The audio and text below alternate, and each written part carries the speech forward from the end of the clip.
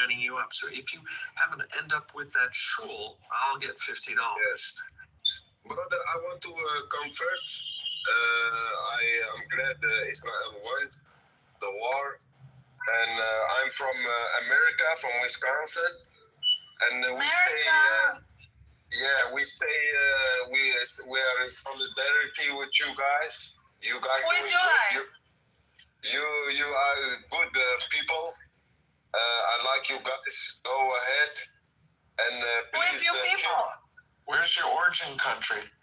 My origin country, brother, is from Egypt. But I'm a Christian. I want to convert to Judaism because the Christians is a lie. Wow, that's a lot to process. Oh my God. Your family left Egypt and they were Coptic? Yes. Do you go back at all, or? I want to go back to غزة حدنا غزاوي فلسطيني بالنعمة. Oh, so you're happy that Hamas is getting uprooted and that Gaza will be cleaned up? Of course. I see. Because I want you guys to go to hell because you guys deserve hell. Wait, which guys? Who is You want us?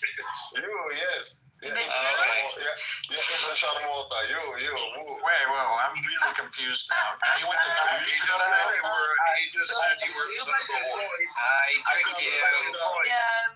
Mohammed, Oh my God.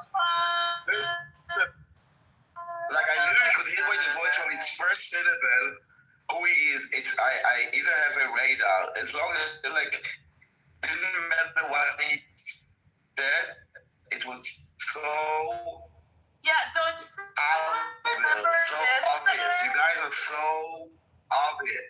Wait, you guys don't remember this kelp? They don't remember. They don't remember this kelp from the news? Yeah, I do remember. Oh my God. This is the reason why I don't give a mod to everyone. I know. I don't know why you did that. This listener is the guy that doesn't listen, and he's but we've been hanging out with him. Yeah, I know. So 94% chance he was lying. Listen, I have a customer. I will be. He listens to adults and talks to little girls. Two for one hookah. 2 for 1 hookah. Cyanide hookah. There's no way he was a Coptic. We have a sale of goats. We are selling them at 2 for 1. Are you interested? Do you want to make Dinky listener? He's on the phone. I'll be right back. She's offering donkeys and goats for Dinky. Don't forget to really get the charcoal nice and hot for him, listener. Remember, Muhammad didn't wash afterwards. Oh, wow. Edmund is shut up. Edmund is streaming Buttercup's room. It's called Buttercup Zionism. His room. She believes Zionism needs to be remodeled. I actually agree with that. She needs to be remodeled. Wait, what? I've seen a picture of her. She does need to be remodeled.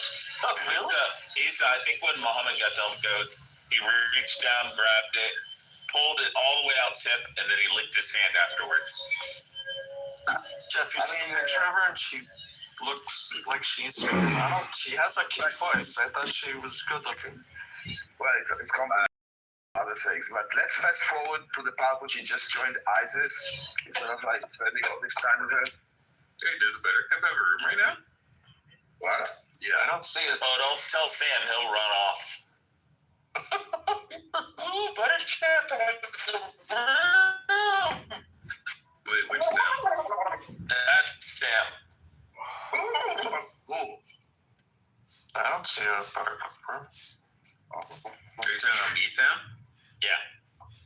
No. I don't think so. I find her room's interesting, but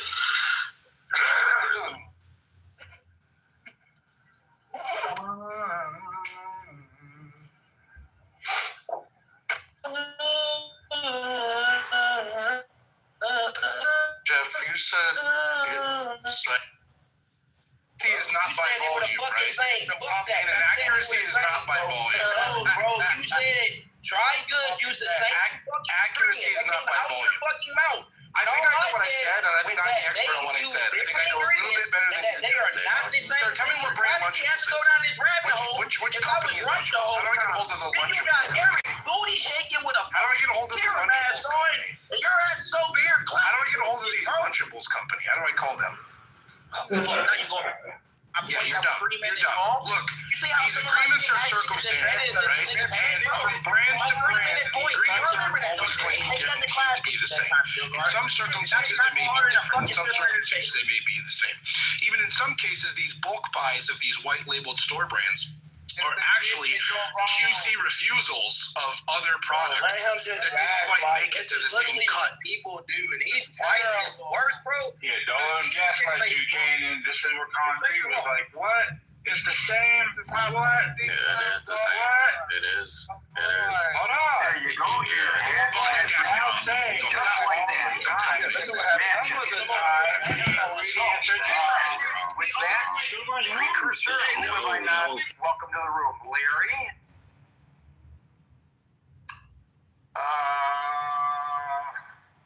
Mosh, Sean, Fatima, John. We're just saying already saying. We would Eric, and you know what it started from an economic standpoint. Thomas, But it doesn't and who's very active in the chat, which is linked above, which you are encouraged to join to watch the fireworks or participate. It's 24 hours a day, 7 days a week on Facebook Messenger. It's there for you. Glistening Outlook, I love that nickname. Stunny, Thomas, and another Joe, and Glistening, welcome to the stage. We'll be starting here in less than a minute at precisely the top of the hour to talk about this very important issue of whether the president is serious about serving another term and whether he can. Now, I'm going to expand this beyond everybody thinks is so obvious. So welcome to the Critical Thinking Forum. We're here Monday through Friday from 5 p.m. to 6 p.m. New York time.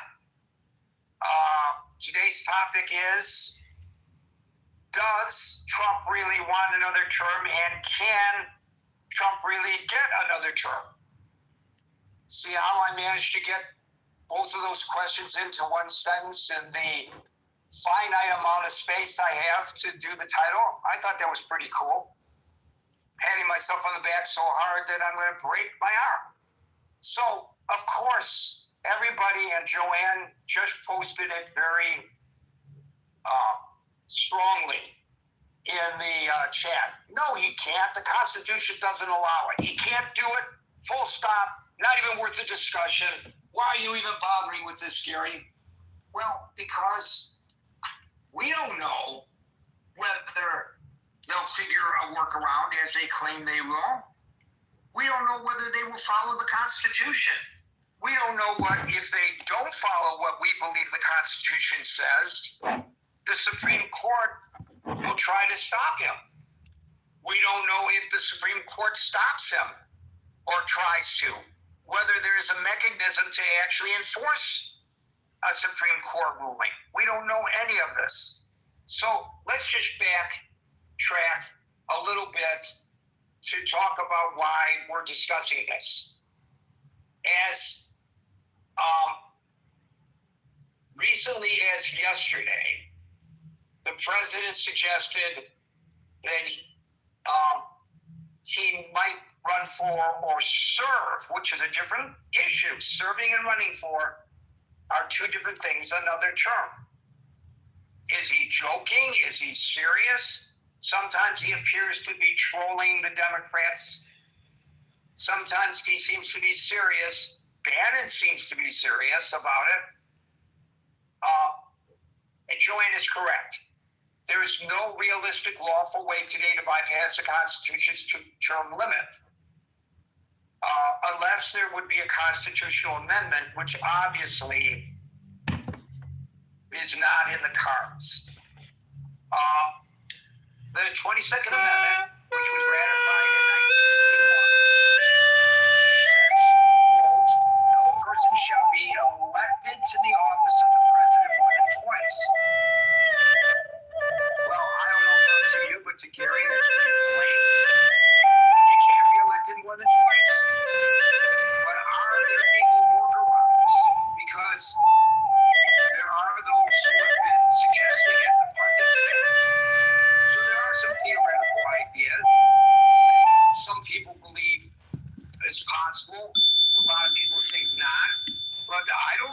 possible and what isn't with this particular administration.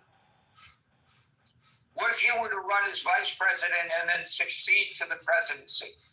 Is that a workaround? What if he contested the meaning of elected? The word elected versus serve. Of course, any mainstream constitutional scholar would suggest that the intent is when you say elected, it means serve.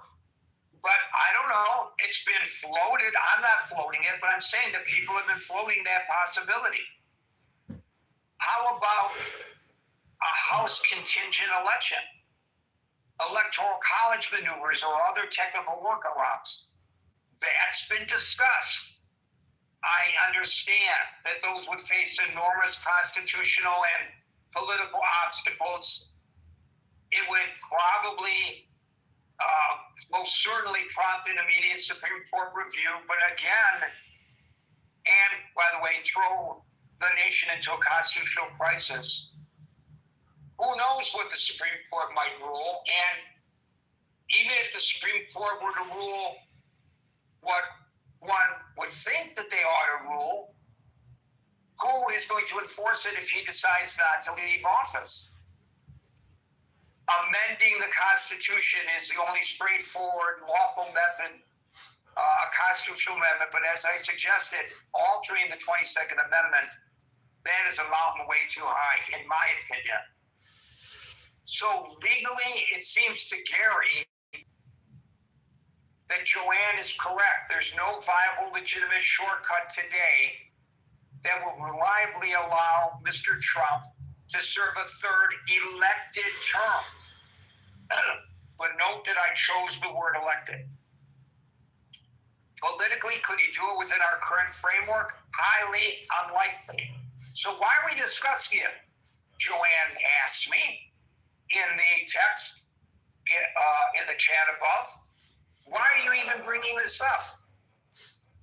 My answer to her and others who have that question is, even if it's not legally feasible, this is persistent talk of a third term. So if nothing else, does that not affect the dynamics of politics in the country? Doesn't it reshape party dynamics? Doesn't it influence fundraising and messaging? Can it not unsettle opponents? So even if it can't be done, I think we can all agree that this rhetoric does have an impact, even if there's no legal pathway. And then again, whether it's true or not, whether he's trolling us or not, he and Bannon, both he and Bannon, most strongly Bannon, are telling you and me there is a way. Bannon said it last week. There is a way, and we will reveal it very soon. Again, Joanne may be very correct. Gary, you're playing into their trolling. Why? We have more serious things to discuss. But I will tell you that I know people even before they started talking about this publicly who have been concerned, and whether they're just alarmists or not, that the president will find a way not to leave office at the end of his term. They believe, whether it's true or not, I'm not suggesting it's true, but there are people who feel that our republic is doomed now, unless the Supreme Court stands up to his apparent desires, which I say apparent because there's no way of knowing whether he's for real or whether he's messing with people.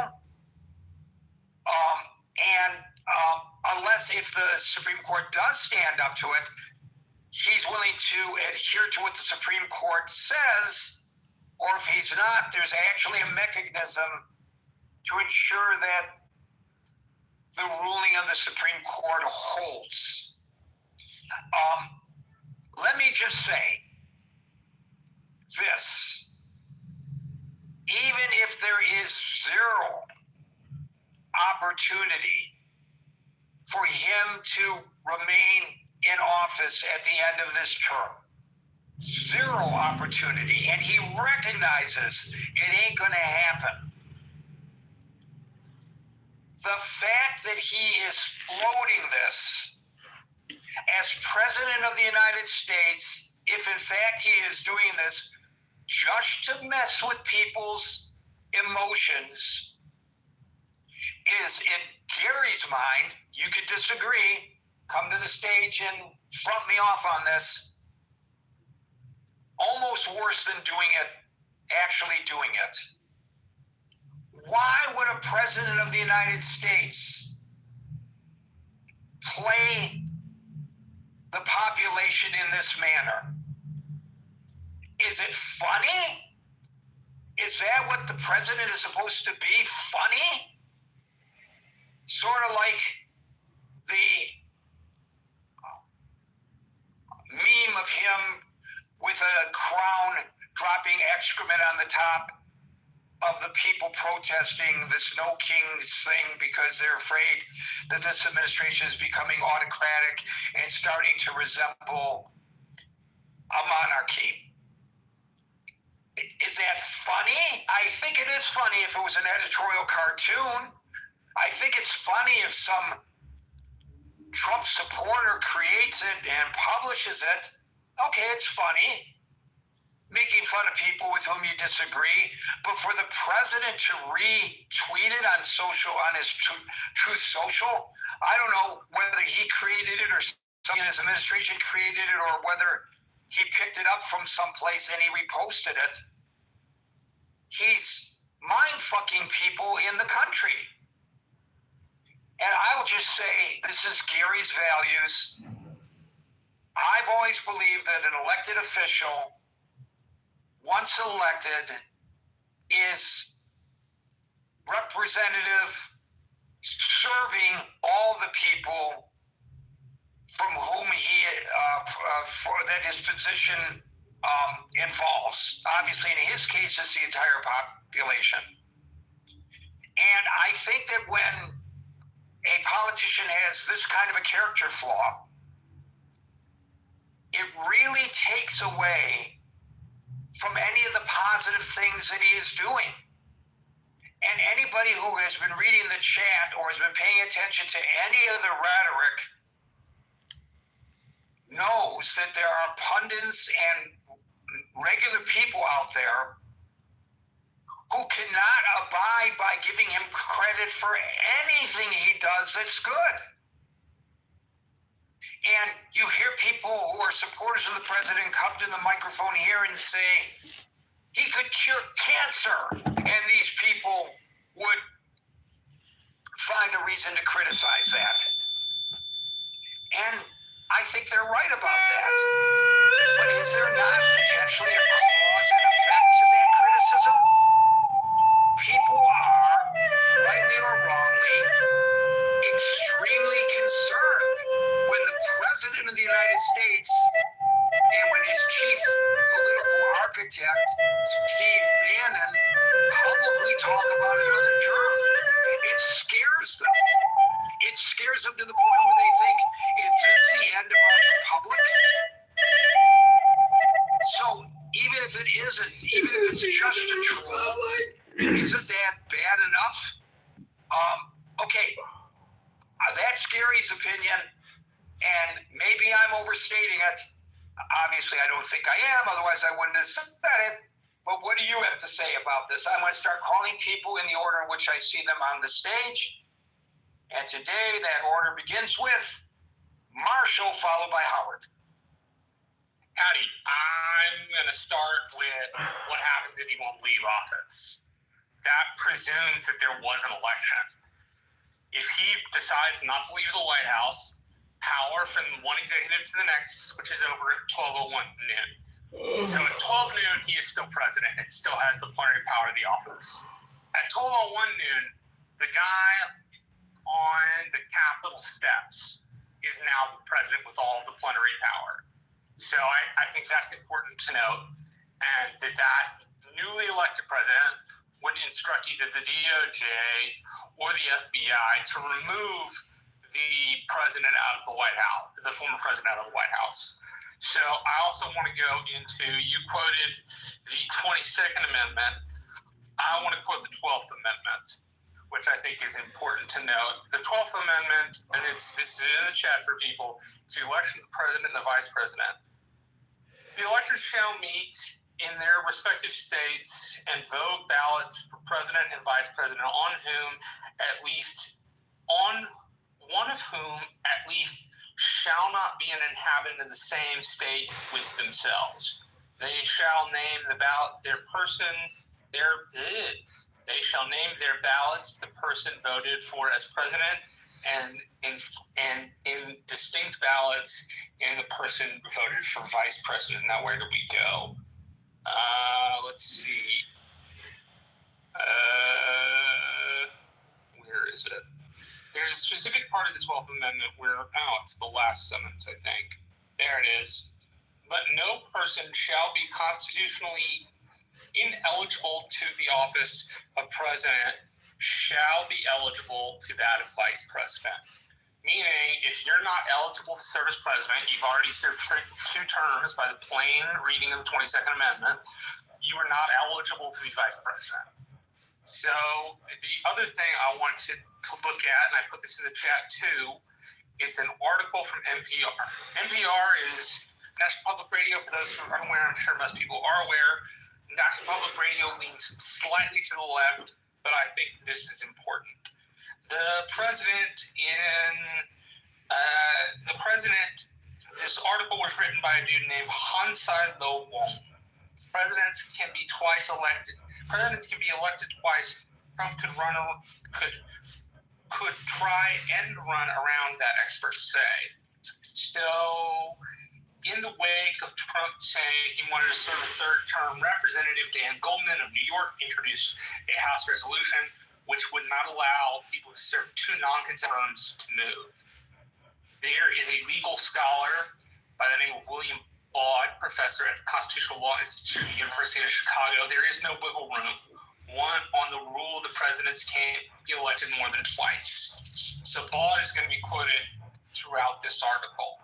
There are 2, but winning an election is not the only way a person can become president, and there are 2 hypothetical situations involving presidential succession, Baude adds, that are not addressed fully in the Constitution's text. They reveal ways which the common understanding of the 22nd Amendment's presidential term limits can be challenged in court. So this is, I think, one of the most important pieces. If the current president is to try to want to serve a 3rd term, he is going to have to go to court and lodge an argument that says he can do so. In 1999, a Minnesota Law Review article called "The Twice and Future President" explains that a twice-elected president can become vice president, and then if the current president were to be removed from office, resign, or die, return as commander-in-chief. The federal government sanctioned record of interpretations of the Constitution also points to the possibility of a former 2-term president serving as Speaker of the House of Representatives or as another federal officer could become president through the Presidential Succession Act of 1947. All of these are hypothetical situations which get around key wording in the 22nd Amendment's restriction: elected. There definitely was an awareness that the more narrow language they come up with was not going to cover every scenario, explains Peabody. Bruce Peabody is an article and co-authors of the Professor of Government and Politics at the Fairleigh Dickinson University. Says Congress term considering proposals would have the twice-elected president not eligible for a 3rd term.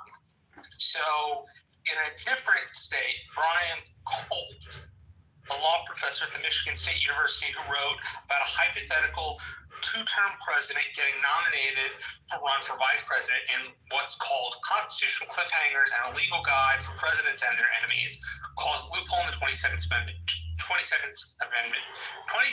Amendment's term limit. Dwight Eisenhower alluded to this. Let's see. The only thing and this is Eisenhower, the only thing I know about the presidency the next time is this: I can't run, but someone has raised the question, that if I were invited, I could constitutionally run for vice president, and you might find out that one, I don't know. In decades since, the similar chatter, loopholes, and legal political circles has surrounded twice elected presidents, including Ronald Reagan, Bill Clinton, and Barack Obama. Let's see. Other legal experts, however, point to the last sentence of the 12th Amendment, which covers the Electoral College as a roadblock for any twice elected president attempting to run for the White House to the vice presidency. It says no person constitutionally ineligible for the office of president shall be eligible to run for the vice presidency. Still, in court, a lawyer could try to argue being a natural-born citizen, at least 35 years old, and resident in the United States for at least 14 years, and the only presidential eligibility requirements specified to Stephen Gillers, a professor emeritus at New York University School of Law, who proposed in 2004 that Bill Clinton run for vice president. Quote, I want to make it very, very clear. I'm identifying an argument that Trump could make in order to get back into the White House. I'm not endorsing it, Gillers says, but we know the expertise, the experience, that even if it's far-fetched, and if it offers the possibility of a third presidential term, Trump will make it. If his health holds up, he will make the argument he likes the job. Whether or not it succeeds in court is another matter. To avoid any other debate about whether the 12th Amendment forbids presidential electors from choosing twice elected president as a third term, Gillers says there could be a similar arrangement in which Trump does not run on the winning Republican ticket, but after the newly elected vice president resigns, becomes vice president with congressional approval. Quote, it is not impossible, and just the existence of the possibility of it in the next 4 years gives Trump power that enhances his position, Gillers says. How could the U.S. Supreme Court react to any attempt? More straightforward possibility that some constitutional scholars have not ruled out is Trump running for a third term as president, regardless of what the 22nd Amendment says. Quote, if you think about it, the 22nd Amendment assumes that one would follow the Constitution, said Gloria Brown Marshall, a constitutional scholar and law professor at John Jay College of Criminal Justice. But if one is not going to follow the Constitution, what difference does it make what's written there? Any attempt, administration, Trump will likely spark lawsuits and have an extremely polarized environment. The court has ways of ducking the 22nd Amendment question, and if the court ducks the question, then it would be up to other actors, whether states or state nominations and primary votes, or Congress at the moment at which it determines who won the Electoral College, to decide whether the 22nd Amendment had the force of law, Huck says. Brown Marshall warned that such a test of the constitutional could destabilize the U.S. political landscape at a time when the ability of the courts and Congress to serve as checks and balances in the White House is under question. Quote, I don't think everyone is going to sit back and let him become a king without fighting back through a protest, Brown Marshall says. We're looking at a lot of weight to fall on regular people if we don't have the checks and balances of the other two branches. Now, I read all of that because I had been under the strict impression that there weren't any arguments that could be made. Well, apparently, according to this, he could go to the courts and make an argument. I think he would probably lose. I don't think the courts would abide by it. But Brown Marshall's comment here is instructional, in which she says, if the court chooses not to follow the plain reading of the 22nd Amendment, then what does the 22nd Amendment actually matter?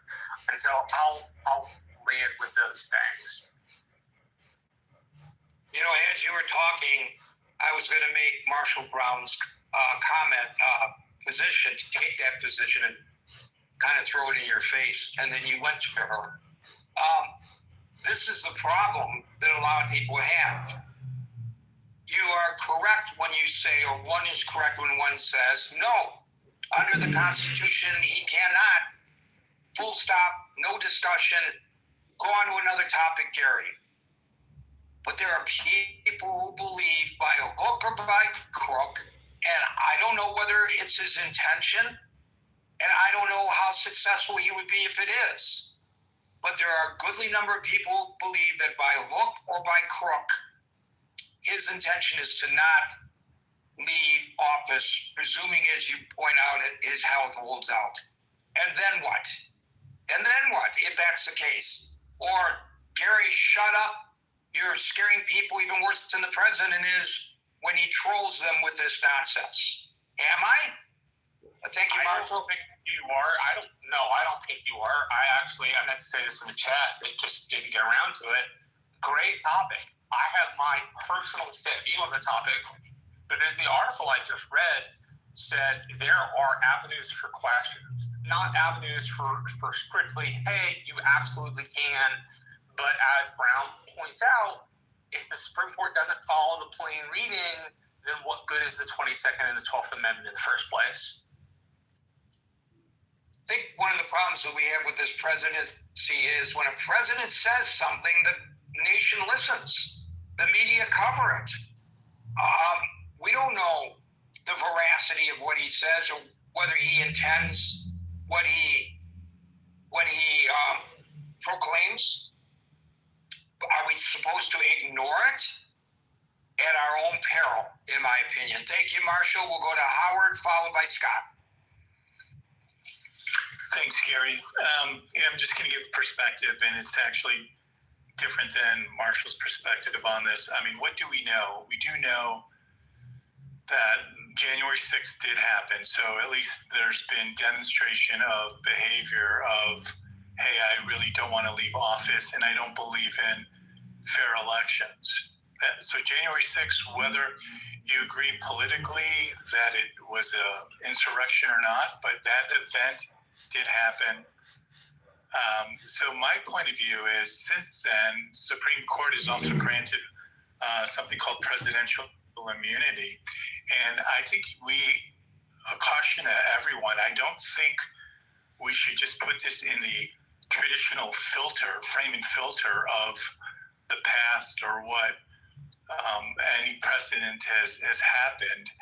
I think we're in a new paradigm, and I could see a scenario where through an executive order, if there's a tremendous amount of doubt of the outcome of an election, and we already have, and today I believe the president in Japan was talking or made reference to the National Guard, and he made reference that there could be other military beyond the National Guard on city streets. You could see a scenario where if there's tremendous doubt in the outcome of an election, there's an executive order that's being issued that's going to just extend. It technically may not even be called a third term. It's just going to be an extension of the existing term until everything can be totally resolved. And it's just going to lead to obviously a lot of chaos and upheaval and who knows what. But I wouldn't put it past that through the executive order process combined with presidential immunity, who's going to stop this from happening if that's the path he wants to go down? So interested in other thoughts on it. And I'm just saying that I don't expect that necessarily to happen, but I do believe, Gary, it is a possibility, and I'll land it there.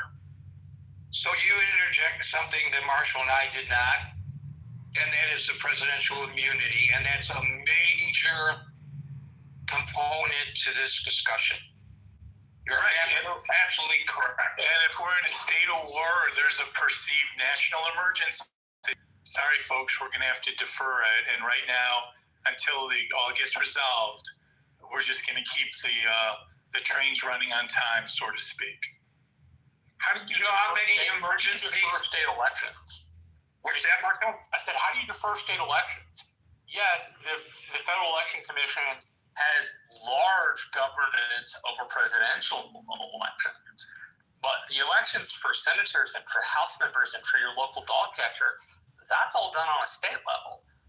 How could the president cancel elections in the state of Texas, or how could the president cancel elections? I don't know, but Marshall, the time, place, manner clause is clearly derived to the states. It's not derived to the federal government. I want to connect this conversation to the one we had yesterday. What happens if he's realizing, you know what, maybe in 2028, let's be in a situation where during the election process, the government shut down. then what? At least in my view, the time for Santa Claus still derives.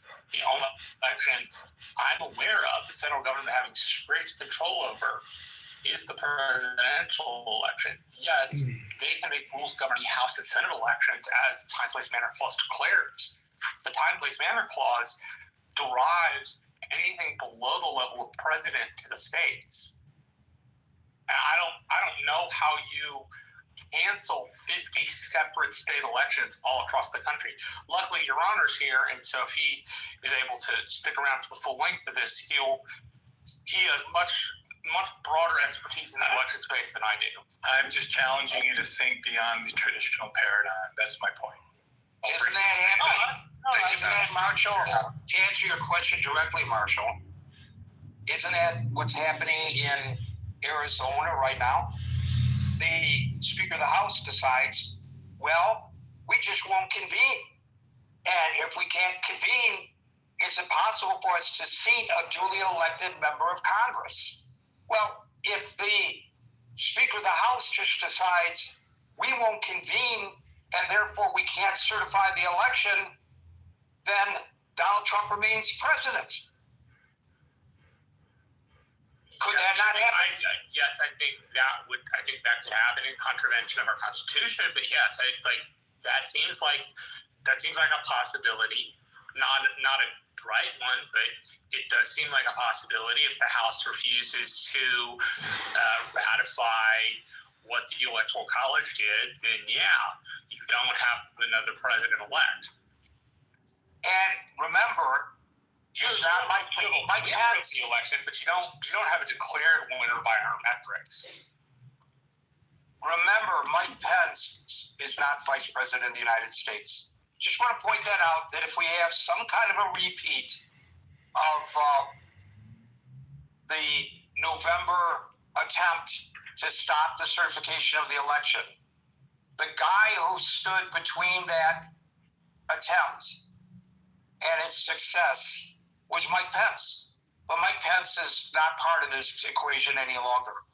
I'm not trying to be overly alarmist myself, but it does concern me when the president says he's going to serve another term.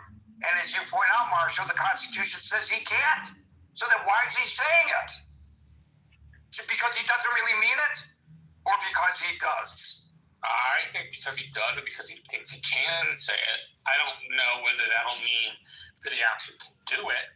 But as the article I pointed out read, if the Supreme Court, if he sues over the 22nd and the 12th Amendment, and the Supreme Court says, well, the plain meaning of those texts are not what the plain meaning of those texts are, then yeah, we could be in a bad place. And as Howard points out, if we don't have somebody to ratify what the Electoral College did, you actually have a declared winner per our media apparatus and per the population, but not for any of the constitutional metrics that would put that person in office. Thank you, Marshall and Howard. We're now going to Scott, followed by Brett. Scott. Gary, my good friend, good evening to you.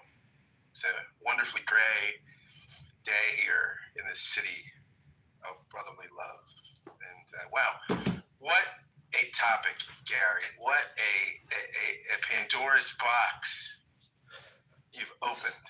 And what a sort of, this is fascinating. Thank you to my friends, Marshall and Howard, for interesting comments, interesting spirited discussion. Yeah, I have a lot of thoughts, and I'll try to be concise, but a couple of things. I think regarding, republics are held together by norms, right? More than laws, right? Norms are the foundations, and so we've already seen Trump is the definition of a norm breaker, right? I mean, and so that's already one of the things you have, right? You have somebody that I think lacks the fundamental understanding of and respect for the norms of the republic, and so that's a huge X factor right there. some commentators, including Bill Maher, who I'm a big fan, none of them loves Bill, an honest broker, an honest blocker, and talks to everybody. But he has been saying, for weeks now, look at the staging, right? Let's get people used to military in the streets. Let's get people used to this sort of Gestapo-like presence. Let's get people used to masked officers. Let's get people used to these authoritarian things we're not used to, right? Let's get them used to them early, right? So that people become accustomed to them in case you do want to suspend an election, right? I mean, that is, and again, is there a way, according to the Constitution? Maybe not, but what happens if Trump just says, screw the Constitution, which I think is quite possible. But even, that being said, also, I think this has been brought up, and I think is clearly an option. What if you just cite, I actually think stealing a presidential election is much easier than stealing a statewide election or a House race, even. Because the presidential election has to be ratified by, has to go through the Electoral College. If you can stop the Electoral College, if you can get some irregularity, if you can get J.D. Vance to not certify it, what happens? It goes to the House. And the House then votes not along individual membership lines. It votes by delegation. California gets a vote, Montana gets a vote, Maine gets a vote, Florida gets a vote. Trump would certainly right now, and even after the midterms, because I think Republicans have an advantage in that configuration, would certainly be awarded the presidency if somehow that he remained on the ballot, there was an irregularity, and that, or as said before, maybe there's an irregularity, and it goes to the House, and the House votes Trump it. There's so many irregularities I can imagine. I'm not depending on this court to abide by a plain reading of the Constitution. I mean, I'd like it if they did the 22nd Amendment held, but man, wow, bets are off, baby, with this one. So, there's just a lot of variables there. Now, why is Trump doing this? Great question. None of us are in Trump's head, right? Clearly, thank God for us, right? But you have trusted surrogates like Steve Bannon out there saying this is for real. This is no joke. This is happening. Trump, sometimes saying he'd like to do it, sometimes saying, we've got people that are saying, the people are saying that I'd love to do it, but I don't know. He's playing coy. I have a couple thoughts in that regard. One, Trump, what does Trump love more than anything? Relevance, right? What's less relevant than a lame duck, right? And after the midterms, you're a lame duck. And really, it's been said the presidency is 18 months, right? Because after 18 months, people are in full election mode for the midterms, and then you're a lame duck, right? So he's already halfway there to the end of his second term. So this keeps you relevant. This ends the lame duck factor. You are in a position of permanent relevance if you keep this going, right? You don't have the lame duck sort of moniker and baggage over your head. He also might be doing it just to troll, right? Just to sort of screw the Democrats, which he's great at, and seeing Democrats with their hair on fire. And look, I think we've seen that the authoritarian card has not to date been very effective, right? As far as no Kings protest notwithstanding, right? the No Kings movement had a lot of participation.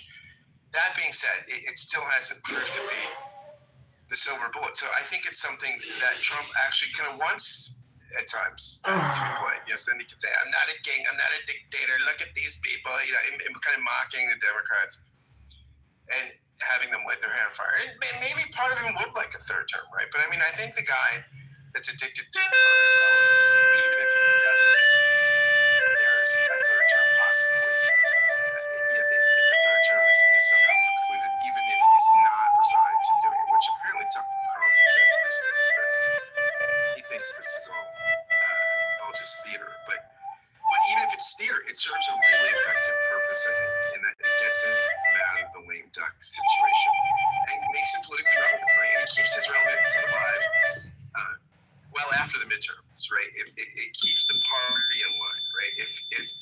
still politically relevant.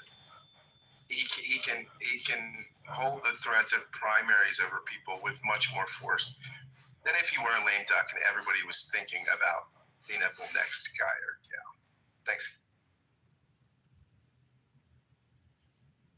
Something you said about normalization causes my mind to go to the last time I raised an issue, a what-if issue, which this clearly is. And there were people who gave me some pushback, which is fine, saying, Gary, what you're bringing up is totally irrelevant. It won't happen. It can't happen. This is the United States of America. The Constitution won't allow for it. So why are you raising the issue? And that issue was when I suggested at the initial announcement of the ramping up of ICE immigration enforcement, that the day would come when people would be stopped on the street and their papers would be demanded. No, Gary, I was told, why are you even bringing this up? You're alarming people. The Constitution does not allow for that, and it won't happen. It can't happen. But it is happening. And there is no law that says that an American citizen has to carry identification papers to show that they are a citizen. But if you meet a profile during an immigration sweep and you cannot prove that you are an American citizen, you are now incarcerated and it's sorted out later, which could be hours later, days later, weeks later, months later. No, Gary, that can't happen. The Constitution prohibits it. That's what I was told. Don't raise the issue because you're just trying to cause problems that don't occur, won't occur, can't occur. Well, the Constitution says the president can't do this too. So why am I raising the issue? I don't know. Why am I? Thank you, Scott. We'll go to Brent, followed by glistening. You know, whether you live in a democratic republic, it's really not about the last election. It's about the next election, whether the next election is going to be free or fair. You know, I think starting at whether he could be president again is one step too far. I think you should first ask yourself, is he a person that is willing to do whatever is required to stay in power? I think he clearly is. You know, if you look at as Howard mentioned, if you look at the last election, there's January 6th, sure, but there's also schemes, which, you know, Jack Smith detailed in his indictment, in which they had an electric scheme, in which they had false electors that were going to kind of throw the election into doubt.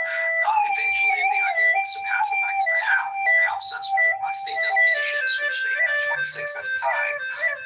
So, you know, this was a well thought out plan to stay in office, and what really stopped them isn't themselves. What really stopped them was administration. Mike Pence is one, but others was the administration that's like, whoa, this is too far. This is illegal. This is whatever. And that stopped him.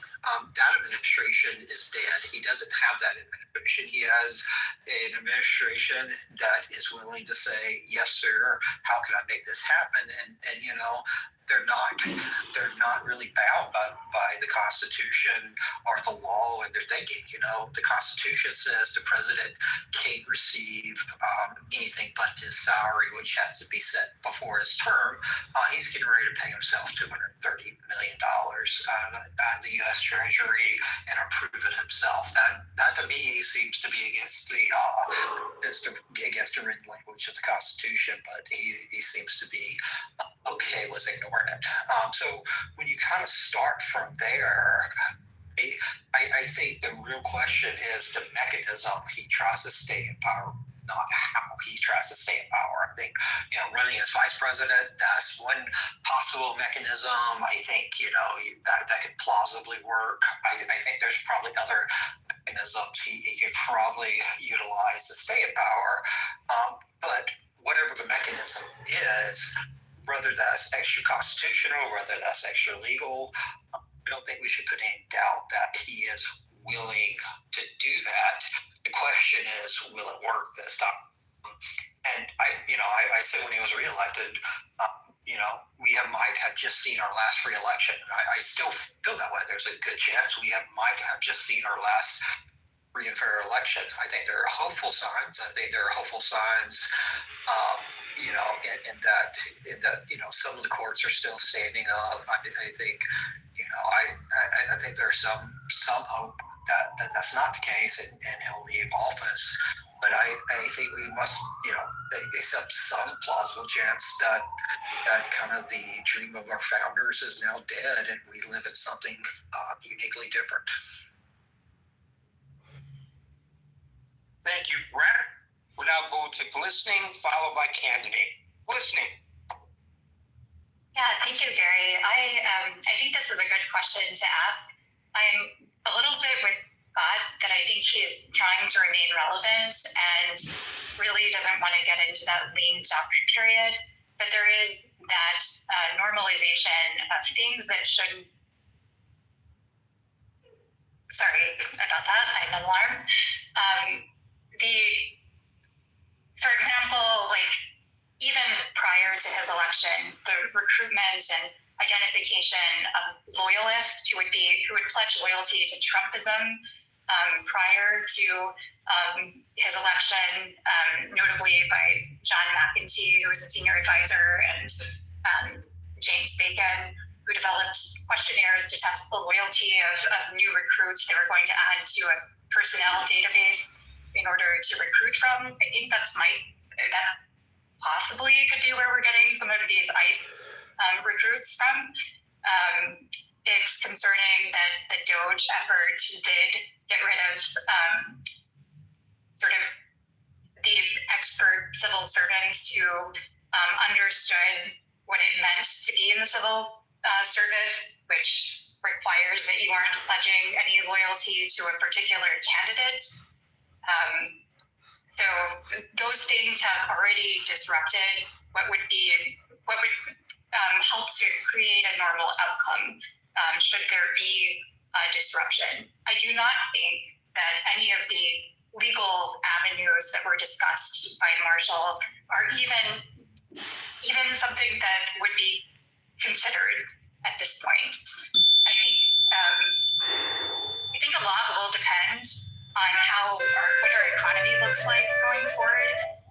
The technocrats that have been investing heavily, they're doing it for their own good. This is a quid pro quo because they don't want to be heavily regulated, especially as they're developing new tools with AI that are going to disrupt the job market. So our economy is probably going to be disrupted during his term, like it was during COVID, actually, where there were a lot of people that were just out of a job. I think we're going to see that. I think if you look at the Trump 2028 merchandise, who benefits from that? It's the Trump Organization. So it's the for-profit business empire owned by, you guessed it, Donald Trump and his family. So I think he's profiting heavily, and I think it is a troll. And I think the MAGA, loyalists or cult, if you will, they like to troll people as well by wearing it. So they're going to purchase it, even though it's probably, a made in China bullshit piece of cloth that they can put on their head. But whatever, to each their own. If you want to buy the gold, whatever emblems that he has, that's up to you. But I do think it's concerning that it lays the groundwork for anyone else that should have cognitive capability at the time, because to be quite honest, the way that Trump has displayed himself over the last few days, you have to question his mental acuity. I don't think he's going to have what it takes in 2028 to pull off what he did in 2017, absent having a stand-in or look-alike lead the crowd to prevent any sort of transition of power. But that is something that we have to consider that somebody else could look at in the future, because it does already create, it lays the pathway to create an abnormality in our democracy. And if we don't repair it, and if we don't have elect candidates in Congress that are willing to put laws in place that are crystal clear so that there aren't any loopholes that a somewhat biased court could potentially uphold, then we're definitely in trouble going forward, because we're no longer, as far as I can tell, we're no longer a city upon a hill. When you have ICE bashing car windows of people like American citizens who served our country because they are questioning whether they're a citizen or not, and they happen to have, brown skin, that we're in a whole new country. And it looks a little bit more like communist China to me than it does to anything related to, having a great America or making America great again. Thank you.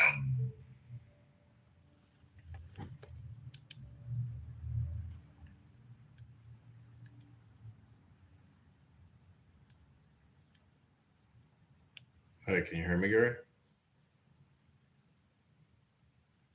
Yes, candidate, given that you are a candidate for Congress, and presuming that you are elected in 2026 and reelected in 2028, or even if you're not elected in 2026 and you are elected in 2028, what will you pledge to the American people to do as a member of Congress to ensure that the will of the people is followed when it comes to the certification of the presidential election, no matter what that outcome might be? And if in fact you are elected in 2026, what can you assure the American people here right now you will do to ensure that there are checks and balances that the Congress upholds as its responsibility with regard to the executive branch? Hey, Gary, great question. So I fed this question to Grok. Give me pros and cons, 5 each, of Trump attempting. Grok? Yeah, I'm using Grok on X. It ties into my profile. I'd like to read it to you if I may. It's very brief. I know, but that's not answering my question. That's answering the question of the room. So you're right. They are great questions. Can you answer them as a candidate? I would like to, but I would like to preface what I'm about to say with what Grok is telling us, which is supposedly more intelligent than me, right? Because AI is smarter than my brain. Is it okay, Gary, if I answer you the way I'd like to answer you? I mean, if not, I will just not read it and tell you what I think I can do for the constituents of the 16th district. Well, I would appreciate that first. I want to know what you think. I don't care what Grok thinks. I can ask Grok the same question and get the same or maybe a different answer than you. That may be true, but I did learn something from it. So I would like to share it afterwards. But I would just tell the voters of the 16th district, if that's who you're suggesting I'm addressing, that this is actually all clickbait, fake news. And the now is all important. And going back to what FDR said, as I said, I played FDR in our 8th grade play in Annie, is the only thing you have to fear is fear itself. And so this clickbait news about Trump seeking a 3rd term is the same thing as him posting an image on Instagram of him flying a plane over Democrats and pooping on them. That's not what he was referring to when he made the speech. When he made the speech, he was referring to government involvement in people's lives. He was saying there is nothing to fear from greater government involvement. That's not what he said. That's not the quote, Marshall. That's exactly. It's not. Okay, I'm gonna have to Google this one. I've never read that. It was not about World War II. It was not about. It's a philosophical statement, you fool. It was about the New Deal. It's about fear. It's about courage. It's about bravery. It's a philosophy statement, Marshall. People's lives in a greater way than they had previously. It's not about fear for Donald Trump. It's not about fear for something else. That was not the intent of the speech, and that wasn't why he gave it. So if you're going to quote the guy, you can at least quote him in the vein that he said the thing in the first place. All right. Well, let me get back to Gary's question. Thank you, Marshall, for your opinion there. I don't think it's fact what you're saying. I'll have to Google it. But, you know, as a congressperson, Just read this speech, John. It's really not that difficult. that's what I told you I would just do. Okay, if you want to Google it for me, you know, put it in the chat above, click that messenger link, Marshall, and your cheetah jacket there, and let everybody know the truth about that quote from FDR. If you're going to talk so much about it, do a little work. Post the link. Okay, if you can post the link, I will when I get done driving. Okay, great. Just pull over on the side of the highway right now. Just, you know, put your money where your mouth is. Just pull over right now and get the link. Okay, Gary, I'm ready to finish addressing your question. So in the interim, I would like the candidate to address the questions. Sure. Gary, I come from a philosophical position, and I just want the voters in the 16th district to know that Darren LaHood, who I'm running against, who is best friends with Donald Trump, is more than happy to see Donald Trump serve a third term. But I have faith and respect for our president to know that he would not usurp our beautiful tradition and try to pull a fast one on us. Wasn't the question that I posed to you, and your ability to answer a question with something that wasn't asked makes you now officially the politician that you claim to be. Gary, is this the Gong Show? I'm trying to tell you my truth. I'm trying to be authentic and genuine here. We're not talking about your truth. We're talking about the subject at hand. There's a giant difference. All right. Well, I can tell that the green bean fascist censors are hard at work to try to prevent me from talking about anything. No, we simply want you to stick to the topic. That's not a fascist thing. That is you needing to stick to the topic in the room instead of making the room what you want it to be about, which you have a tendency to do.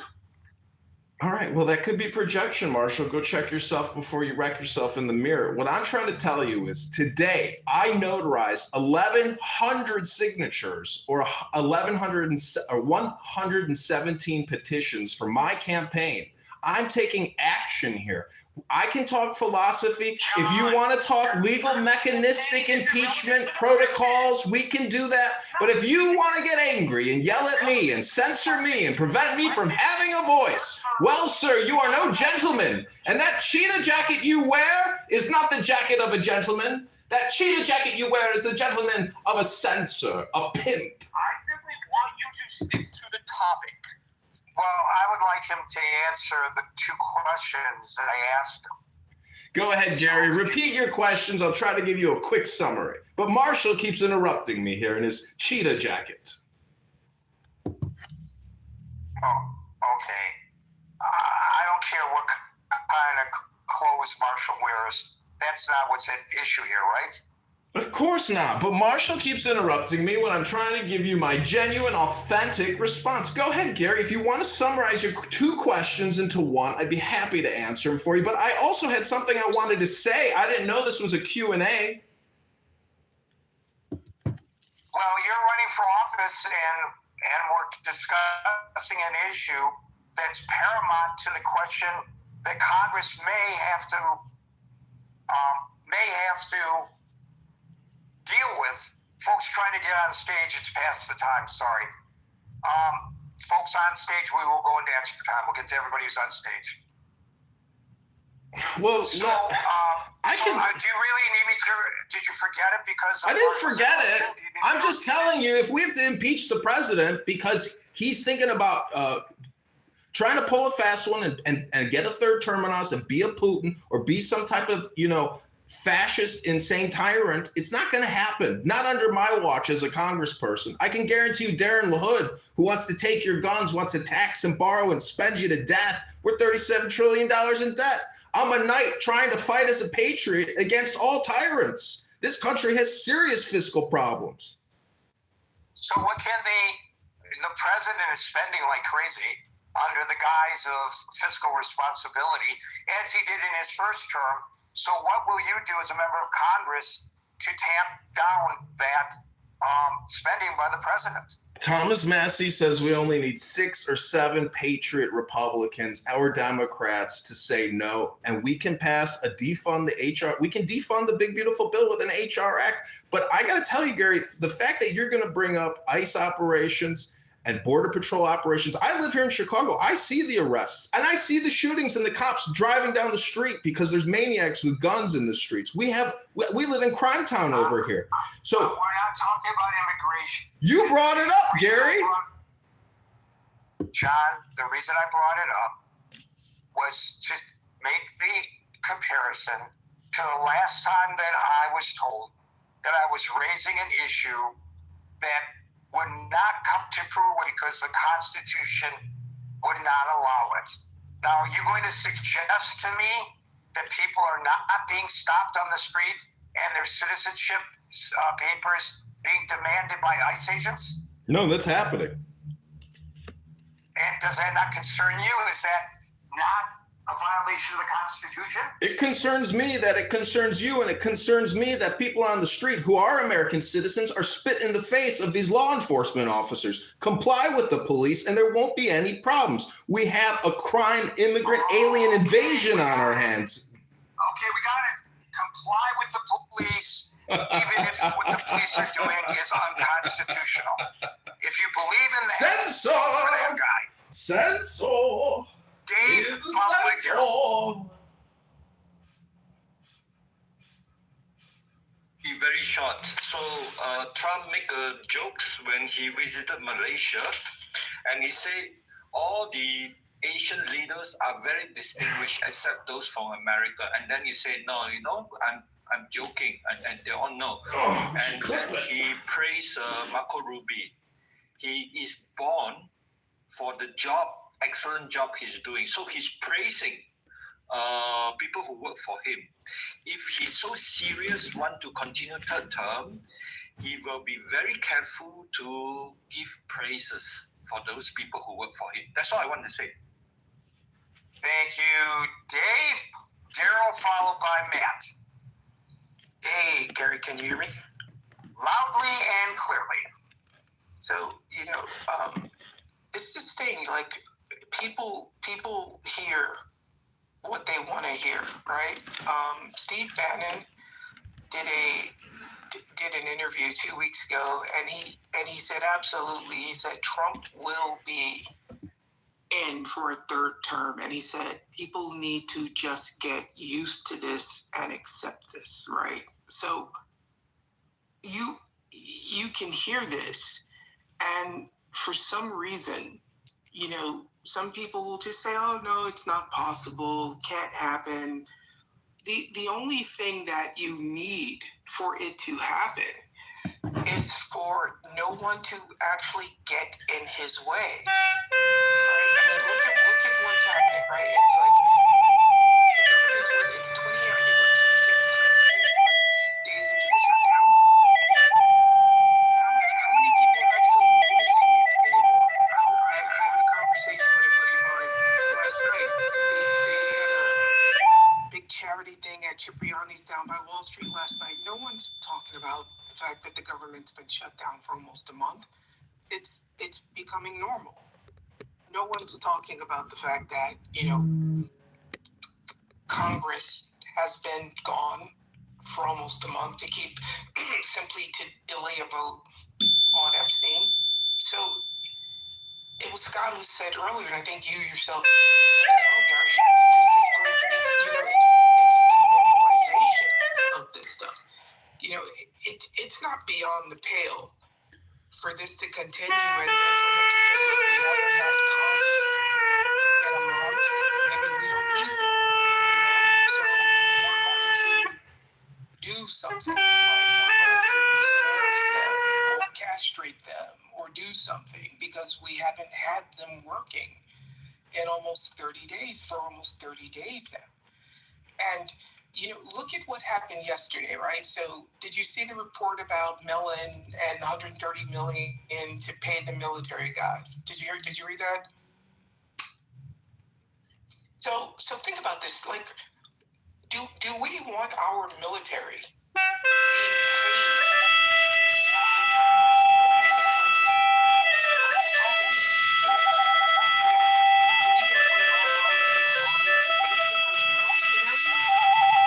paid who work for the highest bidder?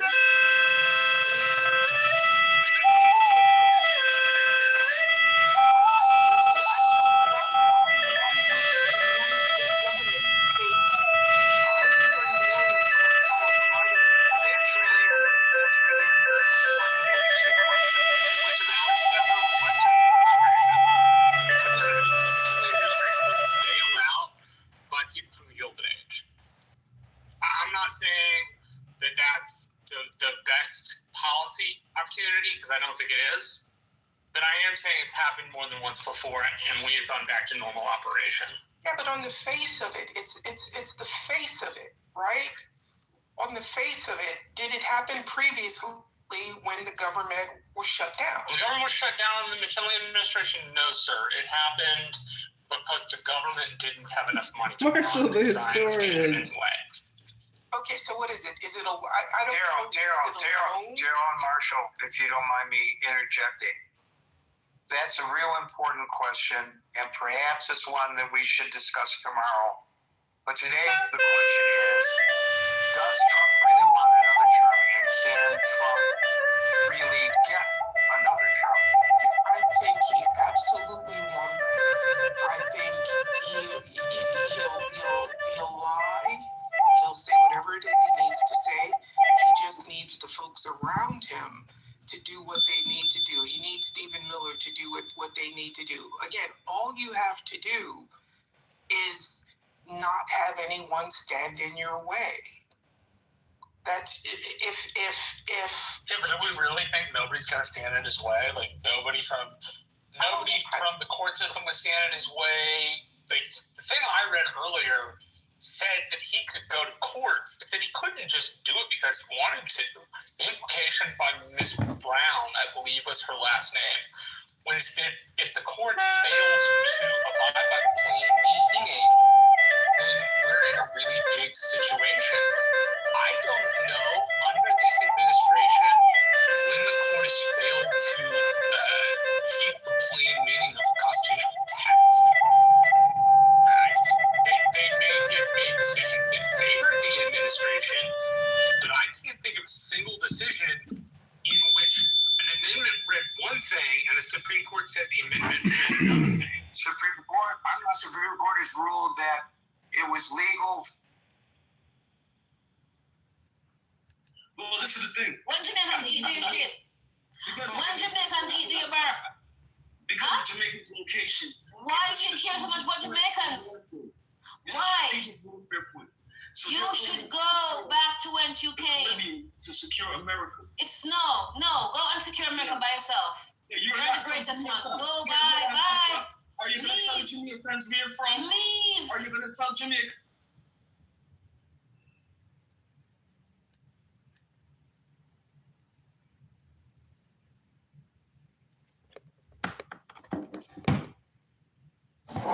Okay, this has been the John Kitover Candidate Congressman podcast. Ben, hope you enjoyed it. Health, wealth, love.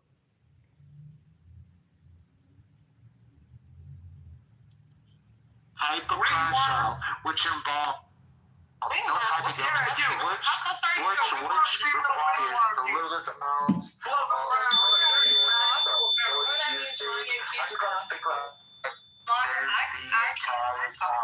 so once again,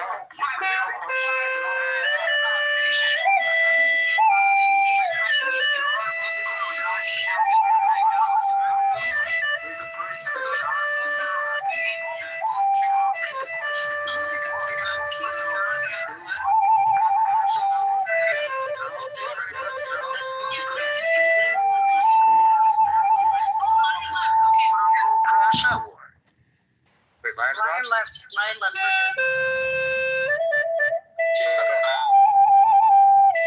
just want to say 2 minutes ago, and literally the Pitani was just on the successful range made the finger in the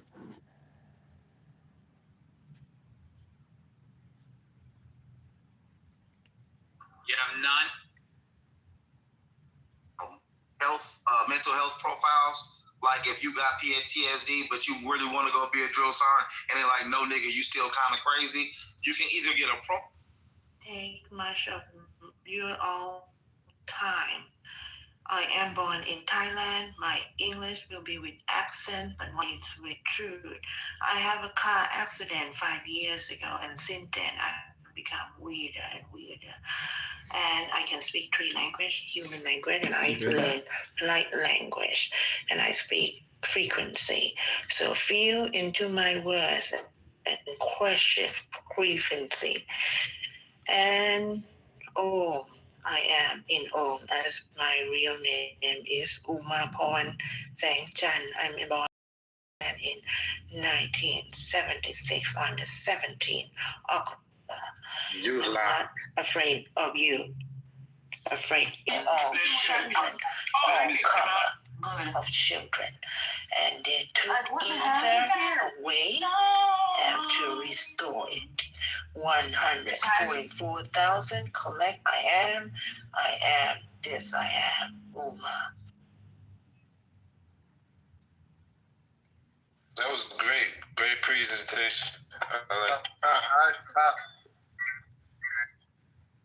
Y'all are cute, but y'all scared, man. Every fucking second of that shit.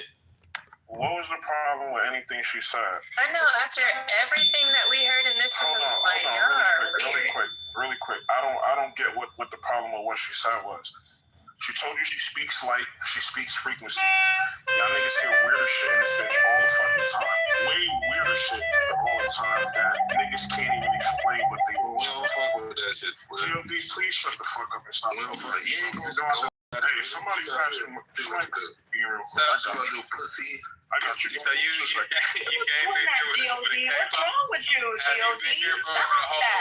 Have you been the whole thing? This is why. Nah, I'm not saying, but at the same time, damn, somebody got to his ass before I did, bitch. Sit your ass in a goof on me, down. Like, I'll remove your goof ass from the room, keep playing with me, and I'll tell you. Bro. Man, look, bro, you think any of you niggas gonna tell me not to remove that troll ass bitch? Anyway, like I was saying, like, she told you guys, you know, she was in an accident. We had the conversation about, well, I wasn't here for the whole conversation, so she said some all off-the-wall shit. It can't be anything worse than what RJ said. That's first. Secondly, she told you guys she was in an accident. We talk about when you have head trauma of any kind, your mind alters. I told y'all the story of how Tesla became a fucking genius, and that came from falling off a horse and nearly dying. Even though I think Temo said shit, that's here nor there. The way they explained his genius was head trauma. All I'm gonna simply say is y'all write off way too much. We listen to way too many conspiracies, and I always tell y'all these shits merge together and blend together. We know about frequency, we know about dimensions, we know about light. Do I believe this lady? I don't know her to know if I believe her or not. Do I not believe her? No, because why would I? You niggas never receptive to any information other than the shit that y'all have in y'all heads and wonder why all of these conversations are circular and we don't fucking get anywhere. Sometimes you just gotta take the information and be like, okay, this lady crazy, let me keep it pushing, and let that be that. Like, y'all don't always gotta, like, some people, I get it. You gotta tell them. Like, a nigga like GOD, you gotta tell them. You know what I mean? With her, she ain't say nothing to warrant that response. Like, come on, yo. Thank you for that, and you all are welcome to check my social application. I put my truth on my bio. Check. I love what you said, Ty. I wanted to get your perspective on 3-eye atlas, because that's why you started talking in the first place. But you couldn't go into depth about it. But I kind of wanted your opinion on what 3-eye atlas is supposed to do to us and our bodies, stuff like that. Ty. Yes, king, and king speak king, queen speak queen, alien speak language. I asked already. Do you all know what is the first language human ever speak? And that is Anuhasi language of the radiant, language of the founder. I am all the golden ray. And I asked Titi do you have proof of being a golden child? What the hell is going on here? Boy, she has an accent, you guys. She has an accent. No, let it rock. No, let it rock. Yes, because is light and light is sun. If you close your eye, see wisdom, meet Sophia, Gaia, Terra. And in silence, all noise resign.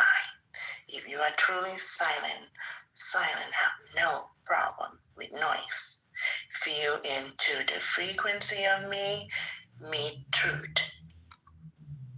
You guys are listening. So Chap, let me just say, for those that are feeling a ways about what she's saying or feel like it's nonsense, have any of you guys ever heard of Gaia? Yep, that's Mother Earth. Right, so, of course.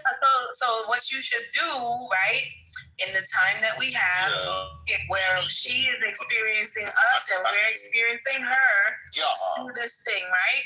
Yes. Where somebody from another land is telling you something that is relatable to things that you already relate to. What's their version of it?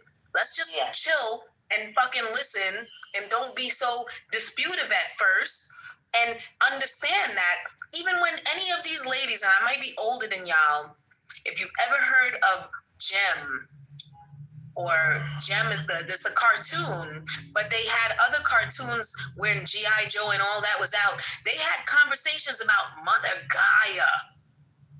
It's so weird. They did talk about this. They tell it to you in the cartoons. And now that somebody's saying something that's in a relationship to the things that you've heard about, what's their version of what they heard about it?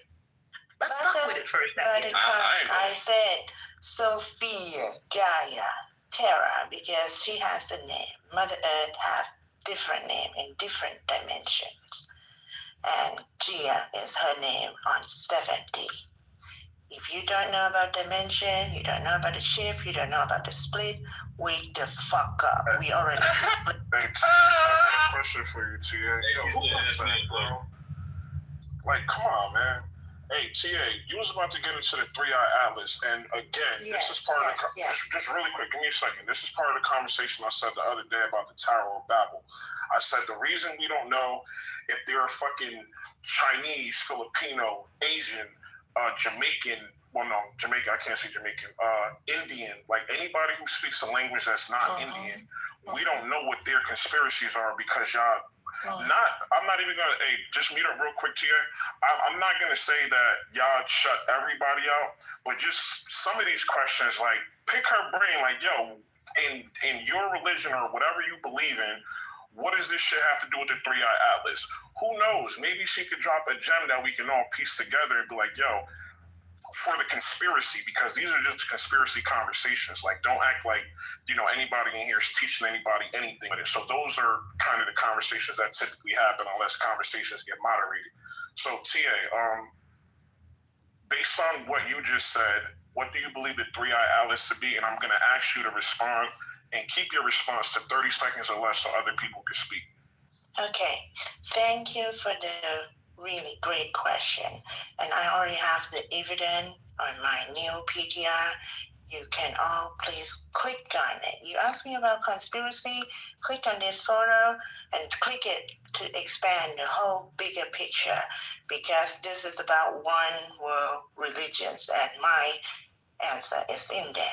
The secret religions is the oldest religion there is for now on human timelines. Time lies. There's no time. There's no space in my city. That is your thank you. So the 3-Eye Atlas, it isn't coming here to do anything in particular, is what you're saying? The 3-Eye Atlas are coming here to take the loose. And if you have 12D shield on, you are fine. But if you don't know about 12D shield, you're fucked. What's the tweet? You said the shield? What happened, Michael? What did you say? Hey, so she asked me if I was a golden child and if I had proof. Yes. Yeah, I don't really. Well, you know what? Never mind. That's crazy. I thought we was entertained. Child, please bring it back. But let her and Todd do that. But bring it back when they done. Todd, TT, go ahead. Yeah. So as far as the centering nature, right? So when you look into the Sacred Heart, they talk about being able to center energy on your heart and your meridians, right? It has to do with compressing or centering love. There you go, putting love into your heart, right? She asked me if I was show proof. I would say that the proof for me, genuinely, would be that when they fucked me, when I ran into the scientists, and before that, I had all this golden energy around me. People were like, oh yeah, you believe Jesus, all this was happening, right? I run into this dude and I have all the stuff that happens to me in my life. And at the point when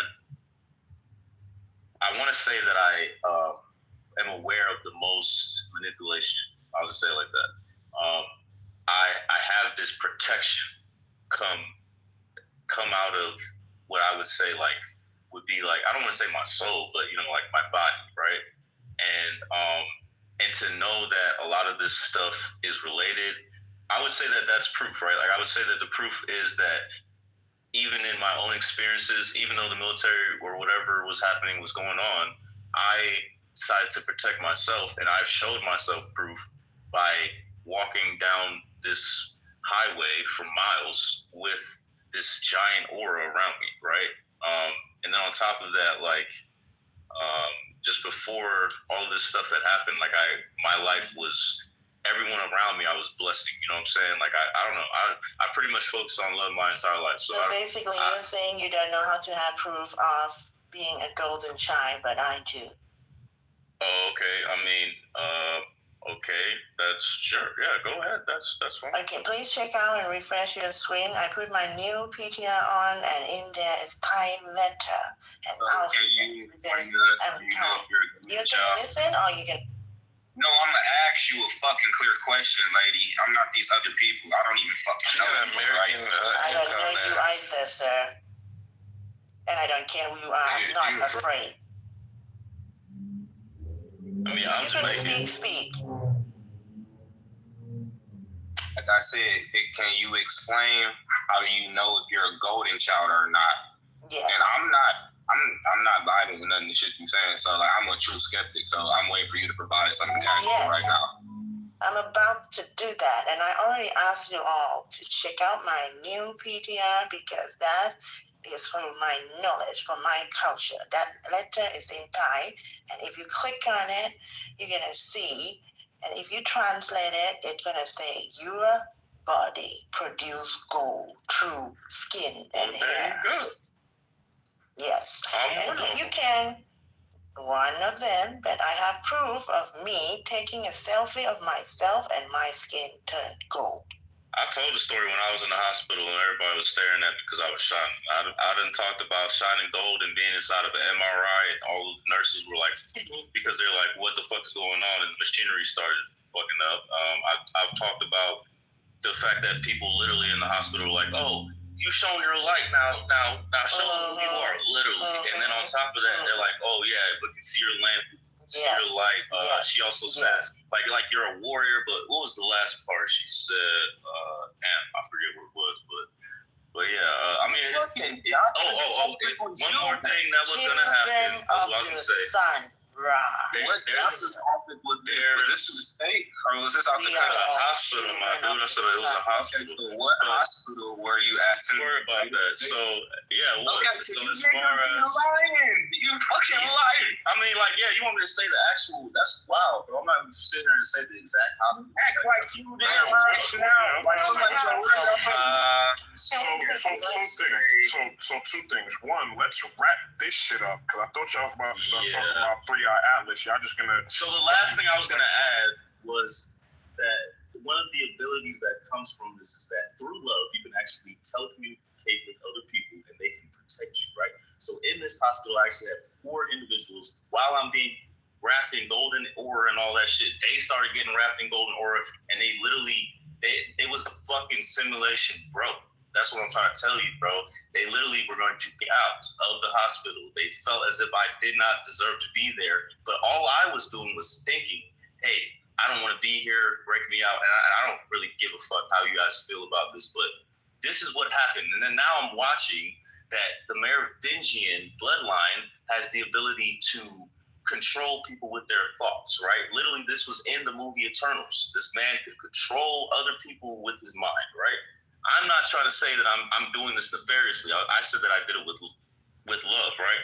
It wasn't me testing, oh, can I control people? I feel as if I'm linked to whatever the fuck is going on and what should be happening in the future, and I'm just figuring. So that is another ability that came from us that is linked to what she's talking about. So I'm not saying that it's proof, but for me, there's a lot of things that have happened to me in my personal life that show me there's more to what's going on than what meets the eye. So y'all can either listen to what I'm talking about, you know what I'm saying? But I mean, not that y'all are being rude, but I don't know. I'm done. I'm done. Alaya. Can someone, Love, can you please say, is she still here? Oh, she gone. Oh, no, she's here. She's here. I'm here, sweetheart. Yes, boo. Okay, can you tell us about the people? Because when Chop asked you about Three Eye Atlas, initially, you were saying it was the Lilith, like some people, the Lilith, I can't remember. No. Or something. What you say?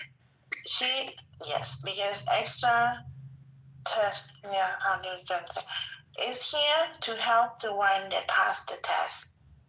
And it's here to cleanse the one that's still not test. Actually, that makes sense considering the video, though. Remember what I said about... No, because initially, I own it. Initially, I wasn't sure because the beginning statement, I was like, I'm not sure. But the more I listen, I'm like, okay, maybe there's... Look, I ain't got a vibe with everything someone's... But the point is... I can see that because I keep thinking about, the blue and the red, right? And so one is the awakening and one is the cleansing. And so I do feel like that's what's coming, possibly, right? Yes. If I may add that I don't live in fear since my NDE near-death experience in that car accident. I am getting more weirder and weirder, but I am love. I'm a golden child. Just as I said, everyone can be a child of source, not just God, because I hate the God's war down here. Believe it or not, God-fearing goddess are very cute, and the true source is here. We are being observed and watched all way possible because we are so loved. This event is disclosure of the time loop that I've been waiting for eons. You hear me? She seems tapped in. That's all I'm saying. I'm at 0 point. I do this. He tapped in, bro. I'm out of this. I am respectfully to the spectrum or drugs, bro. 0 point. Do not disturb me because I'm gonna fuck this shit up. Hey, TA, so with that, I don't know. I do not live in fear and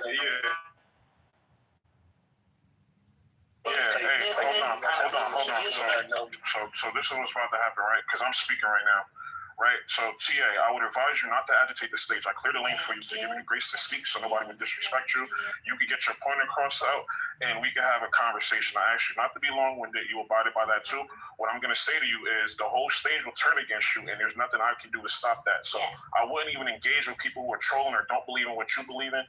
You just keep speaking about what you know and what you feel, and the conversation either shift from there or the conversation to continue, all right? You shall, because Holy Spirit asked me to go to the land of 13 in protocol and great fort of grace. Check that. That is on the world. I preserved it by the UNESCO. I created that fort with DNA already years ago. So I'm not afraid. I'm going to speak me at all time. In truth, and only truth shall set us free. What beings were you channeling with? As I seen you say, Lyrans? Lyra. Lyra. It comes from the constellation Lyra, I know. Are those the cat people? The cat people. Yes. Isn't that what you said, RJ? That's kind of... Yeah, that's And then is the lost song of Lyra. Do you hear that song? Because my name is Uma. My mother, pregnant with me, she dreamt of the goddess Uma, Haima with thee. And this goddess is the mother goddess for the Hindu. I am ancient. I'm in India already. I did the Buddha pilgrimage. I can wisdom of me. Thank you. Can you channel energy through the phone? Because I need some of that. Normally my bowl, my crystal bowl, but now it's feel into truth frequency. If you speak truth, it fine, and burn all lie. But if you are your truth, just stand. She's the second woman that I've seen explain that she can channel lyrics, right? And the thing about the lion-faced, y'all talk about these aliens, right? There's black aliens that they talk about look like they have cat-like faces, right? So I don't know, man. Like, I'm not sitting here saying believe in aliens, even though I have my beliefs. Look, for me, I'm trying to tap in because if there is somewhere that all of this stuff is from, and y'all don't even realize there might be stuff that there's somewhere that it's from. You feel me? That we're dealing with. They're dealing with stuff that is from somewhere else. I'm trying to tap into that energy. Like, she's the second woman I've seen. Yes, and I have an obligation. Thank you. I have an obligation outside the phone to do. I put a link about Hanuhasi. Read that. Or discern any information you didn't feel like you resonate. So I am in the teaching of the Guardian. We are watching. See, because whenever we talk about something conjuring up all that stuff, right? Now she's talking about this. Like, realize there's an organization to that shit. Like, the Lyrans could possibly be a civilization that is past us, and we have communicated with them, right? They talk about microwave beings. We talk about the Matrix. In the Matrix, there's microwave beings. What if they can project themselves from other planets? And that's literally, in my opinion, what the pyramids is all about. So y'all got it. I think, and then a lot of us still, I know for sure I got that Lyran DNA in my body. I think all black people do. I don't know about all black people, because some people evil as fuck. So I don't know about everybody coming from the same, because everybody don't come from the same star system. Everybody got different star systems, whether you're Pleiadian, whether you're Lyran, Sectoid, whether you're Unaki, Egyptian, whatever the fuck you is. There's different civilizations that come from the different star systems that you may come from, which is why I always say do your own meditations, past life regressions to figure out what star system you come from, because these beings are trying to come in contact with you right now because of the Atlas energy of the planet right now. All your ancestors, your people, your stars team, they literally here right now in the sky just waiting for you to contact. Hey, listen, that's why it tripped me out that she said Lyran, because remember, I said, if I was going to associate with any of them, I think it would be Lyran. And that whole conversation, we're like, yeah. But I don't know. Yeah, I don't know. Because I told you. I know, it's kind of crazy because the conversation we had and then her saying that. But look, you know me, I'm one foot in, one foot out. You gotta trust your intuition, man. You gotta trust it. Hey Tia, you gotta so you can say this, but you gotta share the mic. It's a lot of people that want to talk. I can't. That was Light that was trying to speak. Light. That's it. Oh, that's Light. They sounded like God. May I add something? Tia is very ancient. She's very, very ancient. A lot of us in here are ancient ones. You guys remember, if you remember, a lot of us were speaking those language before and people was not ready. You're ready now because Atlas has the code. That is why they are trying to block it with using CERN to go in to try to control that coding that it has. The codes are bringing it to where you're able to use those codes for the new transformation of your light body to return back to your original self. It is not that your body is going to leave your body. It is that your light body that is being transferred to be able to adapt with new energy. So that is the codes that Atlas has on there. You're remembering your galactic family. You're remembering the planets. It's not that you never been somewhere. You already here. Earth is lined up in all middle of all the galaxies now. It is in her, they're in position. That's why all of this is coming to a full circle. Yes. Is that Miss Hair Doctor? It is. It has to be. Okay, I thought it was you. Don't be trying to trick us. Yes, it is me. It is me. And I like this sister that came on. Because remember, I tried to tell you guys before, the light languages are being spoken now because those are the codes that are going to open up and allow you to become who you really are. You've been visited, but you're also returning to yourself. So the light language that the sister was speaking, she is very ancient. She is one of us. You're going to find that a lot of you guys are the true, the original Anunnaki. But yes, Lyrians and all of them were here. We all roam this earth. Atlantis has returned. Many galaxies and portals are open right now. So they are parked here. They are parked here, and your families are here. So some of you guys are in both worlds right now. When you wake up, you think you woke, but you're really not. You're still there.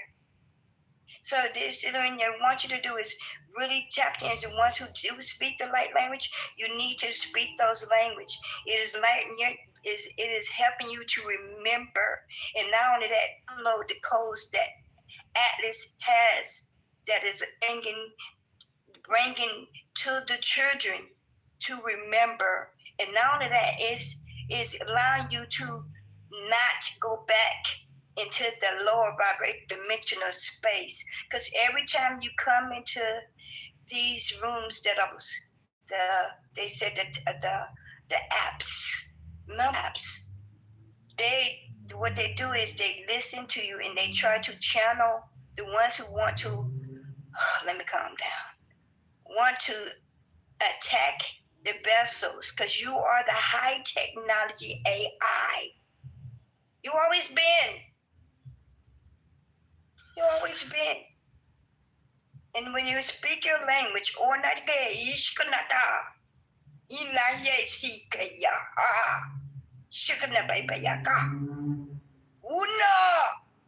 Not more channeling. I rebuke it. No. It's not channeling. It's not channeling. Channeling. It's not channeling. It is a language. They want you guys channeling. Do not. You have language in you, in your coding of your light code, not these avatar bodies. Your light code. One thing I will say. Oh, go. You know, they don't do nothing. They don't say. Hold on. Let it land. Land your plane. Go ahead. She was done. Yeah. I was done. So, you know what's crazy though? I don't be seeing nobody say nothing crazy to the church grandmas and your moms when they be saying, "Oh, short about the and you know they. Somebody literally said something. I'm saying, DJ will rebuke it off. Yeah, and I was gonna tell her not to do it again if everybody not comfortable with it. Like I don't know, bro. Like some of the shit I complain about, it be like, man. I just feel like. But you know what's interesting? It's freedom of speech. I feel like if you don't want to hear that, you can just leave. But I mean, people feel how they feel though. Like even with hypnosis. It's freedom of speech, right? Well, yeah, I hear you, but if go to people, church, bro. The fuck. Right. I don't think gotta give grace to those people, RJ, like those people that speak in what's folks call tongues, right? It may not be for everybody. Yeah, but for those, and so for those that don't mind it, okay, cool. But you're in a room full of people with lots and lots of people that don't want that to come over them, and it's okay. They don't have to want it to come over them. So at the same time, I would love to ask the question: what was everybody speaking before they were given English in this country? Algonquin. Did it sound anything like what? Did it sound anything like? No, I'm just asking. Like, so like we gotta. I highly doubt that she's trying to trans anybody that don't want to be trans. I highly doubt it too, Butters, but that's not the point. The point is, if somebody's speaking something that's foreign to you and you feel a way about it, no one else should. You don't want anybody to suffer with that. Yeah, Wait a minute. Hold on. Okay, but I want to add my 2 cents because if you don't like it. 2 cents as soon as I finish. Like, you cut me off, and I respect everybody on the stage and in the streets. I wouldn't do that to you. I would actually clear the lane for you. Had you said, Chop, do you mind if I get in there? I mean, you guys were both talking. I mean, so we were both talking. You said, hey, let me jump off the mic and say, fuck you guys. I'm not going to get upset. Nothing said or done is going to get me upset. That's not the point either.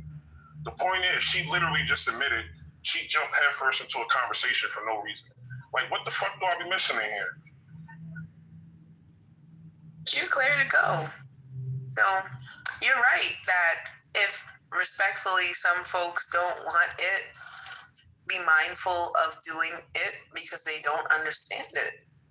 So, ignorance is bliss. And some folks may not want to feel like they don't know and are surrounded by things that they don't understand. It makes a lot of sense. I would love to backtrack. Chop, did you see Candace Owens say that some folks are not human yet? Did you see it? I'm wondering, did Nava want to say something though? She left. She was asked to say something. Hey, bro. She left? That's crazy. Yeah. So, hold on. Damn. This shit is getting crazy. Did you guys see that though when she actually said that some folks aren't human? Chop trying to say something. I guess my mic wasn't working earlier. Y'all can hear me now or no? That's just clear. All right, cool. So just for clarification for the room, I'm probably the most fair moderator in here, and that's no bullshit. I salute all the other mods because they do their thing. Everybody holds it down. But as far as being fair, bringing conversations back, not letting shit get too chaotic, I'm probably the most fair mod in here. What just happened was we were having a conversation and she wanted to get in there. Y'all know normally I'll just be like, fuck it, like, okay, cool, do what you do. I'll mute up and I can when I'm done when you're done or whatever. She literally just admitted that. Let's not make this a thing where, I censored anybody or I stopped anybody from speaking or anything like that, because this wasn't that. No, she back. No, I didn't bring it up because she back. I didn't bring it up because of that. I just thought there was a pause and she should have gone at that point. You know what I'm saying? Everybody was done. And then we were changing gears. So I felt like Nava had a question about what we were just talking about rather than before we go into Candace. She wasn't Yeah, I don't know what happened and now I got the red bar. I don't know what and that's not even my personality to cut any off, so but it's good. I honestly forgot my question. So go ahead, but I don't know what happened, why I got kicked out the room. If you got kicked out, you wouldn't have been able to get and back what happened to Niles? Where's your badge? Nah, the app's been real glitchy today. I got kicked out 3 times, so okay. I'm not blaming anybody. It might not have been somebody. It might have been the app too. So guys, let's do this thing real quick, Chop. I realize it's all coming full circle back to the fact that some people are not human beings, and some people are recognizing that those folks that aren't human beings are doing certain things. And so okay, boom. The same folks that told us that Pluto is not a planet, it's a dwarf planet, they're labeling things, they're deciding what's what, right? Am I wrong about that? No, they're deciding what's what. I can give you the institution that's telling you to tell your kids and forget what you were taught and tell your kids that this new teaching is what it is. They told us a few months ago that Earth had a second moon for a few days, a few months, or was it 1 month? Supposed to be for like 20, 30 something. Yeah, they said it was the size of a school bus. And now they're telling you that this new moon, that is Earth's second moon, is going to be here until 20 whatever the fuck. So they are in dictatorship of what gets allowed to be told. What do we really think? What do we really think?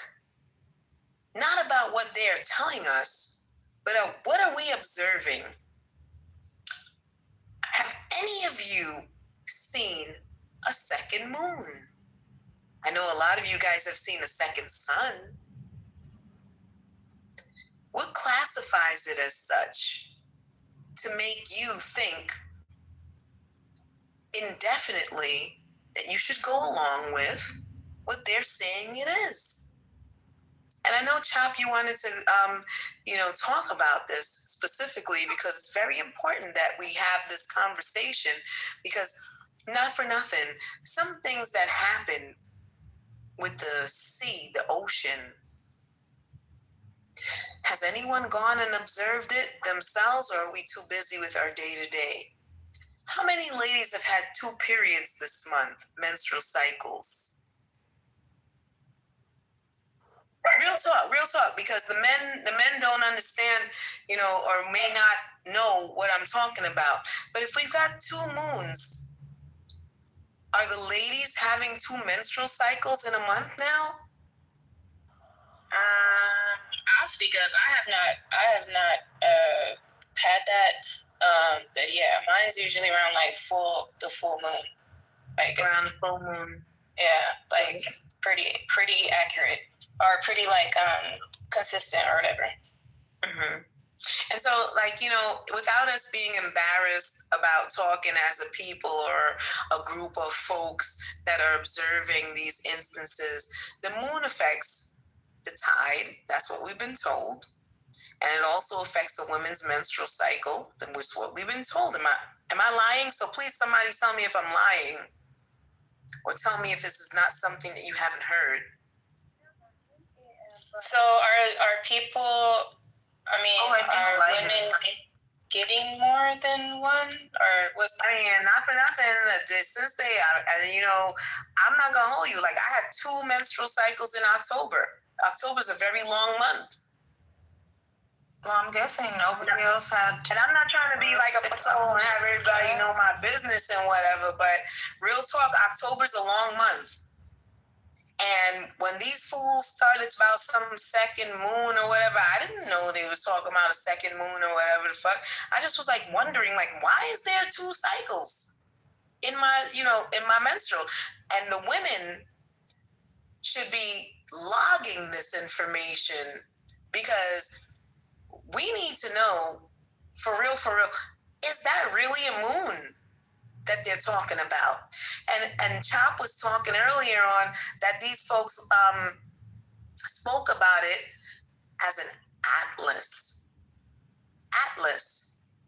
which is a guide, an atlas. They, in speaking the English language, an atlas is a guide that shows you where to go.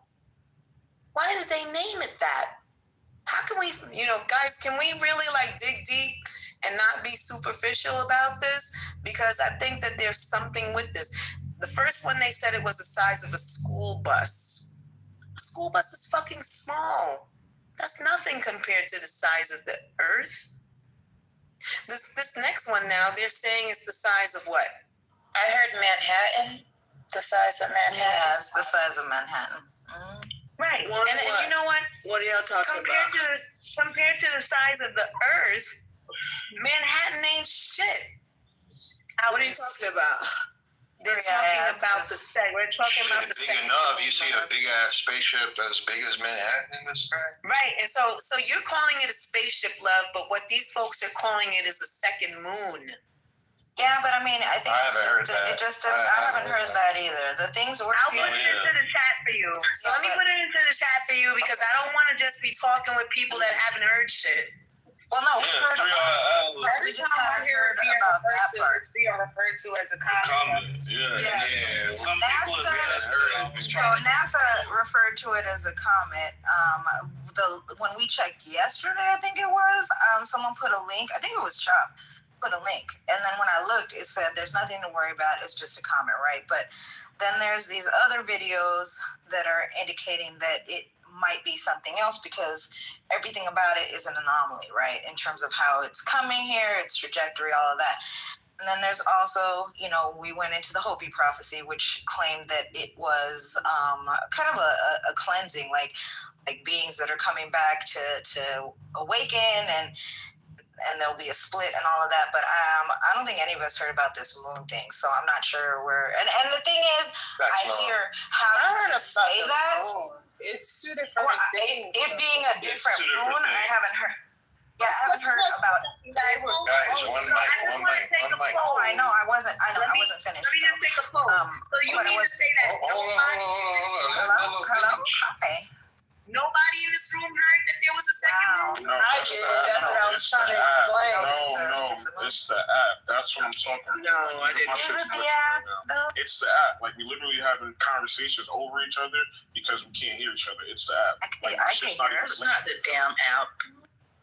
Who was just talking just now? And this app not glitching for none of y'all to where people don't cut in and out and y'all don't hear them? No, me it is. I could hear. I know I'm not bugging, bro. I keep getting a red bar. Yes, and I keep getting a red bar. I know I'm not bugging. So that's why TT was talking off earlier. You're right, Chuck. Miss Mello and Butters was just talking over each other, and TT was just trying to talk. I heard all three of y'all. I didn't know if y'all could hear each other though. But Butters, we heard about it. I just chimed in to say I heard about the other moon, and it's two different things. It's a different celestial anomaly. One mic on Mello. I'm done. He was talking about me, but I think I was done. I lost my train of thought. When there's too many voices, it threw me. I was just saying that we hadn't heard that, but it's fine. I could see how. I know where I was going with it because based on how it's coming in, I could see how people might say that because apparently it may get caught in the orbit of the sun and become part of our solar system type shit. But I didn't hear about it getting caught in the Earth's orbit. But I mean, I guess that's a possibility too. So why don't we go down that rabbit hole since that seems to be where we want to lead this couple. Well, it's two different things. And the one they were talking about being a potential moon, they pretty much decided that it's not because it's not like orbiting the Earth for real. But it's like within our orbit. It's supposed to stay here till like 2083 or something like that. Let me ask you, Melody, who is the they that said that? Oh, well, I was just reading like the science article. No, it's okay, and I understand that. So, like, these are the things that we need to stop doing, right? Oh, I'm just reading the articles. I love you for reading an article. I'm not saying there's anything wrong with that. But even when, as a teacher, I go into the classroom, I still have to cite my sources to whoever's listening to me to say it's not just me saying it. This is who said it, right? So I'm not upset at any of us that are presenting evidence. But when these folks say that there was one the size of a school bus and now it's gone, and now they say there's one the size of Manhattan, and when is it leaving? 2080, whatever the fuck. Who are they saying that, and where is their evidence? So guys, fuck with me for a minute, right? When I'm teaching your kids, I have to teach them something called a scientific method, which is something that we still utilize till today. When your kids are making a science project, they have to prove it with the scientific method. And it's either, it has to be an observation, it's got to be a presentation that shows what was observed, which is a procedure. Then there has to be a few other things, right? Materials. There's got to be the actual conduction of this project. So I'm not saying that these folks are doing a fucking science project, but what I'm saying is, what are the credentials of those that are presenting this to the public? So now here we are observing something that they're calling a second moon. And Chop, I don't know, you see me put a couple of things into the chat for you guys about this second moon. I think it would be more than consequential to us adults to take a look at the evidence or what is being presented to us as a reality. Because I grew up in a time where my science projects, anybody that presented the planets in our solar system, our system of the solar planetary evidence showed us that there were a certain amount of planets, right? And then eventually, recently, they took away Pluto as a planet. They said, this is not a planet. They degraded that planet to a dwarf. Now they're telling us, miraculously, that Earth will have a second moon. We have been observing more than one sun for a long time, us Earthlings. Let's call us Earthlings. Many of us have seen multiple suns in the sky. Maybe the sun that we saw, moon. We have seen the moon in the same time with the sun. Many of us have seen it. Who are these folks telling us human beings what we should be making as an authoritative nature? Tinfoil hat, blah, blah, blah, conspiracy, blah, blah, blah. But guess what? Did you guys realize that these folks are even now contemplating gravity? They're definitely doing that. Telling you that the theory of gravity has to be contemplated because of all of the things that are being revealed to us right now about the sciences on Earth. So guys, don't limit yourself. I love you very much.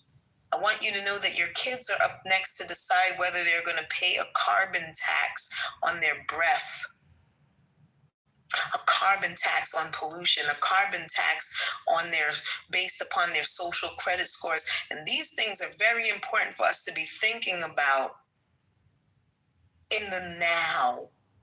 Don't just throw it away as conspiracy. Is there a second moon? What have they said about it? How is it affecting the women on this planet, the human beings on the planet? How are we being affected by what they're saying is here? Have you guys seen it? They told us it's too small to be seen. Yet it's the size of Manhattan. Who the fuck's seeing it? Can we talk to them? You got those two mixed up. 3i is the same. 3i Atlas. Right, let me. Right, that's why I was only chimed in just to make that distinct. Yeah, the second moon is the size of a bus, and it'll be here till 2082. And they do have zoomed in. They decide what year it's gonna be gone, love. 2083. I'm just asking, how did they decide what year it's gonna be gone? Just based on the Can anybody tell me? Based on the trajectory. Okay. And the strength of the gravitational pull. They're contemplating gravity. What gravity. do they do with the gravitational pull of them? Yeah, so like, exactly. So like, if they're contemplating fucking gravity, Of course it does. If they're contemplating gravity, it's not even a true moon because it doesn't orbit Earth. There we go. Asteroid. So if they're contemplating gravity, how the fuck are they going to tell you it's based upon gravitational pull? These folks are trying to decide if graph's real. I'm telling you, you can look it up. I'm not lying to you. Yeah, there are new theories about gravity, and obviously the unit of gravity, which is the graviton is 100% theoretical, but we can observe gravity in play and use it mathematically to calculate the rate of things falling to the ground, and it still works. It's just a theory, though. All I know is It's the problem. Whose theory is it? Why aren't giving them theory to contemplate as well? We're just letting them tell us anything. That's not how scientific theory works, or that's really not how peer review works. Like, people try to prove it wrong. This is they why literally do everything they can do to actually try to prove it wrong. So everyone who disagrees is openly still able to still prove it wrong to this day. I think y'all missing what she's saying, yo. She literally, I had to put it in the chat. Butters, I wasn't ignoring you. I'm making a ticket on FanDuel. My background is noisy. But, like, she literally telling y'all they clipped Pluto, right? This is shit that niggas been saying for years, that it's multiple celestial bodies up in the sky. Y'all all heard us say that, especially in flat earth rooms, right? Now it's like they literally telling y'all the shit we've been telling y'all, the shit y'all called us quacks and said we crazy about. They're telling y'all about it and niggas are believing it. They clipped Pluto. That was that. After that happened, they told y'all we had a second moon. Nobody questioned it. And now they telling y'all about a comet that's defying the laws of gravity. Like, I don't know if it's just the way she worded it that y'all wasn't following, but she low-key cooking because that's exactly what's happening. Don't expect anybody to question them. It's the weird part. Where is Neil deGrasse Tyson? Where is he? He waits on the low. He's teaching a master class right now, guys. Where's the bomb?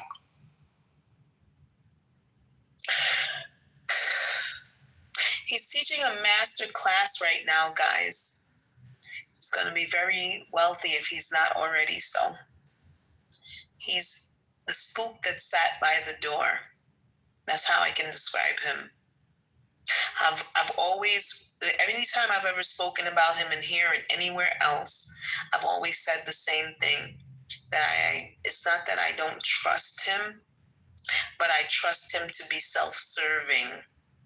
Because throughout all this, if any of you had the chance to serve yourself properly and make sure that your generational wealth was compensated properly, you would probably do it at 85 to 95%. Cannot tell me that when these folks get together, humanity always sits back and waits for the leader to tell them what's right and what is wrong. So we're here right now contemplating certain things, but I'm presenting facts. The moon, as long as humanity has known it, has always affected a woman's menstrual cycle. Where are the women telling me that something is off about what's going on with that? And I don't want to, fucking cause a problem, but if the moon that you know, as your ancestors have told it to you, and it's been documented that the moon has a gravitational pull, if gravity is real, on the ocean and the tides, and when women have their cycle, menstrual cycle, if there's a second moon, who the fuck is doing the study on that to let us know that that thing is actually a moon if it's here? Anybody? I could see them trying to make that as an excuse and trying to, purposely track our shit for that, even if it has nothing to do with it. I could see it having no effect, and then them being like, oh, we need to start tracking you guys because we need to see if this is affecting your periods, and I don't know if that's really necessary. Necessary, because all of our ancestors have always, they used to put their, okay, so Well, nowadays we use pads and tampons and things like this. Sorry to offend the men, right? But back in the days, we used to bury our blood. Women used to be alone. Men didn't used to be around us during those times. And even then, nowadays, there are still some men in practice that do not come around women when they have their menstrual cycle. There were things, we give our blood back to the earth. Am I in the right place here? Or are we doing something that's wrong here with me talking like this? No, you cooking, right. You cooking. Right. You cooking. So, it's necessary for them to track it? I think you cut out a little bit when you responded. I didn't cut out. What didn't you hear, Kesa? No, I said, did you say it is necessary for them to track it? I said that right now it's necessary for us to talk about it. Because if these fools are thinking that we don't know how our ancestors did it, we're not going to depend on them to tell us how it's supposed to be done. This is how it's always been done. So if you're going to give us a second quote unquote moon, that means that there's got to be something changing about us. We have a direct relationship with the sun and the moon. Well, so how are you just going to give us a moon and don't tell the human beings what might be different about how we are operating for ourselves, our internal situation? The sciences have, and I'm sorry, I would keep it totally funky. Like, I'm not even going to say anything else after this, after I hear you guys speak on this. But when you guys have people teaching your kids about everything you've learned and what the new sciences are coming into right now, we have to be thorough about everything that we knew and what they now will know. It's very fucking important. Very important.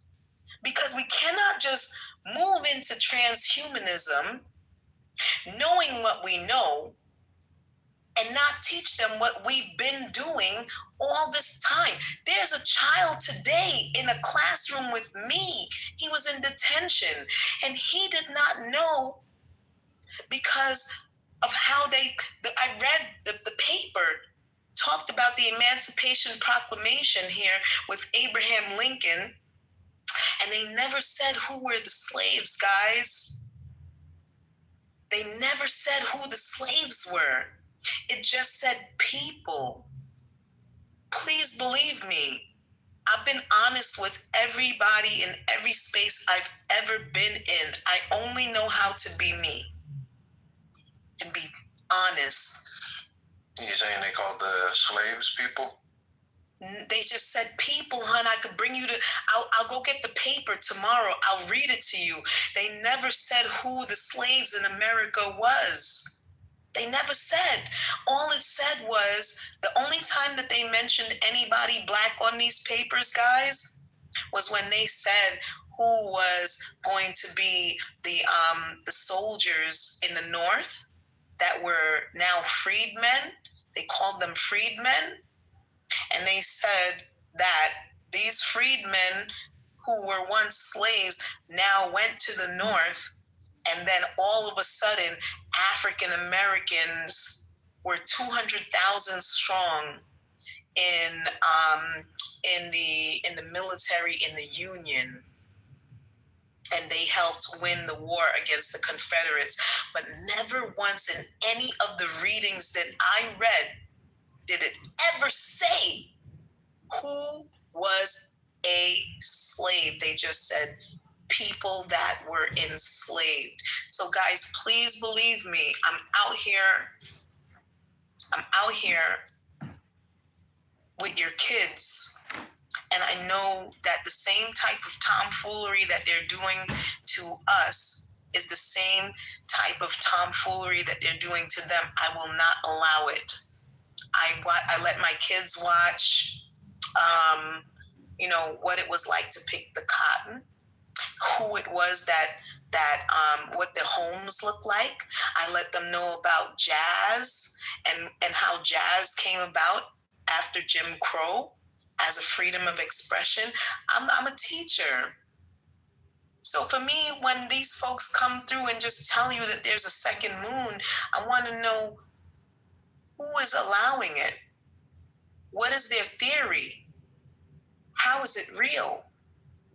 Can they prove it? Because they taught us when every last one of you guys did a science project, they said that there was a scientific method. Why aren't we following it anymore? I don't know. But do y'all think that maybe the second moon, quote unquote, has pulled in or is pulling in this 3-eye atlas? Because doesn't it, I don't know, I came in the room late, maybe y'all talked about it, but it has like a gravitational pull supposedly, right? And maybe it pulled it here, maybe? No, so I don't think, no, for a fact, I know, no. The answer to that question is no, because moons, like Butters is basically trying to explain, it's like, how can we believe anything about this bus-sized moon? What she's saying is bullshit, what they're saying. So to me, I think, don't even think about the moon, because what Butters just said is perfect. Like, they're bullshitting about this fake-ass moon is what I got from her whole summary of her speaking. They bullshitting, basically. So anything with AI Atlas, which is why, notice the NASA government is shut down, so we're not getting official images. We're not getting live information live right now. The only information that we can get is people who channel the information or leaks. That's all we get is leaks from other space nations across the country. That's the only leaks that we get, because NASA's not releasing anything. So no, I don't think this moon pulled this AI Atlas at all, because first of all, remember AI Atlas disappeared for 20 minutes.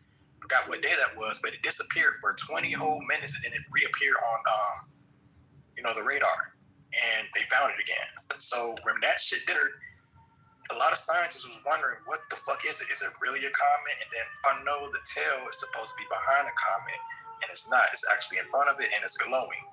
That to me doesn't have to do anything with that second motor. Don't it sound like a headlight to a vehicle? It's headlights. It sounds like headlights to a vehicle, and it's in the front. Notice if you look at the picture of Butters, it looks like literally headlights in the fucking car that's just shining in the front of the motherfucking shit. It looked like, bro. RJ, were you here when Chop dropped from NASA, the link from NASA? I think it was yesterday or the day before. Yeah, he dropped the link from NASA, and they had like an update of what was going on. What they say about it? They pretty much said that we don't have anything to worry about, but said we won't know anything until the 30th or 29th. Yeah, until that thing comes crazy around that sun, and that it would be heading to, I believe it was Jupiter, and it'll get the closest to Mars. So how close it be to Mars, it says that we have some things on Mars that can take pictures of it. So they're saying that hopefully we'll be able to get pictures of it from Mars. Niles, me and you both know that that's their deadline, right? We know that that's their deadline. That's their deadline. So think about it, right? If the sun is that's the deadline they set. That's what they said. Was it like the 30th? Is that what you mean? I mean, I don't know what the fuck date it is, but I know that that's their deadline that they set, right? Yeah. So now they telling us that the sun is 93,000 miles away from Earth. Mars is how far away? 93 million. 93 million, right? So Mars, how many miles away is Mars? And so even, let me go a step further. They've told us that in order to get the visuals back to Earth, it takes a certain amount of light refraction to deliver the pictures. And even the pictures that they send back are not in totality what exactly it looks like, because they still go back and they fix it up. And that's one of the reasons why this guy, Neil, that's right. I don't hate him, just don't trust him as far as I can fucking throw him. Yeah, he's in cahoots with the situation. So let me fuck with you for a minute now. I just want to say, like, I wouldn't off-right what Landa was saying because I don't know. Because, like, right, I don't know either, love. We both don't know. But what we can do is question. So the thing is, now that you know that Neil deGrasse Tyson already said that he has seen where the galaxies are created. He has seen the birthplace of where that happens. He said that. He said it. Listen, I've been collecting the information, logging it. He saw creation begin. He saw that. He said he's seen it. With the footage that came back from wherever the fuck they've been looking, wherever the fuck they fucking fuck at. What the fuck are you talking about? Give me a chance, love. He's saying that he's seen all of that and then presented it to us as a reality. I will put it in the chat. You need to put it in the chat because nobody has ever said they saw where he went. Listen, I'm telling you, he went on TV.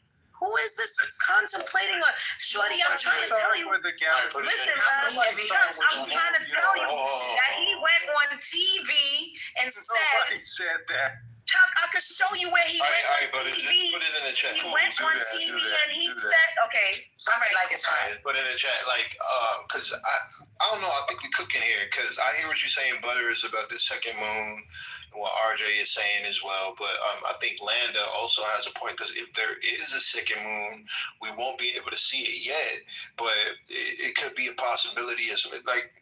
And can I tell you something? I got that theory from my daughter. She was asking me last night. She said, "Mom, what if the second moon they talk about is pull?" I said, "That's a good. It might be." I didn't have an answer for it, but maybe. And I also want to say, slaves did exist because my kid's grandmother was this great grandmother was a slave, and I had photos because I do. And the slave owner, of course, was white. I have a photo of him as well.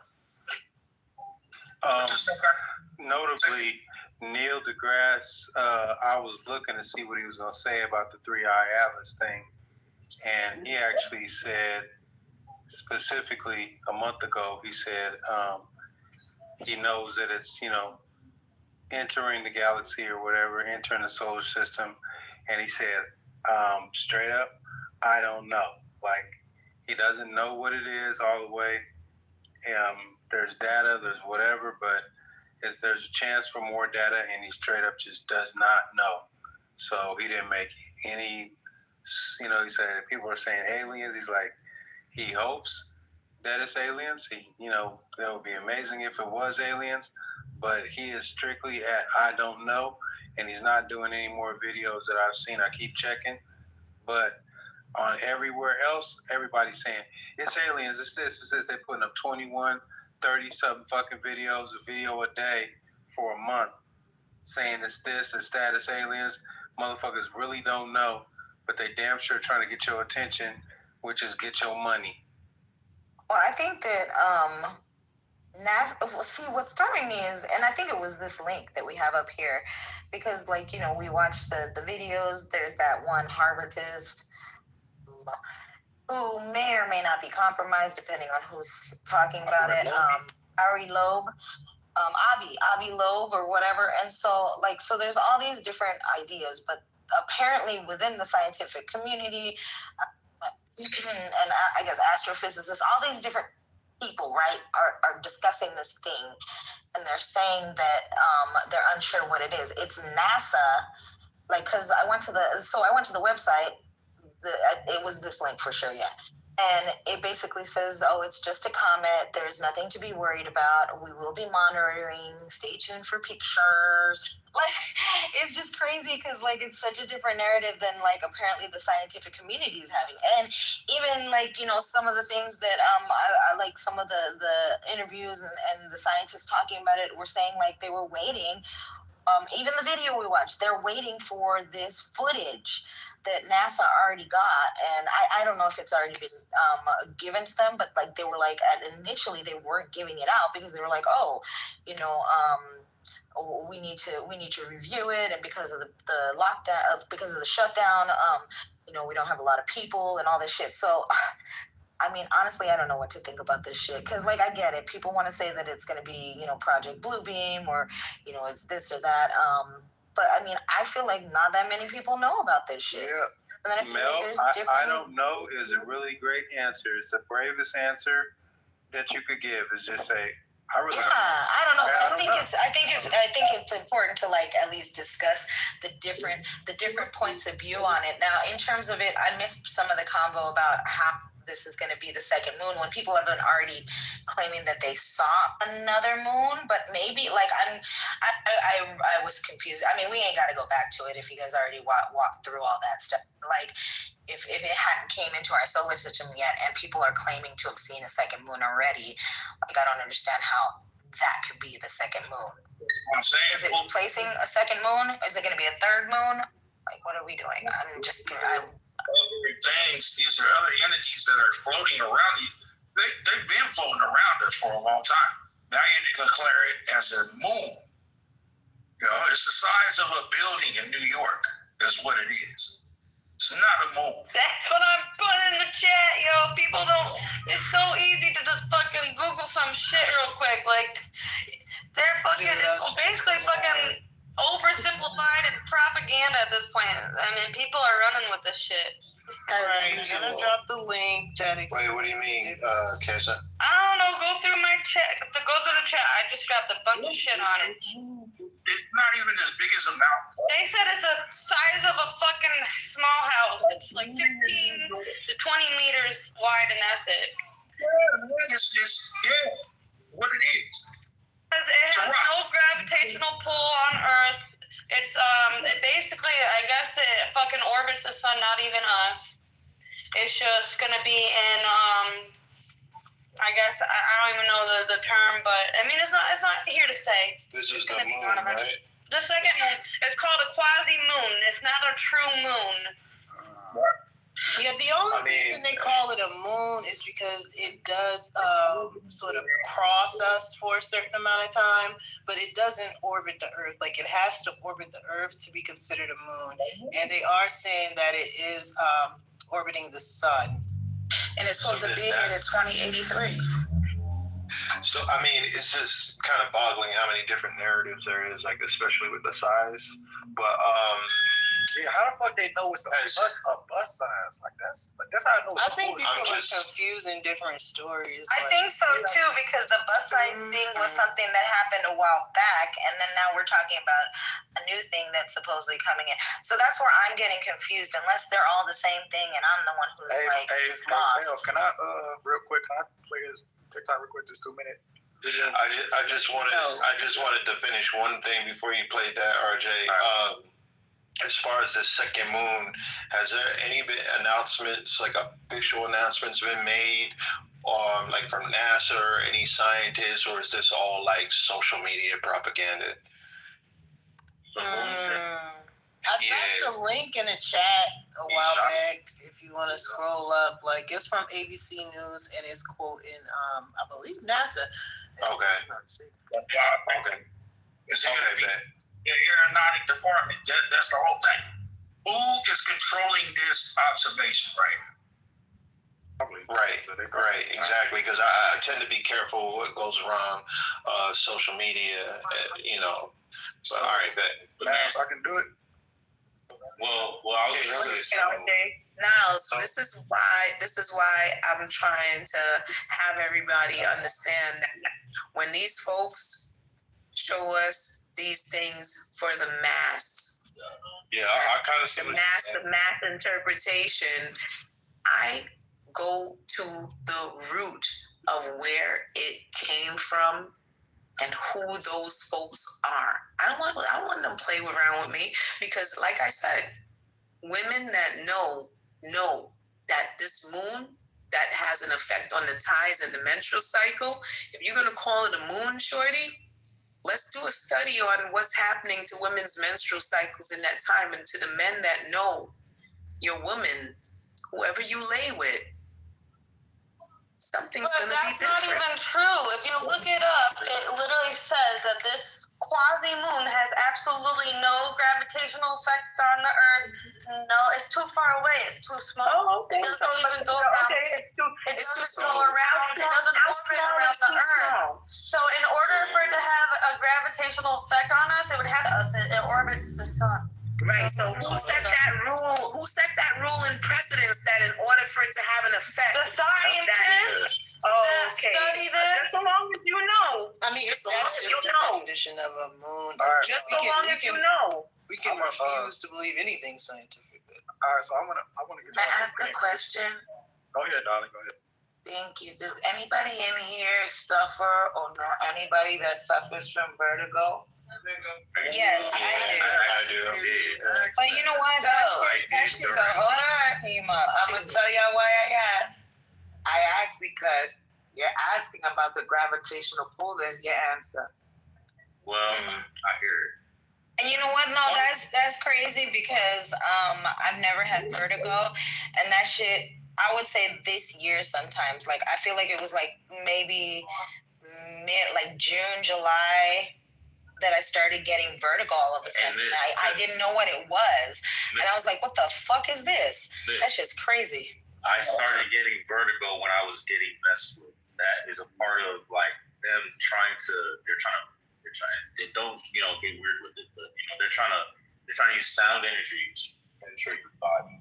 And when the built up energy leaves your ears, the built up heated air leaves your cranium, it leaves through your ears, and that's where the tinnitus comes from, right?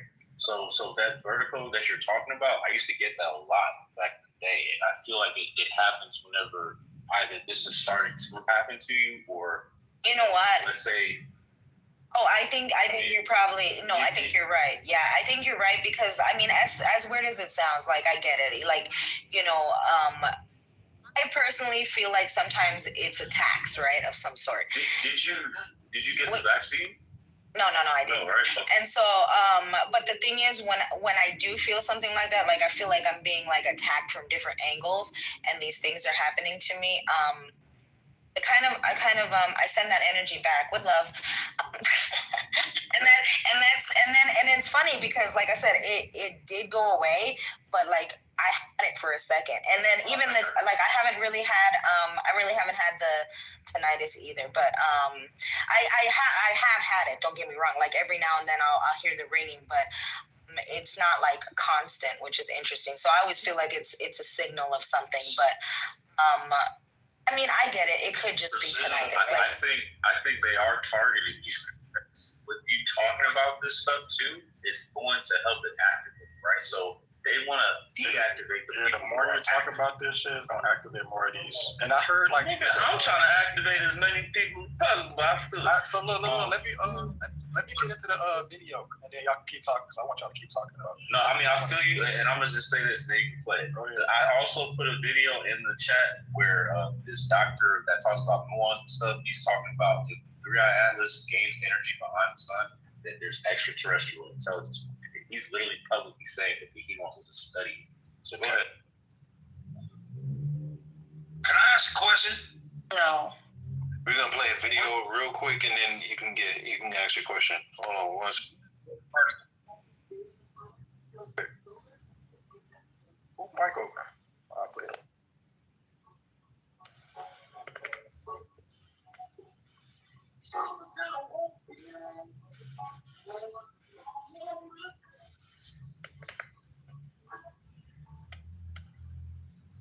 What 3i Atlas is and what it's not. My channel was a couple weeks ago, and I made notes here because there's quite a bit of information. I also have my whiteboard here as well. I didn't know, I was sitting on it for a while. My guys told me it's time to share. This is the fourth time I've tried to make this video. There's something that really doesn't let this information out, so let's hope this one works. So 3i Atlas, what I was shown, I sat in for my meditation. I sat down, cleared my mind like I always do, cleared space. And the first thing I do when I seeking just for myself on my own is I clear my mind and I just wait for something to come in. And what came in, 3i Atlas. And I said, you want to talk about 3i Atlas? And they said, yes. And I saw something that I've been curious about. I have seen videos going around about it. So I said, okay. And I said, well, what is it? And they said, it's an amplifier. It's a frequency device. And it's become relevant now because humanity has reached a certain frequency and vibration. And they used the word relevant several times. They said that it's something that's always been here. It's not ran by anything. It's just something that's automatic and kicks on at a certain frequency level. So what is 3i Atlas? It is a frequency device. It is an amplifier of frequency and vibration. It's been here all along. It's supporting the awakening, you could say. It's a threat to the powers that were, and it brings trepidation to the powers that were. They actually said trepidation a few times. And when they showed me what they meant by that is that the powers that were know there's things like this here. I had no idea there's anything like this here, but there's more things like that. They're saying there's other things going on here that we have no idea about. And now that this has become relevant, it's coming into our awareness and we're talking about it.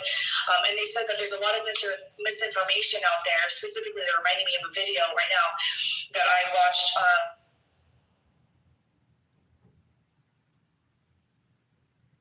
What happened? RJ is not playing. I said cut it off.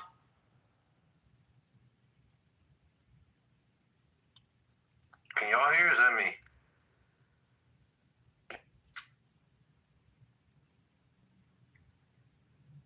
RJ, we can't hear nothing, bro.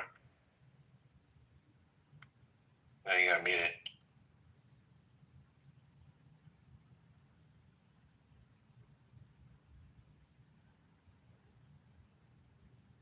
Can y'all hear me?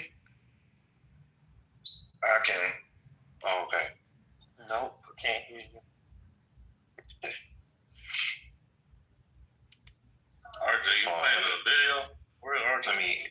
Let me set a noise off. Still can't hear you, bro. Yo, RJ, we can't hear you, bro. Yo, you muted, dog. Aliens. This nigga. He got raptured. I think I heard this girl speak before. If it's the same one, she had some pretty interesting stuff to say, but I'm not 100% sure if that's the girl he's listening to. But she was talking like, I'm gonna ask him when he gets back. But damn. All right, shit. I don't know. I guess we'll wait till RJ gets back, but I know other people had a couple questions. I had a quick question. It's like a crystal. It's everything, right? I make a quick like the aliens sending a data center through space and shit.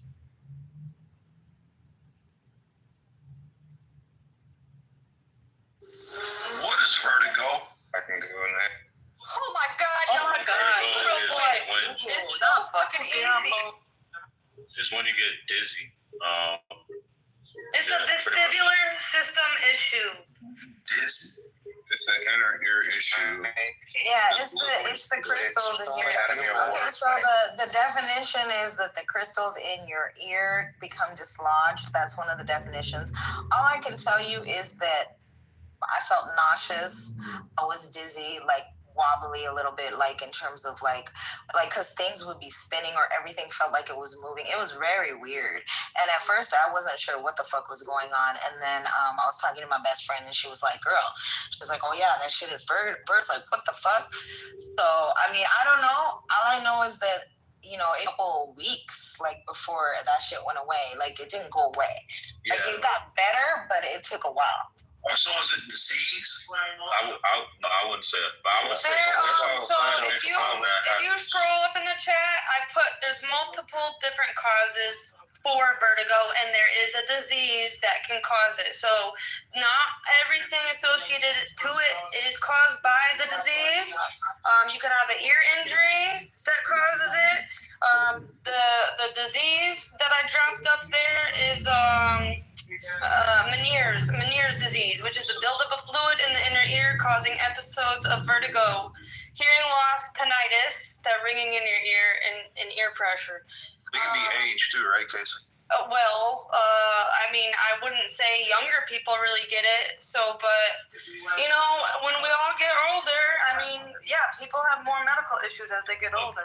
I had vertigo for like 4 years, and only 4 years I experienced severe vertigo, and it was because of what they were doing. And I'm just gonna say, like, if you ever experience that stuff again, or you ever notice like things accelerating, like your thoughts accelerating, or you know, like the environment looks slightly different. I don't know, pay attention to that. Just step outside, open the door, because they're trying to bombard your body with vibrational energy that can drive you to different lengths when it comes to what they target. It's really a science, like I'm telling y'all. And honestly, just hearing you talk about it, like I know what's going on. So like, go outside, open the door, make sure that the bouncing in your room or in your house isn't locked in. Like it's not gonna bounce off. Anyways, I'm just saying. I kind of get you, because I'm just saying, you know, even though I get it, there's people who are like, okay, well, logically, I mean, look, I do believe, like, they even had that whole thing with, what was it called, Havana syndrome, where, like, they were, like, fucking targeting people. So, like, I get. They? Oh, she's really talking about the Russians, huh?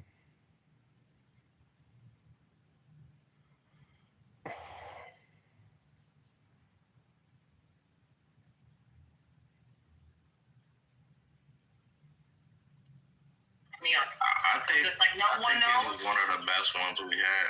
Oh my God. Superman, you mean the most recent Superman movie? Because that was a good one. Yeah, I like that one. Yeah, I don't even watch it. Oh, psych, you love it.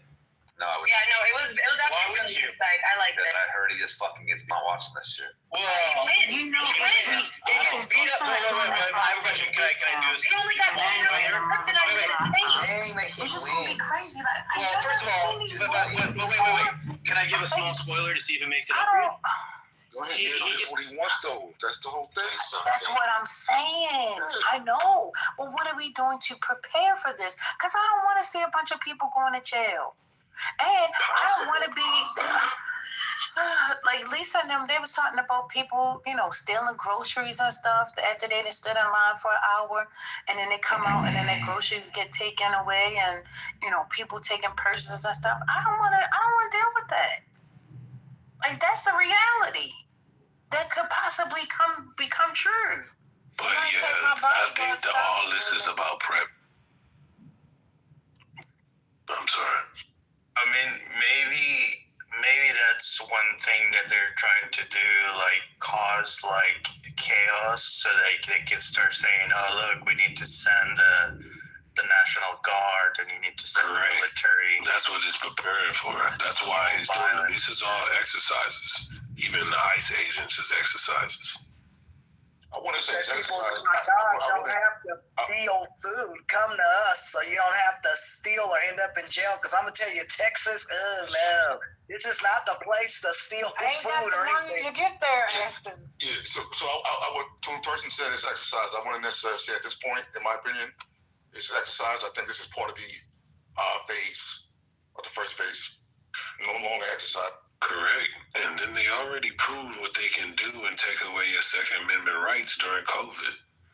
So you can't have more than 10 people. Forced vaccinations. I mean, whether you feel about vaccinations or not, they forced it for you to take it, regardless if you wanted it or not. So, I mean, it's the right side to take that. That's not true. Please don't do I'm that. sorry, Ellen. I wanted to ask. They forced people for work. I mean, you didn't have to take it, but it was going to affect your livelihood. Okay, so that's a total difference. I apologize for if I mixed No. You don't have to apologize to me. That's not necessary. Nah, I don't. I want to be politically correct. No, you don't have. No, that's not the purpose. Great. Oh, that was so funny. Let me turn down the I got Kardashian forced show. to take mine today, Lisa. You know, I still have the gunshot wound for me having been forced to have to take mine as well. So, you know, I just happened to walk by and they grabbed me and said, "Here, take this." And did they sit on you? Because they sat on my chest. Yeah, y'all knew what I was. Listen, I did. I let my third leg fall off, but you going right. the tech that came out was so good. And he was Lisa. He was buff. He didn't Now wait 1 minute. Hey, bro, did you get his number? Listen, I know where you Lisa, work, they okay? sat on you. They sat on you. They sat on you. Sat on me chest. Oh my God! See you lying girl. Yes, they did. I know I love lying the Jamaican. Oh, let's not do Jamaican. Oh my God, they got a bad. Oh, I'm sorry, Jesus. Okay. Yeah, exactly. Pass it. They got slammed bad. No, yeah, we need to be. Didn't they force the pilots, and then the pilots that said no, they let them go, but they ended up giving them their jobs back? Hey, Marsha. They're the only ones I can think of that were forced. Still wasn't. And the medical people. Let's change the rhetoric. Let's change the. Ma'am, I think the only. It's not forced. They gave you a choice. They did. Yeah, the choices wasn't either. I think the only relevant comparison, though, with the pandemic is really just the shortage that you saw, like, in the stores and the breakdown in the supply chains. The fact that people were literally fighting, like, there were people that literally threw bottles of whatever over people's head to steal their toilet paper at different grocery stores because there were so many shortages. Remember that one at a time, you can only have one, and people were getting into fist fights or stealing it out of people's carts. It doesn't take very much to break the fabric of society, and this is sort of pushing it. However, a lot of states are stepping up. So I know, for example, Vermont is trying to at least ensure that people that qualify for benefits have food on their table for the next 2 weeks. And when you think about the air traffic controllers not getting paid, and the fact that Thanksgiving, one of the biggest travel times in the United States, is coming up, I don't think that this shutdown can last beyond that. If it were to last beyond that, we would see cancellations of flights. We would see they will care because it will be like their constituencies. It will be all of their constituents suffering. Not at all. They might care about it because they might care, but Trump is their fucking leader. They answer to him. She's talking about Congress people in general. She's not talking about just Republicans. It only takes Congress. It only takes Congress to rousing from their districts. Almost all congressmen are shown to abide by that. And from time in memoriam, if there's a critical mass of people in a district who really genuinely don't like something, Congress. They played a little bit. And then Trump y'all better stop playing. Y'all remember when he came in was like, y'all better pick a speaker. You don't remember when he came in was like, y'all better, and it'll be done. I don't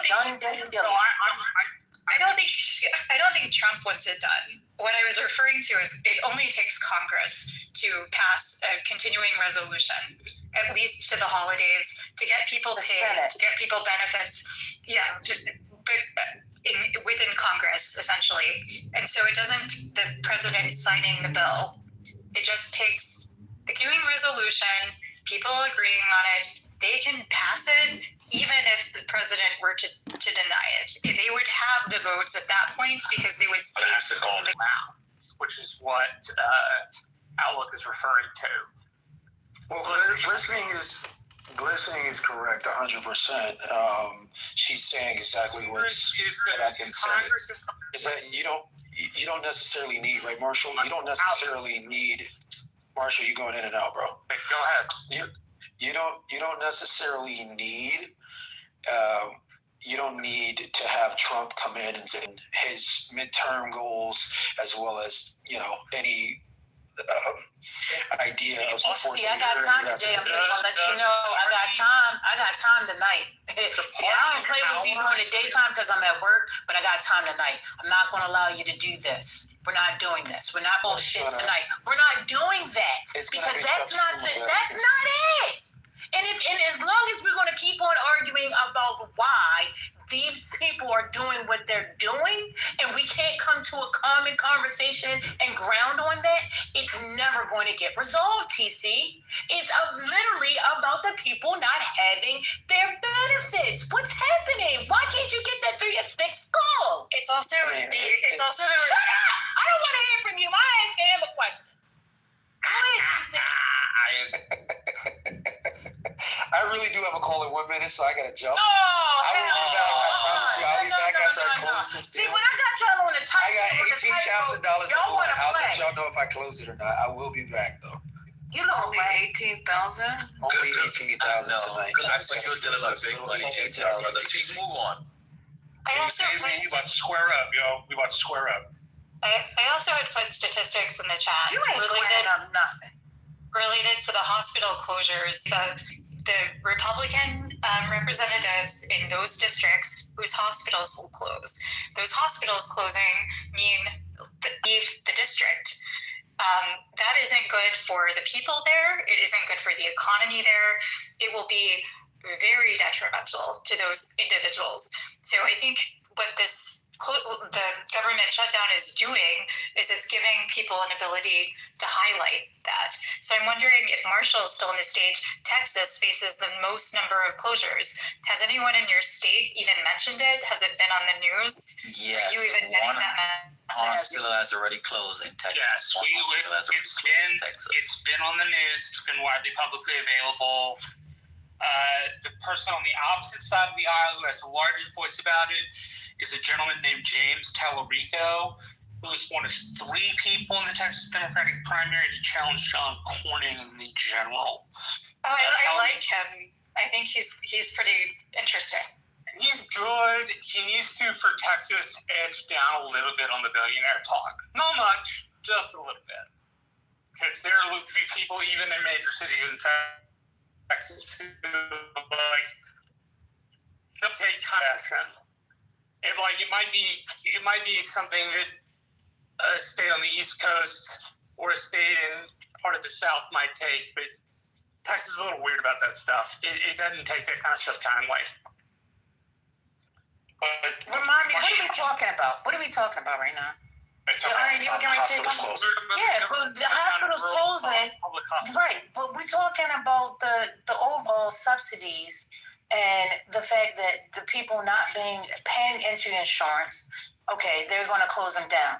But the hospitals is one thing. We're talking about right now with the people not getting paychecks, not getting benefits. That's what we're talking about. Can we have that conversation? So can I just say, First Lady, what I think someone is saying is because you want people to contend with the contend with that instead of talking about anything else. But I mean, as long as we bring it back to that, then fine. But I don't want to get too far away from that piece of it, because really ultimately we have it where we continuously see that the American people are seeing that they want to blame the Republicans. The Republicans want to blame the Democrats. I'm seeing the polls go up 53% that the Republicans are the reason for this, and 43% that the Dems are. Okay, those are numbers. I don't want to worry about that, because I understand, these people, they're going to fight and they're going to argue their points.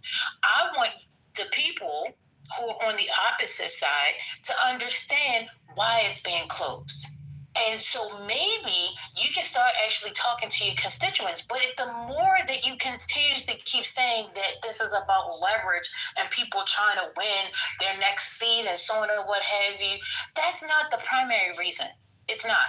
And I don't understand for the life of me why people cannot focus on the fact that people are losing their health insurance. Maybe you don't care about the health insurance. Maybe you don't care whether people get their medicine and their medication or being able to go to the doctor's office. Gainful employment, it is, in some districts, it is the primary employer.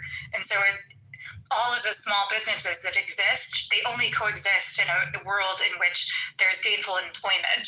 So it has a domino effect in those districts. So First Lady, I think what you don't have is you don't have enough people angry on the Republican side yet. And that's because what they're not seeing the things that you're like, they don't see that pain. That pain point that you're talking about, they don't feel it or see it at the moment, right? And so if people are not seeing it or feeling it, and they're not going and calling their particular congressman, or at least in high numbers, then you're not going to have people, like you mentioned, polls. Well, the new AP poll that came out in October had 67 said Republicans and 63 say Democrat. The numbers are still small. Quinnipiac, right? Quinnipiac has 45, 39, right? It's just not that far. It's not going to have that agreement.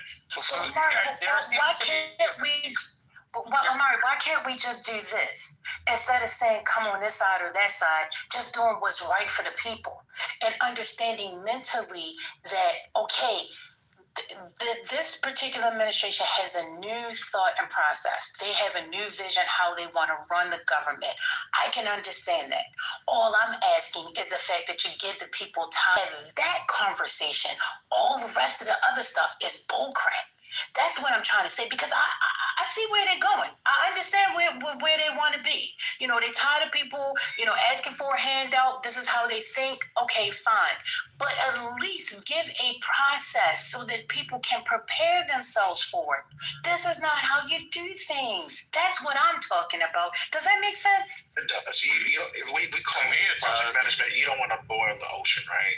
So when we're doing like any type of process improvement, you want to just try to figure out where's the That's what I'm talking about. That's why I'm saying we need to have these conversations, because this has to be flushed out. I don't want it where the people have it all one way on one side or all one way on the other side. No, I understand there has to be some changes because, things are being revealed. I get it. Let's do that. But let's find a pathway forward. When they created this big, beautiful bill, I think that they just went for the gusto and was like, listen, we cutting that shit. We got the time. We can do this right now. Let's just do it. And it's like, yo, like, really? Like, these people, like, you know what I'm saying? And I don't want to say these people, but I'm just saying we the people. Because I don't want to separate myself, because at any given time, you could be high on a hug and then tomorrow something might happen. So I'm going to always stay humble. Ain't that the truth? You can be doing some priorities, right? And like, these people just passed a budget, right? Or they've passed bills that demonstrate what their priorities are that are part of a budget. And we know who they are. They do not care about hunger. They don't care. And, the game that the Republican politicians play in the whole Republican echo chamber is to have you thinking about the game and make it seem like as long as you're owning the libs, that's going to keep your belly full. Eventually, that's not going to work. But it works a long, long way. And that's the reality of what you hear when you hear, these MAGA fools come in here and, they've been listening to their propaganda on their side. And they act like there's just no consequences to anything that ever happens, with government. The government hasn't done a single good thing for anybody ever. Oh, except for, Medicaid covering half the births in America. Social Security, as weak as it is, keeping old people housed and fed. Like, outside of those kinds of things, what has government ever done for any of us?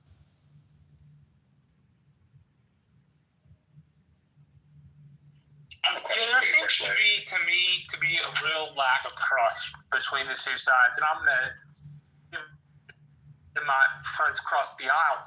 I don't think they trust that if they put together a clean subsidy bill that is just subsidies, that the Republicans will pass it. I think their thought is the Republicans have had more than a decade to deal with the ACA and their criticism of it. They continually come to the table with nothing. Why would we believe that they're going to abide by this argument on subsidies? Now, somebody correct me who's more economically astute than I am, generally curious as I understand them. Subsidies have to keep rate with market value, which means it goes up or down depending on the economy, at least as I understand. If I'm wrong, please someone correct me. But if I have to give it to my friends across the aisle, they don't trust that we're going to be honest about subsidies and the need to put government money into that. They think we're going to make a debt argument, which on our side is bankrupt because our president, during both of his administrations, spent like a drunken sailor. He hasn't spent a balanced budget. He's talked a balanced budget, but he hasn't actually spent one. But Marshall, you're acting like they only need to look forward when they just passed the bill that didn't include the extension of the subsidies in it. They just said they don't care. Just the other day. It's like if you're dating someone and they say, I don't love you, and you break up, you don't come back to them thinking, oh, they love me now. Like, they told you they don't love you. Like, they don't love healthcare subsidies that address these people who are in this basically like donut hole in the exchange. Okay, so then they don't like those people. So then I should revise what I said. I should revise what I said to say the Republicans don't care for healthcare subsidies. And I think that's where the sticking point is. Democrats think they're a good idea, and as somebody who will be affected by them, I think they're a good idea. But apparently the Republicans do not. And that's a bad place to be for the country. Despite the fact that the prices may rise, I think as a compromise, we would just genuinely need to be willing to make that compromise with the other side. It doesn't seem like we're willing to do it. But Marshall, not even no Republicans, like this is not even a Trump Republican thing. The Republicans are not for what you're seeing. For I'm not saying they are. That's what I'm saying. Like, how do you? I'm not going to say it was a MAGA thing, but this is a Republican. They don't even. I'm saying I think that particular place has a deleterious effect on the public. Most of the public, regardless of what we like, think that the ACA is a decent thing. Agree with subsidies. Do they always make financial sense? No. But as the House is the body to be more partisan or in nature because of the way it's been set up. But the House should genuinely be reflective of the sentiment of the public. And while I think there's significant sentiment of the public that does not believe subsidies are there I think is a larger portion of the public that genuinely believes that those kinds of stuff matter. And I think that means that the Republicans are going to have to compromise on what they believe is financial well management. But here's the other part about this, Omari. We don't have the legitimacy anymore on monetary issues. If we tell the Democratic Party, hey, we need to spend within our means, all they have to do is look at us and go, but you didn't. Why should we? Actually, stiff party when we're unwilling to be, despite the fact that we preach it. It seems like we're just being hypocritical as all get out. And I say this as somebody who genuinely thinks we should try to spend within our means and that money is not endless. But I can't have that argument in real genuineness. So Republicans want to end healthcare subsidies of all kinds. Yeah. How many times did they vote to repeal Obamacare? Is it 60, 70? Over 100. Over 100, right? A billion, basically. A bajillion. That's exaggeration. A bajillion times. Bill Obamacare with us. States like Texas have never accepted the Medicaid expansion dollars, right? Like, they just passed, that's what they think. Let's just be honest about it. They voted that way over and over and over and over again. Who cares what they say? It doesn't matter. It's not worth a damn. I don't care what they say. I care what they do. It's really, really simple. If you vote against healthcare, you're against the healthcare. You vote against healthcare subsidies, you are against healthcare subsidies. Like, there's no wishy-washy, like, oh, I'm for it even though I voted against it bullshit. Like, that doesn't mean anything to anybody. So, like, I don't, respectfully, I continuously hear Republicans, whether it's the professional ones on Capitol Hill or it's other people who are trying to, like, thread some sort of needle where they can be pro-healthcare but also anti-healthcare subsidies. But we all know that when we buy things, if we don't have enough money, we don't get those things. And there are a lot of people who don't have enough money to get those things. In part because the one part of healthcare that Republicans seem to like is setting up structures where insurance companies can make a shit ton of money off of us, basically using our sickness as a profit, making vessel. But that's who they are. They haven't shown themselves to be anyone else. And it's been a very, very, very long time. This fight has been going on since long before I could vote. I'm a middle-aged man. This goes back to Hillary Care in 1993. Even since before Harry Truman, actually. Yeah, there you go. That's who this Harry party Truman is the first person who proposed some sort of more nationalized healthcare system. So Marshall, one of the things that's in the bill that they want to subsidies. Wait a minute. We're going to continue just a second. We're at the top of the hour. It is 8:01, and we are taking a field trip today, guys. Yay! Your field trip is coming. All right, so get your blankies, get your cups, your sippy cups, your bottles, whatever it might be. Get ready for the field trip. It is coming.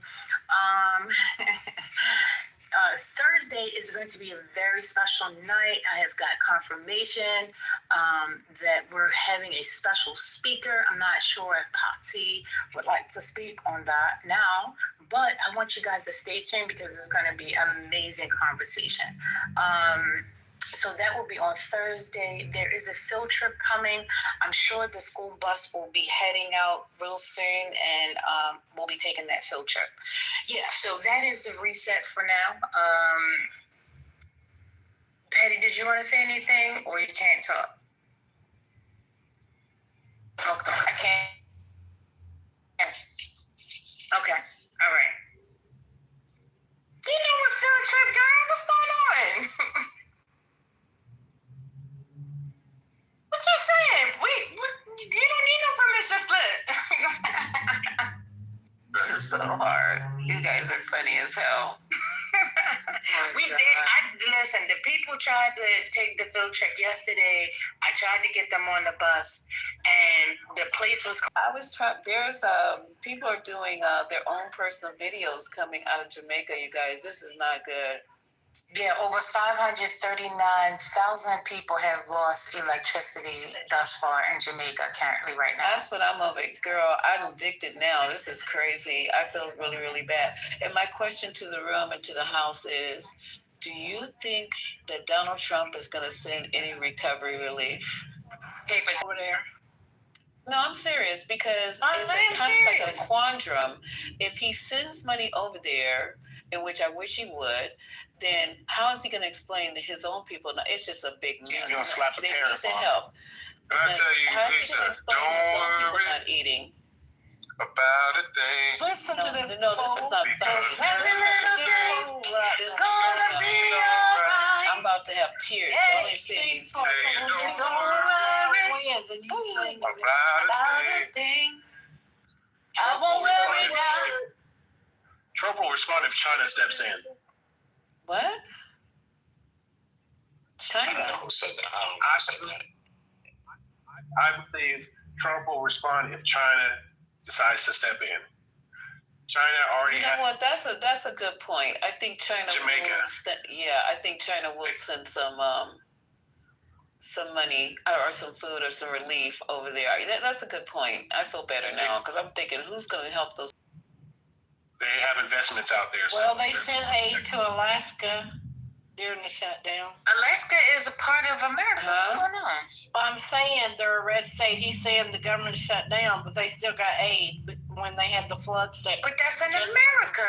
Jamaica. Okay, First Lady, I know, but it's still a shutdown time. He just said the government shut down. I'm saying yes, but I'm sorry. I go on mute. I'll sit down here in my little pink earmuff. I like your new PTR, bro. That's Wait, you got a new PTR? Let me check it out. I like your new PTR, bro. That's Wait, you got a new PTR? Let me check it out. Yeah, it's kind of dope. She blinged out. Wait, so I don't see you on the. I identify as a cat. Oh, what a cutie pie! A black cat at that. Oh, that is hilarious. For a living, I do my best. That's a fact. That is so That's cute. A fact. I like it. I like that car. So one of the things, First Lady, and Lisa and the team, is that they in the bill, what the Democrats want subsidies. They want to also fund PBS and NPR, right? Every year. I think they could negotiate that out of the deal. Why keep that in there? What deal is this? Where's that at? One of the things that they want is to restore the funding to PBS and NPR. Where are you finding that request? It was in their request when they were saying about in the budget what the Democrats want. So First Lady, I can send you the information, but when was this demand asked? I'm sorry, was that Marshall talking to some? I can tell. Well, obviously, go to Lisa first. She's the head honcho here. Marshall, my name is First Lady. I am not Lisa. Oh, I'm going to go first. I will do a much better job. No worries. But I understand, but you know why? Because Lisa's usually the one that's talking, so I get it. Everybody, because I don't do a lot of talking, I do a lot of yelling. So I get it, Marshall. It's fine. Omar, hello? When did this happen? When did they make this request? Before in September, during the shutdown, and part of their request had the funding for public media. They wanted to restore money for PBS and NPR, which provided educational programs. That's crazy. Okay. They want healthcare for people and Big Bird. Oh, well, you know what? Take it off the table. That's fine. Well, my rich uncle can help them pay for the. It's not too much. It's kind of still expensive. I mean, it's over $1 trillion. That my president said, "Hey, listen, we banging right now. We the baddest country on this planet. What's $1 trillion? What's going on? I think we got money. How much have they already added to the deficit? That's not a big deal. Yeah, I haven't checked that. I don't know if the deficit, if they've done enough numbers this year yet, but I can tell you that he has signaled to the Democrats that he's willing to have a brand new, somewhat Obamacare if they are willing to, look at what's wrong with it and change it. So he has provided that olive branch. Have you only had a question really quick? A concept of a plan. Could I ask Marshall a question really quickly? Yeah. Hey, what's up, brother? I hope all is well. So Marshall, I'm under the impression that the last time these things were negotiated and extended was in 2022. Why was it only extended for 2 years? If it was 2022, why was it 21 extended for short? 4 years. 2021. Okay, 4 years. Okay, there it goes. Was that a limit to how long they could extend it for? Did they not have the votes to make it permanent? I'm just trying to reconciliation to get the Republicans to be able to vote on it. So they came up with a limitation and put an expiration on it. I'm sorry. That was the expiration was the Republican piece of that agreement. To get where they had to agree that they were going to be temporary. Gotcha. All right, that makes sense. Thank you for explaining that. Is that field trip? Is the bus getting started? The wheels on the bus go round and round. Yeah, I'm there. Wheels on the bus go round and round all through the town. And I have to pack my lunch. Okay, I'm ready. Pack my lunch. Big wheels keep on burning. Ow! Fun. Get it right now. I just cannot. Oh, it's my bedtime, girl. You know I get sleepy when I get sleepy now. Subsidies if they kept the public option, right? Oh no, Jesus Christ. I think to Amari's point, like Amari, you're not going to get a more generous benefits package from CA out of the Republican Party. You're going to get a less generous benefits package, which goes back to Aaron's point, which is Republicans. Okay, see you guys in 5 minutes. I'm sorry. They're uninterested. See you guys in 5 minutes. You better open? Yeah, babe. I'm just. Oh, we taking a field trip! Yay! Oh my God, my tummy. I'll still some baking soda. You know, we would have never needed these subsidies if they would have kept it public. Yeah. If they had kept the public option in and they kept the penalty would have paid part of these subsidies. It would have paid most of them. In the ACA originally was part of the pay for. Have enough people paying into something, then guess what happens? The person that's giving you the something is going to go up because their overall margin is not being met anymore. Hello?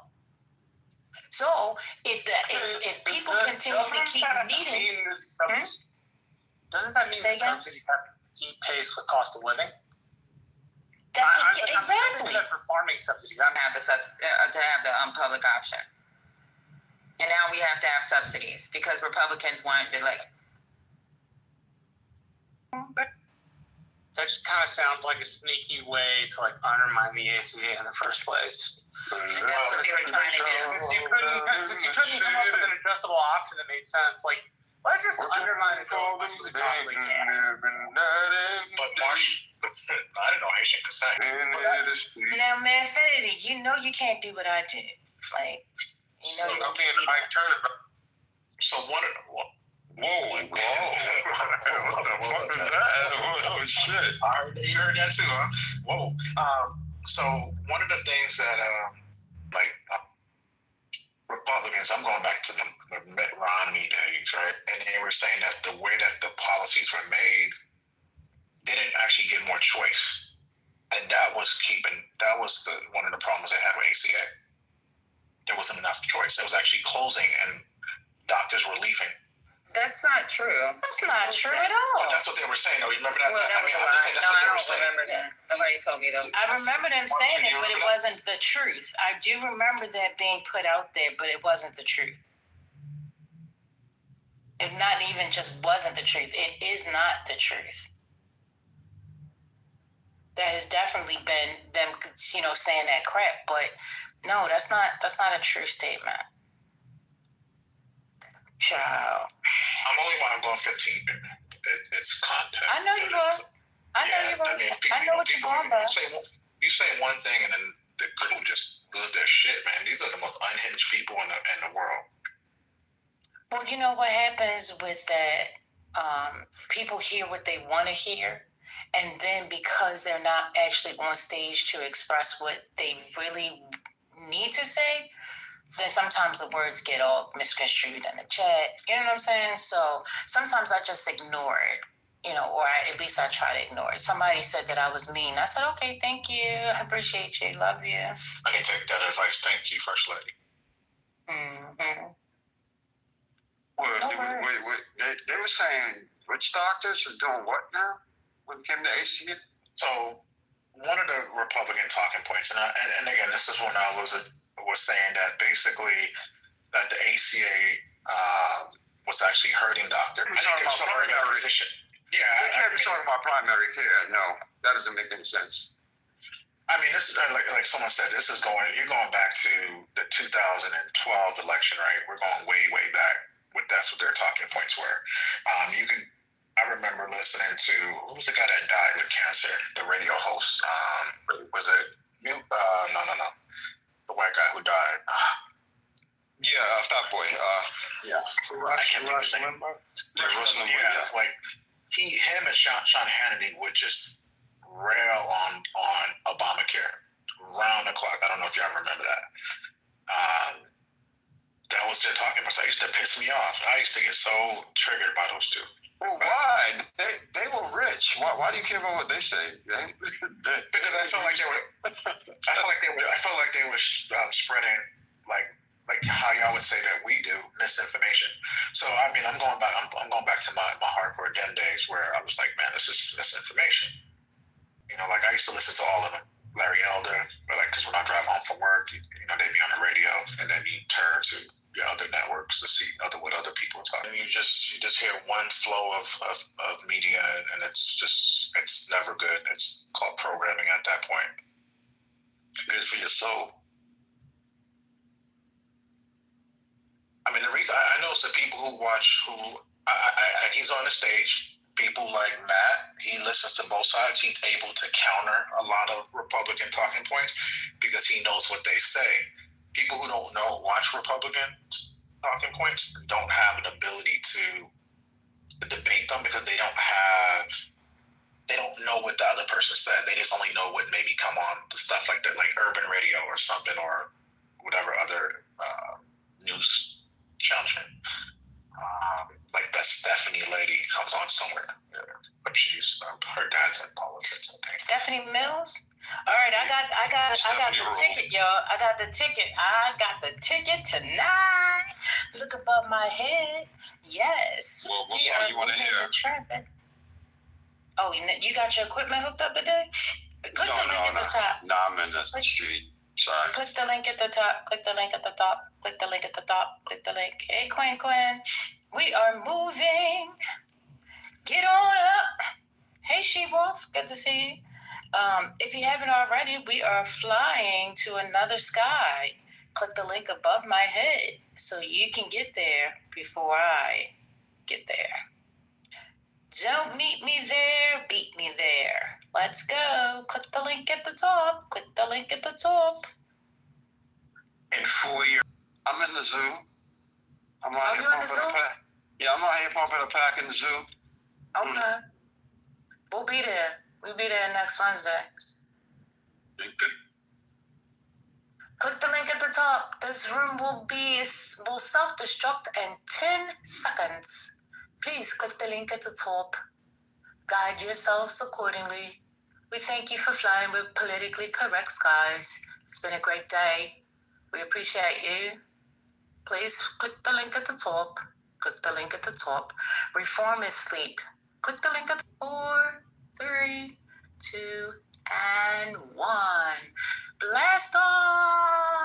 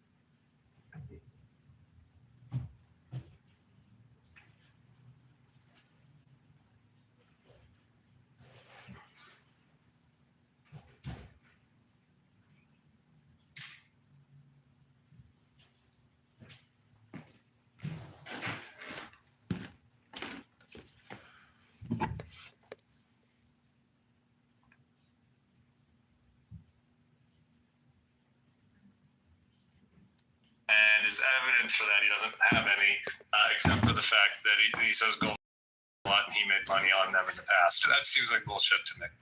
Goldman Sachs looking stock today is trading all-time high. They're considered the world's leading thought leaders in investment space. I mean, I think that's a weird flex to make in the first place. I mean, you might want to say something like, I really believe in this tariff phenomenon, but we know he doesn't. We've got an investor letter of his where he talks about how tariffs are going to be incredibly inflationary. I mean, he actually bet on that when he was running a hedge fund, that tariffs are inflationary. So I don't even know what he's talking about on that one. Yeah. I guess the question is, when you look at somebody like that, like, do we think that he is just like desperate for this position, wants to have it, and was excited to get it? Obviously competed with others for it and got it. And maybe he's figuring, I don't know, maybe the Supremes will bail me out on this and they'll like overturn the tariffs and I'll be able to like kind of have an excuse for why this didn't happen, and that way I won't get crossways with Mr. Trump. Or like, do you feel like is there a cohort of people that are true believers that this is a good economic program right now? Like, what do you think's happening? Not that I'm aware of, but I mean, I think one of the big questions we've been asking ourselves, everyone's been asking ourselves, is why is the market holding up like this? I mean, just beyond that, right now, it has nothing to do with his bed. This has nothing to do with his bed. Go back and look at history. Okay, I'm done. So, Anthony, the claim that we made that he was not a great hedge fund, he was a C player. By all intents and purposes, he had a track record to lose 90% of his fund value. He plays this thing for 10 minutes and then he starts talking. I would like to respond. No, he said that. No, because what you going to say? What are you going to say to refute that? Let me respond, because it was like a 10-minute clip. Go ahead, because you've been biting. Go ahead. I want to hear that. All right. Thanks a lot. So, Key Square Group, that's the name of Becent's hedge fund. Becent left SPM in 2015 to launch Key Square Group, a hedge fund named after a spot on the chessboard. Let me get to the point. It received a $2 billion anchor investment from George Soros. Key Square uses geopolitics and economics to make macro investments. Its main fund returned 13% in 2016, but declined or broke even every year from 2017 to 2021 before making major gains in 2021, 2022, and 2023. The inconsistent track record scared away clients. Assets under management shrank from 5.1 billion to 577 million in 2023. So he did not lose the money. The investors pulled out money. ML is making he lost the money in conjunction to the ML. As I was saying, ML is making. That's what losing money is. That's not losing money. You see, when there's a run on the bank, why is there a run on the bank? This is asinine, and it's embarrassing. Anthony, it's a lie. Anthony, answer my question. ML, you constantly lie. Anthony, he said, Anthony, shut the fuck up. Anthony, you are a liar. Say I'm a liar. That's why you. I muted everybody. One at a time, y'all. We can't hear. So Trump. Okay, so the bottom line is because he sold it or whatever. That doesn't make. Redo that, Anthony. Rewind. No, Lisa. Anthony's saying that people pulled out their investments. That's how he lost the money.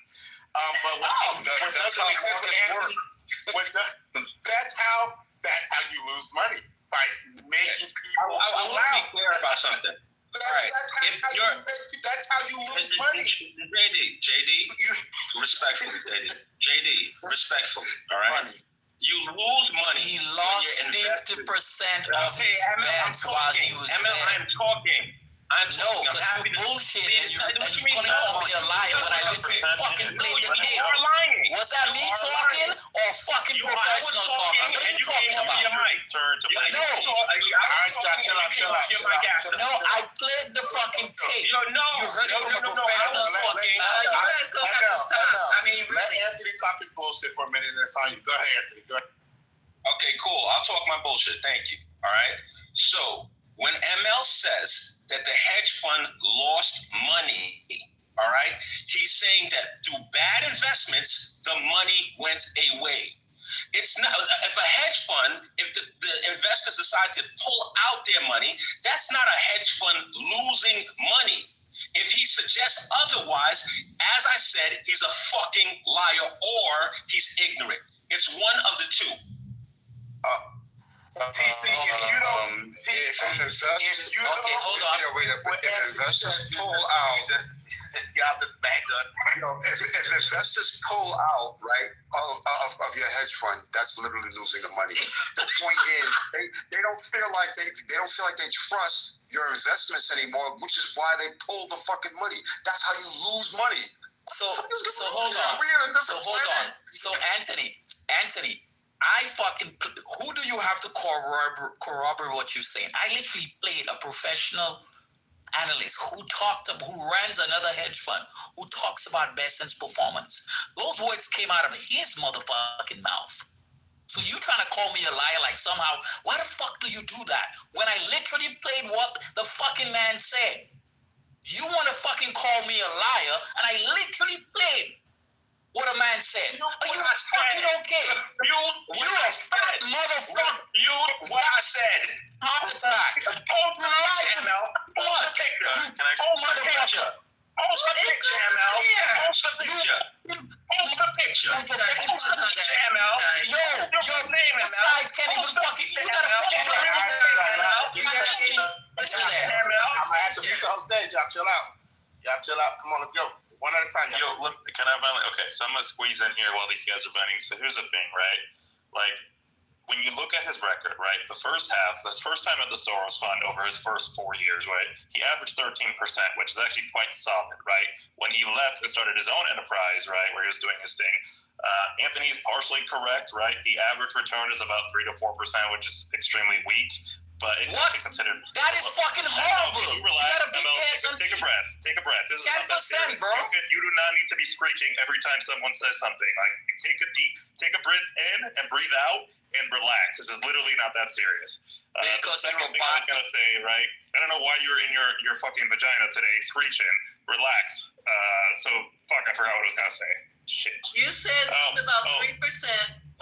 He averaged like 3% over the second half of the period, right? But you have the instability with COVID-19, the market being all over the place during COVID-19, COVID-20. And on top of that, his last year with his own private investment, he had like a 27% return. So investors got spooked and pulled out money halfway through, and they're not playing the long game. That's on them. Like, I do think Anthony is partially right, but I also don't think he's the best investor either, or the best leader of a PE fund. That's why I called him average in my initial statement, right? That is literally I'm done. Marshall, and I know you don't like me, so you're gonna say this bullshit. But the fact is, 3%.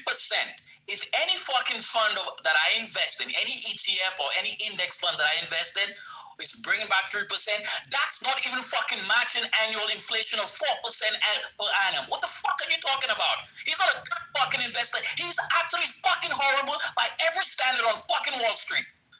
I fucking beat that listen, I'm not even a fucking professional, and I beat that every fucking year. And you tell me he's a professional and he gets to lose money at 3%? That's losing money. So, what the fuck are you guys talking about? Stay in your fucking lane, because you'll have no fucking idea what you're talking about. He lost 50% of the value of his bets. He lost 50%, and then the funding tool lost 90% of the initial capital in a couple of years. It went from 5 billion down to 5. But he also lost, the guy said he lost 50% of the plays that he made during that time. So he lost people money. That's why they pull their money.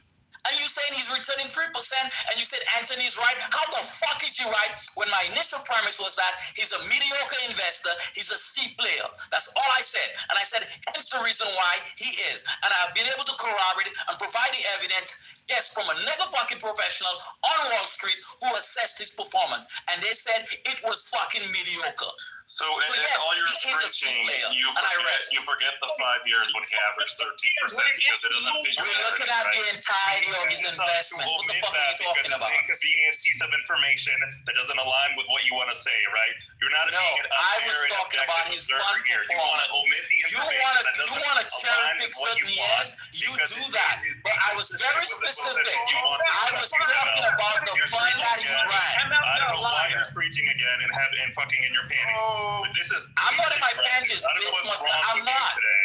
Right? No, I'm not. You're a 60-year-old man screeching every 3 seconds because someone has a different point of view than you. Hey, Marshall, I am not, and I'm not going to come out of character for you. I'll fucking spare you. I'll spare you tonight. Because my beef is with Anthony.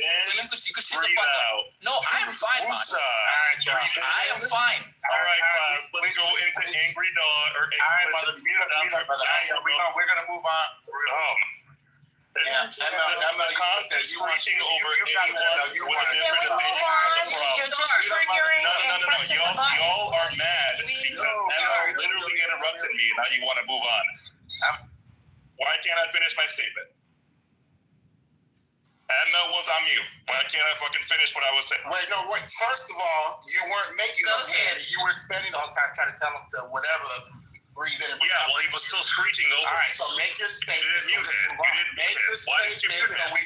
Make your statement so we can move on. Go on. What did we start here, JD? I don't even know how we got here and the significance of it. Dilapidated ballroom, and it went crazy. What's the significance of the argument back and forth anyway? That's what I'm trying to understand. Yeah, he did what he did. From both of y'all. It's history.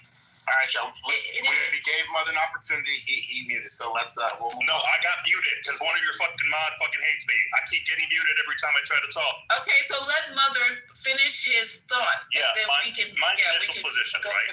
My initial statement was that he was average, right? I don't think he's the best in the world. But if you look at his entire track record, it is unfair to omit the portion of his record that you don't agree with when he averaged 13% and just ignore that over like those 5 years didn't happen when you make it. That is my entire point. I'm not saying he's the best fucking investor, but what I'm saying is that sometimes you people are so fucking biased, you ignore pieces of information that doesn't align with what you want. So Marshall, anybody want to do anybody want to do a 30-minute? Oh, we're not going to do this. Please don't do this. So the point, I'm just going to make one point of clarification. That's it, yeah. So the point here, when we're talking about it, I looked at the last because you judge by your last year on Wall Street. You're not judged by the previous 10, 15 years. Those are bygone years. You're judged by now. What have you done now?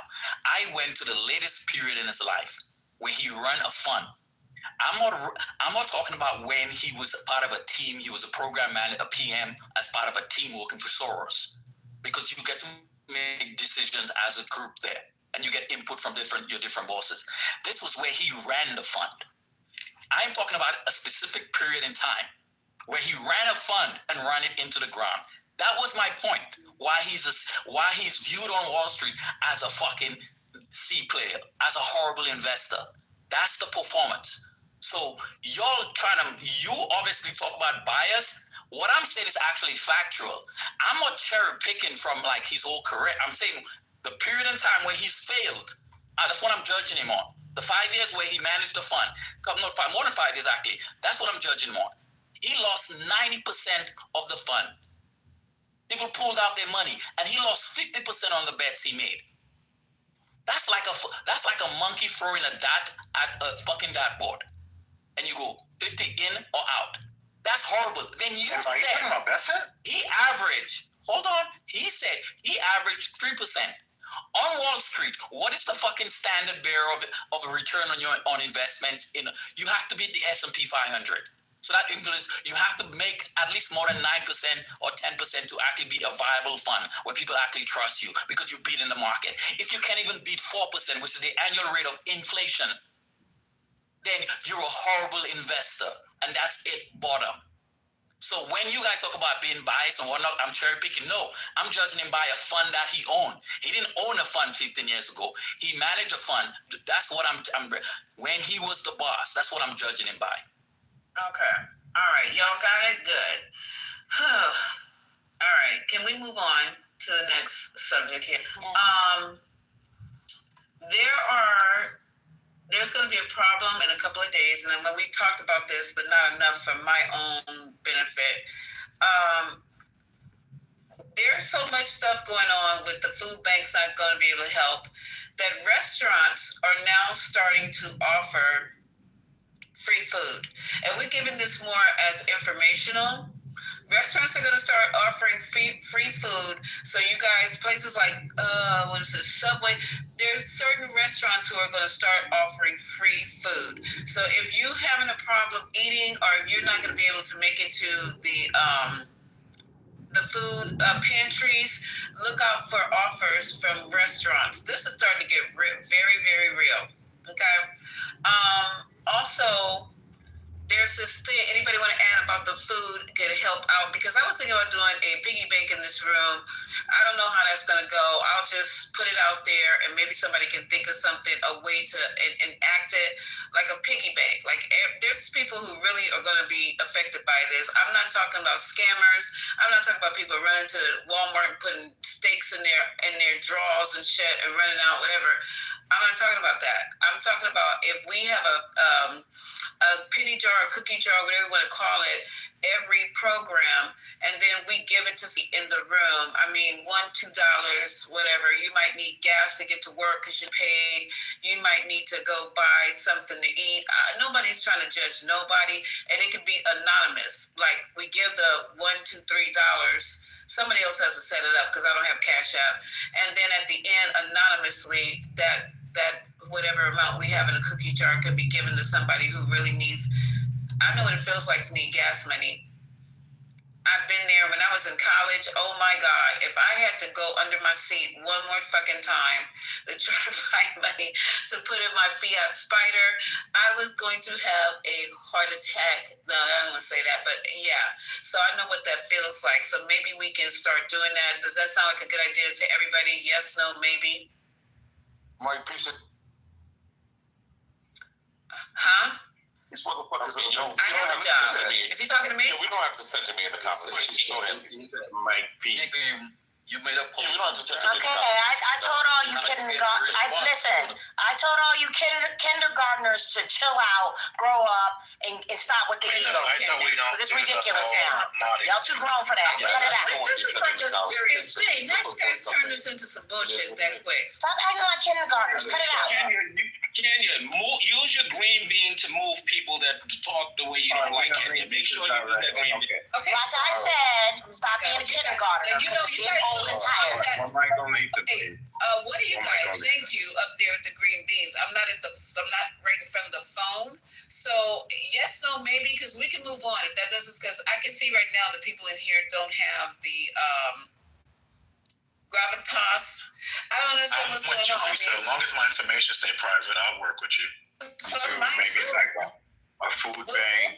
We'll figure it out in the back channels if somebody wants to do that. It don't have to be a lot of money. I'm just saying, some people, you guys understand, they're not getting paid. People that we know are people in our room not getting paid. So, but they still got to show up for work. So maybe if that's needed, hey, if they don't need it, fine. It'll just keep every day, keep adding to it, whatever, and then we'll find a way to disperse it. No one's trying to be heroes over here. We're just trying to be helpers. That's it. Hey, Lisa, do you know if GoFundMe would support, just people who are out of work and somebody wants to set up a GoFundMe page for somebody they know, a family member? Is that still a thing? Do you know if that would even qualify under GoFundMe? Somebody's gonna have to differ with that. They take too much out. GoFundMe always takes someone directly. Like if someone comes in here and they're down and out and they have a Cash App, and if someone can actually verify this, I'm that person directly. But people are real shy; they're not gonna say a way about saying I'm hit right now, or maybe they won't. If it gets to that point, somebody could come in and say, "Yo, I'm really messed up, y'all. I tried, but I ain't got it." something like that. If they want to say who they are, Zell is gonna be the best thing. JD, thank you. JD, I could really use the help, JD. I'm down kind of bad right now, JD. Anthony, you guys are gonna stop this shit immediately. So childish. It's just getting stupid. We're trying to help some people in here. Just because you sat on the and you live in the life, there's some people that's going to eventually trying to make this a charity. JD said he got me, and I was thanking him. That's what happened. JD said he got me. Oh my God! And I was responding to JD lately. You fat. Okay, I'm done with that as well. Yeah, this is just like playing with monkeys in the zoo. I'm just good with that. So let's move on to something else. What? That sounded like a little bit of a racial epithet, but it's all good. At least you got it. Are you a monkey? Ma'am, it doesn't matter if I am or not, ma'am. Again, am I a monkey? Why do we have to put that? Am I a monkey? Am I a monkey? I didn't say you were, ma'am, but why do we put Okay, so then would zebra have been better? Would zebra people that give lions? Would you stop talking? He does that on purpose. Wow. Okay, so if I offended anybody by saying monkey, let me just go back and redo that. I can't use the word gorilla. Lions in the zoo? Zebras? How about zebras? How about zebras? Tigers or bears or lions? At this point, we're good. Okay, so other breaking news. There is a major right now hurricane, and people are sending over, I guess this is on WhatsApp, what's going on in Jamaica. This is supposed to be the biggest hurricane ever in the Pacific. Is that true? In the Pacific Ocean? Yeah. Wow. The winds That just me saying it is scaring me. The winds are 185 miles an hour. Whoa. 500 millibars, that's really bad. Whoa, I guess morning we're going to see the aftermath of that. And all I can say is we have to pray for those people. There's no way that, I don't know what else to say.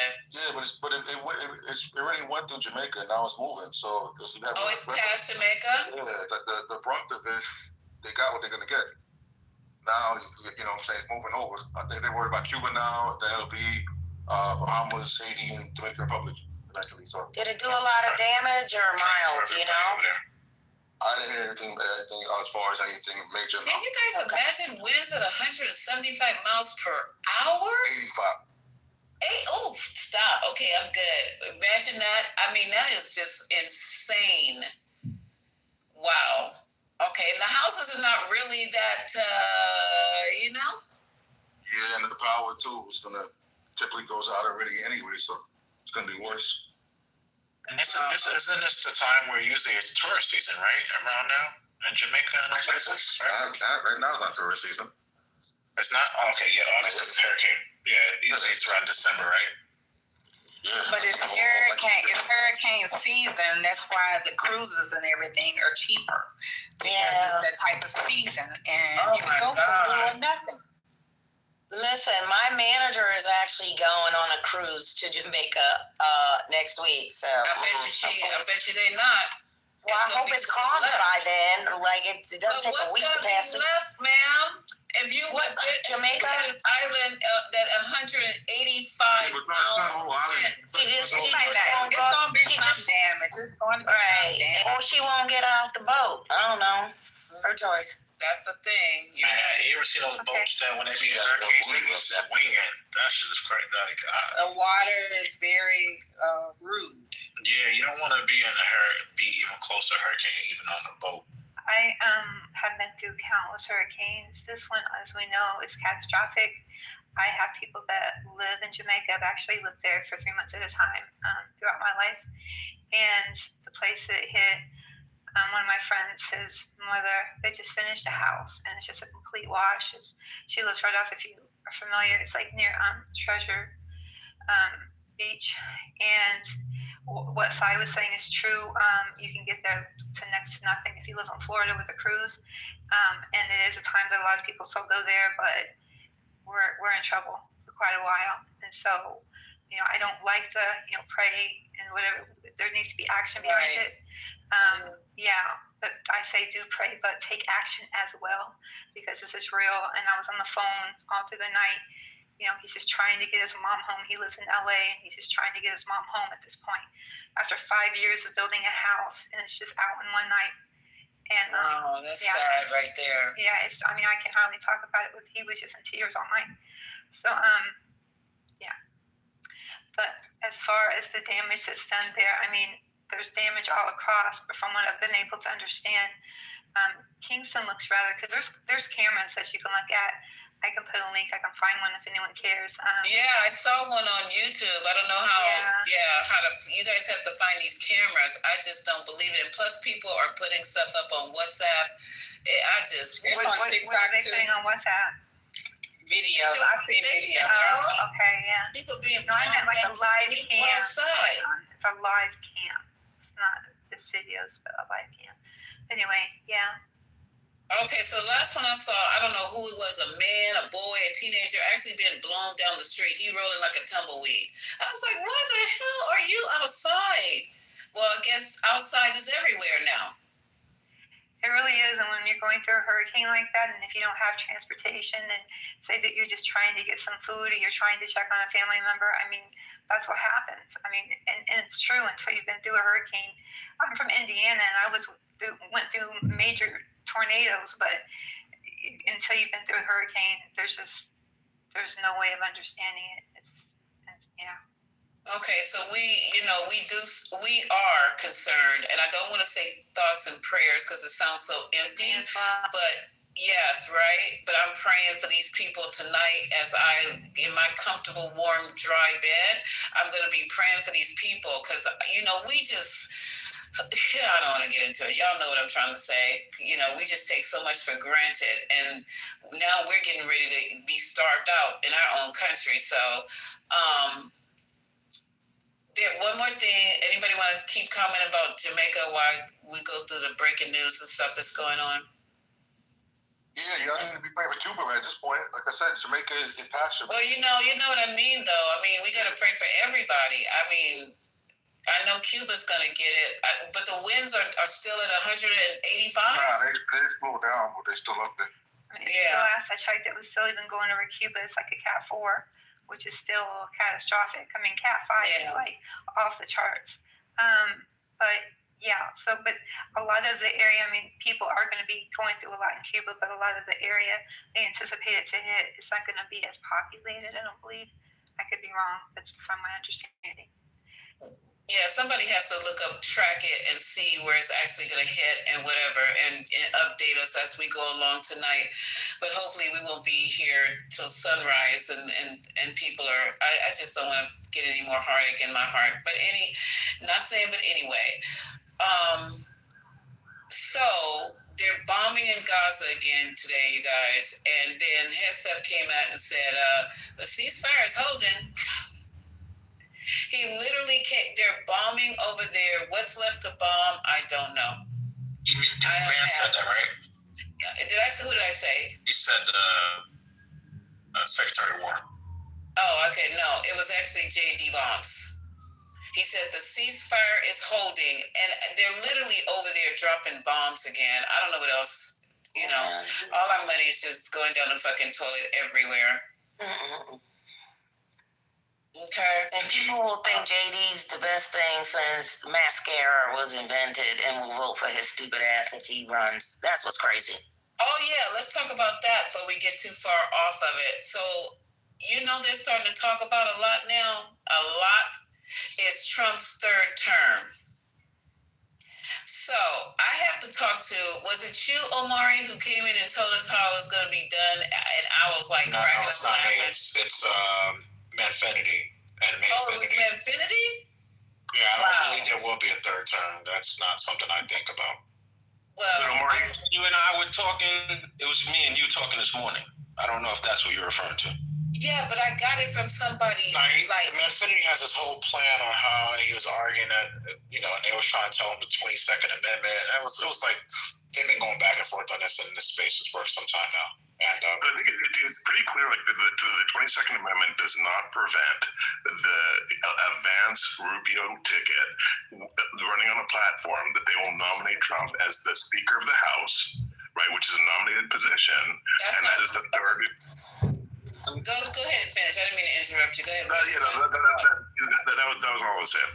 Yeah, that's wrong because even if he became Speaker of the House, in a issue where he would need to be a successor, they would skip him.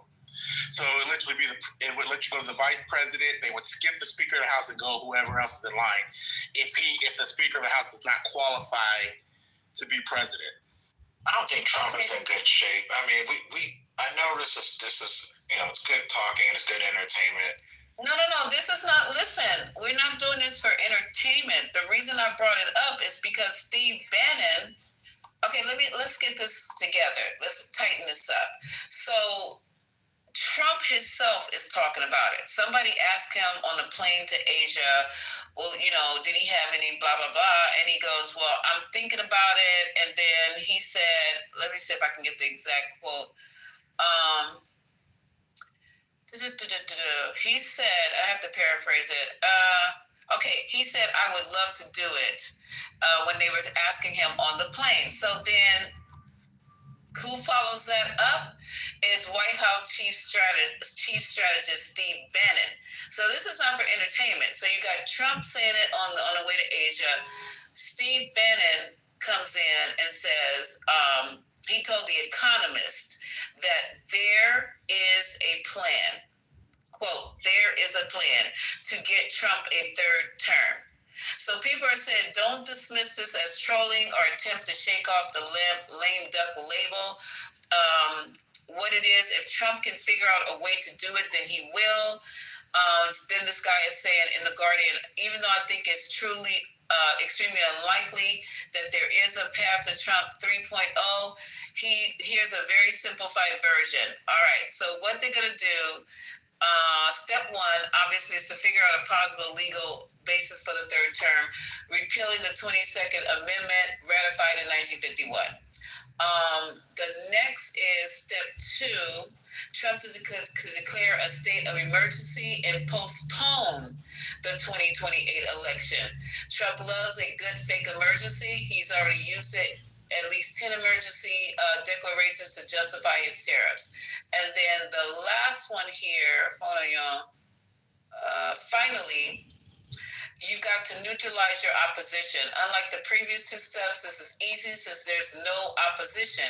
The Democrats are still floundering around trying to figure out what they stand for. Meanwhile, Kamala Harris, who appears to surround herself exclusively with sycophants, is threatening to run again. And the last one is Manfinides. Manfinides said that, I'm just shocked I'm even using this as an example, but I've heard this part too, that Trump is going to run, J.D. Vance is going to run, Trump is going to be the VP, right, on the ticket, and then once they know he's going to win, J.D. Vance is going to win, so once he is inaugurated, he's going to step down, and guess what?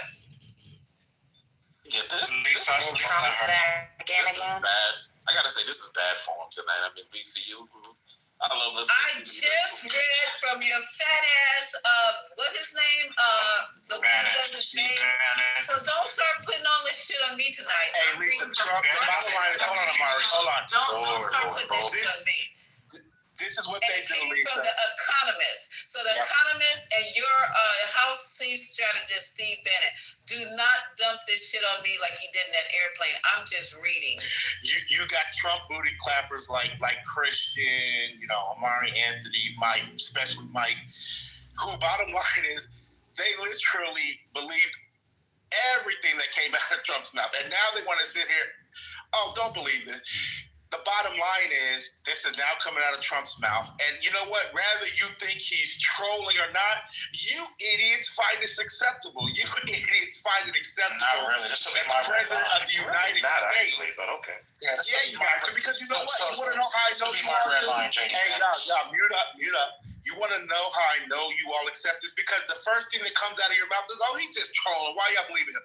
How about you change that rhetoric around, say, you know what? Yeah, this is strange, Mike. Like, yeah, the only strange one here is you. Why don't you guys just literally have a complaint about it? You know what? Why the hell is the president of the United States trolling? If that's what you really believe this is, why don't you guys have a issue with the president doing that? You guys don't. You guys don't. And so the last thing we're gonna do is listen to a bunch of idiots that believed everything this man said. But not this. But now y'all want to pick and choose. Come on. You're projecting. Can you ask me something? Oh, no, this is bad form. Well, my question is, why? Mike, you're going to get moved to the audience if you come off the mic again and talk shit. I'm serious about that. If you say that one more time, I'm going to slap you with this iPhone. GD, can I ask you a question? You would have thought it. I am not in here making shit up. Don't tell me about bad form. Then you go and you call your goddamn chief strategist, because he's the one who's putting this in the Economist. So either he dumber than you or he's smarter than you. I don't know which one it is. Why is it a troll, Mike? Why are you guys arguing among yourselves? We're trying to have a conversation. If you want to talk to the rest of us, that'll be great. But you guys are talking among yourselves like that, like Dumb and Dumber, when they be having conversations with each other about a situation that 5 or 6 people are involved. Stop it. Well, Miss Lisa, you should listen to us. We are the Why y'all keep calling the JD name? He on me. Trump whispers in the room. Let him speak. So you should listen to us. We're telling you that would be a bad thing. That would be my red line. So you're hearing from a Trump whisperer that if you try to run for a 3rd term, that would be a red line for me. But it's a red line for you. But that doesn't matter. Can I get a moment? But that's you having to care about it. You can go to Kenya. Stop talking to me. If you want to talk. Okay, can I talk to the room? No, why don't you pass the mic, Lisa? Who's saying that? Lisa's the head moderator. What are you talking about? What are you doing right now? We don't need Speedy in here. All you men better shut the fuck up immediately. Okay, so the thing is Kenya, Amari, and then who else?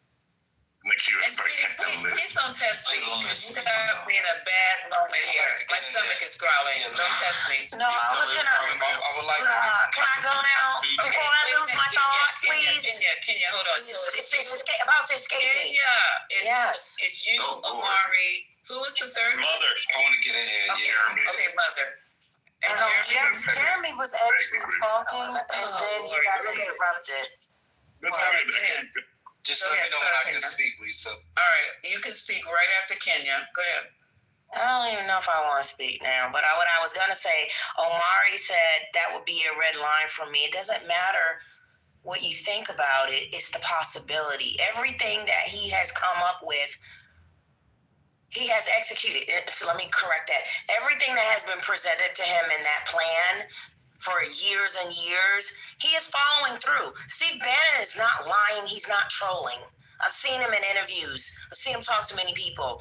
They're going to find a loop, and they're going to go for it like they've gone for everything. Has Trump been stopped yet? No. So if he thinks he can get away with what he's getting away with now, what makes you think he's not going to get away with a 3rd term? Because he's a narcissist, and he always plants a seed or primes the pump. That is his mode of operation. So it's not about your red line. He's going to try it if Steve Bannon says, this is what I think you can do, and this is how you can do it. How do you think we've gotten this far?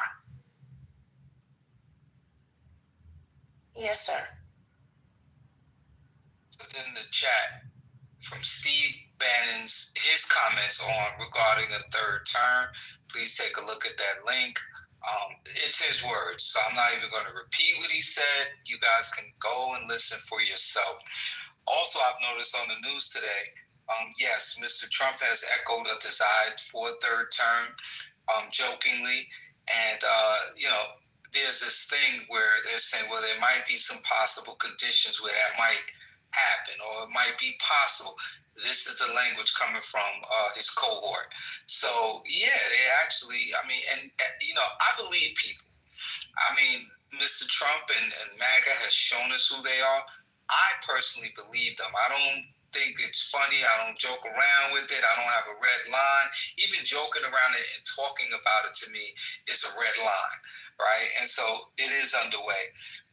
And I forgot where I was going to go, but the breaking news: White House fires agency advising Trump on construction projects. So the group that's responsible for construction and changes to the White House, I think there's 6 individuals. He just fired them all.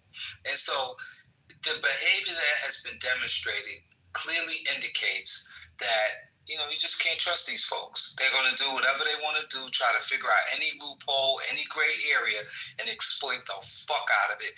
That has basically been their modus operandi. Alan. So real quick, I was going to say, I actually mostly agree with Robert. Wait, it was my turn, right? Did I skip? Okay.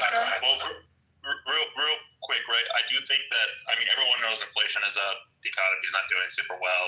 We just gave $20 billion to Argentina. We're about to go to war with Venezuela. Like this whole making the entire news story focus on Trump's third term conveniently when everything is going poorly, really, for Republicans. I just think where people are getting played. This is a major distraction, but it's everywhere now. People are no longer even talking about the economy. They're talking about Trump running for a third term, and that's on every news channel, right? So I think he's smarter than you might give him credit for, because now this is all the focus. This is the entire focus of politics today. Lots of distractions. They work on people who are easily distracted. Let me just make one other point. Oh, no, Omari. No. Omari, go. Oh, wow. Hold on, y'all. Please, let's bring it down a notch, okay? Wait. Go ahead. Whoever's next, go ahead. So, Mother pretty much, said what I was going to say. I think this is a distraction. You're right. I'm hearing everybody talk about it, and it's just kind of weird. Again, it would be my red line. People don't believe it's a red line, but I think a lot of people don't want to see a third term. He's already looking old as old. I don't know if I want to see him hobble on, 4 more years, even if he did a great job. I want him to pass the torch to whoever is next in line, if that can be whoever it is, whoever wins the election in 2028, and whoever wins. This is a republic, right? People will go out and vote in November. And that person in 2028, and that person's going to be the next president on January 20th, 2029. Let's not do this, folks. I get it. Remember what your daddy said? Don't say let's not do this, folks. This is your people talking. This is your people talking. This is not no conspiracy room. This is your people speaking on it. And now that the replay has been turned off, I just want to say, Lisa, that this is the same thing that they said about Project 2025. Go ahead. Hello, business. Exactly. The house of the God. That is so true. They want us now to shut up to talking about. No, we ain't. Guess what? We're going to talk about it every damn day. And where the Epstein files? Shut up. And let me just give you your morning master right now. So let me, you see how they try to twist this? You got to go to the simpleton room. The simpleton room is down the hall when you get to the first door on your right with the padded doorknob. Open it up and y'all guys going in. But this is not the simpleton room. So your people are talking about it. It is nobody on the left talking about it. It is the fucking strategist. So let me let you guys hear it for yourself one more time. So Trump 28. Trump is going to be president 28. And people just ought to get accommodated with that. So what about the 22nd Amendment? There's many different alternatives. At the appropriate time, we'll lay out what the plan is. But sorry, I accidentally hit my thing. So are you. So you've never heard any. No. I want this to play out because looks like he needs a bath. But I'm gonna go ahead and I'll just cleanse my. Shut up! You go look at it. He looks like he needs a bath. Yo, he looks like he's about to explode. So Trump 28. Trump is going to be president 28, and people just ought to get accommodated with that. So what about the 22nd Amendment? There's many different alternatives. At the appropriate time, we'll lay out what the plan is. But there's a plan. We had longer odds in 16 and longer odds in 24 than we got in 28. And President Trump will be the president of the United States, and the country needs him to be president of the United States. We have to finish what we started. Trump is a vehicle. I know this will drive you guys crazy, but he's a vehicle of divine providence. He's an instrument. He's very imperfect. He's not churchy, not particularly religious. but he's an instrument of divine will, and you can tell this of how he's pulled this off. We need him for at least one more term, right? And he'll get that in 28. You're not driving me crazy. I'm trying to understand the coherence of the things you've just told me. On the one hand, you've said the Constitution is fit for purpose. Secondly, you've said that President Trump needs another term, even though the 22nd Amendment makes pretty clear that he cannot have another term. Why does it make that clear? Because he's on his second term already. At some point in time, we will make sure we go through Zanny and define all those terms. But you will be undermining the spirit of that amendment, even if you find some way around it. If the American people, with the mechanisms we have, put Trump back in office, are the American people tearing up the Constitution? Would that be tearing up? Would the American people be going against the spirit of the Constitution, ma'am? I think yes, actually, because I think what you will end up with is a populist justification for a quasi-dictatorship. That's not true at all. That's what it sounds like. Trump is a dictatorship. Did you just see the compromises he had to make on the big, beautiful bill? You see the compromises he has to do on everything, on accommodating Zelensky, on what President Trump. President Trump is nothing but a series of negotiations to kind of keep this thing rolling forward, where he's having trade-offs all the time. You've just spent the last 20 minutes telling me we have to smash the other side. There's no room for debate. There's no room for compromise. We must smash them. And now you're telling me this is a negotiation. And that's no. I guess that's why it seems to me some kind of tension there. The only way President Trump wins in 2028 and continues to stay in office is by the will of the American people. Okay? And the will of the American people is what the Constitution embodies. So I think we're going to be in good hands there. We need to finish what we started. What is that? Okay, that's some scary sugar honey iced tea. And that's Steve Bannon. Oh my God. What do they need him for? What do they need him for? We need him at least this one more term to do what? He is the vessel for what? What is the end result? We need him. It's divine providence. That's exactly what he said. President again. That's why we need him. Oh, and you need 3 years to do that? You crazy person. It's a fait accompli. There's nothing you can do about it. Bow to the king. Time. Did you just hear this crazy shit right here? Let's get on the stage. I don't want you guys jacking each other off all night. I just want to figure out what do we need him for. What do we need him for? What do we need him for? We need him to stop the left from destroying this country. Okay, you're the one who just said that the thought of him having this term was appalling. Now all of a sudden you found light at the end of the tunnel. I mean, I'm just playing. I know. I'm convinced. You know what, Lisa? I'm completely convinced they just trolling here. They just try to push buttons. Because their responses, listen, their responses are responses from mature black men in real world. I'm serious. And I deal with professionals of all levels, black, white, Asian. These are not mature black men's responses. It's just not. Even when they're triggered, I don't. Even when they're triggered, the responses is just something's off. They're doing this to get us all riled up, and I'm over it. But you're the one that brought up the topic. Okay, so are you speak? Wait, hold on, you guys. Hold on. What we do? Kenya's done with. Okay, my point exactly. JD, if they keep coming off the mic, I don't outgoing them. I'm not playing anymore. You guys acting like free range chickens. This is not your fucking chicken ranch, and you're just walking around free ranging. There's gonna be some order in here, or not at all. So nobody's bringing up anything. It's on the news everywhere. What the problem is you guys don't want us to talk about it. So who wants to be in the queue first? There for a while. My friend Jeremy. Go ahead, Jeremy. Thank you. I appreciate it. And by the way, I'm blown away that Amaria is here talking about the red line being if that man decides to run for a third term, and not the fact that a sitting president is wearing a Trump 2028 hat in the Oval Office. Right? That's horrific. right, to JD's point, and this is actually a question more than a statement. JD, my understanding is in the U.S. that the Constitution prevents any vice president from being a candidate if he cannot be eligible to be president, which would deny Trump the ability to be elected as a vice president or a vice presidential candidate. Right. But when you say that, like, they would skip over the Speaker of the House in a scenario where Trump was Speaker of the House, is that called out in the Constitution or in an amendment, or is there a precedent? I'll look it up for you. It is in the succession plan, so he can become Speaker of the House, but in like a type of succession, they would literally have to skip him because he does not qualify to be president. But I'll look it up.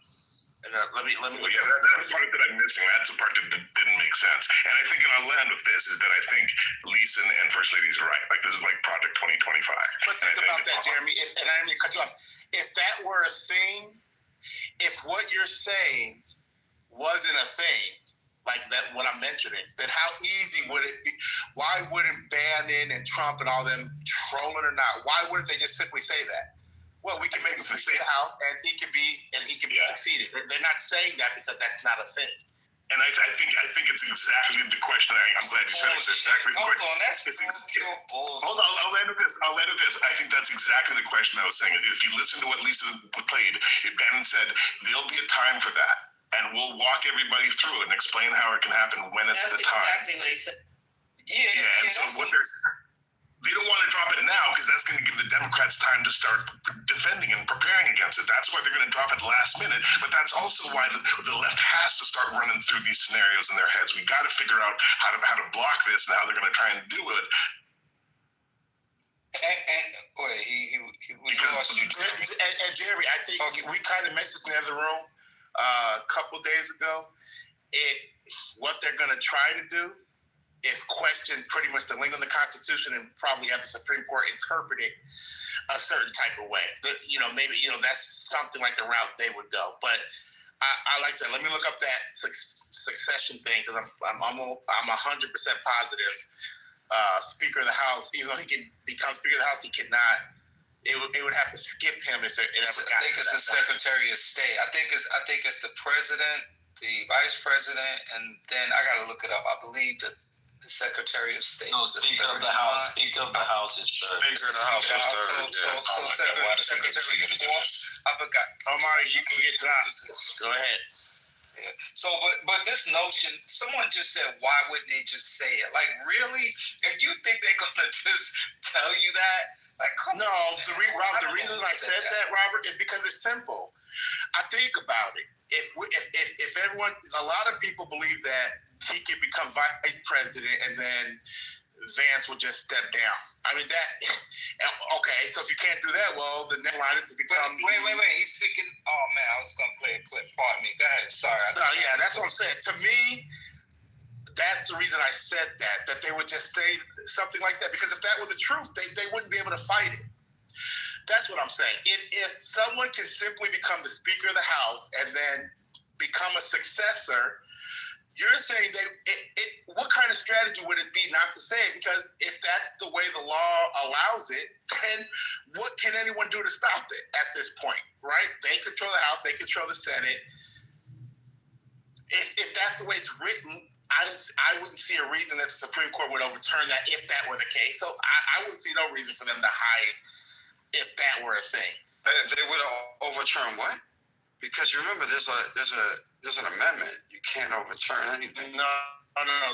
Roy, you're missing. So I said if it were fact that Trump could become Speaker of the House and then become president again through succession, he can't. Right?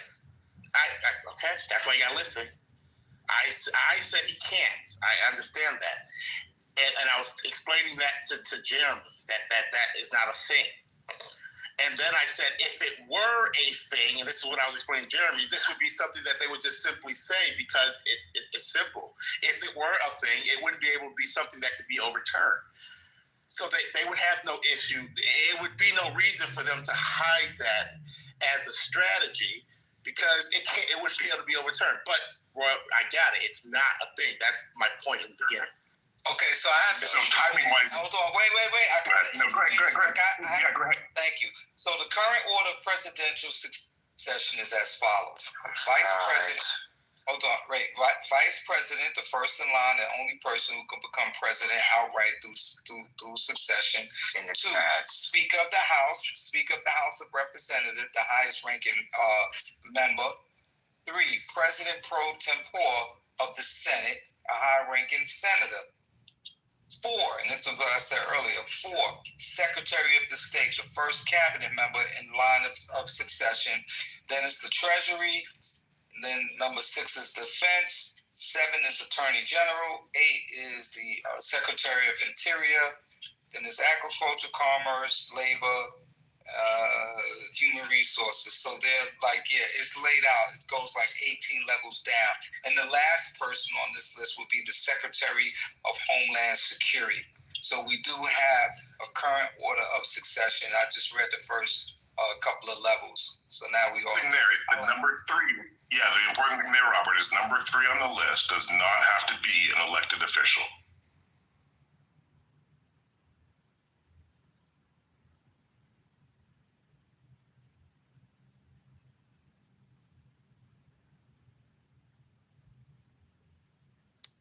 Lord. Y'all okay? Yeah, I just spit up my drink. It's just crazy. It's crazy, man. Yeah, this is crazy. Bad form today. There's literally a Robert Dupree test, y'all. If you agree with Robert Dupree, you guys need to check your position. So like I said, that is not true. Robert, I'm gonna hope for the best, but prepare for the worst. Because with Trump, Abe is telling us before this nutcase got into this office that we were hallucinating. What were you calling us guys? Can you be quiet while I'm talking? The least you can do is respect me. I respect you, man. All right, you're going to the Mike. All right, Mike, you can go. I got before you, JD. Okay, so. So the thing is here, you guys remember they told us we were fear-mongering for 2 years? I don't know how many Anthonys and Omaris and all these people that came in. Half of them I can't find anymore. I got my Trump list over here, and it's down to 4 or 5 people. But remember, we fear-mongering? We don't know what he's talking about. He's not going to be doing that. And everything, haven't they finished to 60 or 70% of the 2025 doctrine? So I don't give a damn what you guys say. I'm gonna do like this journalist says. I'm going to hope for the best, but prepare for the worst, because these people they're running roughshod over this country. You guys haven't done anything but create havoc since he's been in office. There's nothing positive. And if you say the border one more time, I'm going to take your ass down to the border and chain you to it and coat you with fucking syrup, Omari. So the border, and then what? There was a lot on top of that. There was a lot made earlier. There was a false statement. Someone said it doesn't. The third level, again, just to be sure, the third level, President pro tempore of the Senate, a high-ranking senator. So they have to be senators. I was talking about the speaker, Robert, I was talking about the Speaker of the House. The Speaker of the House, if the President disappears, if the Vice President disappears, then Speaker of the House. And the Speaker of the House can be nominated. It does not have to be an elected official.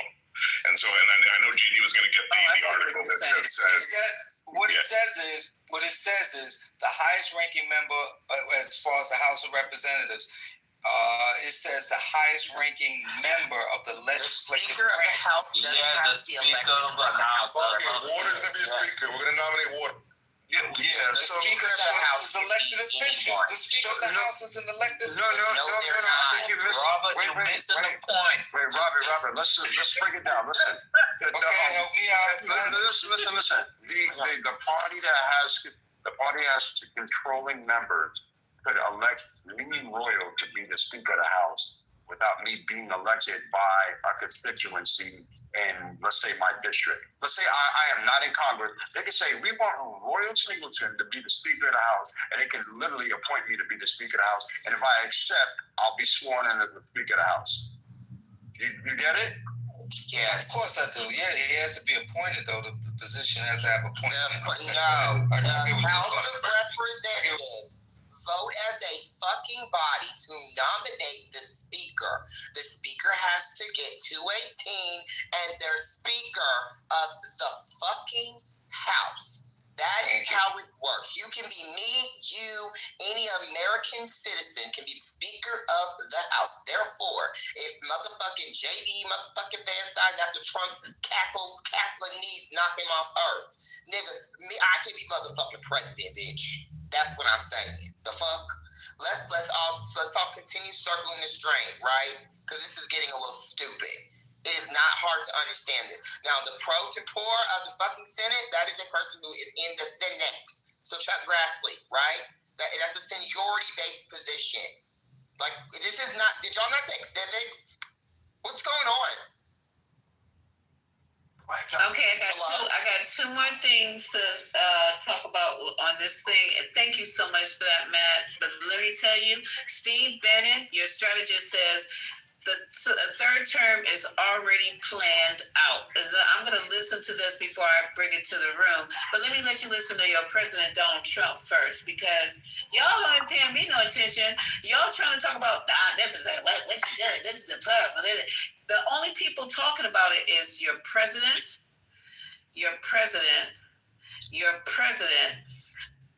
Steve Bannon, and your president. So y'all need to go and start sending emails off to them and stop talking to me, because I'm bringing you what they're talking about. You understand? So here it goes one more time with one, and then I got a breaking news about your president after this. Hold on, let me play this. I don't want to talk about a third term now, because no matter how you look at it, you got a long time to go. But despite that, so many people are saying you've got to run again. Can President Trump actually run? The Constitution is pretty clear. Under the 22nd Amendment, no one can be elected president twice. Some have speculated about loopholes. The amendment only bans a president from being elected more than twice, but doesn't explicitly prevent them from becoming vice president and then assuming the presidency. That's the plan. Congress could also change the rules, but that's a long shot. A Republican proposal was introduced in January that would allow non-consecutive third terms, but without getting Democratic support in the Senate, it's unlikely to go anywhere. But what if somehow Trump did get a chance to run for a third term? That might open the door for other past presidents to return, including Barack Obama. Yeah. When asked about the possibility of facing off against Obama, Trump didn't hesitate. That would be a good one. I'd like that. Yeah, and you would.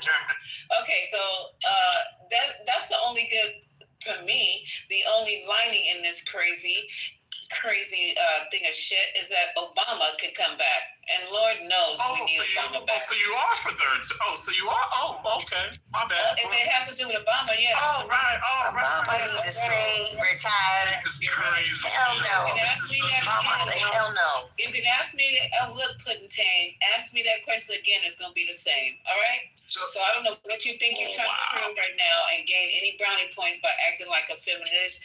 Just go ahead. I got another breaking news. Y'all want to keep talking about this, or you want the breaking news? Breaking news. I just want to make one statement real quick. So here's the crazy thing. Even if you were to try to run, remember, you got all of these states, right, who are ran by Democratic governors and houses. They are not going to certify his election. So how's that going to work? But so when we're talking about the vice president part, if JD Vance or whoever runs and he's on the ticket, he's going to, the person who won the presidency, why wouldn't they be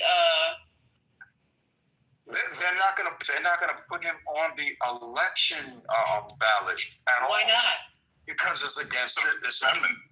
It said nothing. No, that's not true. Yeah, the woman just told you it wasn't true.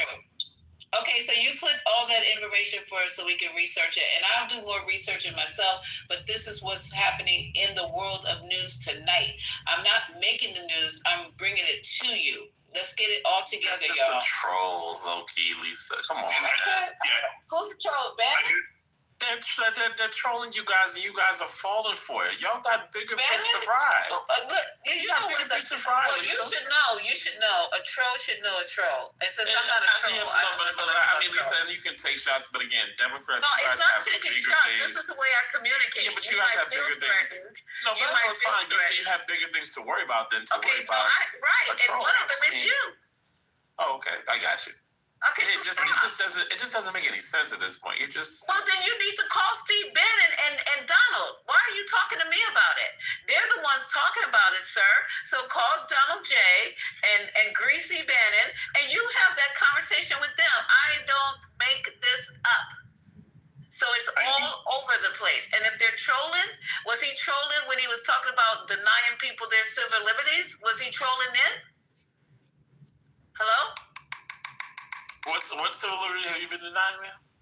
I'm talking about people who are deported without having due process. You mean the illegals? Okay. Illegal asshole. No, and by the way, Obama did the same thing, and it was way more. But okay, first of all, classroom. Hold on, classroom. When Obama does it. Wait, Kenya, let him land. If you don't let him land, Kenya, it will continue. So let him land, and then you'll be done. The truth is the truth. No, it's not. Obama supported more. No. Obama. Keep flicking their lighters. That's not annoying. Ma'am, it is, sir. It's not true. Obama supported more illegals than Donald Trump. No. That is a fact. That is a fact. Obama did it legal. I know it hurts, but it is a fact. He did it legal, Mike B. Tell me if anybody So if he feel good about it, okay. People move the goalposts every single time. Okay, tell me if you saw. You guys are going to talk one at a time. When someone else's voices, you hear it. Please, who is keep flicking their lighter or something? No. Don't blow yourself up over there. Go ahead. Yeah, I was going to say, you have not seen one video, one accused of ICE agents during the Obama administration beating up people in the streets, just picking up random people, asking if they're legal or not. None of that happened under Barack Obama. Barack Obama did not separate families, right? Put kids in one cell. No, we didn't put kids. We did not put kids. Oh my God! This is horrible. Oh, this is horrible. He did not. Yeah, he definitely didn't do that. Okay, you didn't get any of that when he was the president. So families weren't separated under Obama. That's what you're saying. That they weren't separated. The illegals that were deported. Okay, so come on, this is bad form. Can he land though? Goodness gracious! So what I'm saying is, you did not have Barack Obama put kids in one cage while putting their parents in other cages, and perform medical procedures on mothers or non-mothers, right? So random women that will not allow them to have children anymore. That did not happen in Barack Obama. Okay, so what are we talking about here? They went through legal processes. They went through due process before the people were deported. We all know this. And it's not like they didn't get called out for it. He did get called out for it. But he still did it with due process. Why are you pretending as if what Barack Obama did resembles anything that Trump did when it came to immigrants? Stop this. Did you mean to say that and come off mute, Brian? Okay. All right, so good. I'm glad I can move on to this next piece of breaking news. Now, I ran across an article about Donald Trump. It says Donald Trump admits he needs extra care as he's seen clinging to the handrail on Air Force One stairs. President Trump is sparking major health concerns once again. Following his arrival in Japan for his 5-day tour of Asia, footage from his arrival shows a 70-year-old obese man with big cankles looking frail as he moves slowly down the stairs of Air Force One, firmly gripping the plane's handrail with his fat, bruised hand. Another video showed the president cautiously exiting his car to meet up with Japan's Emperor, I can't pronounce this, I say Emperor N. Upon leaving the meeting, The president was also seen dragging his right leg and favoring his left side. Let's see, did we go more? The president's slow walking and careful demure further raised eyebrows after he admitted to undergoing a previously undisclosed MRI, which is you know what it is, during his recent visit to Walter Reed Military Medical Center earlier this month. Trump himself told Marines this month that he takes extra care going down steps and shouldn't bop down the steps, describing his need for slow, deliberate steps. Let me see. I got an MRI though, y'all, and it was perfect, Trump told reporters. I'll give you the full results. Wait a minute. Can you mute yourself for just a second? ML. You guys mind? ML. All right. I'll give y'all a full report of the results. We had an MRI and the machine, the whole thing, and it was perfect. So they had an MRI and the machine told him it was perfect. I guess that's what he's trying to say. When asked for additional details, Trump says, you can ask the doctors. I think they gave me a very conclusive report. Nobody has ever given reports like I gave you.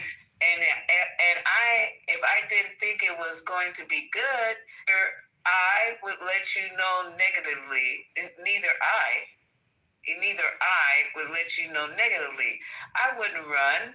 I would do something. But the doctor said some of the best results they've ever seen for my age. Some of the best reports they have ever seen in their whole career as practicing doctors.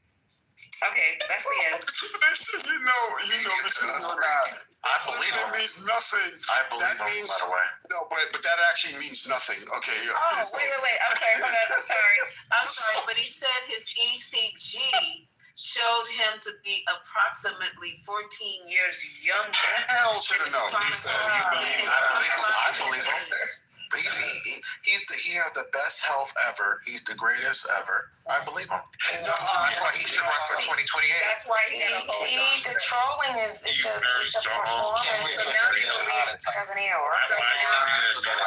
And he's challenged the AOC to a mental test too. Omari, the thing is, Omari's trying to troll, not working anymore. It's just so but y'all are trolling. It's just bad. You can kind of give it up. Too many people are talking without waiting for her to finish, though. It's you, Omari, and Mike, the usual suspects. Yeah, but it's because they're triggered when I'm trying to help them. Like, Omari, seriously, you're a cool kid. Just be yourself. He's a grown man. Just be yourself. He's not a kid. Because, you know what? And I said that just to see if that's what someone else would pick up on instead of the message I'm trying to give. Typical. But Omari, you don't have to do this anymore. I'm serious. It's so obvious now. You're acting, and it's very obvious, sweetheart. Okay, so Omari, hold on. Go ahead. I was going to say the truth is, Omari, I'm going to be honest, he does look like he has some type of some incident, and it could be stroke-like. Not aneurysm, definitely stroke-like. I'm being serious, too. And I've spoken to other, my colleagues. They've all said the same thing when they look at the videos of him, how he's walking, the way he's slurring, just everything looks like he has some type of stroke. It could be minor, but he definitely had something, because that's not. I agree. Lisa, may I respond, Lisa, if it's okay with you? I just asked you one question while you add this to your response. Why is he admittedly and on camera dragging his left leg? You're talking about when he's doing the line. No. When he was walking. I know what you're talking about. The vehicle. Yeah, I saw that. So before, again, you're right, Kenya. I'm trolling because what I said earlier when people were talking about third term, I said he doesn't even look healthy enough. I clearly said he doesn't even look healthy enough to run a third term. That's why I think it's fake. But I don't know, Lisa. He doesn't look healthy. Something does seem off on him. Will we ever find out? I don't know. He has a lot of money, and he might be able to get through it. But I said that, but no one picked up on that. No one picked up on anything I said. Don't believe you. But hold on, Haitian, JD, hold on. Yeah, I agree. If he's not healthy, step down. I agree. But when I say that, you bypass that and act like I didn't say that. I don't believe you, bro.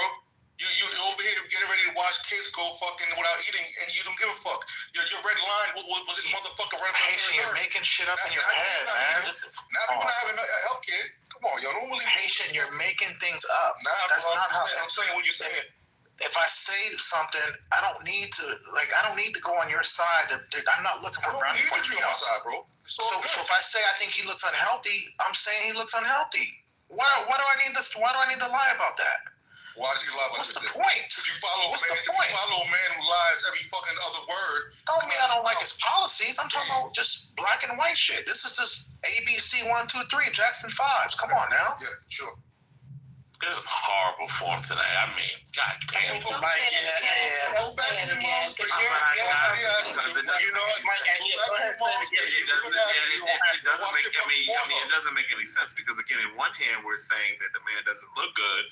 I mean, this has to be a troll. I'm dead serious. This has to be a troll. Oh, Mari just said that. Right, your butt. Okay, so I'm gonna change my PTR. That's on your mind. I know that's on y'all's mind. The gayness is. All right, one mic on Lisa. Right. I'm just gonna post a picture that somebody took, or I don't know if it's real or fake, without his orange makeup on. And you guys can decide for yourself. I'm gonna make it my PTR. So go ahead, keep arguing. Hey, Lisa, so the man that's dragging his leg is the same man that's gonna run for a third term.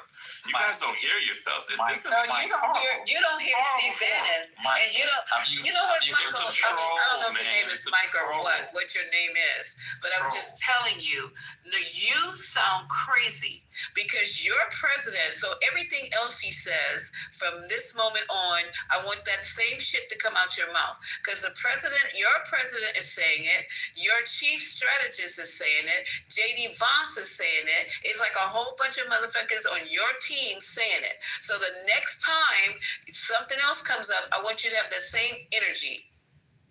They're saying it. Nobody here is making it up. Yeah, but you're falling for it. Don't tell me what the fall. You fell for it and you voted for him. But what's the falling for it? So if it's not true, what are they covering up for? So who's the dummy? It's just peace for the Democrats because you right. Okay, so you guys fall for the fear mongering every single time. Yeah, fear mongering from coming out of your mouth. It's fear mongering. Okay, so be quiet. You said it 3 times. Absolutely, we have a right to speak. Can I go? Yeah, go ahead. So hold on. Can I go? I did ask to speak before you. Thank you. Wow, this is insane. Okay, go ahead. You don't want me to speak? No. I'm talking about Mike. You guys stay focused, okay? Somebody dropped in. Okay. So he's down there. You can listen down right in the group. So usually, right, when a human being, whether it's a toddler to older adult to senior citizen, once you're dragging your feet and slurring your speech, there is something wrong with you from up. I'm not even going to clinical. Let's just say I'm not a clinical person. There is something wrong with that individual from a psychological, and when you look at them, you can just see it, right? The signs and symptoms are the person slurring speech. So if they're slurring speech, there's something neurologically wrong with the individual. So Mike, you're so smart, right? And your lack of common sense. Can't you even realize that there is something wrong with this person? When Donald Trump speaks, he makes no sense. None. He can't even formulate like a real concrete adult point for first world leader. So what's going on with you, Mike? Why you can't live in reality? I'm trying to understand. And then Omari, I'm starting to realize you hanging on his nutsack.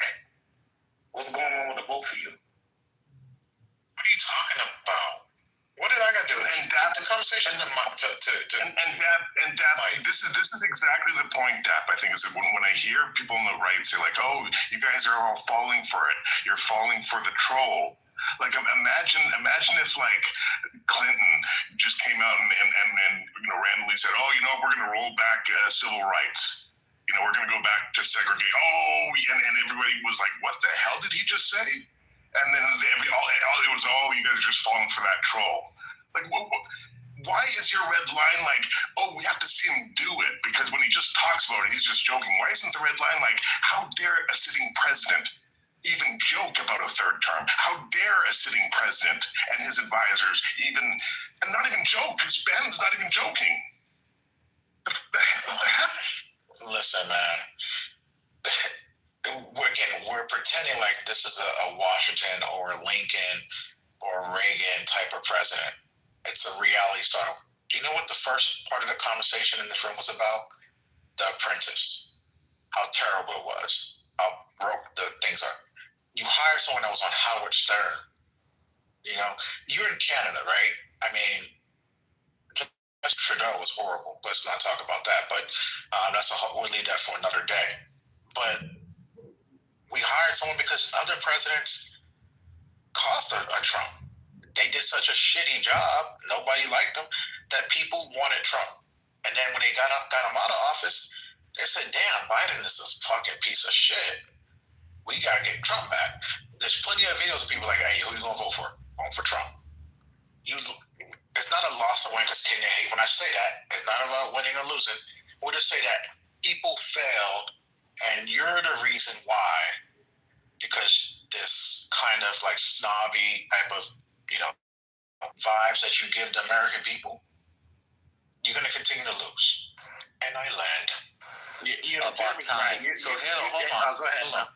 Yeah. So the point that I was trying to make is that you guys came off you guys were on your high horse about Biden, how he was, just being run down before us. We knew that he was his diminished capacity, mental and physical. He was just old and frail.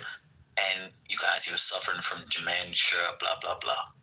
But every time Trump does some crazy shit, he's incoherent. In Japan, he gave a speech at a Navy base in Japan, and it literally made no fucking sense. But yet, I don't see you guys hammering and say, "Hey, he's not cognitively there. We need to get him out of office. He's a danger to us." He was walking with the Japanese prime minister.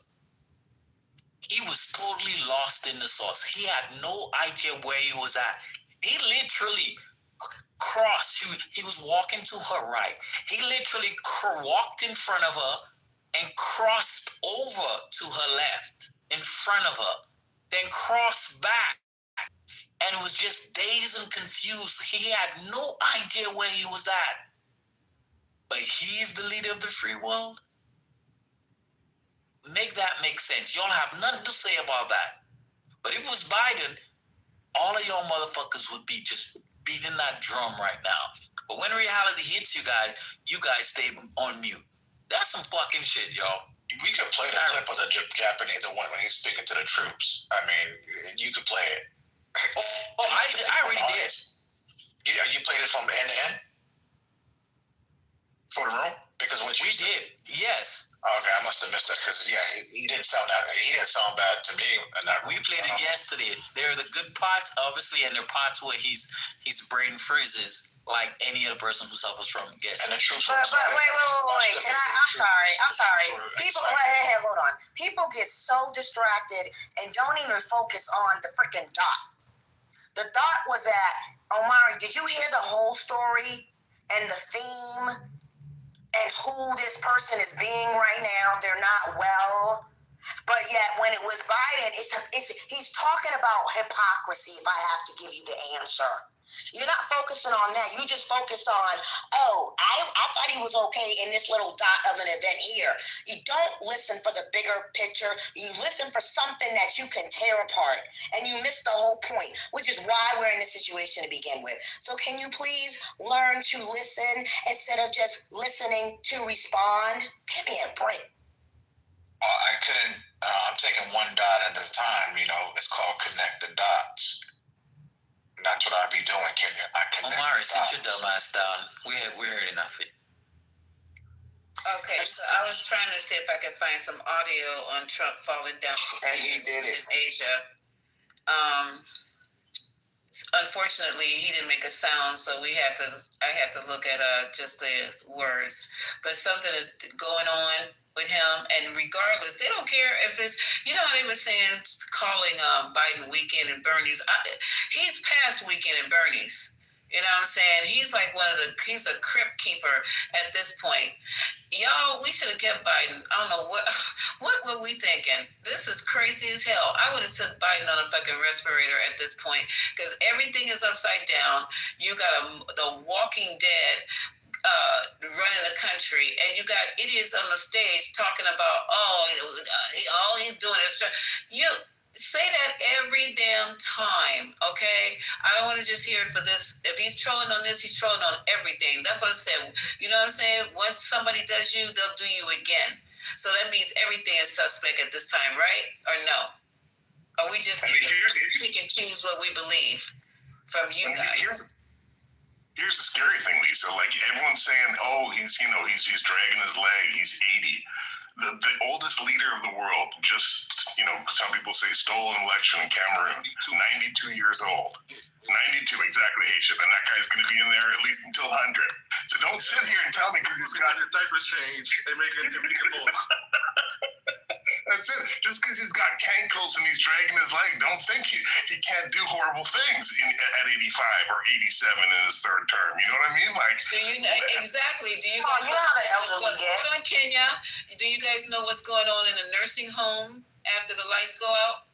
Oh yeah. So I don't know what the hell you guys talking about. That's a fact, Lisa. I used to work in a nursing home. Sexual assault, STDs out the ass. Yep. So they just, this is the crazy part with them. They want us to believe, and they want us to dictate how we, on our side, who we should vote for, who we should nominate, who we should do this, who we should do that. They're constantly trying to tell us what to do. Y'all won. Sit down and shut up. It's up to us to critique now. Sit down and be quiet and watch the world burn. That's all you got to do right now. Ooh, go, Lisa. Don't look up. Don't look up, though. And don't look up. Not look up. That's right, a good movie. A plane might be coming over with a what do they call that place underneath the bottom of the plane, full of diarrhea, courtesy your president. What president would do anything like that, even in jest? Not a sane one. Contingency. Not a sane one, Lisa. Not a sane one. Crazy girl. That's almost like you having a business, a restaurant, and then you laugh at the people because you didn't put rat poison in their food. Oh, Lisa, I ain't Lisa. I wasn't ready for that. That hurt. And the first time he saw that video, he was like, "It's good." Yes. But can we do it? Can you do it with a crown on my head? So Lisa, that's exactly how it happened. So Lisa, Kenya, and team, I just posted, quite a few videos. He's having a good time out here partying with the people. I don't see what you see. And I forgot and moved on. I don't even know what you're talking about anymore because I moved on. The truth. Right. I don't know what you're talking about, Omari. That was like 10 minutes ago in my mind. I've forgotten about that already. You can post all the videos you want. It was your president who said that his damn leg was dragging and he needed extra care. Why you keep going against your I can't even say it. Why you keep going against the omnipotent one? It don't make sense. It's coming out of his own mouth. He says he needs extra care. Was he talking about something else? Maybe something a little... Lisa, he's rolling. One question. Lisa, one question. How many years is Biden older than Trump? I don't know. Tell us. 4 years? 5 years? Two, I believe. 82 and 80, I think. No, Trump's 79. Yeah, Trump is 79. And yes, so he's deteriorating at a faster rate than Biden. Hey, that's what happens when you don't add the formula. Or when you talk shit. When you don't embalm it right away. So I don't think, like I said, I don't think Trump is going to make it to the end of his first term. I think he's going to die in office. This is scary. Yeah. Okay, I'm okay, can we not? I don't want to go that far. Can we just respectfully? Right now because I don't wish. We're not going to do that. I don't wish demise. And I like the. No, I'm not wishing demise. I'm just saying he's. No, don't even bring it up, sir. Please don't do that. For everybody, we can bring up whatever we want. I'm not insulting anybody. I'm just praising my opinion. If you, I respect yours, you respect mine. I respect your opinion. I appreciate you and your opinion. I just got to do the sign of the cross, and then I also because they got this no. If you don't stop it, child, is it past your bedtime? Oh God. So what I'm just saying is now they're calling people instead of dead, they're calling people expired. So I think that's what's going on here. The expiration date is come and gone. And we just need to add a little bit of embalming fluid. Maybe they're giving a little bit at a time every day just to keep the flesh fresh. I don't know what's going on, but I don't think if he runs for a third term, good. I want him to run for a third term. Y'all know? Can I ask you a question, Lisa? What happened in Texas, or GD or anyone, what happened in Texas with regards to the kind of redistricting that's going on and the California response? And what I've heard is now it's starting to happen, like every state is getting in there and kind of doing it. Virginia's next, exactly.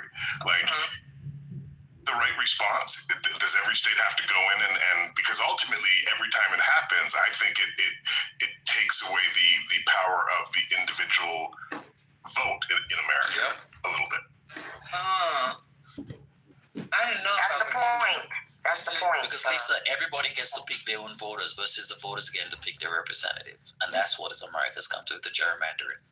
You get to pick your own voters, and it's not like in the past when people gerrymandered, they gerrymandered. And it was not scientific. Now it's fucking down to the person. They literally have all the data points. They have all your metadata. They have all your shopping data, all your credit card transactions, who you donated money to. They have who you registered to vote as. They have everything about you. Even though you registered as an independent, they could tell where you might lean on those particular personal factors. So when they're literally using, AI to determine how to draw those lines. So this is high technology time. So they get to choose their own voters. They get to carve districts in manners where they disenfranchise the geographical group, like we'd always keep as a cohesive unit. And then they get to slice and dice which sections of that geographical location they want to partition over to other groups to dilute their vote. So this is real. People don't understand the ramification of repealing the Voting Rights Act and what is going to happen. Black folks won't have representation in any endeavor because the fact is that the district's going to be so gerrymandered where black folks, they take 25% of all the black folks in a particular geographical area and they disperse them amongst the other areas. So therefore, it dilutes black voting power. So black people cannot. And also, even though they live in a geographically distinct area, they won't have representation. And that's what's going to happen. Hold on, you guys. Let me reset the room. Hi, April. Thanks for coming. Resetting the room, please. This is the 420, and tonight we're talking about Trump's 2028 run. The term has already been planned out per Bannon. I have one more 3-minute clip to play on that, and then we'll start talking about other stuff that's surrounding that. If you have a pink ticket, y'all, please just check it in. That's all I gotta say. Who's in the queue? I just want to say this. Can I get a real quick moment of silence for my born country, Jamaica? Wow. We were just doing that before you came in, so we did give a moment of silence. So we're trying to figure out how we're going to be able to help. And I think we can't come up with no way. Thank you for saying what you just said. Prayers and love, Dap, and love to you, Lisa, and to all the mods. Love y'all. Yeah, Thank you. Thank you. Thank you, Rev. My family is safe. I have more than like 5 family members back home. And yes, I am a born Jamaican person. Have you heard from them, Deb? Yes, I did. I spoke to one of my mother's older brother. He's still back home with my cousins. They are safe. My cousin, one of my other cousins on my father, they're safe. And 4 of my other cousins, the neighborhood is flooded, but they're not. So the houses were able to withstand 180 degrees. Yes. So this is the thing. So it's more of the more when you're more close to the ocean, those are the communities that are being affected more than inland. Most of my family members, they're inland, so they're more like, I would say, like further in the mountainous areas. So there's more mudslides and those type of things going on in the inland. But on the outskirts, they're the ones that's more affected. And by the way, it's the strongest hurricane in history. That's what we were saying in history. Oh my God, that is unbelievable. God bless and God keep, because that's saying a lot. The strongest hurricane since they've been recording, right? Hey, you know what? About that, like scientists were literally saying this year that due to climate change and all that we weren't going to see the strongest hurricane in history. They predicted this, like well in the beginning of the year. Also, I have to say shout outs to DR and DR on Haiti and Cuba's next. Bahamas too. By in the morning, they're gonna get the brunt of what we got as well. Haiti and DR, they have been having a lot of flash flooding, right? Haitian.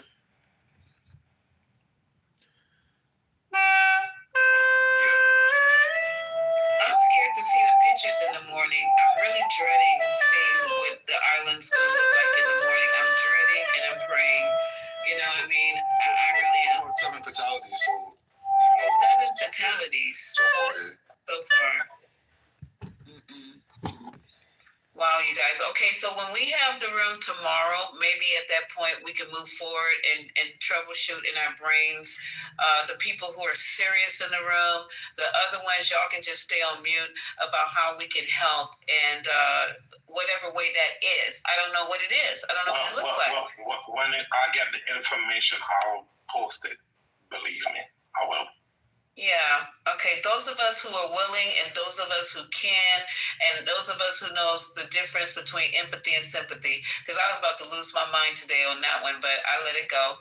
So tomorrow I will definitely speak up and we can do something. It just any little bit, your heart is in the right place. So, okay, you guys, I didn't want to make the room a charity room because I've been talking about giving the whole night.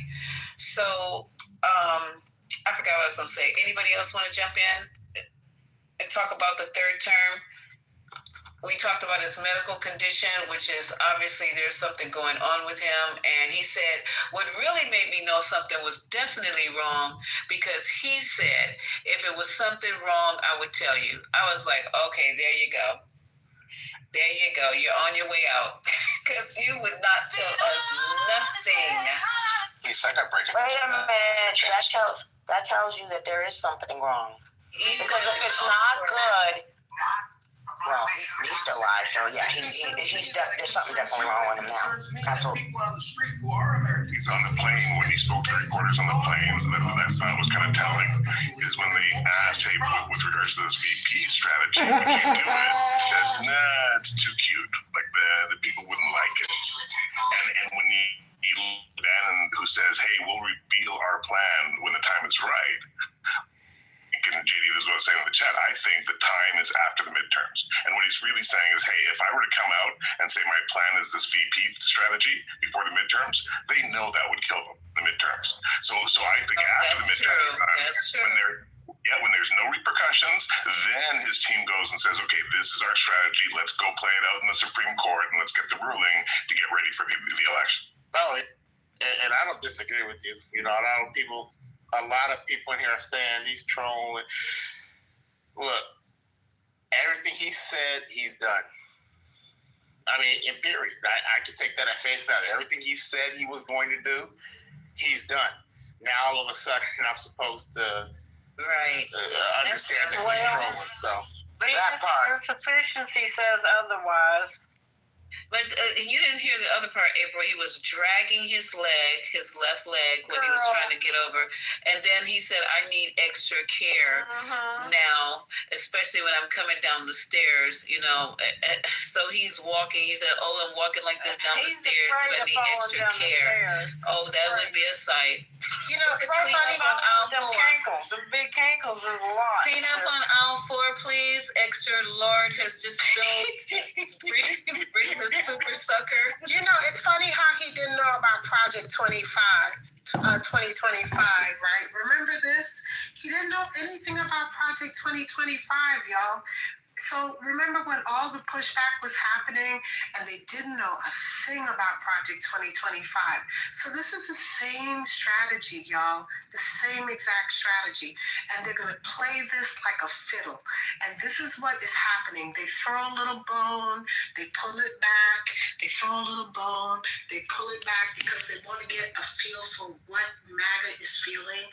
And as soon as they get a feel for what MAGA is feeling, and if the country's sour on it, okay, no, we're not going to all the way throw it there.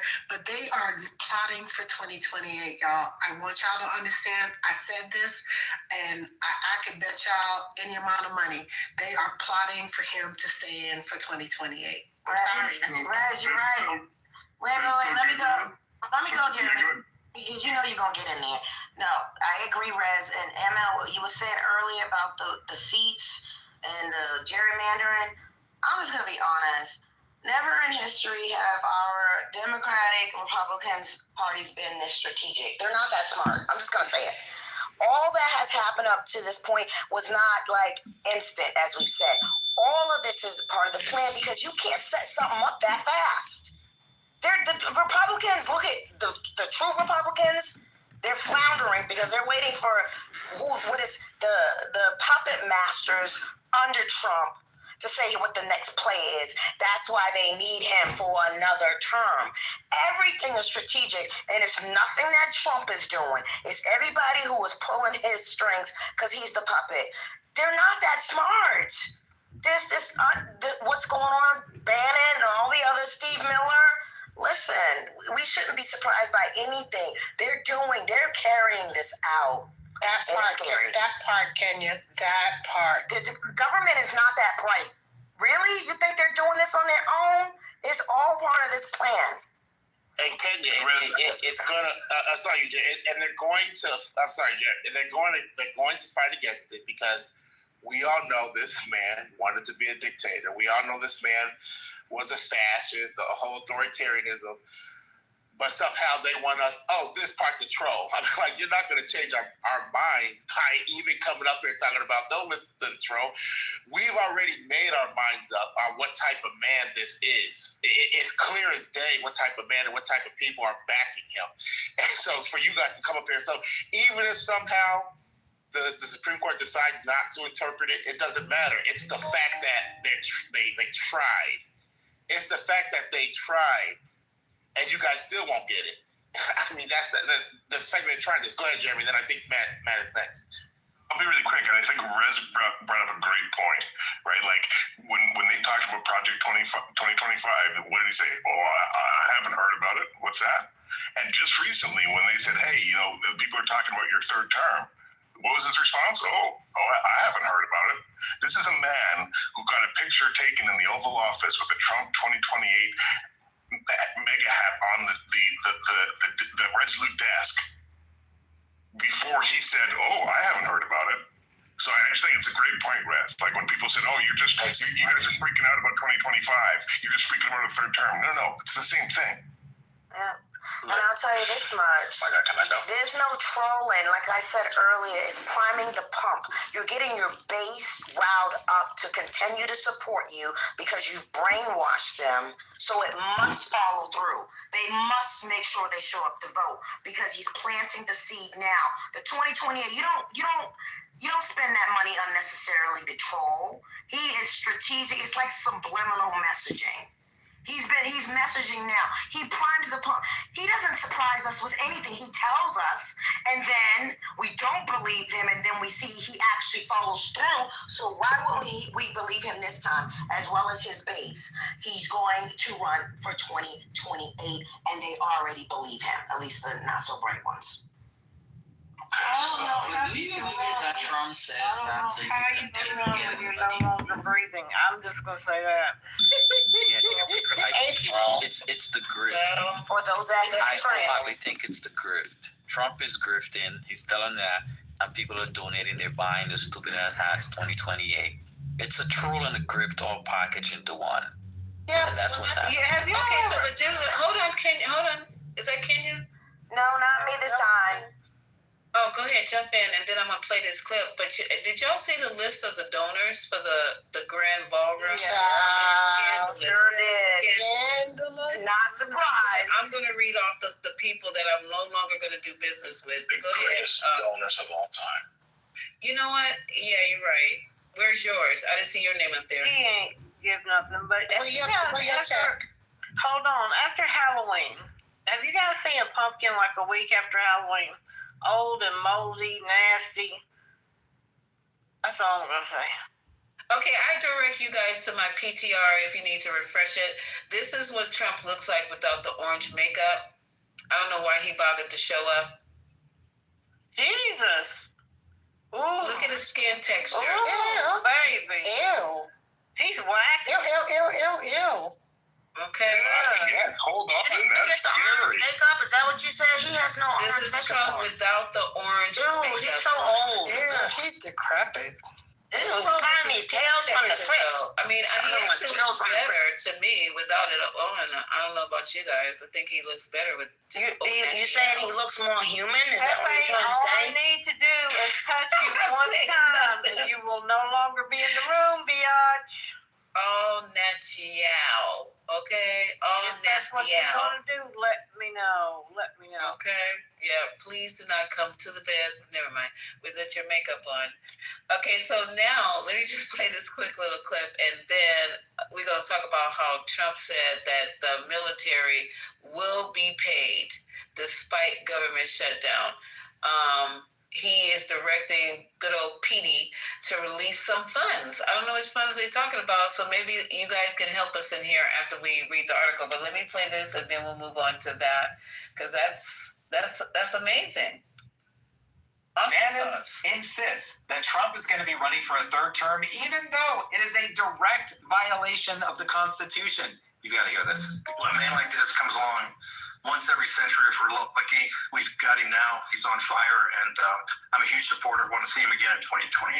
You know he's term limited. How do you think he gets another term? We're working on it. I think we'll have a couple of alternatives. Let's say that. We'll see what the definition of term limit is. There's so much power behind the scenes. Right now, these guys are trying to figure out a way to skirt around the Constitution. We'll see what the definition of term is or something like that. We'll see what the definition of term limit is. These people do not learn their lesson. So this, crazily enough, would not be the first time that we had somebody serve 3 terms. It has happened before, which is why we put in the amendment, because we realized, they're just going to keep running. It was always sort of a gentleman's understanding that nobody would run for more than 2 terms. Once they did it, then they realized we have to enshrine this. We did enshrine it. Play the Bill Maher clip, because this is exactly how I feel. The Constitution. Can I read a passage to you? Here we go. Amendment 22. No person shall be elected to the office of the president more than twice. And yet you keep talking about Trump's term. Maybe you should have this. President Trump is going to run for a third term. President Trump is going to be elected again on the afternoon of January 20th of 2029. He's going to be president of the United States. Okay, but the thing I just read in there, it seemed like there was no wiggle room there. It seemed like it was just, we had said only 2 times. We have a team of people that are team. How could a team do something about that? I don't care if the team is 12 trillion people. Words are still words. No. I think the right now in federal courts, there's 120 lawsuits on what President Trump's doing for his Article 2 rights. Wow, that's not the unified executive theory. But he's chief executive, he's commander-in-chief, he's chief magistrate, chief law enforcement officer. There's 100, and they're running the court every day. But it's been President Trump, all because the interpretation of this. The interpretation of this is open for interpretation. Be open. Can I have it back? If they're able to get a constitutional amendment passed, cool. I stand by. Obviously, there is a way to amend the Constitution. We want there to be a way to amend the Constitution. But there are things that are interpreted by the court where it's like, okay, admittedly, like this one's maybe not as clear as we want, like take the Second Amendment, for instance, for a well-armed militia or whatever. There's a lot to talk about with that. This one is pretty clear. So this feels like people are trying to skirt it. I don't think people are being honest about why we have term limits. The whole structure of the U.S. government was to stop power from accruing. That power corrupts, absolute power corrupts, absolutely. And if you let a monarch happen, over time, that power just solidifies. This is why I think deep state is the right word. And that's what I think they're trying to do. To get absolute power. And to get that shit. If he doesn't, somebody mute his mic. You can hear that? What is that? Life on the show now. And dogs and seatbelts. The dogs and the cats. You know what I find interesting, and okay, come off mic after I'm done, please. Don't come for me yet. I heard Bannon say he will run and be elected. The Constitution doesn't say you cannot run. Trump has a lot of power and a lot of money. You think if he doesn't show up, if he shows up, they're going to turn him away? He's building his army now. That says elected, which is an outcome, but who says he wouldn't still try to run? That's just like he didn't want to leave the White House. He should have, but he didn't go gracefully, and now he's tearing up part of the White House. Somebody who does that does not plan to leave. He'd rather die in that White House. So all I'm saying is a matter of interpretation. He says can't be elected, but didn't say I couldn't run. And then once I run, then I can do what I need to do. So listen, Trump is stupid, but Russell Vought, Steve Bannon, Steve Miller, they're not stupid. I'm just saying. I'm going on mute. I just want to say this, right? The first time around, he didn't have the cronies that he needed, right? The Bill Barrs, the General Millies, the people that he has are loyalists. They are willing to go the bridge above. They are willing to not just test the Constitution, but to break the Constitution at any given moment. Right? They don't give a crap about breaking the United States laws. I want y'all to understand this. It is not even about running. Bannon is strategizing a way for him not to even have an election. I want y'all to think outside the box. If the country puts themselves in a position to declare a war where there is not a way for an election to happen, he could be a sitting president without an election to happen in this country and create an authoritarian situation. They are strategizing to that point. It is insane, but I want y'all to understand how deep this shit goes. I'm going on mute.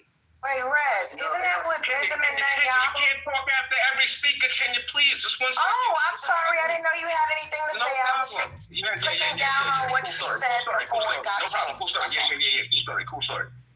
Hey, April, I just want to commend you, April. Thank you for being the voice of reason tonight. Well, I'm. It's just so we go from a story about him running for a third term, people are sycophants or whatever, not understanding. Maybe he just got to room. He didn't understand the context of the, how odd this is. God. You my guy, and Dap, man. Anything I could do to support Jamaica, I'm there for you, brother. Yeah, so, just put that out there. All right, we can't chat. No doubt. Now I spoke to Lisa this morning. Lisa has a little small room in the morning, and she played the clip. And my whole thing is, I don't even see this man making it through these, 4 years. I don't see it happening. And I couldn't, April and I don't agree on shit. But this is something I can crystal clearly see.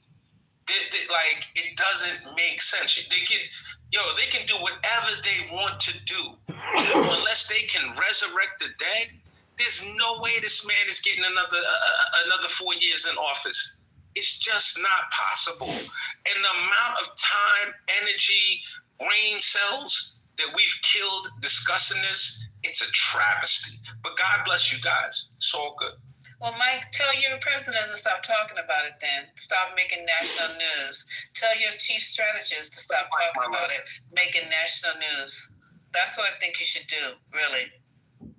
Thank you, Anthony. And we're saying Bannon doesn't work for the White House, by the way. No, I'm just saying, so you guys are in here perpetrating and trying to make it seem like all this stuff is something that we made up. Like we got the 10 hats on and we sitting up here. That's y'all's job. I can borrow your. Have you got on your 5 calls app? Have you and contacted your Congress people, your representative, to tell them to get word to your president that you voted for to stop this propaganda bullshit? Have you guys emailed him? Have you went on True Social? Have you started an account on X? And with all the gall of it all, did you start that account? Can you tag me in? Did you go on Blue Sky? Have you made a room on Club Hate? Have you done any of that? Yes. And I spoke to Bannon's CFO. I know Bannon's CFO. Are the replays on? I personally know Bannon's CFO. Are the replays on? They're trolling you. Trust me. No, you're not answering the question. So you said you don't have room on it? I talked to Grace Chung, which is one of his CFOs. They're trolling. They're trolling. Trust and believe. Can we wait till you tell her to come on in, or either put her on 3-way on your phone and let us have a chat? I'm appalled that I'm about to lose my job and I'm over here not knowing if my kids are going to have a quality education. I'm appalled.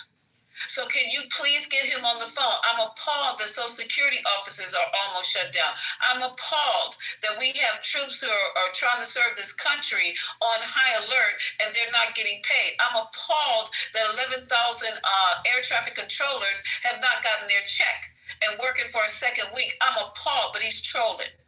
And y'all trying to talk me off the cliff. Y'all better let us hold you guys, because he's gonna get Chung on the phone and we're gonna be able to. Wait, he posted a poop video, Lisa. Lisa. I'm waiting. Come on now. Lisa, come on now. If all else fails, Lisa, you can try Polly. There's always Polly. Okay, so Anthony, your response to Lisa. Your response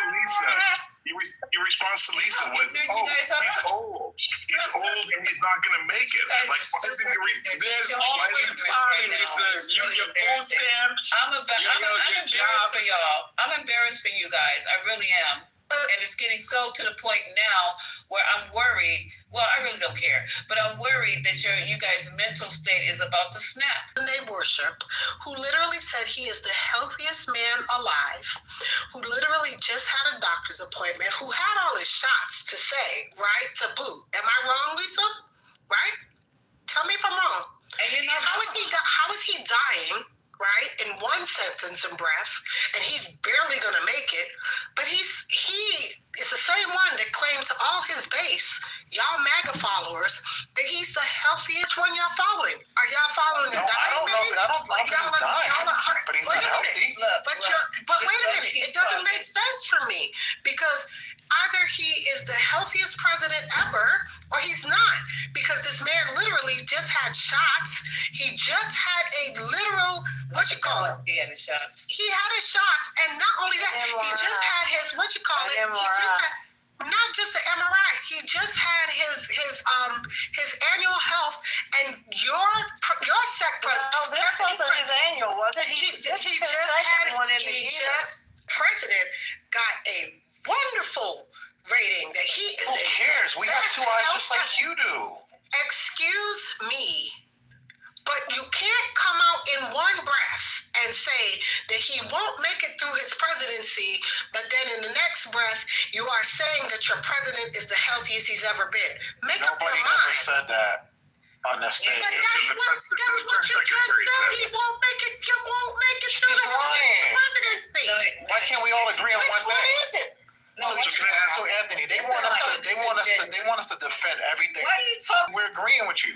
Why can't you just take the fact that we agree with you? Amari, can I ask you something? You call me and Omari booty buddies? Hold on. Anthony, let me ask you something. When Patty brings that list of things that are going on right now that are affecting so many Americans, right? And your response, or Amari, your response is not, hell yes, Patty. Your response is like, well, he's so old, he probably won't make stadium. That's what they changed the whole subject. How did I change the subject when I was talking about his health? Your name ain't Jeremy. Your name is Rez. I'm not talking about you, Rez. I'm talking about Jeremy. Jeremy was the one that we were addressing. He asked me and Omari a question. So, Jeremy, here's what's up, man.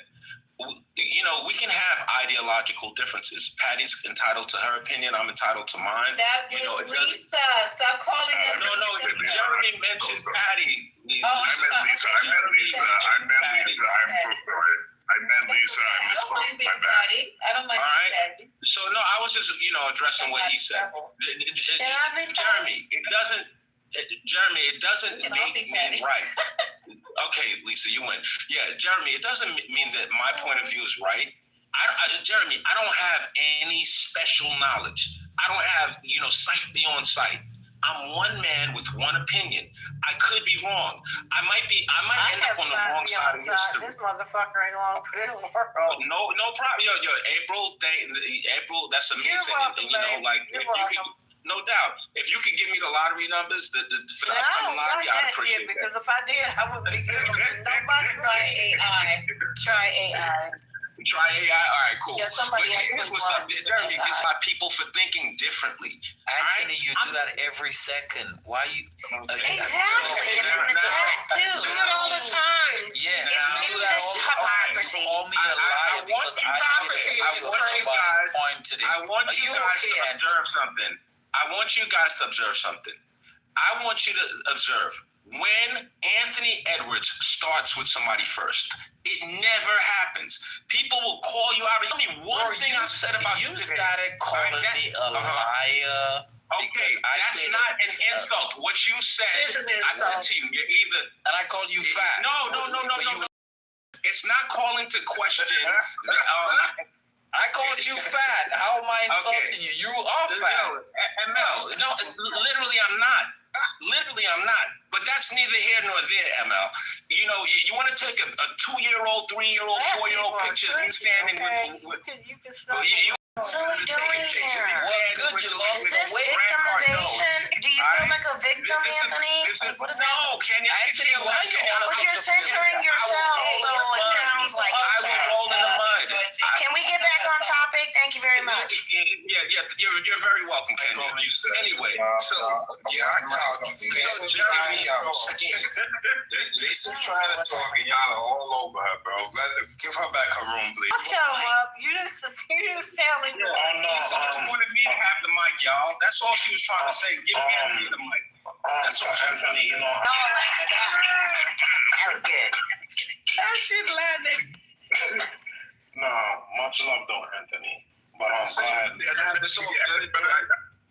Brother, I do hear you. Let me rephrase. When I go after Anthony's when he goes out of pocket for him to say he doesn't. I'm finished talking. You guys can keep going because I'm going to Oh wait, I have something really important. Hold on, let me just finish. Go ahead, After you guys finish this round, I have something really important to play from a retired 4-star general. So go ahead when y'all ready. Man, I'd rather hear that first. I know exactly what you're gonna play, Lisa. That's a good one. Can we play it now? Can we just play it now, please? Please. And if you guys are done with your back and forth round robins, okay. Taking cash apps, yo. Lisa, did any how much you need? I'm gonna cash app you some. How much you need, Anthony? Lisa, did any maggers remove Kenya? Agree with a third term? They're in here. Let me tell you what they're doing. They're in here accusing me of bringing kind of like crazy tin hat Rick being irresponsible. That name. Okay. Just all kind of crazy. They're blaming me when it was their president who said it. I played his own voice, and they still tried to blame me. Then I played Steve Bannon's voice in 3 different clips, and they continue to blame me. They are blaming me for giving you what he's giving you. Lisa, unfortunately, you always in it. It's always your fault. It's always your fault, Lisa. You're always in it. Lisa, unfortunately, when you're dealing with MAGAs, actual offense. When you're dealing with MAGAs, and for the record, MAGAs are Black MAGA supporters. Shit. When you're dealing with MAGAs, they tend to deflect 5 more times on facts. You got a new word? Yeah, we're gonna do like Trump does and April, Rob is my friend. This is my brother. I ain't mad at him. Now, Yo Dog, you know you my brother. Yo Dog, you know you my nigga, man. But I just it's sometimes, man, I was just hoping that y'all wasn't in here saying that y'all support a third. It's that simple. And this young man explained I don't support a third term, and I don't think there'll be one. And the young man explained it to us brilliantly about the concentration of power. That they said that it had happened once before. At first, it was under a gentleman's agreement. Now, what president served more than 2 terms? Quickly, somebody, because I don't know. Roosevelt, FDR, and there's a bunch, but that was before they changed. That was before they changed it. Before they changed the Constitution. And that's why they did it, because they're afraid of absolute power. And George Washington stepped down voluntarily. Correct. That's correct. Yeah. So that he wouldn't set a precedent. Roosevelt was the last. Roosevelt was a different set of circumstances. Correct. Yes, it was FDR. And it wasn't just simply the war. By going through the whole New Deal thing, like that was just a different set of circumstances. So like it's un-American to even talk about this. And I think that's the problem. We should not even be discussing the idea of a third term on a president. I don't give a fuck how much you love him. It's Trump saying it. Lisa, I want you to listen to the string. Lisa, I need you to listen to the string of words he just put together. It's un-American to even be talking about this. It's un-American. It's un-American to even. Yes, it's un-American. Yes, it's un-American. Let's not. Un-American. Anthony, let's not distort freedom of term. That's what I'm saying. It's un-American for a president to attempt to be a third president. It's un-American. Okay? So, and also, please don't tell other Americans what is and is not American. Oh, sorry, John, again. No, I'm just saying, you see how Anthony is twisting everything. Who said it? Who said it? The one you guys sitting in the White House is saying it. There is no one else brought it up but him. And you keep trying to send you all the articles. Do you want me to send you all the clips? Do you want me to send you the actual video of him saying it? And don't talk to me anymore about this. Go call your boy. You got your other man on stage talking about he got a direct contact. Why we waiting for her to come into the room? What's taking so long? Come in the room and say anything like that. Again, that's what I'm saying, though, Abari. You shouldn't even be trolling like this, though, Abari.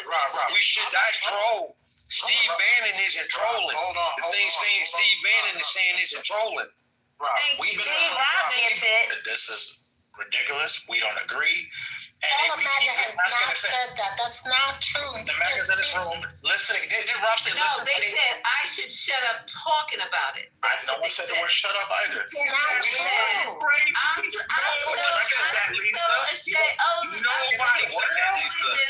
Lisa, nobody talks to you like that, Lisa. When we trying to tell Lisa, no one talks to you like that. He didn't mean literally. Gosh. So Lisa, we never talk to you like that. We have the utmost respect for you, Lisa. Exactly. Okay. And Lisa, we agree with you. We agree with everybody on the stage. We are not for that. Why can't y'all give us a hug and be like, yo, that's here's Omari. If you want a hug, go find somebody that wants to hug you. You guys are actually. Why y'all always want us to love on y'all? What is this? But maybe he feels like nice and fluffy or something. No, it's not about that. I was just. I don't need that. What I'm saying is that you always say that we just. Instead, with you telling me, oh, how could you? And this is such a beneath you. Don't try to say that. Oh, Lord have mercy. Okay. What I'm taking away is not with April. I think that he's not going to make it. That's all. Yo, if Trump was in perfect health and we had a crystal ball and said he's going to live to be 100 years old, I would disagree with him running for a third term. I would think that's a horrible idea, and I would think it's the worst thing ever. So nobody here is co-signing that. Nobody. We don't like the idea, but we don't even believe it's possible. That's it. And that's where the disconnect is. Listen, that's where the disconnect is. Can I say something? That's where the disconnect is in this whole conversation. It's not about you all saying, oh, we don't think he should. It's us saying, you say that, but everything that we didn't think he should, he has. It's the fact that there's an attempt. It's the fact that they're talking about it. It's the fact that they have supposedly a plan. That is scary. It's not what you guys listen. It's not what you guys think. It's the fact that you're dismissing our concerns and saying, "Oh, y'all are crazy." But yeah, all the crazy pants up to this point have proven true. So why wouldn't we believe this is true too? You keep telling us, "Oh, he's trolling." He's been trolling a lot, and the troll has become reality. And that is the disconnect. That's the disconnect. You guys are too simple in your thinking. I'm going to play the NBA next week. I don't think he ever watched. I don't think he watched Trump. Your thinking is too simple. Okay, so now I need to play the Your thinking is too simple. Way too small. Way too small. Elevate your thinking. Black man. Let Lisa speak. We are actually going to hear from the general. Let's see what they do. Washington, in what sounded more like a campaign speech, President Trump touted his political achievements, condemned Democrats in Washington, and criticized the media. But he also delivered this message on future U.S. military operations. We will not be politically correct. You don't mind that, Jane? When it comes to defending the United States, we're no longer politically correct. We're going to defend our country any way we have to, and that's usually not the politically correct way. From now on, if we're in a war, we're going to win the war. We're going to win it like nobody ever before. You know, we'd go in, we'd blast the hell out of countries. You shouldn't have gone in. By the way, if you don't go in, that's even better. We don't have to go in peace through strength. But, you know, we'd go in, we'd win, and then we'd leave.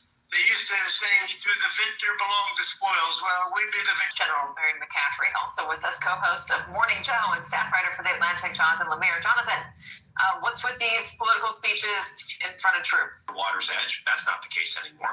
We saw it a few weeks ago when he spoke to the top leadership of the military at Fontainebleau, in that meeting convened by Secretary of Defense Pete Hegseth. So there's nothing new there, but it's interesting. The timing of this comes as the U.S., of course, Katie, is deploying more and more of its ships. There's been almost a dozen now in recent weeks as we've been at the Atlantic and here on MSNBC.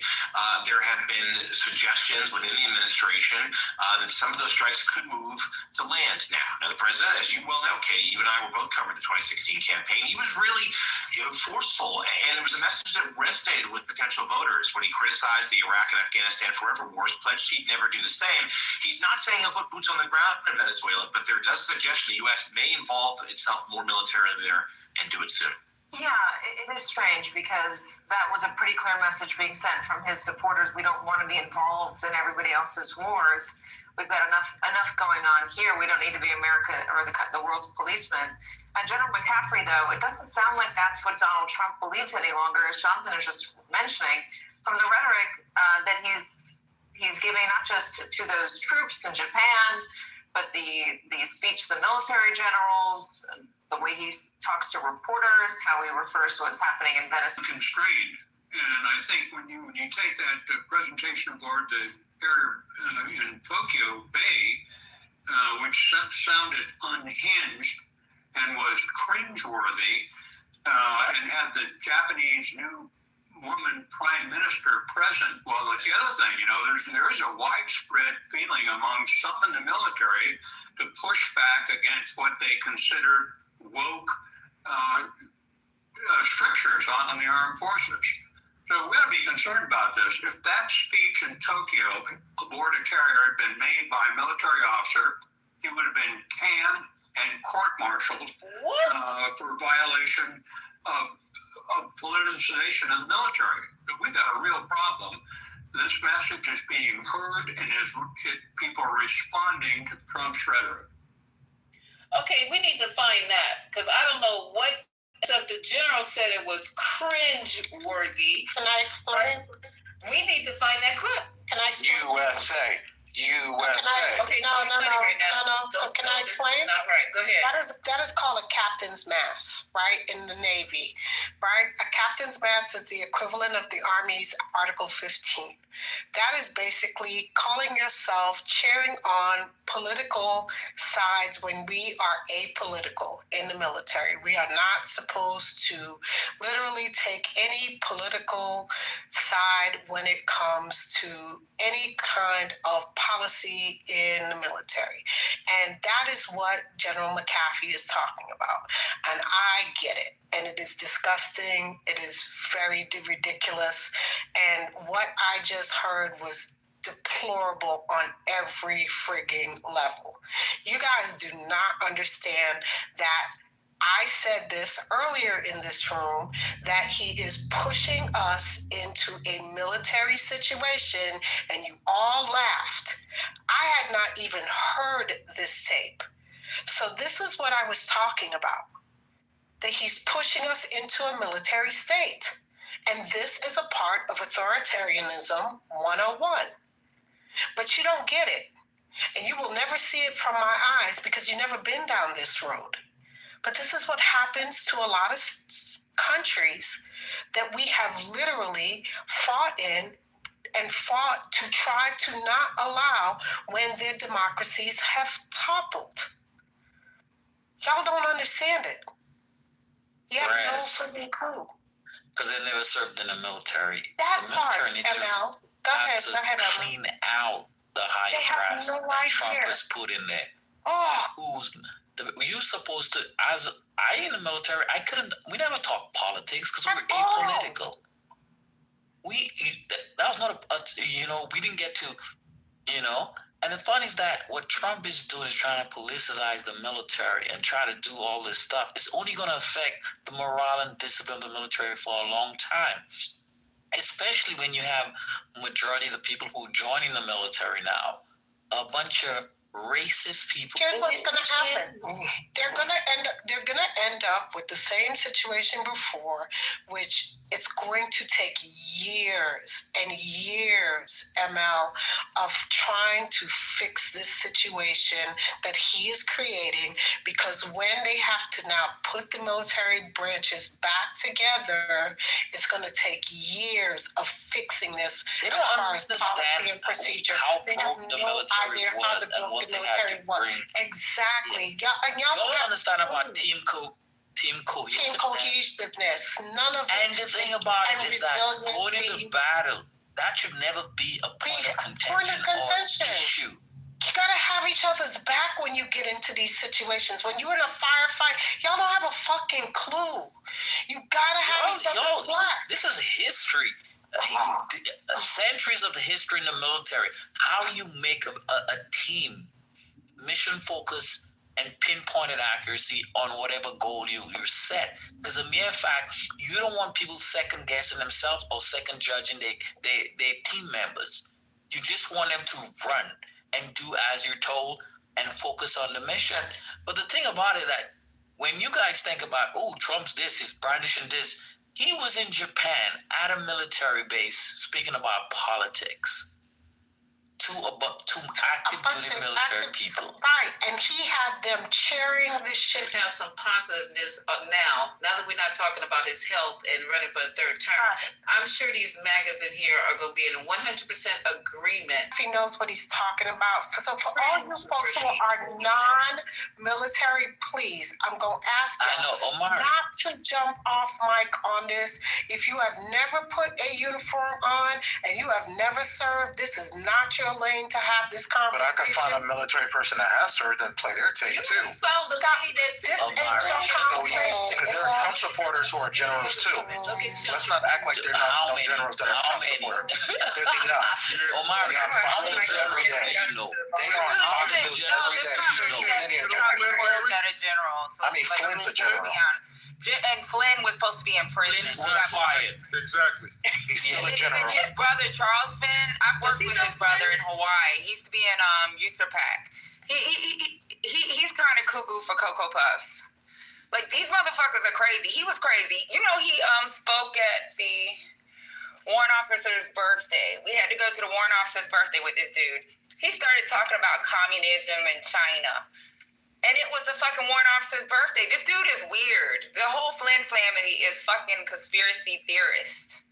And just a side note for the MAGAs, right? And it's kind of off topic, Lisa. And his ass should have been in prison too, because they investigated him for something. He should have been in prison. Another thing about it, you guys bring the people that sometimes guys make general, because trust me, when I was in Iraq, we literally got a general fired. The assignments and people looked out for them. They had a good mentor and they just had the right assignments, and somebody literally pulled them up with them, you know?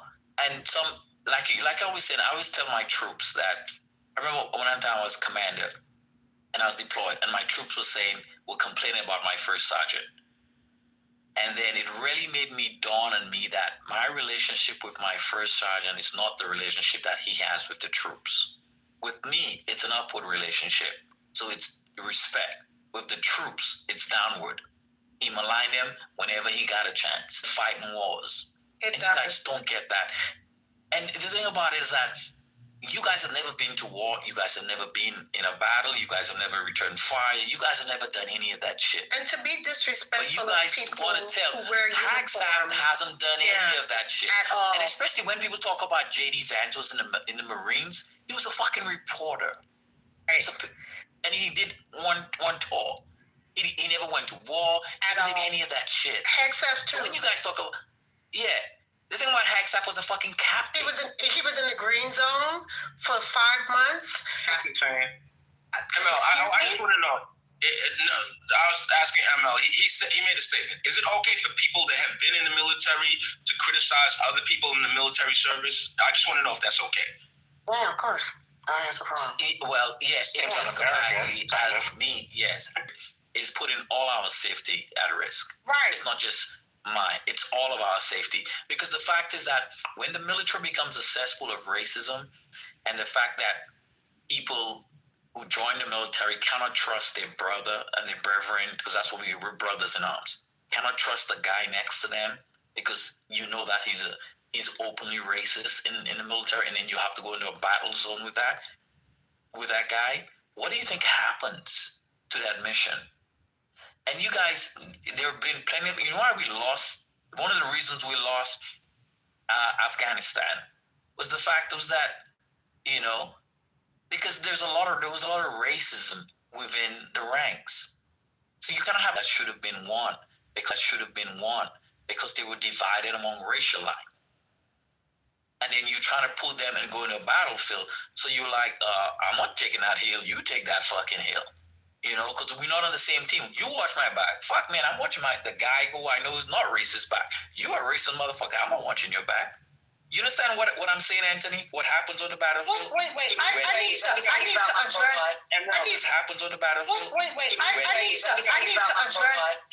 to address Omari right now. About second lieutenant, and there's like, when you go forward, be careful, because this motherfucker had us outside getting his food and shit when they had incoming.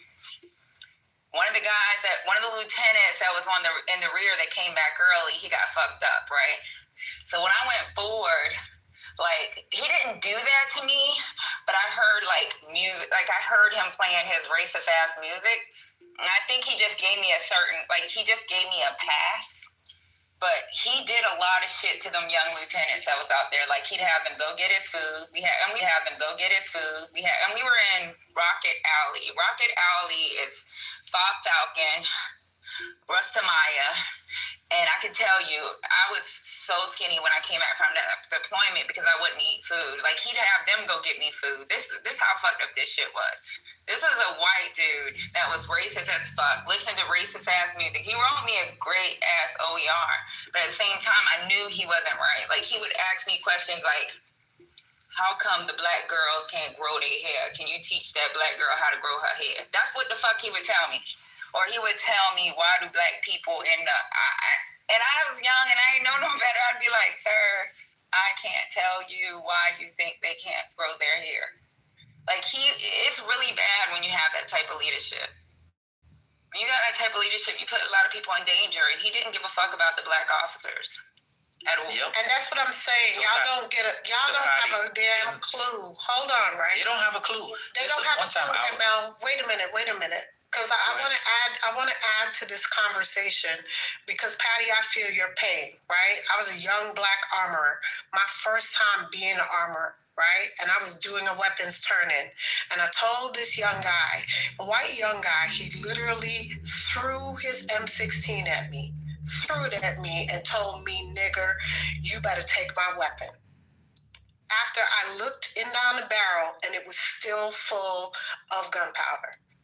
After we left the range and I was clearing the weapon and I said, "It still needs to be cleaned." And he told me, "Nigger, I better take his weapon." This happened to me. Ain't nobody do that. I'm telling you what happened to me. I'm sorry that happened to you, Les. I went in 87, right? But this happened in this happened in to me in the 2000s. This happened at McPherson. This happened to me. I believe it. This was a young white lieutenant who threw this weapon at me. Okay? I'm telling you what happened. We went to the range. It wasn't even his damn weapon. He was pissed off because he had a 9. He had somebody else's weapon. He was mad because it wasn't his damn weapon and somebody gave it to him. And he was pissed off because his butterbar ass, somebody gave him a bunch of weapons to turn in and he didn't want to clean the damn weapon. And I'm the young armorer and I needed to turn the damn weapons in. And I told him, "Sir, you need to clean this weapon." And he told me, "Who do I think I'm talking to, nigger?" I'm gonna finish. And I said, "I don't know who you think you're talking to, sir, but I'm not the one or the two, and I'm not turning this weapon in." And fortunately for me, my battalion commander, and he said to the lieutenant, he said, "You better apologize to her quickly."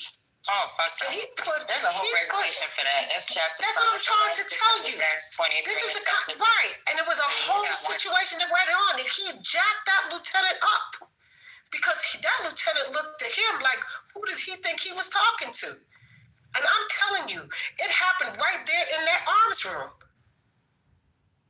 But I'm telling you the stuff that I've seen in my entire career happen. Y'all don't even understand. Well, I hope they ruined his career because there's a whole regulation. They did, because they put his ass out. I didn't know no better. I was a young lieutenant. I just came out of basic training, AIT or OC for us is OCS. For them, it's freaking AIT. Me coming out of school, I didn't know shit. All I knew was to shoot, move, and communicate.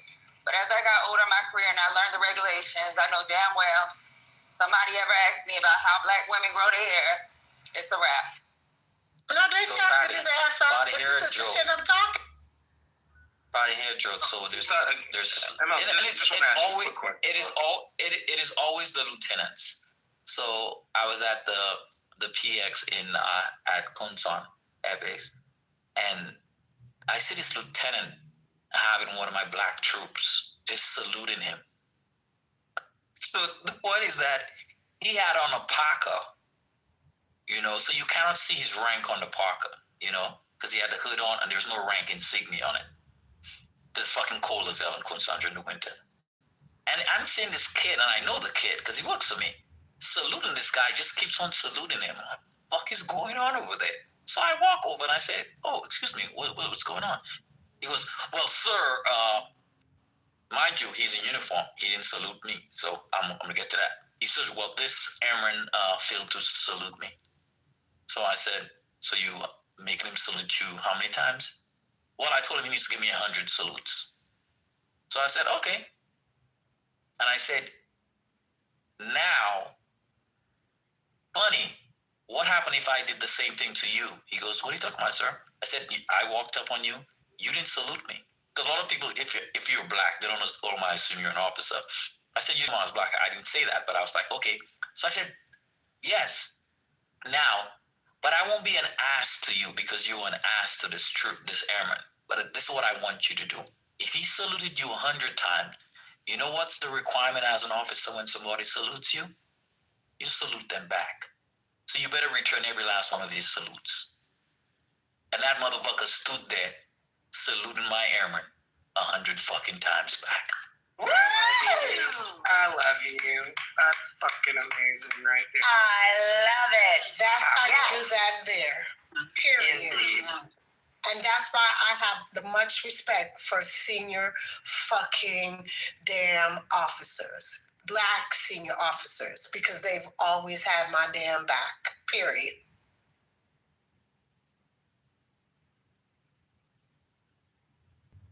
Y'all gonna get irritated, but to be fair, combat arms, we get treated like shit anyway. Yeah, that's true. Ass is giving them license to go back to being dickwads to the private part. Right. Was that? He ain't sick and stuff like that. Not that I know anything about that. He already said, we're not going to do it the PC way. We're going to, I don't believe no one, the president pulled all, 800 of their top-ranking military in all the way from all over the world to Virginia to get that little pep talk, unless they were going to radically change things. And they're doing that. Like, again, Trump can't keep his mouth. Still need more to be strong. And that's the problem. Okay. That's not good. Well, no, it's not good, but good for them. That says it's really bad. There's even more great news. Trump administration said it will not use emergency funds to keep SNAP benefits going during the shutdown. He's not going to do that. That's confirmed. He's been saying that. Thank you, sir. May I have some more? That's crazy. He's not. And this he doesn't care. This doesn't care. Here's the funny part.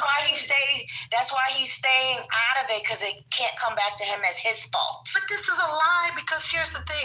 If the Republicans were really giving a fuck, they could have used what they did with the fucking gave a fuck. So it's fuck all you fucking MAGAs. Because you motherfuckers, if you gave a fuck, you could have paid the fucking, you could have did 2 clean bills. You could have paid fucking stack benefits, and you could have paid all the fucking federal workers. Because you could have did a clean CR on both of them, and you could have paid every goddamn body, and you could have pulled the nuclear option. That's why I said you motherfuckers are a bunch of liars. Hold on. It just keeps coming in. It just keeps rolling in. And I hope I have the right clips. But President Donald Trump told U.S. troops in Japan that he was prepared to send more than the National Guard into American cities. Find this clip. He said something about the people in the United States don't care if he uses the military to be on some other boat. This is saying that he's on the USS George Washington. Were there 2 speeches that he made? Because I don't want to listen to both of them. Let's see if I can find this again.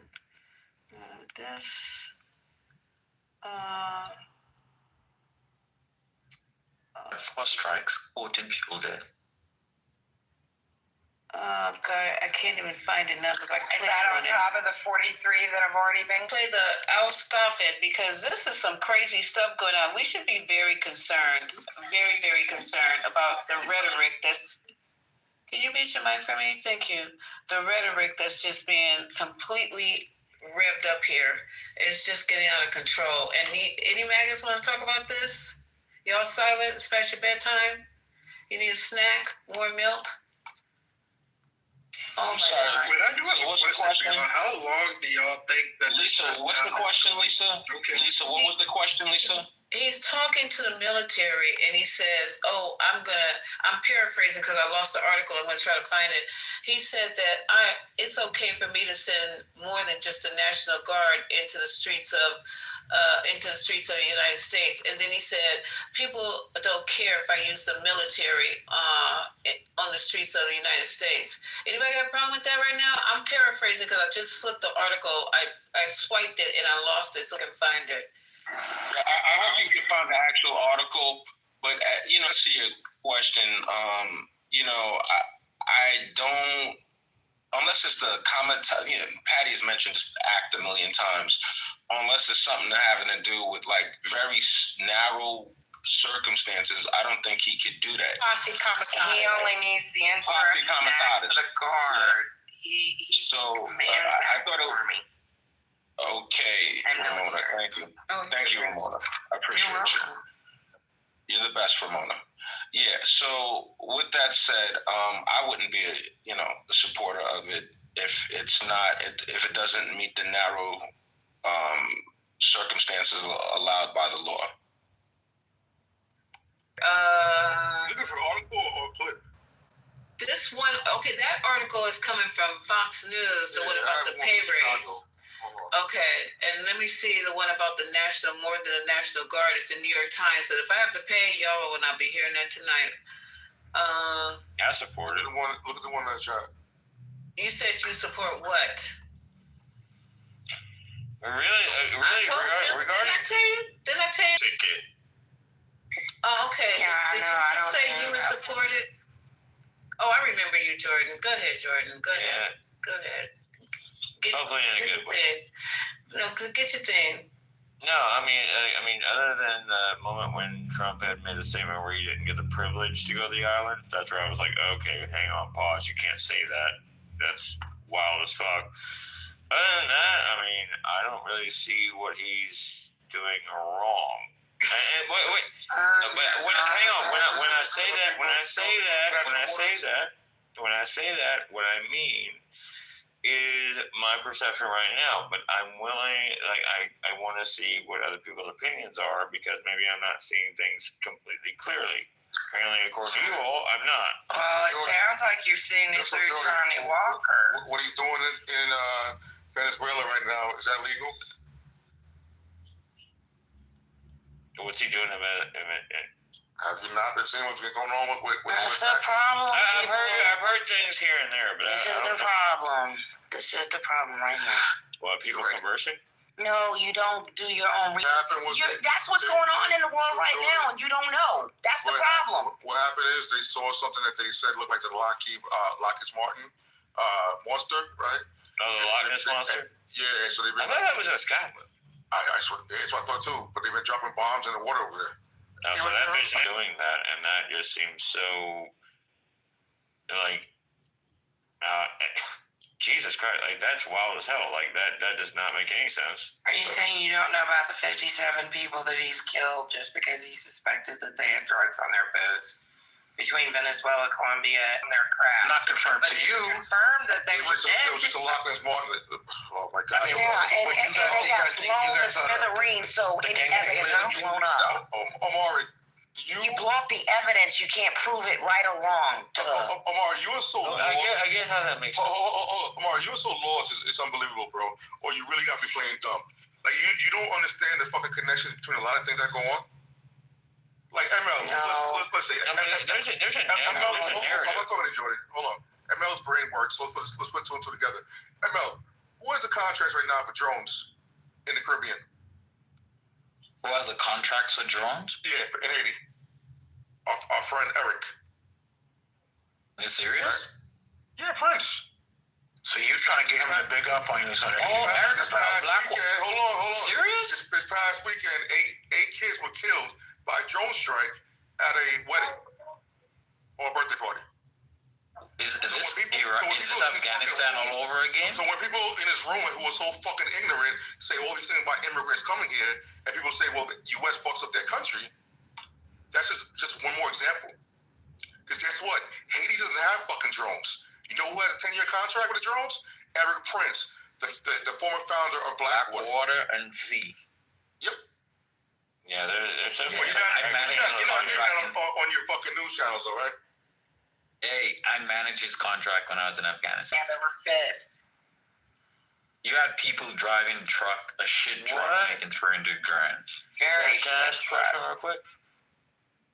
What's all the diabolical shit that went down when Obama was in office?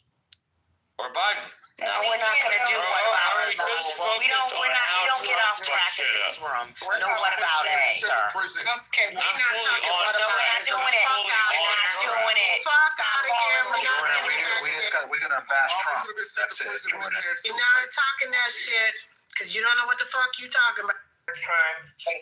Convicted felon who's also civilly liable for SA, who is tearing apart our nation, not to mention our White House, and all of our relations, foreign and domestic, with our neighbors as well as everybody else in the world, and only has any kind of modicum of respect for dictators and authoritarians in the rest of the world. That's it. That's it. That's all. He's selling us fucking piecemeal. And the only thing he meant by start paying attention. As he sells our country off piece by piece, number by number. Fuck is we talking about? Hey, ML, do you like invest in Business Daily? I don't really follow it. I read Barron's and Wall Street, and then I have other paid, but invest. I used to. But I don't really. Yeah. Okay, because today they have, and I had to look it up because I knew this was happening a few days ago. Trump's son, Jr., the company that he's investing in won the military contract with the Pentagon for drones. Did you know that? Which one? The whatever that country. What's that company name? The ivermectin, which is a no. There's a company, Avril. Is it Avril? I'm messing with you, dude. Sorry. No, it's Unusual Machines. Unusual Machines. Yeah, I don't know that company. Is that a publicly traded company or privately held? I'm gonna look up the whole thing because I only heard about it a couple of days ago. But let me read this article. What are you, Haitian? You talking about another contractor? That was Royal. Oh, I'm sorry. I apologize. Why are y'all surprised that they steal it? Yeah, it's Unusual. Yo, it is a public company. It's Unusual Machines Inc. It's ticker symbol is UMAC. They were $14 a share. They were down $1.12. They're down 7%, 7.4% today. Their headquarters in. Bro, you see that he's an advisor? So that was 4 days ago. They bought on the news. Mm-hmm. But 4 days ago the stock went up. They were trading at 1340 and it just got a minor bump. It went up to 1596 and then it's been trending back downward. Okay, y'all ready? What are you guys doing? I'm sorry. Last year got a huge bump. Stock. Yeah, so the biggest news. When he became an advisor? Also, drone parts, it's not drones. Drone parts, yeah. It's a big jump from 3 to 18, though. That's a big jump in a year. Because that's part of one of the laws now. We cannot American military members. American military or defense or police cannot buy drones with parts made from China. So they have to get. That's a law. So that opens the door for a lot of American companies to actually jump in the drone game. They were still in the data. It's a pretty small company though. It's the revenue was on last year reported was 212 million, and that a net income of negative 6.9. So they're actually losing money. Yeah. And the net profit of so they're actually the company's not making any money, but I guess for this contract it probably will. What are the regulations on presidents while they're in office as far as income It's his son. Yeah, but he never divested. Yeah, but he never divested. It's his son. Yeah, but he never divested because he was supposed to divest in his first office, and he never did. And then in the second office, nobody ever talked about it. He has never divested any of his companies. Yeah. I thought he was supposed to while he was in office. He's also supposed to sell his taxes. There's no law. It's a norm. That's the issue with Trump. There's a bunch of norms. Yep. There's a bunch of norms that every president has followed and trying all these things into laws. I love to have seen the look on them fucking those people's faces if Obama would have tried to pull that bullshit and suing the nation for $230 million. Could you imagine? So the thing about the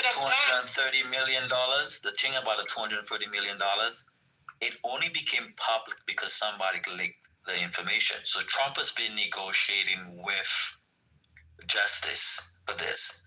And basically, Justice could literally have settled with him for that amount of money and hide it within the disbursements for that year because you literally can't hide it. So, for instance, if Trump would have had paid him, but you see, we could see the outlay for that amount of money, whatever, but we would have no idea that Justice paid him because all that rest of the information would be masked. But you see, ML, what I think a lot of people like some laundering stuff.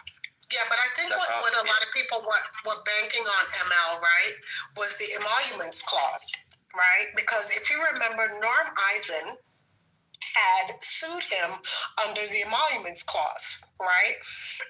And the Supreme Court never took it up because at the time, Beta Ginsburg was sick. Remember, she had cancer, and they were supposed to hear the case, but she got sick, and then we lost the seat. And at that point, the court changed. So when the court started to change, it never was brought up. By the time the court changed hands and the case was actually heard, they threw the case out.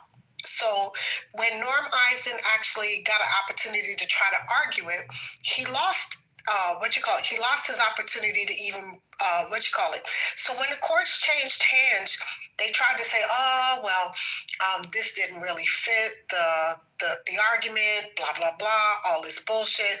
But because the court is stacked now, we'll never really get to see it in real time because the courts are not going to uphold the Constitution.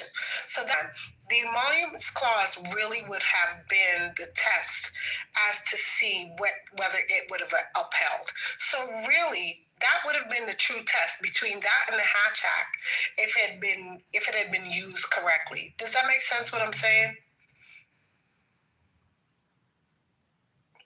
Yeah, it's just an awful lot of damn loopholes is what it is. Right, but what I'm saying is if we had a court that was not stacked, we would have seen the true test of how the courts would have been able to... I gotta get to this clip, y'all, really. I'm sorry, Mark. I know, I didn't mean to cut y'all off, but I don't know how long it is.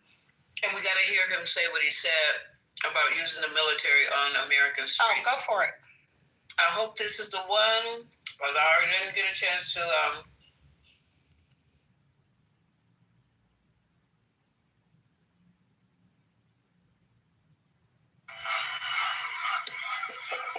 Water group, all campus.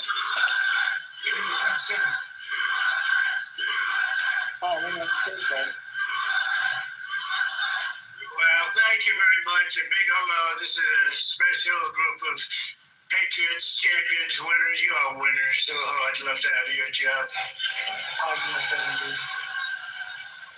And a very special hello to the greatest sailors anywhere in the seas, the incredible men and women of the United States Navy. Very special people. Thank you very much. It's a great honor. Great honor to be here. But I'm thrilled to be here among thousands of proud American patriots aboard the 100,000 tons, that's a lot of tonnage, forward deployed symbol of American might, power, and prestige, the legendary USS George Washington. This is some ship. They don't make them this way anymore, but we're not supposed to say that, but they really don't. This is great stuff. This is really an incredible GW, they call it GW, right? And we've come this afternoon to celebrate the strength and the skill and service of everyone on the ship. So we're going to all relax. We're going to have a good time. We're not going anywhere, you know. If you go back to Washington, it's like 2 o'clock in the morning. But I want to just tell you that you are special people, and we're going to have a little fun. And I'm going to tell you how great our country is and how well we're doing, because a year and a half ago, we had a different country than we do right now. Now we're the most respected country in the world. We're the hottest country anywhere in the world. And it hasn't taken too long, but I had no doubt. I just didn't know we were going to do it this fast. We've done it fast because of people like you. So I want to thank you very much. And I want to recognize a man that you all know well. And he's a tough cookie. He was formerly our Secretary of Defense, but now he's proudly known as our Secretary of War, Pete Hegseth.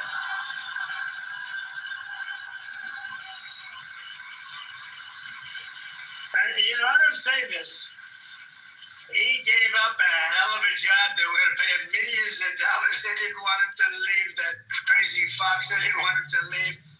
But he wanted, you know, every time I go on that show, all they want to talk about is the military. And I said, you know, if I ever do this, I'm going to bring this guy along with me. He knew more about it than anybody. He didn't want to be doing the other stuff. And he had a chance. He could have made so much money. He wouldn't have known. He didn't want that. This is what you wanted, Pete. He's so happy now. Those drug ships aren't coming in anymore. We can't find a ship. There's no ships coming in with drugs, you know? It's like he's been incredible. So thank you very much, Pete. You gave up a lot. We appreciate it. Thank you.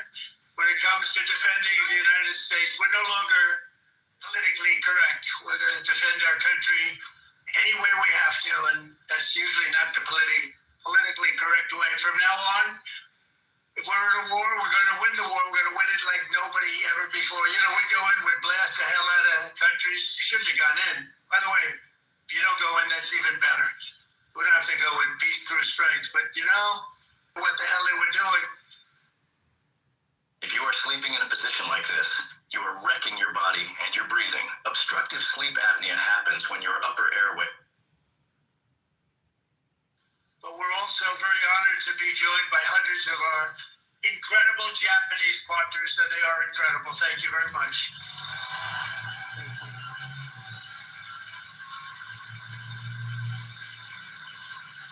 This woman,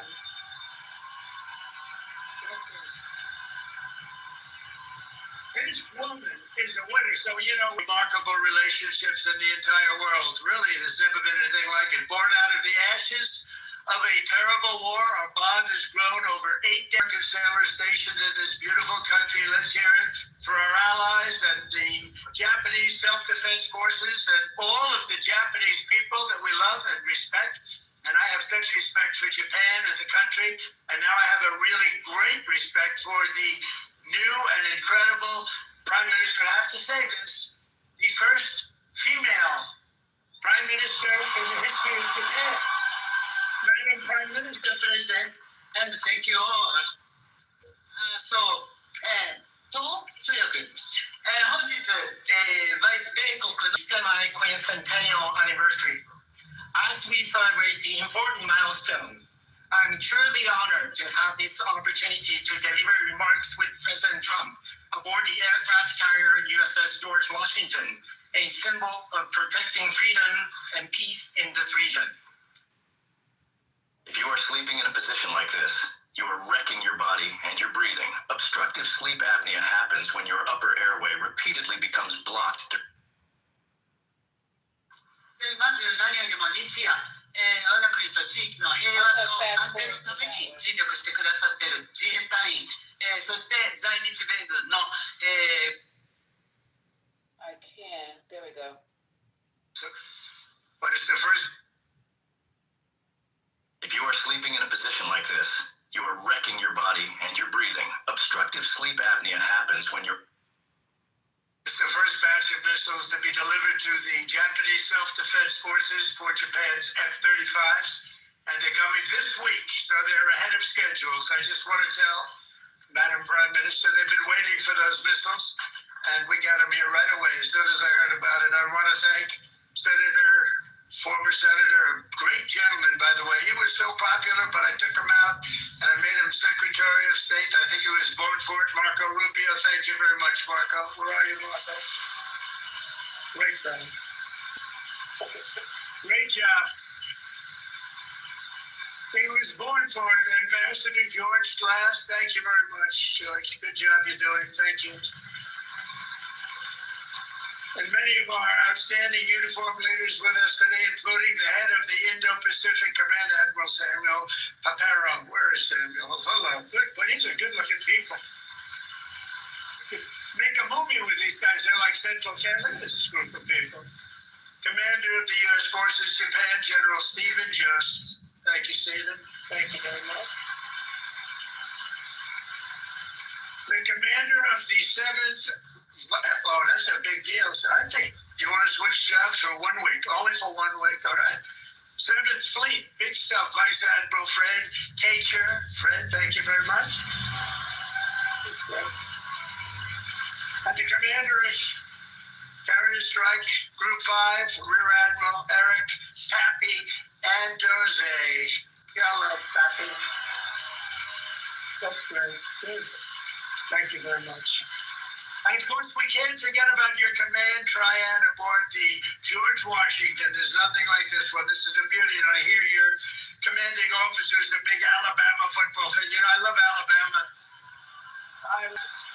Where's Timothy? Where's Timothy? That was a hell of a game this week. I don't know how the hell you pulled that one out. He didn't do shit. What are you doing? If you are sleeping in a position like this, you are wrecking your body and your breathing. Obstructive sleep apnea happens when you're... And my trees. We also have the best equipment that rides along in those ships. You see that nobody makes equipment like we do. Nobody makes the ammunition, the weapons, the missiles, the planes, none of it. And if they do, the American sailor stands ready to crush them and sink them and wreck them and blast them into oblivion, right?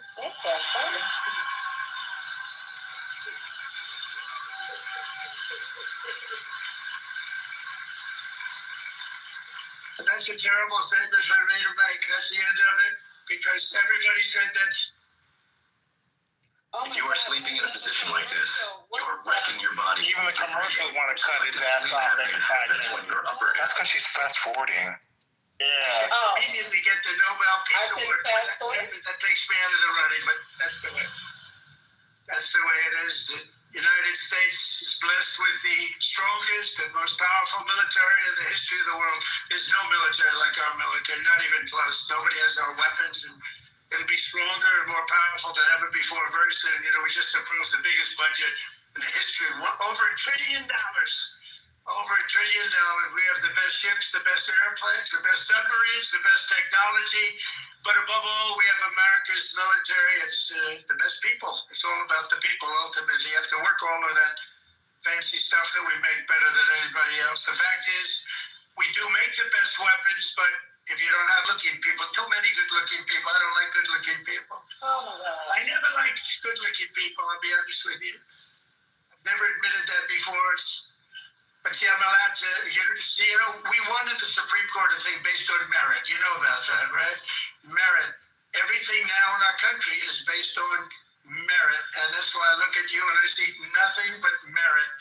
It's great to have a country back where we can go by merit. Now we don't go by anything else except for talent and work and hard work.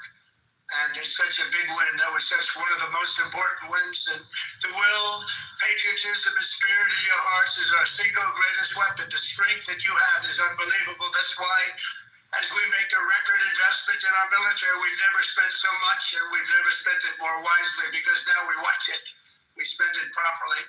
I'm also supporting an across-the-board pay raise for every sailor and service member in the United States. Y'all hear that? Let me sign up.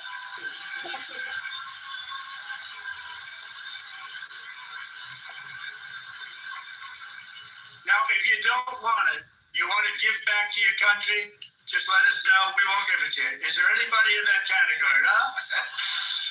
But now, all we really have to do is get the Democrats to approve it. But they'll come along. They always do. You know, they always do. And because I heard that the sailors on the George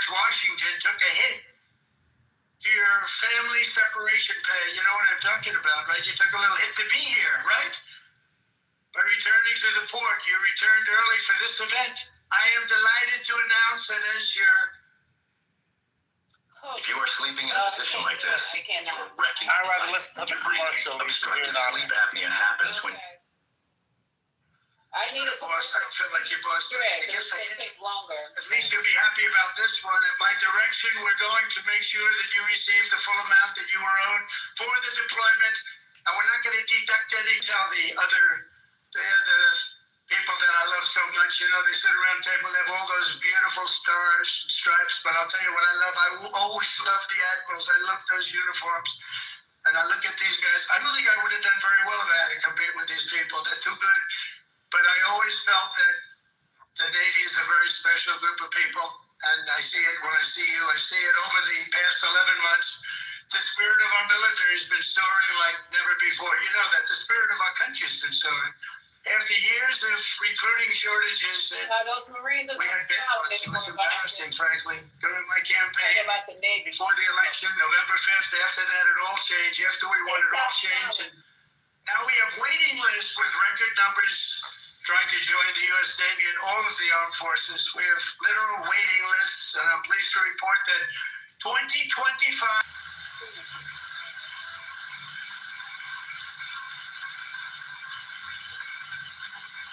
But, you know, think of it. It seems like I've been up here so long, and it seems like I've been doing this for a long time. And we had a great first term, but nothing like what's happening now. We had the greatest economy in the history of our country. I rebuilt the military in the first term, and then they gave a lot of it away to Afghanistan. But it was really just a tiny speck, but it was the concept of what it was.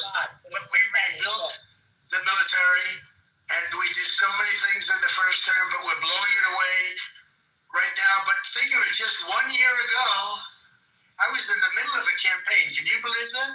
It doesn't feel that way. All the things that we've done since this unbelievable day, November 5th, that's when it all changed. When we won on November 5th, it all changed, and we went from a country that wasn't respected and a lot of people that had no spirit. That includes joining the police, the fire departments.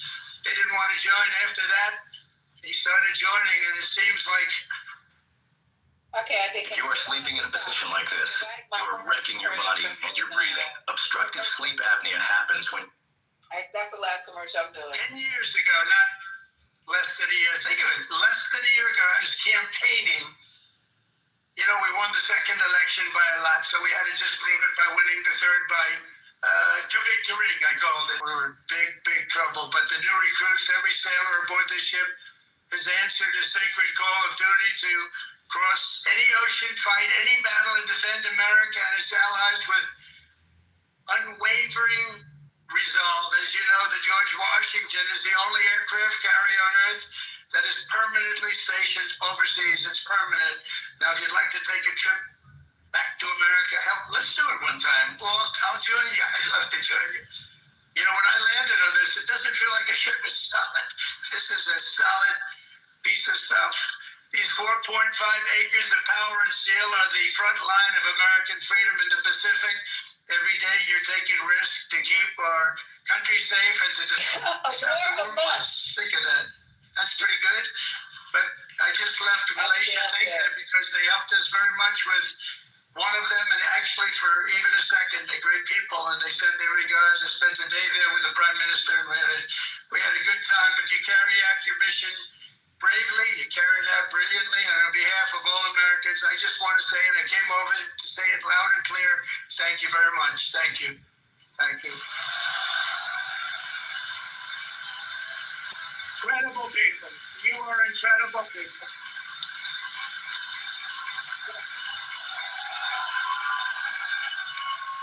They actually have the best location.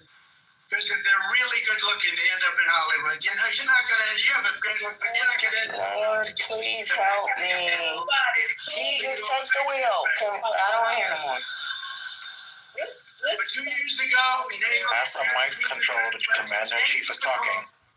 Was just a few months into his first fleet tour with the Golden Falcons helicopter squadron, when he and his crew were called on a search and rescue mission to find 3 missing Navy divers.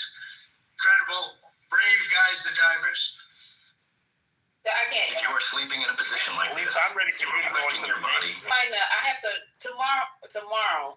I'm gonna have to find the exact clips. I'm sure it's gonna be everywhere because of the mere fact that he said it. So I won't have to listen to the whole damn thing. It's probably already out there. I mean, let me Google. Y'all go ahead. Can I stop playing him? I don't want to hear him. This was pure patriotism. Let's get one mic on rest, please. One mic on rest. I just want to say this, right? You can hear the amount of sheer jealousy and envy that this man really wanted to serve in the military, and how he did not get the chance to do and put on that uniform because his daddy did not let him put on that damn uniform, and how he still, to this day, is still mad that this Momo did not get to put on a uniform. But guess what? He is a reject. He is a bone. No, but you have to hear what he said. If you hear and you listen that he wanted to be an admiral, he's talked about how he's disparaged John McCain being a POW and all this stuff. I've heard this several times over the years, and he disparages all these generals. It's jealousy. It is envy. It is disgust and disdain. Just like I just want to say it was good to hear Real Patriots in that crowd. Get the fuck out of here. Shout out USA. Stop responding to him. I finally figured it out. That don't work for him. That don't mean no more. I can't hear you over Kenya because she's not respecting the patriots of America. Have you been in the military before? President Trump. No, I haven't. But you know what? What I heard in that speech, and I heard that crowd, and I watched the video, it was absolutely amazing. God bless this man. God bless America. You see how he's trolling now? Like, you can't even, you can just laugh, guys. He's a comedian in the room. There's nothing to get mad at about him. He's trolling. That only people America, because we're in harm's way of the devil. So yes, God is really going to have to bless America. That's one. I'm not. And I'm not. And guess what? You will never, ever be able to fill mine or any of the veteran friends of mine that did not vote. Excuse me? Excuse me, Mike? You about to play with me tonight? 63%. You about to play with me tonight? Hold up. You about to play with me tonight, Mike? The peacocking is cool. I mean, everybody does. You about to play with me tonight? Come on, guys. No. You about to play with me tonight? Is it just people in the military that deserve a voice? You about to play with my service tonight? Are you about to play with my service tonight? Are you about to play with my service tonight? We respect your service. I'm not talking to you, Amari. I'm not talking to you, Amari. I'm not discussing you, Amari. I asked you a simple question. Are you about to discredit my service tonight, Mike? No one could ever do that, Rez. Rez, no one could ever discredit your service. I'm going to say it again. Come on, y'all listen, go off. Y'all want to fight. Are you the only one that deserves a voice? I mean, excuse me? I didn't say anything about a voice. What I said was, this man could never, ever, and I'm not going to let anybody, especially you, Mike P., make me feel less than. Never. I know, but you're trying to make other people just because they didn't fight. You're trying to make. Who is they? I'm talking about President Trump. Right. He cannot compare. He cannot compare to me. He is a civilian. He don't have nothing on me. This man did not serve in the United States military. Yes, he is triggering you, and you're falling for it. Stop falling for it. I'm not comparing him to me. That's the difference. Oh my God, what is happening? Mike, President Obama compared his service to me. So what are you talking about? Mike is trolling you. Would you stop responding to him? I'm good in my discourse. Relax. Your best troll yet, gang. Are you trolling too? Listen. Okay, stop. Let Rez talk. Nobody else come off on the mic, and I mean it. I'm good. I'm good. I'm not triggered. Relax. Mike, President Obama never compared his service to this country to me in regards to him being a president. He's never compared himself to me. Because you see that picture in the White House? He invited me to the White House, right? He thanked me for my service, right? I've met him. I've talked to him face to face. This man honored my service. Okay? You see that picture right there? He literally stood right there in my face. And he said to me, I thank you for your sacrifice and what you gave to this country. That's what a real president does. He looked at me in my eyes and said, as a black woman, what you did, I could have never done. What you did as a single black mother, I never could have done. What his wife did, she quietly came to Fort Bragg, which you don't know, right? And she invited black single mothers, right? And let me tell you what she quietly did. She came with the undersecretary to find out what we needed. In 2010, and I sat with Michelle Obama when she was the first lady. And it's nothing funny about that. To find out what we needed as far as housing needs, how she could better things for us. And we sat with her. I know and we literally, excuse me, I don't find none of this funny. This is me. Who's laughing? Somebody was laughing at what you were saying? Yes, they're laughing now and throwing laughing emojis. I don't find any of it funny. Who's doing that? You need to leave my room. I didn't do that. If you think that shit is funny, you respectful pieces of shit, y'all need to leave.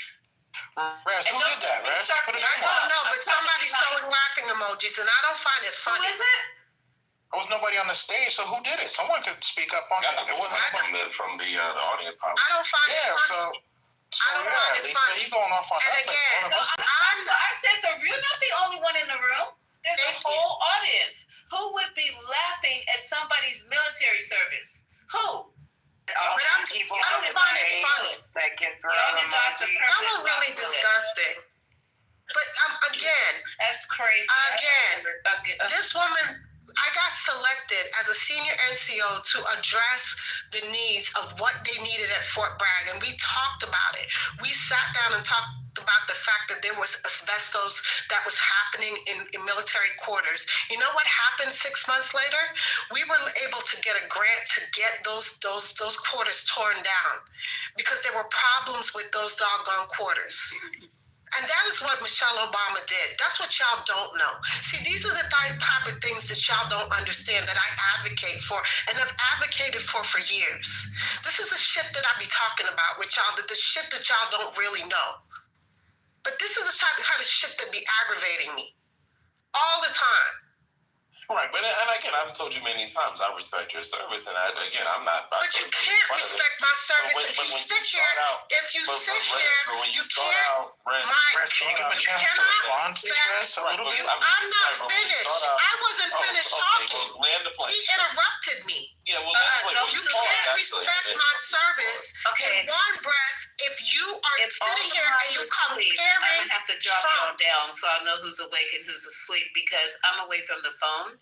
Nobody should be talking to Rez like that when she's talking about her military service. I'm sorry, you might not agree, but that's too bad. Do not come off the mic until Rez says, I'm landed. You're gonna respect somebody up in here. Go ahead, land the plane, Rez. No, don't tell her to land the plane. Rez, you got as much time as you need, darling. Go ahead. It is disgusting to me when y'all talk about a president that compares himself to other people's service when he literally talks about him being the commander. It is disgusting. This man has literally talked about he could have never been a POW and how he has talked about John McCain.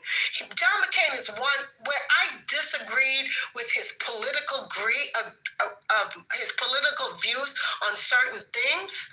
But when I tell you I respected this man, I've met him. God rest his soul. But I respected him because this man was a POW. Not for the fact that he was just a POW, but he could have literally left because answer. But guess what? He chose to stay because he wanted to make sure that his troops got out first. That's how respectful he was of his doggone service in Vietnam. That's what you guys don't know. And to disrespect people's service because by the shit that he says. Now I'm a land. So at the end of the day, it's like this. I mean, again, as much as it's, appreciated, and I think that there were a lot of people that needed to hear that. For me personally, I really didn't. I mean, everyone deserves to have a voice. This whole thing of Trump didn't serve, it's every little thing that you guys want to do. And this is why I say it's bad form, because everyone is not going to serve in the military. The plane, very simple. That's it. Okay, so is it not true, or is it a lie that he did not serve? Is that a rhetorical question, Lisa? No, no, it's a question. You can put whatever word in front of it that you want. Clearly, we know that he didn't, just like Obama. Okay, so we can say it as many times as we want to. Right. So I don't even know why you're even making that a point. We can, if he didn't serve, he didn't serve. Just like you didn't serve. It's a fact. Okay. So we can say it as many times as we want to. He's the president of the United States. Yeah, and So there you go. Unfortunately, and there you go. You got what you asked for. I'm good.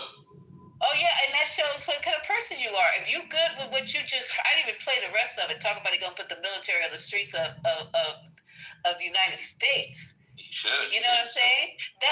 Who now? What now? I said he needs to. Shit. He needs to put the military to fight against their own citizens. Some crazy shit. The police ain't helping the ICE agents. No, then you need to fire. Then you need to fucking fire the police. This is not the military's job. No, we're just going to teach shows you don't know what the military is for because you're saying incredibly ignorant shit right now.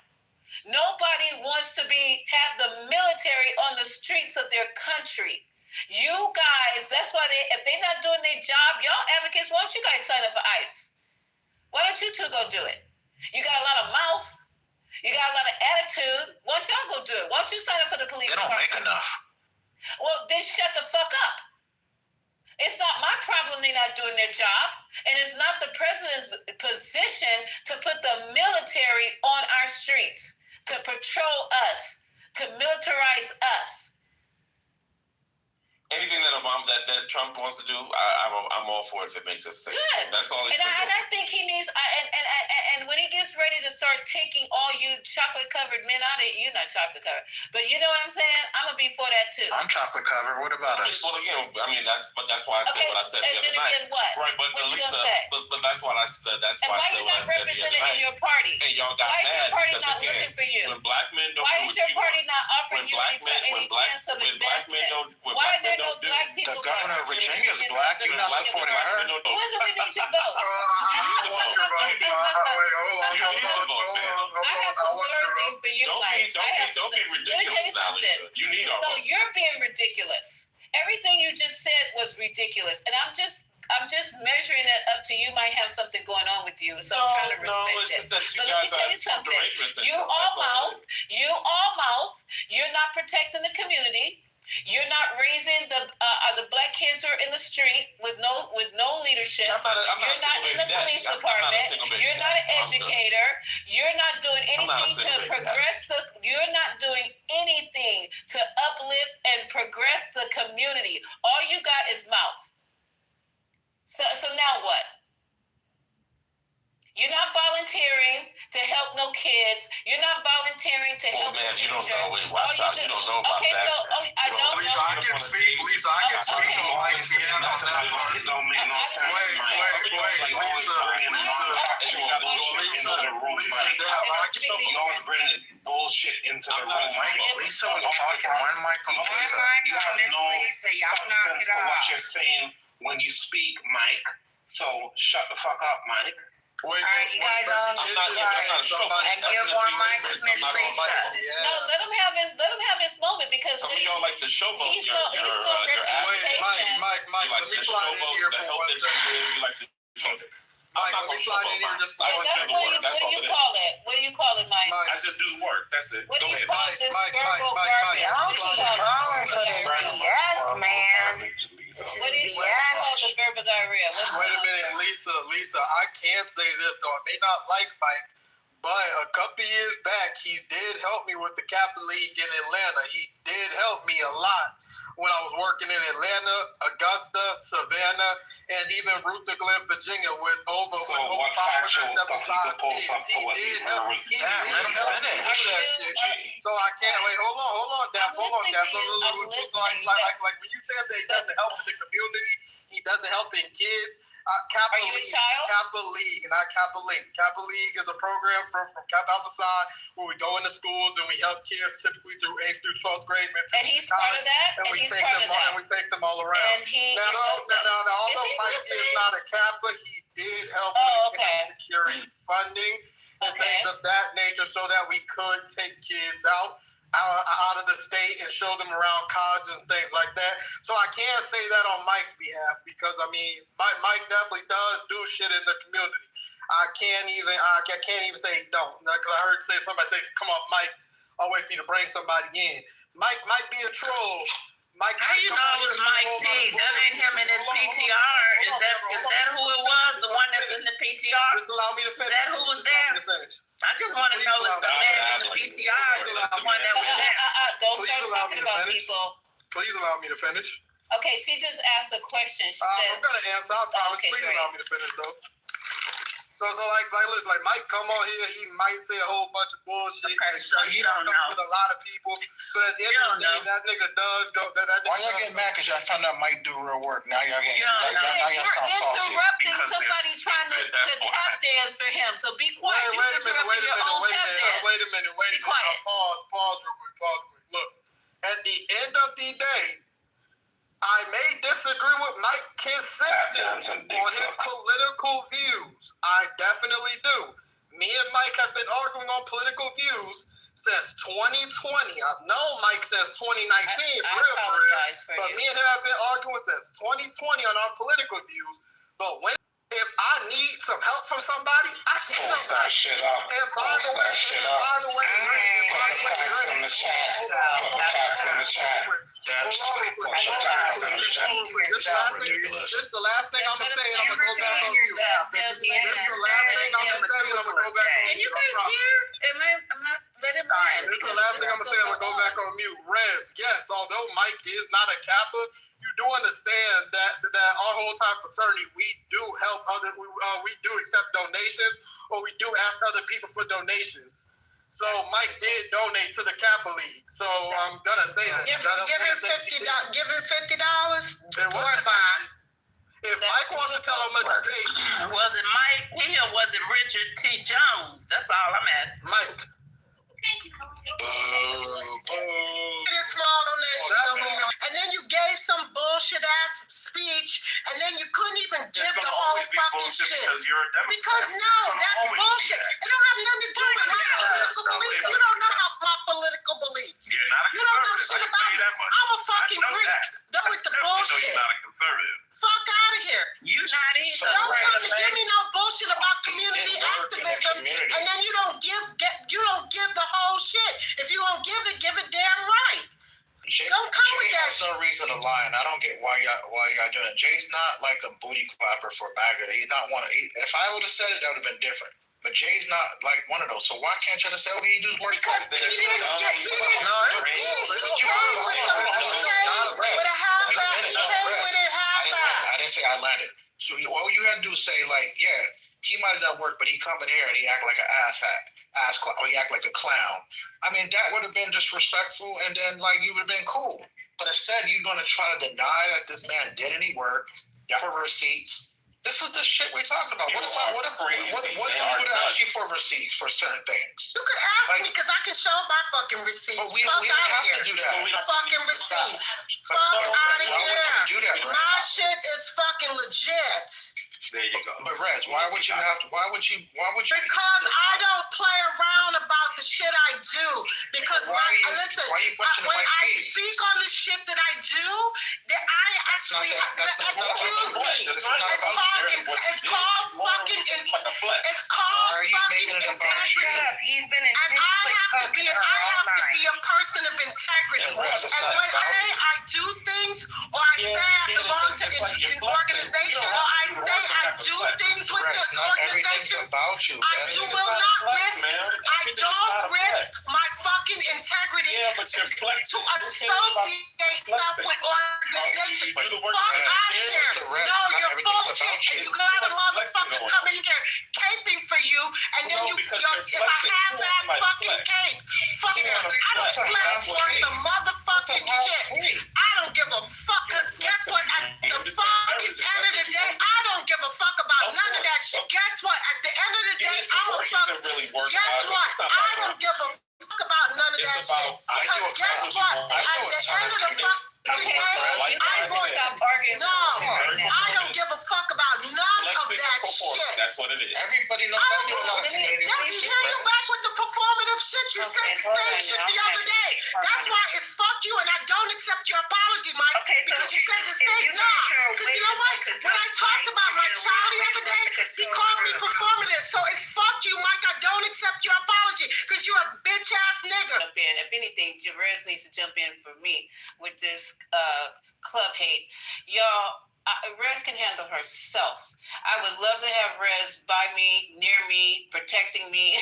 Rez, I'll be hiding behind Rez. Never mind. So I know Rez can handle herself, her business. These two, whatever they are, have not even served in the military. This woman has served in the military. She's been all over the world.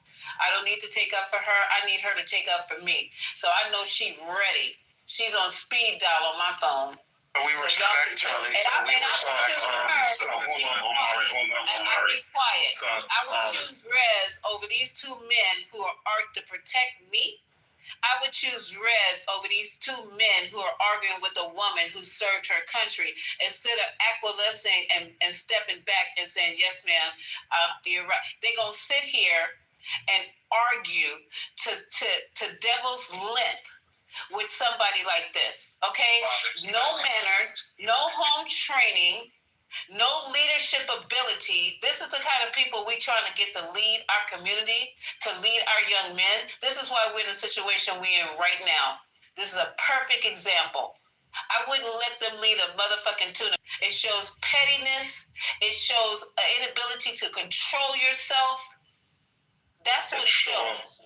Bottom fish. Nobody was arguing. What I was going to say. What I was going to say. I haven't got a chance yet. Nowhere near. Negro. Just stop it. Go ahead. Who's next? Because I know Miss Rez can take care of herself. So what I was going to say, to add to what Lisa was saying, I dropped Mike to the ghoul so you can finish speaking. Rez can handle herself. Rez talk facts. And he can handle me and all the rest of y'all. So that's why I dropped him down to the ghoul. Mike, bottom fish. Mike know what I'm saying when I said when I said in a bottom fish. Rez, are you saying you're a girl? Listen, I love y'all. Rez, can I get a second? Rez, I love y'all games. At the end of the day, the shit that I talk about is real, and the reason I talk about the shit, because for me, it's all about being in an advocate space. I advocate for a lot of shit because at the end of the day, my desire is to leave a legacy that somehow or another I make an impact that will leave this earth just a little bit better when I leave this fucking earth. Whether I die tomorrow or if I die in 20 years, my desire is to leave this place just a little bit better for my children, my children's children, and you guys' children. That is what I care about. I don't give a fuck about anything else. So for a person like Mike P, he don't understand that because he has never done what is called selfless service. He's never done anything what's called selfless sacrifice. That means you put other people's needs before your own. He ain't never done that in fucking life. He don't know what that is. But that's called a part of warrior ethos. That's what I believe in. That was what I was taught when I was 17 fucking years old. And that is what I still stand on 40 years later. But that nigga will never understand that. And all I was trying to say to Jay, because at the end of the day, he came and gave a donation to your organization, but giving a donation doesn't mean that he actually put in the work. A lot of people give donations to organizations. More than just a donation. But that's all you said, sir. That is all you said. No, that's what you said. Work in the Capital League. I said he did work along with the Capital League, comma, he also gave a donation. No, you did not. That's my exact word. You are a liar. Hold on. It's just not us. Everybody in the chat, just be honest. This conversation with adults. We got enough trolls on it. We don't have to have, this is not a trolling moment. Is what he said what he just said? Or did he say he donated? Because that's what and listen, I'm not here to not give somebody their props. If they're trying to be the first one to say, Mike, thank you so much for being that guy. You said the man found funding for you, and you said he was not. You said he was not a capper. He found funding. That is all you said. You said nothing else. So you are lying. And I then asked. No, you play the game. Don't fucking play the game with me. Play it with somebody else. Play it with your question, and you get called on your shit. If we crashing out at 12, there's no crashing. It's just that I don't like liars. I mean, I'm gonna call you on your crap. I have no reason to lie on Mike. Everybody that's known me and Mike has known that me and Mike have argued consistently since this app came out. But I've known Mike before this app came out. But at the end of the day, I can't let anyone say Mike don't do work in the community. He may definitely be up in the high schools and middle schools working with kids. I'm very proud out here taking kids out to Morehouse College, out to Spelman, out to Syracuse, out to Virginia Tech, out to Washington and Mary. Mike do be doing work out in the community. I'm not and nobody he fucking doesn't.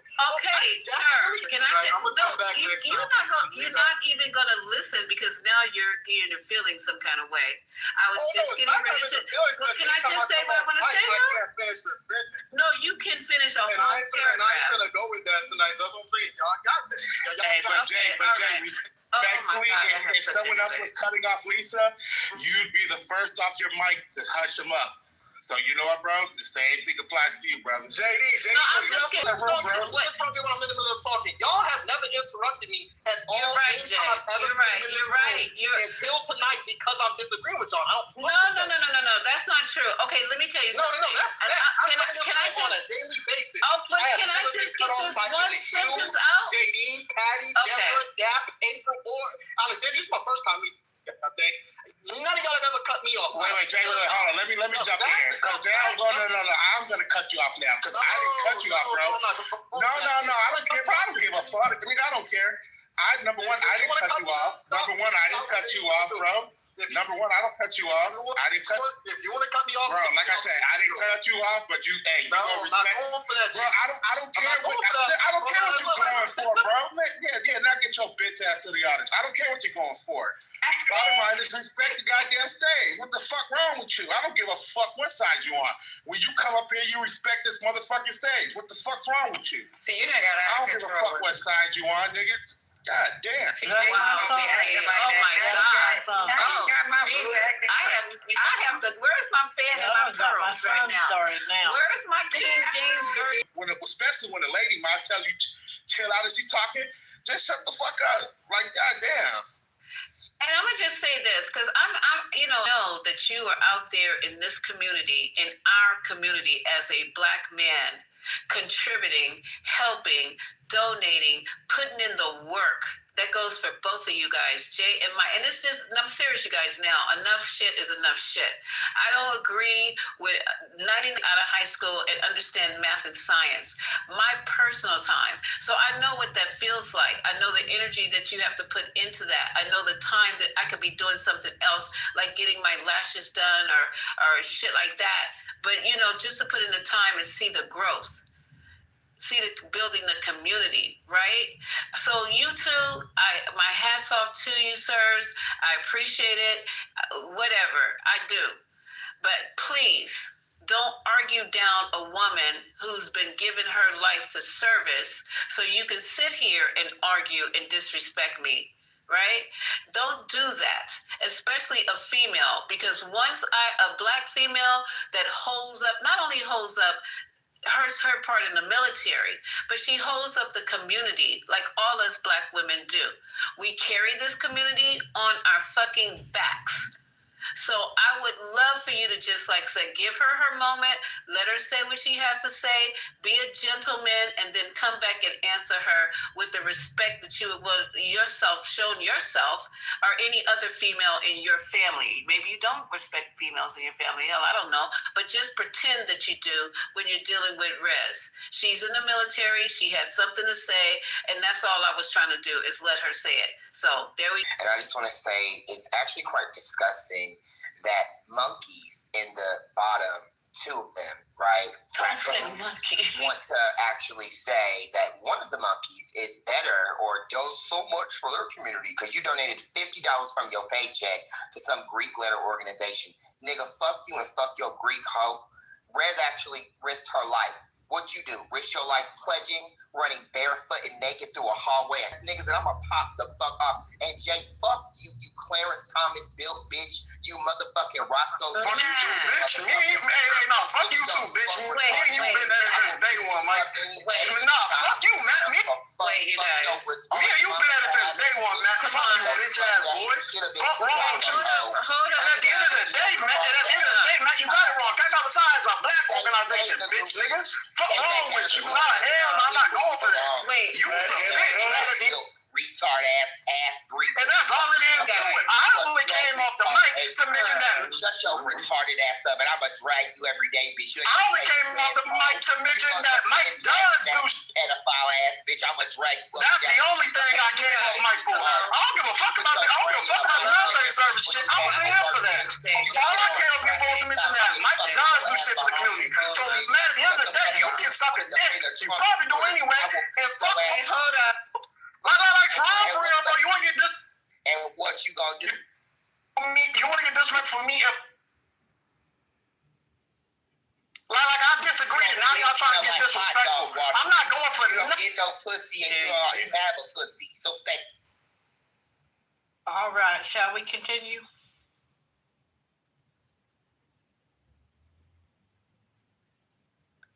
Okay, so the problem now is we're fighting among ourselves, and that's something that we're going to have to work on in our community because everybody has a role and everybody has some work to do, and we have a lot of work to do, you guys.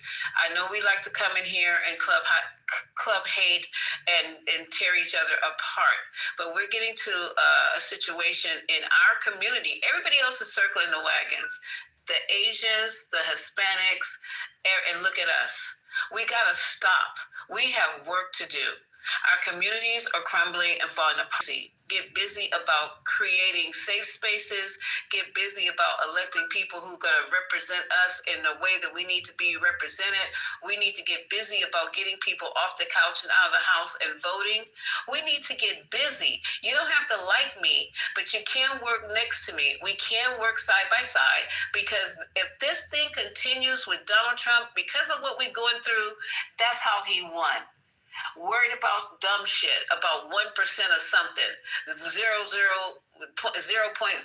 of something that we don't know nothing about. We got to do better. Yeah, if you don't like the color of your skin, stay out your way. Don't get these people off the bridge. I'm just saying, I don't like saying things like that because I'm not that type of person until I'm pushed.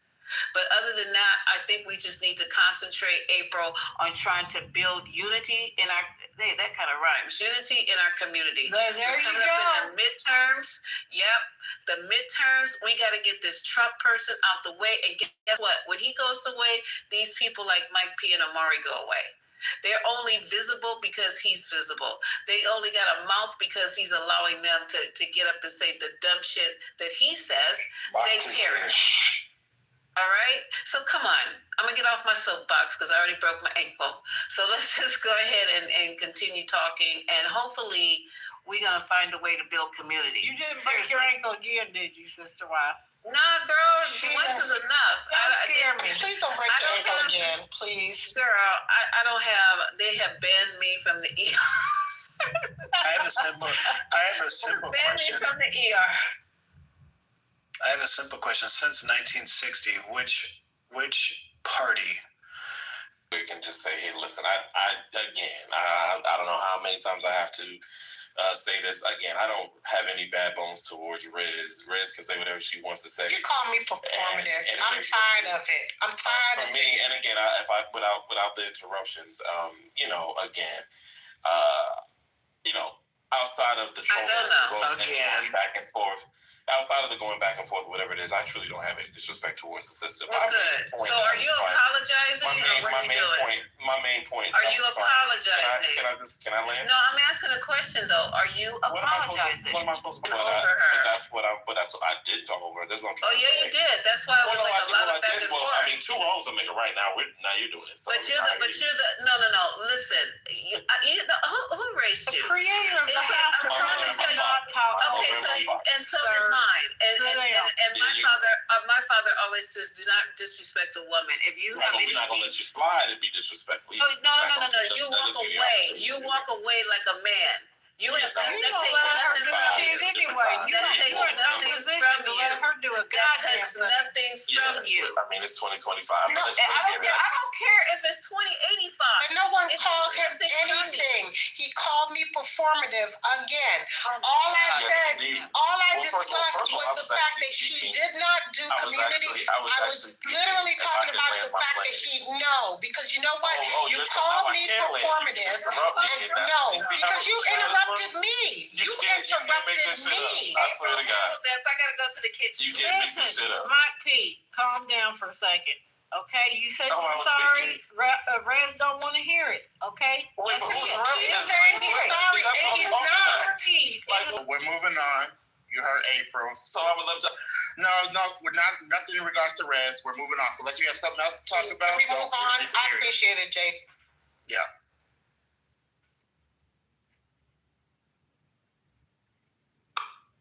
All right, what up? Is it okay if I ask a question? Yeah, go for it, Sean. How you doing, Sean? What's good with you? Where you been? I'm trying to connect myself. Anyway. Do y'all still feel have eggs in the basket when it comes to the midterm? I'll just say that. Wait till November 1st, and everybody runs out of snap. They're gonna lose again. Can we hear about the winning? What are you winning? You don't act like a winner. Mike, please. What are you winning? Democrat. My God, shut the fuck up. Right.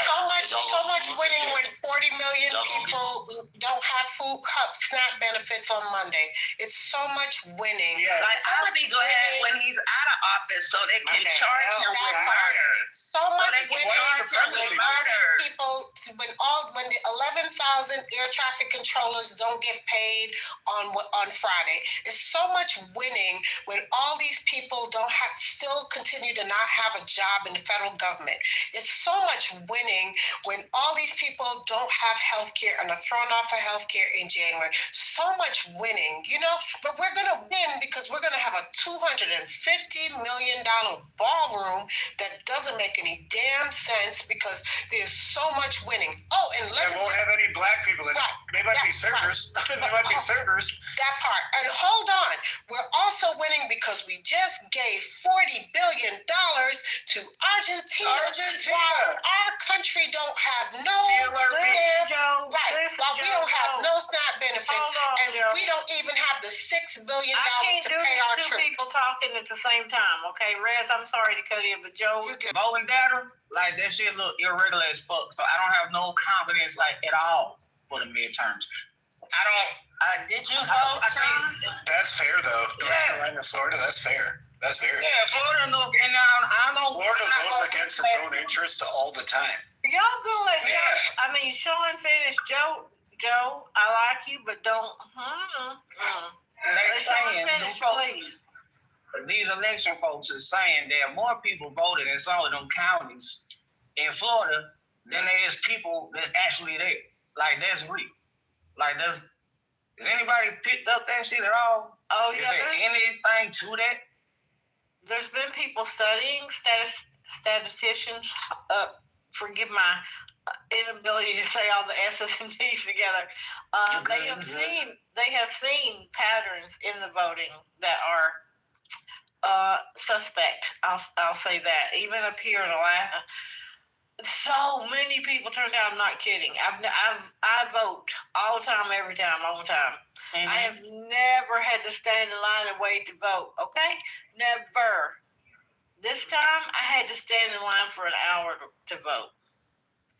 I was trying to, yeah. It sounds like Florida's and mortgage fraud in the United States. So yeah, it's the same. Like Florida is just kind of a corrupt state. What's the mortgage fraud? What's happening? What do you mean? Mortgage fraud is they're using other people's Social Security. They're lying about their income. They're submitting applications that lie about their credit preferences, their credit references. How do you get a mortgage doing all that? You don't. They get caught. They get caught all the time. Buying a house without with fake ID. Well, so it's easier to get like a. So here's what happens a lot in Florida. It's easier. The underwriting requirements for a primary residence, like your home you're going to live in, are easier than a secondary or investment property. So a bunch of these people in Florida, and then they fudge their taxes. I mean, it's you can Google it. The mortgage fraud. Are you a realtor or? I do mortgage compliance. You do what? Mortgage compliance. I think what the guy was talking about, I'm sorry, I didn't see who was speaking. He was talking about how Florida voting record in Miami-Dade County seemed to like change all of a sudden. It was like heavily blue. It just kept getting bluer and bluer and bluer. And then suddenly it voted plus some crazy amount, like plus 30 or something. Yeah, like it was insane. Like, and then suddenly it just flipped to. Just give me 1 minute. They bought all the machines, and they bought machines too. Like they pulled the machine, like it's like new machines or some bullshit like that. Like it's nuts. I'm gonna actually compile some information, and I'll send it to Lisa and to all of the mods. But what Royal just said, I live here. Like, I've been here for 20 plus years. I already knew what was happening. I talked about it the other day in a room, and there's evidence coming out every day, more and more every day to prove it's not a conspiracy theory. This was a bot election. But when that happened, it's a lot more than that. When that event happened that he's speaking of right now, it's the only reason I popped up here. Anyone that has any doubts that there are issues, if you'll just do a tiny bit of research on Miami-Dade for it to turn red. Like the night of the election, then said like I was back home in North Carolina, and it just did not make. I was like, I'm gonna just ignore it. I was all the down ballots, but then Trump. Vote blue all the way down, but then Trump. That was weird. Wasn't there like a weird wobble in Nevada and Georgia too? Yes. It's a lot coming. Yeah, this is more regularly y'all know what I'm saying. Yeah, it's more weirder this time. Yeah, it's more weirder this time than it's ever been. Like ever. Like I was like, let me go into this room. The smart nigga, so I can make sure I'm not going crazy and I don't sound badass. No, you're not going crazy at all. A lot of us think that, and a lot of us feel like we don't know if we can trust the elections coming up. There's too much going on with Elon Musk and his Starlink. Yeah. Well, you remember they caught Trump calling Georgia, right? I need this many votes. You think that was just the one that was recorded? How many other states do you think he called like that? How many others? This is Pierre. I think I'm a little concerned about the redistricting conversation, to be honest with you. We're seeing a little bit of that with Indiana. There's the governor just called, I think it was just yesterday, he just called a special session. I don't think there's for redistricting, basically, at least to discuss that. I'm not sure all the particulars, but one of the problems for Indiana is that there's a good and plus to it. The good part right now is that they don't think, supposedly there's a political article that suggests that a number of Republicans are saying that they don't think they have enough votes to do something. But my fear is that there's always been sort sort of this tension with downstate Indiana, which is very heavily Republican, and then my area, Gary, I think Michigan, I think Porter County is also Louisiana. For here, and the impact of that would be there's an impact to the resources here within Indiana that the state would try to control. Like over the years, there's the state trying to control the Gary school system. That was a tension several years ago. A council member for Gary, Black, it still has that history of Hatcher going back to the day. So it's the redistricting that's going on. I'm a little fearful of it only because. Yes, absolutely. The tax revenue distribution will change. Did you not see what they're doing to the state of Louisiana? Democrats have been winning up and down the country. What is the election denying going on? Like there is one district representing Black Americans in the state of Louisiana. Hold on, Ms. Ramona. Elon Musk went up against a Supreme Court race in various cities. What was Elon running for? He tried. I'm assuming. Again, what is he running for? He wasn't running for anything. He was supporting a judge that was running. Yeah, I know, but I'm talking about what Mari said. I know that. No, you didn't. I did know that, fool. That's why I asked you. He put millions of dollars into that race. That's why I asked you. You said he lost. Yeah, because he tried to buy the race. Right. What part you don't understand about that? The part that you said. Yeah, I just want to fight. You said he was running. Okay, say what you need to say, nigga. Stop cutting me off then. What's wrong with you? Thank you. Thank you. You're welcome. So with that being said, there's nothing going on. The election's going to be fair and square. There's not going to be no, weird voting, irregular, whatever y'all saying. Like, no one's going to fuck with the vote. Like, we already done the vote. Hold on. Don't even finish. I haven't stopped landing yet. The whole goddamn stage thing again. But we already know that people had votes that weren't counted. They checked their votes to find out if they were counted, and they were not counted. And it was quite a few, more than 10, okay? Less than 75 million. People already know this. Statisticians, there was even a case in New York. Right now, and I was actually going to bring it up. So we have reason to question things going forward. We know that Republican governors across the country have been changing up voting issues. Trump trying to ban mail-in votes. Well, I don't know why you come up here trying to act like we're stupid and we don't know what the fuck is going on every time. Hold up, we were having a very good conversation. We got Jay. No, we can't have that. Don't threaten nobody in the chat. You need to go with all that shit. Oh, I see what he said now. Yeah, don't be doing that. Yeah, I'm going to talk about myself. Can I say one second? Wait a minute. I'm not threatening nobody in the chat. He's threatening me, saying he's going to come to Atlanta and beat my ass. I gave him a fair warning that if he tries to touch me in the streets, when I'm with my wife and kids, he will get shot. Now, if he wants to box at Buckhead, we can do that. I told him that straight up. We can do that. If he wants to box at Buckhead, we can do that. But I told him, do not try to touch me in the streets of Atlanta. I'm not threatening nobody. He came to me. On Lisa. Now, I want, number one, mute your mic.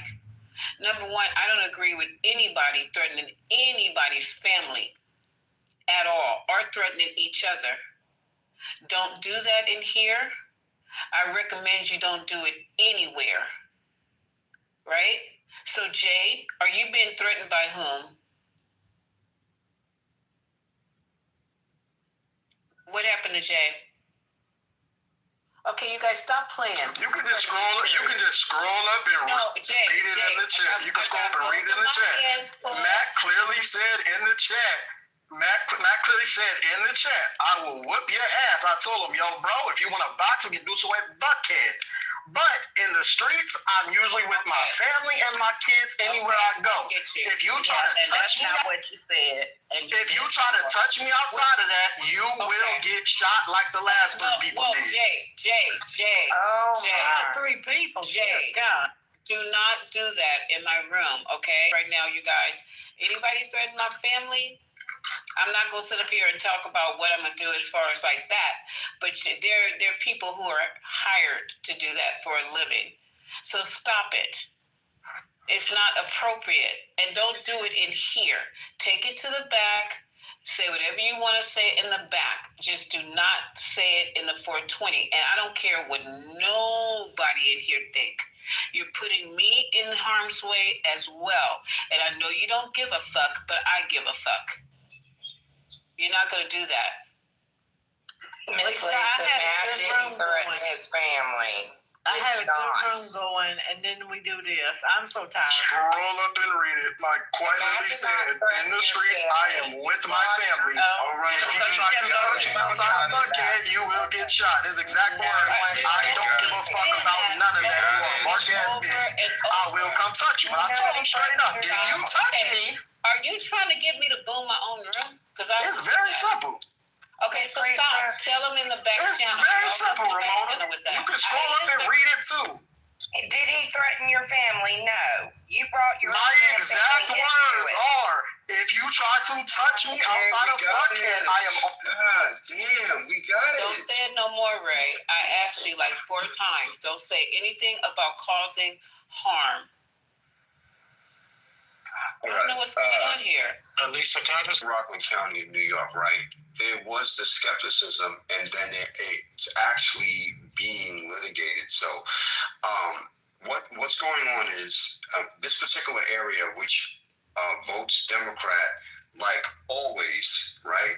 Suddenly voted the other way for Donald Trump in New York, right? But here's the crazy thing about it: they voted for Democrats down the line. Oh, and I'm not talking about like if it was like 4 or like even, let's say we're going to give him like 25% of the voters.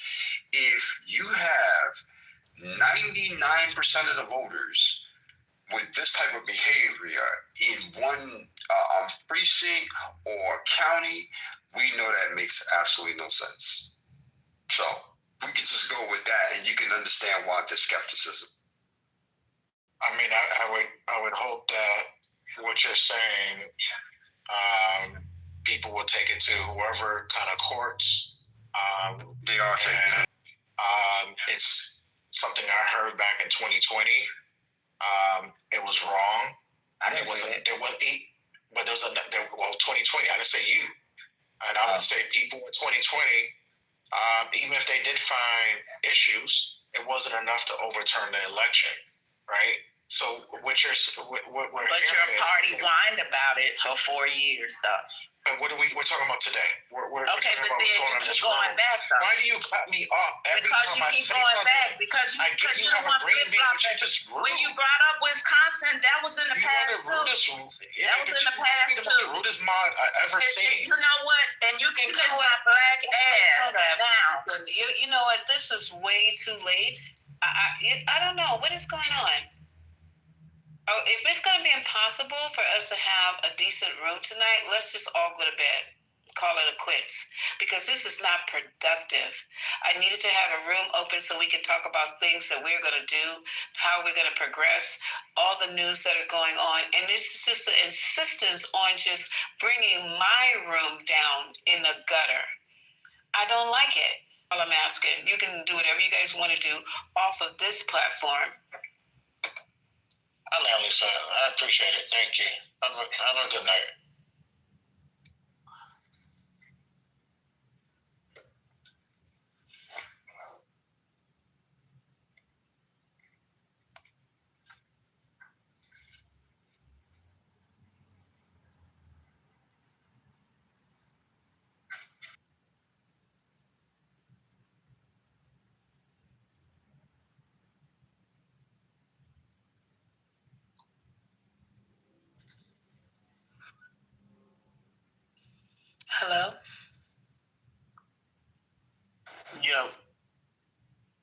So if it's not cussing and hollering and screaming, that's what you guys about, then it gets quiet? My bad.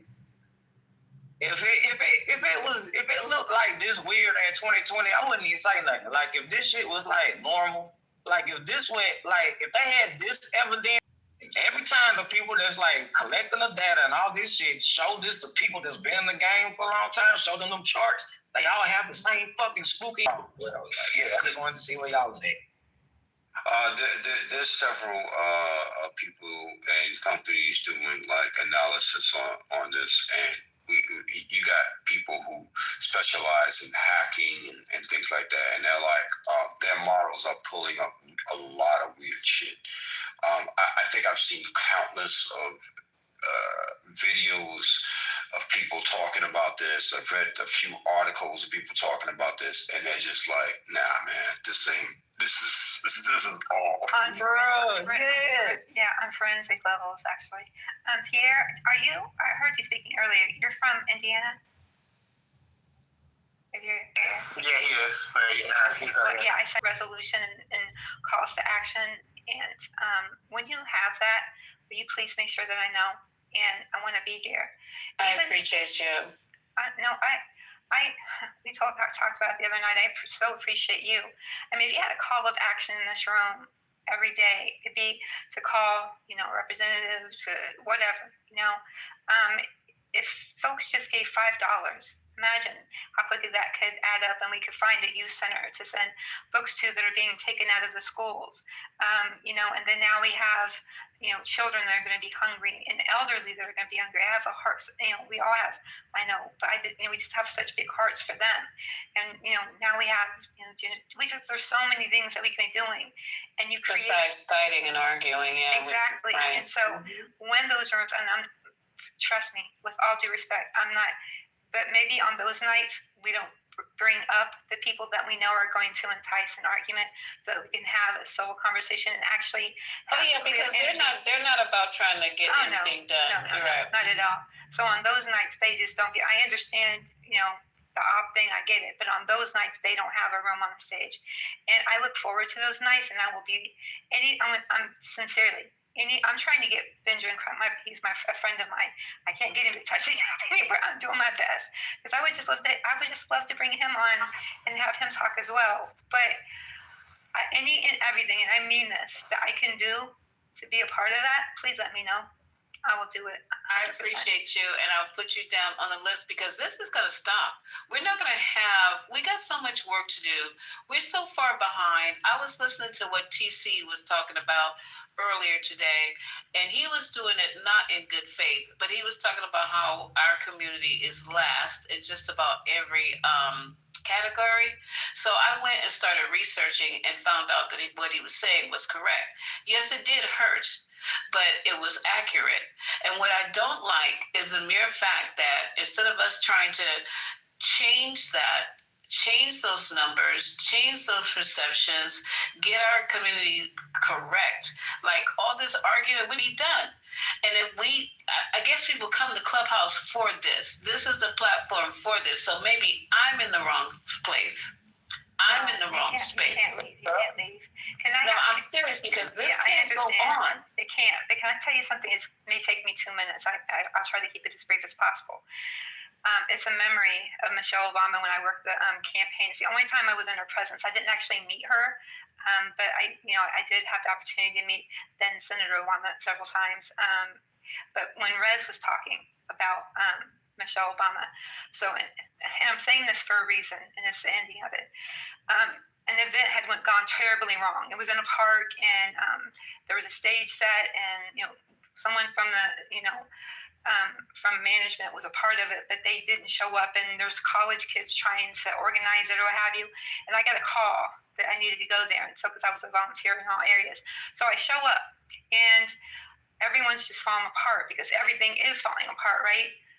Michelle, and there's a reason why I'm saying this. Please, You're okay, sis. Go ahead. Yeah, I know. I just feel like I don't want to take up too much space in the room. No, please. I'd rather hear this than come on, be serious now. So I'll never forget this, and it's made such. This was back in 2003. I'm sorry, 2008. Yeah. So here we are. So she's walking up, and of course she has her bodyguards around her, what have you, and she walks up to the stage. She knows I don't consider this an exaggeration at all. I always wondered, because I love all things Egyptian, and I always wondered what it would be like to be in the presence of like Cleopatra or something, you know. And when she came to the stage, it was just, her energy was just it was like complete, it was like a calm, you know how have you ever looked at a lake and it's just completely calm and it's just so peaceful? So in the middle of all this chaos and turbulence, that's the energy she brought. And when they started apologizing, you know, some of them were crying, we're sorry, this is going wrong, she put her hand up. She didn't say, all I want to know right now is how we get what needs to be done. And I want to focus on that completely right now. And everybody on the stage calmed down. You could feel everyone's energy shift. And guess what? It was one of the most successful campaign things that happened in our city. It was amazing. So that's the power. This may sound, Lisa, that's the power you have with it. Thank you for coming up and really just setting the tone and resetting the room. I really appreciate that, you know, on here. And basically, we got to just do better. It just don't make any sense. You know what I'm saying? It's a whole bunch of people who have hate for you, for us. And then for us to behave like this against each other and in circles where we could really, really just thanks for resetting the room, you guys. Thank you for that. I can't wait. Please, you guys, you don't ever have to come to the 420 evening thing, because I'm gonna have to really start having to set the pace and set the stage. But in the morning, if you don't mind, we are going to play Dr. Carr and Lamont King from 1 to 6, Sirius XM. They're on in the morning. I believe the thing actually starts, if you're on the East Coast, it's going to be 6:30 in the morning or 7. And then if you're on the West Coast, I believe it's 4. We're talking about, you listen to these guys, these men, these Black men talk about leadership and affecting change, and also giving civic lessons at the same time in a place where they put it where the goats can get it, where we can all understand and actually enjoy it. It's motivating, it's encouraging, it's what we need to be fed every day, to get out in these streets and be able to tackle all the shit that's coming at us, because I don't really understand. The Black people seem to be the most hated group of people. Every time something comes up, it's, we don't like the Blacks. And it's coming from everywhere. And you would think, with that in mind, that we would be more introspective and start coming together, whatever levels we are in our walk, you know, in our journey, that we would be coming together and trying to make sure that we are trying to help ourselves, help our communities. We don't have to have lunch or dine or live together, but what we do have to do is work as a collective to be able to lift ourselves up. You know what I mean? It's horrible when I heard that, and when TC said it once again, I'm gonna repeat it. I don't know what point he was trying to make, but it definitely wasn't anything to affect change. But he was trying to let us know. I forgot the context of it as well, because I started looking it up. And in every category, we have an issue in our community of being at the top of being last. Mute your mic. I don't know who got the phone in their pocket, but mute your mic. So if you guys don't mind joining us in the morning, it's a small room. I just opened it up. It's basically, who's that, Scotty Boo? Yeah, that was Scotty. And Georgia asked Lisa in the chat if you record that room, because it's 3 a.m. I do, and that's the only one. Thank you, Georgia. Those are going to be the only replays that are going to be on from now on. You are not going to regret it. So I'm trying to think what time I'm actually up, because I usually was commuting. So it's about 4:30, 5 o'clock on the West Coast, and that would make it like 7. Yeah. Okay, so if you come to Georgia about that time, you'll still get us, but try to come at the beginning of it. And it's really, really positive, soul lifting, a great way to start your day with some positiveness. All right. What is this name called? The name of the actual Sirius XM station, whatever it is. Oh, the house. No, Scotty, it's coming. I'm just going to do the live version of Dr. Carr, Dr. Greg Carr. He's an educator at Howard University. You guys can look him up. He also has a civics podcast on the weekend. And I can't think of the other lady, but I'm telling you, Scotty, you've been in there a couple of times, but you don't stay long enough so you can get the gist of it. It's enjoyable just to be fed, right? And it's all positive. It's all informative. It all has to do with what's going on today. We're not going back to 1863. He knows how to reference when he needs to reference. And like I said, he's a professor at Howard University. I don't know too much about Lamont's bio, but just give it a whirl. We're only going to be in there for like 30, 40 minutes because we don't want to step on politically correct time zone. So you guys, if you know, tell me when I'm going over my time because usually I'm doing something else in a few hours. And this for us, Scotty, it's going to be like I think 7 for us. I'm gonna give it. I'm gonna put a Yeah, I'm gonna put a little thing. You know how you do the schedule, so it is gonna show up all the people who are part of the house. You're gonna get notified. All right. So yeah, that's fine. I was just gonna make. How you doing? How you doing? I'm fine. What's going on in your world? Well, no, I was just thinking. You know, you have the Epstein ballroom being built, and I thought, what a nice ring it has. Ballroom. What a nice ring it has, and I think if everybody just called it the Epstein Ballroom, which does have a nice ring, I think we could get some traction on that. So I think that's a good idea. Recommendation for tonight. Epstein, and you know something's actually happening with that, you guys. I heard, didn't they swear in? No. The replacement, the young lady waiting on her seat. I mean, for him to swear her in. Okay, let me Google here. Okay. Hey, Lisa. I wanted yes, sir. I wanted to mention what you were talking about with the other gentleman who spoke about the dilemmas that Black people have in this country, and I think one of the things that happens is, you know, everybody will see the color red, right? But then, you know, everybody has different reasons of why it got there. And then there's always the real reason of how the red got there. But, and even though we have the evidence of how the red got there, people want to see the other things or pretend to see the other things and want to see starts. We have the evidence of why Black people are in the positions, you know, just like you said, might be last in a lot of these things. But if we can't get past the fact of why they're there, even with all of the evidence, I mean, what are you supposed to do?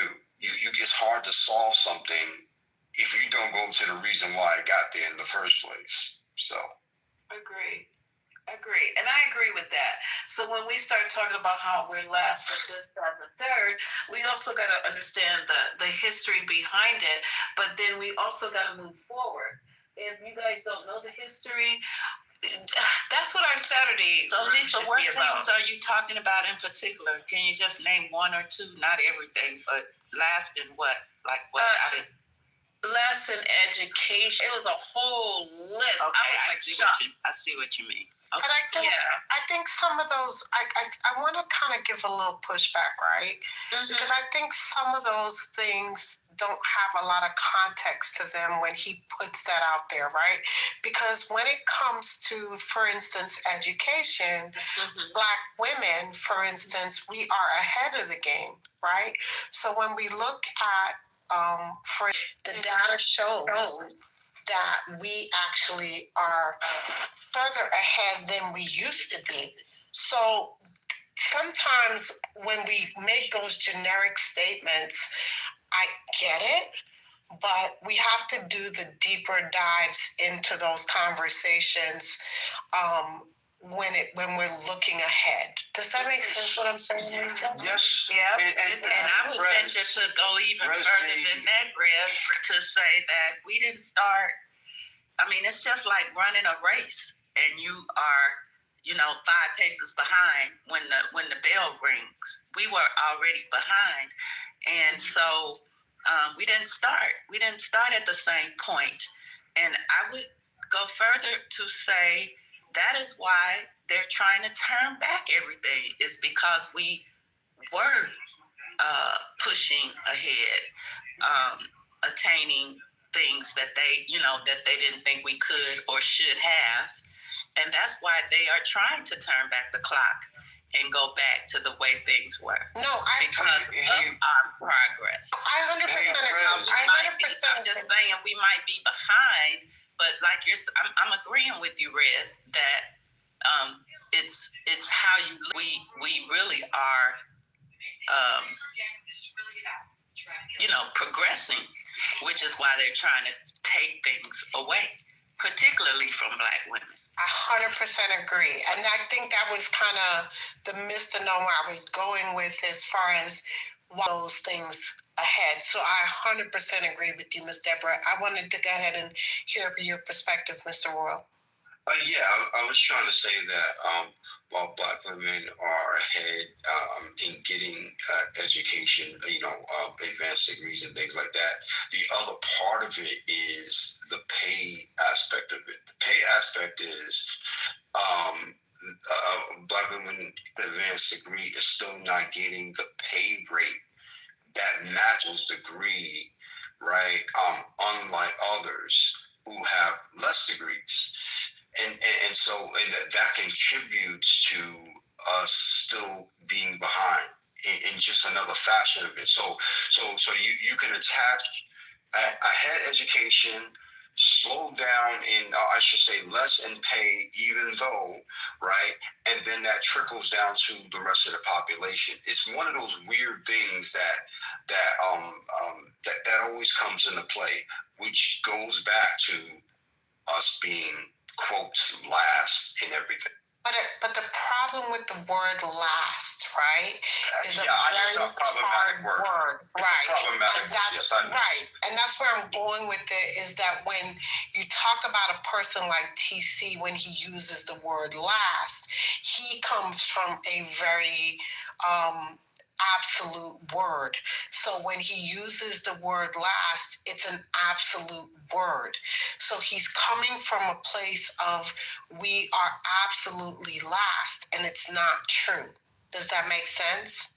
So he's not coming from a place of real data where you, me, Lisa, Patty, Deborah, we're coming from data. We're going to come from facts, and we're going to go. We started 450 years ago. We're going to go. We jumped from 1965. Where did we go from 1965 to 1975? Where did we go from 1985? How did we progress to 1995? What does it look like today in 2025? And then we're going to look at all these data points and start seeing where we've progressed and how are we getting there. And then what is the current administration doing to roll that back, and then see how it's becoming problematic. And that's the thing. So to me, there's not an absolute last. Does that make sense? That makes sense to me, and I can try to find ways to speak on this, without saying that word. I don't even like that word, to be honest with you, because conceptually I can come up with much better words to describe the concept. I can say something really off the cuff, like if you were to turn back the hands of time to millions of years ago, right? If you look at the planet Earth, what you would see, you wouldn't even recognize the planet Earth, right? But then when you move forward, you see where we come from and why the Earth looks the way it does as you move forward, right? But without that, that concept, right, of looking back in time, right, and look how species were, how the continents were, plants were, right? Without that foundation, right, you won't understand why and how we got here, okay? And that's the same thing when it comes to the social aspect of where Black people are right now. People are not looking at the past like it always was, or I don't even recognize the past. I just recognize today. And if you're not with it today, then it's all your fault. That's how their mind works. I hear it every time I come in these rooms. I get it. But when you say an absolute last, the problem becomes then you erase the progress that's been made. And when you start to get into last, then you are taking away the fact that progress has been made. And that's how people are able to strip away the progress. And now we're back at square one. And now all the rights that we've worked so hard for are being taken, because now people feel like we don't have a right to affirmative action, because guess what? Now the playing field is leveled. And people like TC say, well, the playing field is level. There's no reason for affirmative action because there's no racism. You see what I'm saying? So now this is their new argument. There's no reason for DEI because everything's merit-based. And this is the shit that Trump was saying today. We've made this country merit-based. So now everything is good. But how do you measure that? Because we don't know what's in the back of someone's mind. Right. Cabinet is proof of that. 100%. So for TC or any other particularly Black person, let alone white people, to buy into that is crazy. But especially for Black people. When his whole cabinet, none of his cabinet is qualified. 100%. But again, when you strip away the protections and you say that we are last sense of security, and you tell everybody we leveled the playing field, so now everybody got a shot at it, and it's a bullshit sense of security. And this is what they're doing. And now they're trying to get into this coonery of, well, not everybody got a shot at it. And it's not true. Everybody don't know exactly what should be thrown back up in TC's face. Exactly. That specific thing, what you're saying, and is here's why we know that it's not merit based. Look at his cabinet, and let him try to defend that, which he will. But he is, Miss Deborah. But you know what he's gonna say? Well, Pete Hegseth served, and here's how they get away with it, because they get the bare minimum of people who barely met the bare minimum requirements. So because they met the bare minimum requirements, they justify it. Right. So because he's a bare minimum person, they barely met the requirements. So J.D. Vance has a degree from Princeton, so it makes him okay. Because Hegseth served in the National Guard as a low-level ass major who barely led a platoon of less than 50 people, he gets to now serve as the Secretary of Defense with a department of leading 6 million people. Right. Now turn around in the same breath, he'll turn around and tell you why Kamala isn't qualified to have been president, even though she served in every branch of government. That part. California. And she's not Black. That part. And then they'll tell you they're stripping her Blackness away from her. And then they get to tell you who's not Black, right? So I've been told the same thing because I'm West Indian, right? I'm not Black. So now you're going to strip my Blackness from me. Because I come from the West Indies, you're going to tell me, on my birth certificate, it tell me I'm Black, but you're going to tell me, oh, because I'm West Indian, I'm not Black. What? Right. What you talking about? I've been Black my whole life. My mother will tell you, we Black. What you talking about? Oh, no, you Caribbean Black. What does that, when did that become a thing? You don't have to realize that TC is such a hypocrite. I'm not an advocate of telling anyone's business, but he's mentioned this several times when he was on the other side. He actually got a grant from the Biden administration for being a part of a marginalized group. So don't let TC come up in here and gaslight y'all. He's taking on a completely different persona because he's taking on a completely different political ideology. So there's that. And I don't even remember the context of the conversation. I know that, because there's so much going on every time they're in the room. And I don't know why that people can't control themselves when they're in the room. And he was saying something, he goes, and that's why the Black community is last in just about every point of society. And I said, what? So I just started Googling stuff, and I was like, well, okay, I didn't Google every single point, but the first three I Googled, and it was, well, per the computer. Who knows where these figures are coming from? I didn't get a chance to take it that extra step, because the first thing you pull up on Google, you shouldn't stop there. You should continue to go on and reference the reference and just keep it going. But I didn't have a chance to do it. So, but I would like, us, as I said, you guys moving forward, the midterms are coming. Y'all just heard the president say some of the most crazy stuff, military on the streets, talking about now he's glad that the military is not politically correct. Just the stuff he's been saying lately is outlandish, and we're normalizing it. We're like not even blinking anymore. They don't want to even bail out for food. I am so disgusted right now about that. I just don't know what to do. You don't want to give the emergency fund so people can eat? Are you guys absorbing this? Right, Lisa. He's the first president.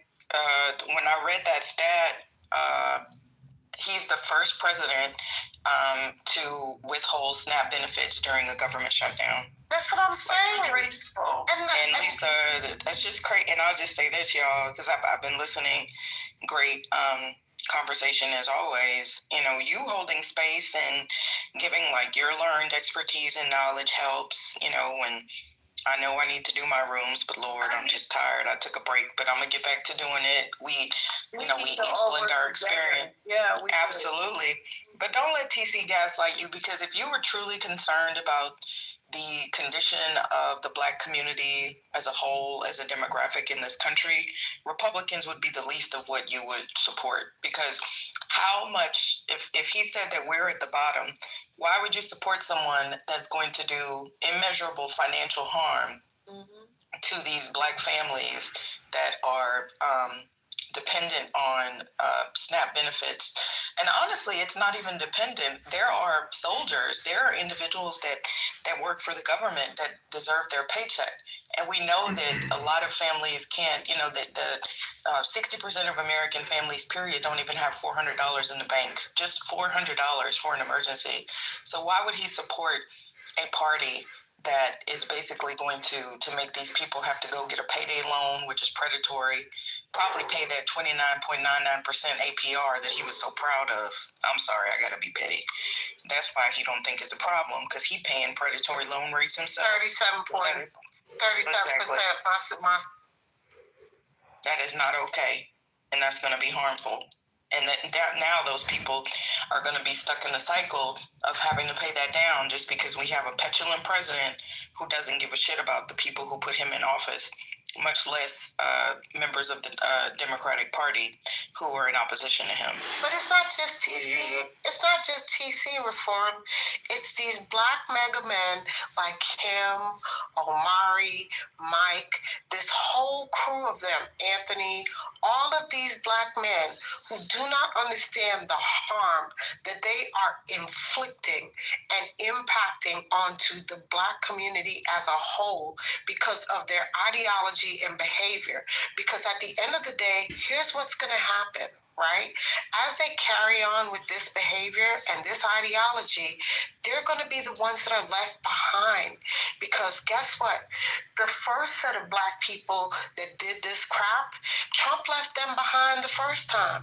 And guess what? The second set of Black people, he left behind too, because he didn't put none of them in his cabinet the second time.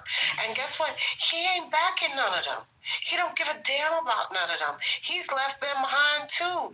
They ain't nowhere to be found. He don't give a damn about Tim Scott. He don't give a damn about Byron McDonald, whatever the hell his name is, the one that's running for governor of Florida. He don't care about none of them. And in 3 more years, they gonna be dust in the wind. And when they're stuck, left holding the bag, and they run into financial problems, and they run into legal problems, Trump ain't gonna bail their asses out either. He don't give a shit. And then they're going to come crying to the Black community. Oh my God, can the Black people help me out? And then what? I'm going on.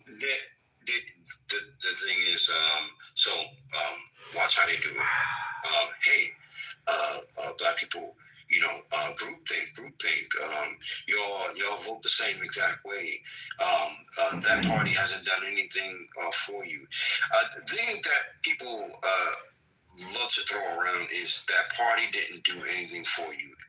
And if you look at the party, right, and what the party is made up of, whether you vote for that party or register to that party or not, you do realize that party has a very diverse group of people in it, right? So it's not that party doesn't do anything. No, you're missing the fact that party is made up of people that look like us. Like, how do you miss that part? Like, really, how do you miss that part? Not only that, but they're trying to set forth policies, whether it's in part or in whole, that actually represents your needs, your wants. So it's not about groupthink. It's more of we put them there because they're trying to work for us because we told them to. Like, what's going on? Like, how do you lose that fact? A party doesn't exist without the voters who actually put them there. That doesn't make any sense. So they try to detach all of that, right, and then call it groupthink. That's why it never makes any sense, and I just don't get why they can't actually see that. It's not groupthink. We put the people that represents us in the Congress in the first place. I'm not going to say it's 100%, but when I voted for an individual that looks like me, right, that's not that's not just some random person in that party. But hey, it just goes over their head, and they're gonna keep saying, "I'm in groupthink." The monolith talking point was always like a tactic. I never understood how we got the guilt tripped into having conversations with people who use that tactic. Y'all vote like a monolith. Yeah, nigga, we do. Because we know what's bad for us. You have a whole history showing us who is for us and who is with us.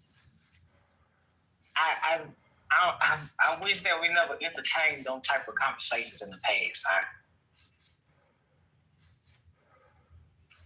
Yeah, I'm coming at it from a PR marketing perspective, and the things that we should be focusing on, these aren't the only things, but there's a couple things. We should consistently call the ballroom the Epstein Ballroom from here to eternity. It will always be the Epstein Ballroom. That's one. It is the Epstein Ballroom. It is. Yeah. Part 2 is that we should use the phrase Republican war on Christmas. So they've been using the war on Christmas, that Democrats trying to eliminate Christmas, which has never been true, but it's another scare tactic. And Republicans do have a war on Christmas because of the tariffs, because of all the job cuts, the fact that it's not going to be a good Christmas for kids who want toys and their bullshit, and it's not going to be a good Christmas for the stores and the corporations. who actually need people to buy, because people are going to be tightening their belts. So this is yet another war, the Republican war on Christmas. And that should be framed as well as the Republican shutdown. And we have to be very strict in doing this and saying it consistently. Thank you. And the irony is, who the hell has a warm Christmas? I like it. I've seen every type of religious person of different religions in this country, like literally just celebrate Christmas as it is, even though it doesn't relate to their religion. I'm so confused by that shit. Hey, something off topic a little bit. I don't know if Patty's still up or Rez, you can answer, or whoever, if anyone has information. Is it true, or I was reading some articles that mercenaries were caught in Venezuela that are tied to CIA, trying to do a false flag. I just read it on Reuters. I can post it. I heard something about they're trying to put some ground troops in Venezuela. Well, they got caught. So supposedly Venezuelan troops caught some mercenaries trying to I heard about trying to blow up an American ship to make it seem like Venezuela did it. Yeah, I heard some. Yeah, I don't know all I don't know all of it. The entire story hasn't come out, but I just heard the snippet on it. It's just crazy.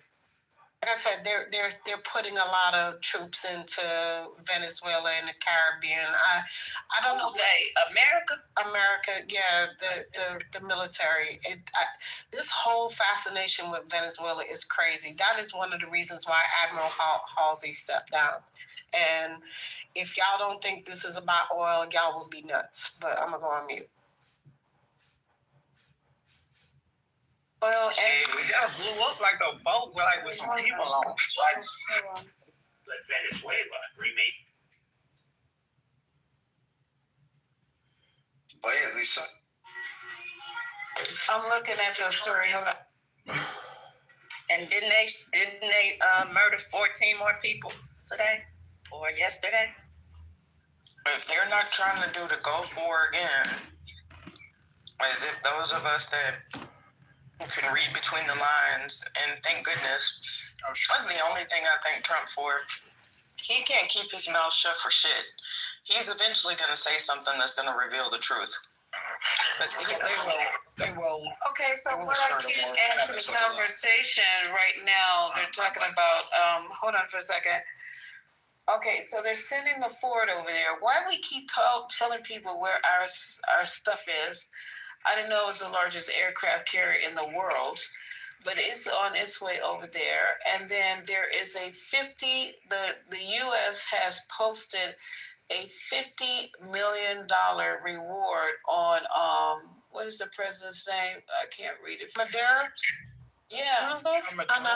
$50 million, the United States of America. And nothing is classified. They just declassify every damn thing. Just how many times? Let me tell you something. Every boat they blew up, they declassified everything. I mean, in 2.2 seconds. If y'all don't realize that this is crazy, this is not normal. Do y'all not realize that? Let me see if I can rewind it real. Oh, dang it! You're gonna lose it. Hold on for a second. You said 50,000 on what now? On what? $50 million reward on the president of Venezuela. Okay, I think I got it. Wait, what? Hold on, baby. Let me just see if I can try to play it before when you're trying to rewind the goddamn TV. Hold on for a second. It's all about the oil. Okay, here we go. I think I got it. Hold on. Is it gonna play? Are you gonna play or no? Oh wait, there's a little bit of this Jamaica thing, but I think I got it. Just hold on. Here we go. So slowly that this island's now about to go through a second sunset while dealing with the impacts of this storm. Sorry, I rewinded too far. I can't fast forward, but hold on. Trees, flooded roads, down power lines. It's likely going to be until tomorrow. Well, Lisa, let me interject that Venezuela has the largest oil reserves globally. Yeah, we even more than Saudi Arabia, Iran, and Canada. Here it comes. workers in the waters off South America. These are the latest strikes on 4 boats. It's the deadliest hit since the operation began 8 weeks ago. And it's the first time multiple strikes were announced in a single day as the pace of the attacks intensifies. CBS's Charlie Daggett has the details. New Defense Department video shows 2 boats side by side being taken out by 1 shot, followed by 2 more strikes on 2 other speedboats. One of them appeared to be hauling unidentified packages. Defense Secretary Pete Hegseth said 14 were killed, and the Mexican Navy is now searching for a lone survivor. It's the first time 3 strikes were conducted in one day, this time in the Eastern Pacific. But Venezuela remains squarely in the president's crosshairs. Addressing U.S. troops in Japan, Trump warned that strikes against speedboats could move to targets on land. We're knocking them out one by one, and very importantly, we've almost stopped completely the drugs coming in by sea, and that will stop the drugs coming in by land. The president has ordered the largest aircraft carrier in the world, the USS Gerald R. Ford, and its strike group of destroyers to the Caribbean from the Mediterranean. And the U.S. has put out a $50 million reward for the arrest of Venezuelan President Nicolas Maduro, who has been indicted for drug trafficking. A total of 57 alleged drug smugglers have now been killed in the U.S. strikes. And Senator Lindsey Graham told Face the Nation's Margaret Brennan, the president has the power to act.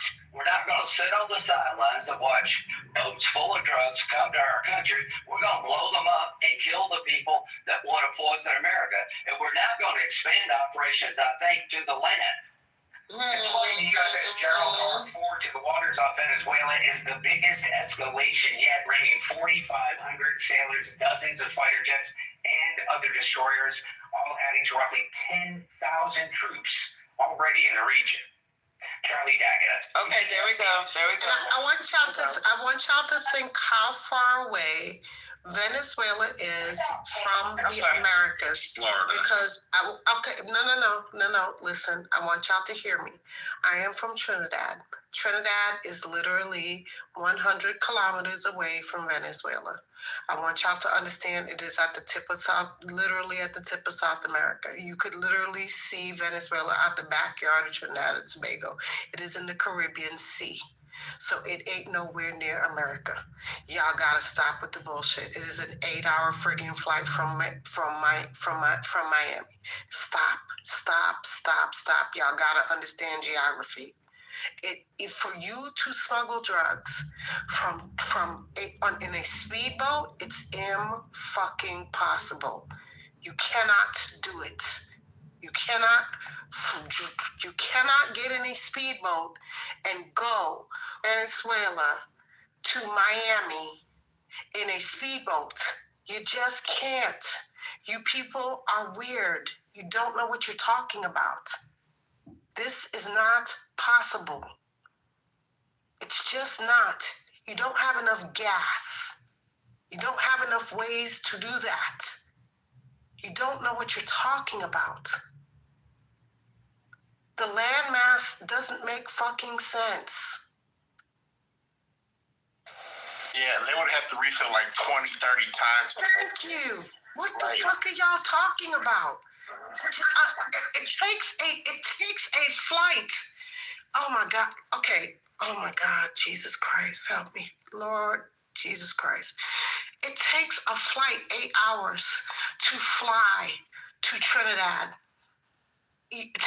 Just to get to you, literally from Miami to Trinidad is literally 6 hours.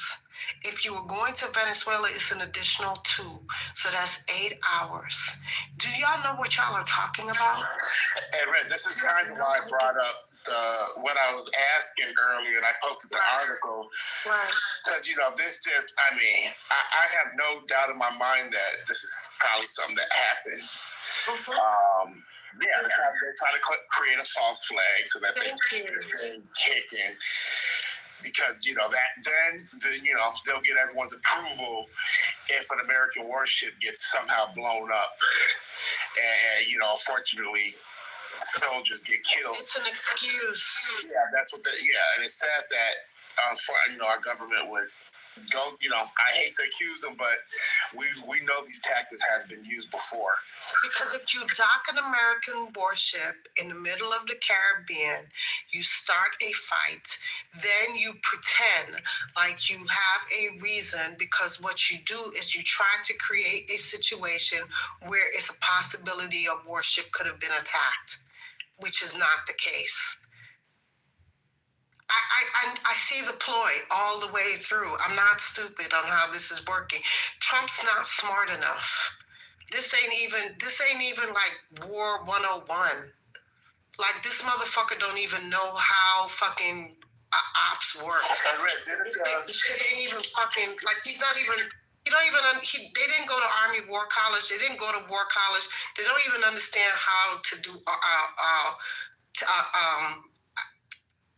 how to do plans of attack. So they don't even understand how the fuck to do the shit. They don't even know, Red, didn't a general and a colonel quit over this? Yes, Admiral Halsey. I told y'all this. I told y'all this 2 weeks ago. He resigned because of this, because he knew that this was going to break maritime law. Remember, we talked about this. And remember that motherfucker TC tried to tell me that was not the case, and April fucking made him look like an idiot.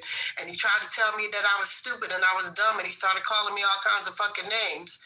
Remember this. And I also told y'all that this would break international law because, again, if war is not declared, because Congress has not declared any war, there's no reason to do this. So what he's doing is he's trying to set up a situation where what he does is he does this under the guise of coming in or pretending that you're trying to protect the waters by saying that there is a possible, they're suspecting that drugs are being ran without having any probable cause. And I think, do you think Trump is avoiding doing a declaration of war because he doesn't want to face his people that he's not the president that would start a war and all that? Do you think that's his reasoning for this? Yeah. He doesn't have the votes for a declaration of war because he has to have more. Right now, he don't even have a government open. I don't even think he played one round of Risk on a tabletop game, much less knows what the fuck he's doing. That part. Pull this shit off like he's Slick Willie or some shit. Yeah, he don't even have the votes to open the fucking government. So how the fuck he gonna declare war? Well, it looks like they declared Maduro a terrorist, which is crazy to me. Well, he could do that under the FBI because he could do it under the guise of under the FBI. What he could do is say, because what they have done is they've said that they had probable cause to say that the drugs were being ran without any actual but what they did was they used they used the footage, the drone footage, and declassified it. So what they presented to the public, they declassified it so they could pretend to the public like, oh, we just want to show you the footage. Like, yeah, you see, they're running drugs. And they're getting it in the court of public opinion.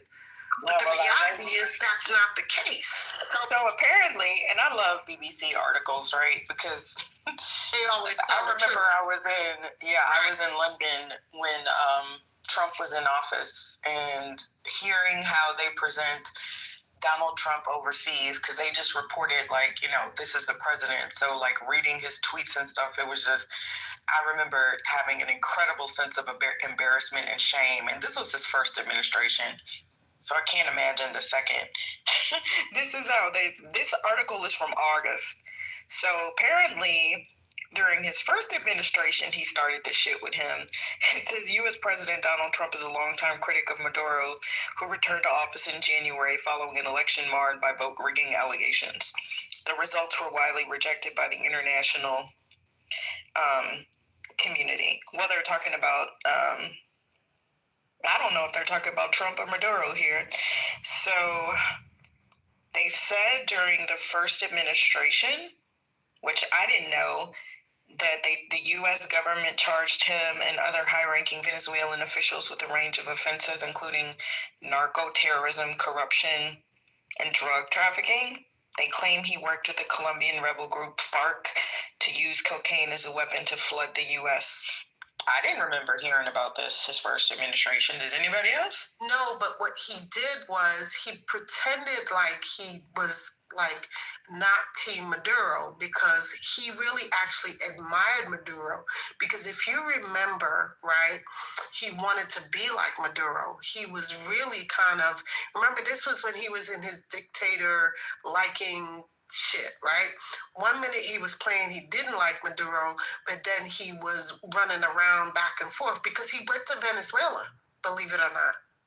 Y'all forgot that he visited Venezuela during this time. See, he was playing both sides of the coin the first time around. Check it out. There's an article, and I'm trying to remember where it is. I'll find it. But he actually visited Venezuela during the during his first term. I'll find the article. Hold tight. I'm reading. It says there was a Hugo Carvajal, I don't know how to pronounce that, Carvajal, formerly the head of Venezuela's military intelligence, was convicted of several drug trafficking charges after being arrested in Madrid and put on trial in the U.S. He had been a feared spy master who went by the name El Pollo, or the Chicken. He fled Venezuela, tried to overthrow Maduro, but they're saying that he cut a deal with U.S. authorities and gave information. What the fuck? I ain't been paying attention to none of this shit. Yeah. What the hell? Black fucking dagger, El Pollo Loco on the run. El Pollo Loco. You can't make this for your boy. El Pollo Loco. So this article is from 4 days ago. But the other one that I was reading, if you scroll up, I put that one in the chat. Okay, I just missed the last from one. August. So, okay, well, I feel goofy. I didn't know about none of this shit. So he was going after these people his first administration. This motherfucker. Just always in some shit. Remember, he was playing lover boy with Kim Jong-un the first time. So that was why a lot of this shit wasn't really publicized, because remember, he was having his love affair with Kim Jong-un the first time around. But remember, that was when he was playing kissy face with him. Yeah, because he had a one-night stand with Putin and it didn't work out. That part. To bounce back. Right. Remember, he was playing kissy face with North Korea. Because remember, that was when he went to North Korea. Y'all forgot he went to North Korea the first time? He was sending love letters to him and all kinds of shit. And who did he have come hang out at Camp David? Putin. And who else? And Kim Jong-un. Oh, wait. And there was just one more guest of the day. Who else?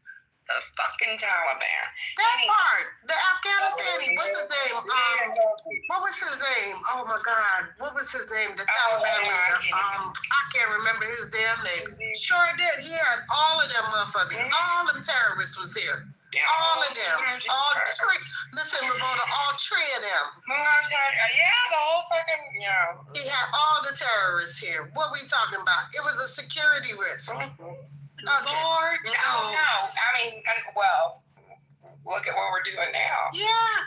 We got Qatar moving in back in our backyard. So this man has warships, fighter jets, bombers, marines, drones, and spy planes in the Caribbean Sea for 2 months. Largest deployment there for decades. What the fuck is he doing? Smoking crack. Okay. Oh, Jesus Christ. Okay. In the Caribbean. Right. No, Red. What is he doing? Child oil. That's what I'm going to say. That's oil. what it is. He's trying to look like he's doing some shit without doing some that part. Y'all don't get it. I keep trying to tell y'all, the man. My neighbor, I didn't realize it was like happening right. Listen, I've been trying to tell y'all, this man is grifting like a mother frigger. When he got rid of the whole office of the Inspector General, he got rid of the DOJ Civil Rights Office. He got rid of all of the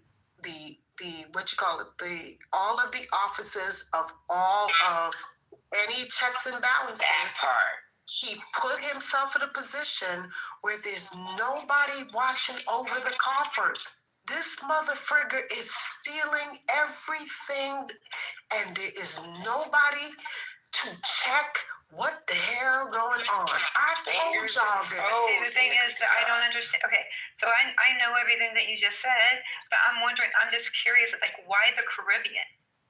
Oil. Well, it's Venezuela. It looks like, okay, let me tell y'all something. Okay, I'm from Trinidad and Tobago. Okay, let me say this to y'all. Trinidad and Tobago. Okay, so my family owns about 300 acres in a place called Mayaro, right? It's called Guayguari on the tip southern part of Trinidad. That 300 acres has unwelled oil on that bottom part of our land. There was a survey that was done on that part of the land that Texaco has been drilling out there for about 60 years. They haven't even tapped into a third of the oil that's underneath that part of the sea. Do you understand what I'm trying to tell you? I do now. Lots of Texas tea, baby.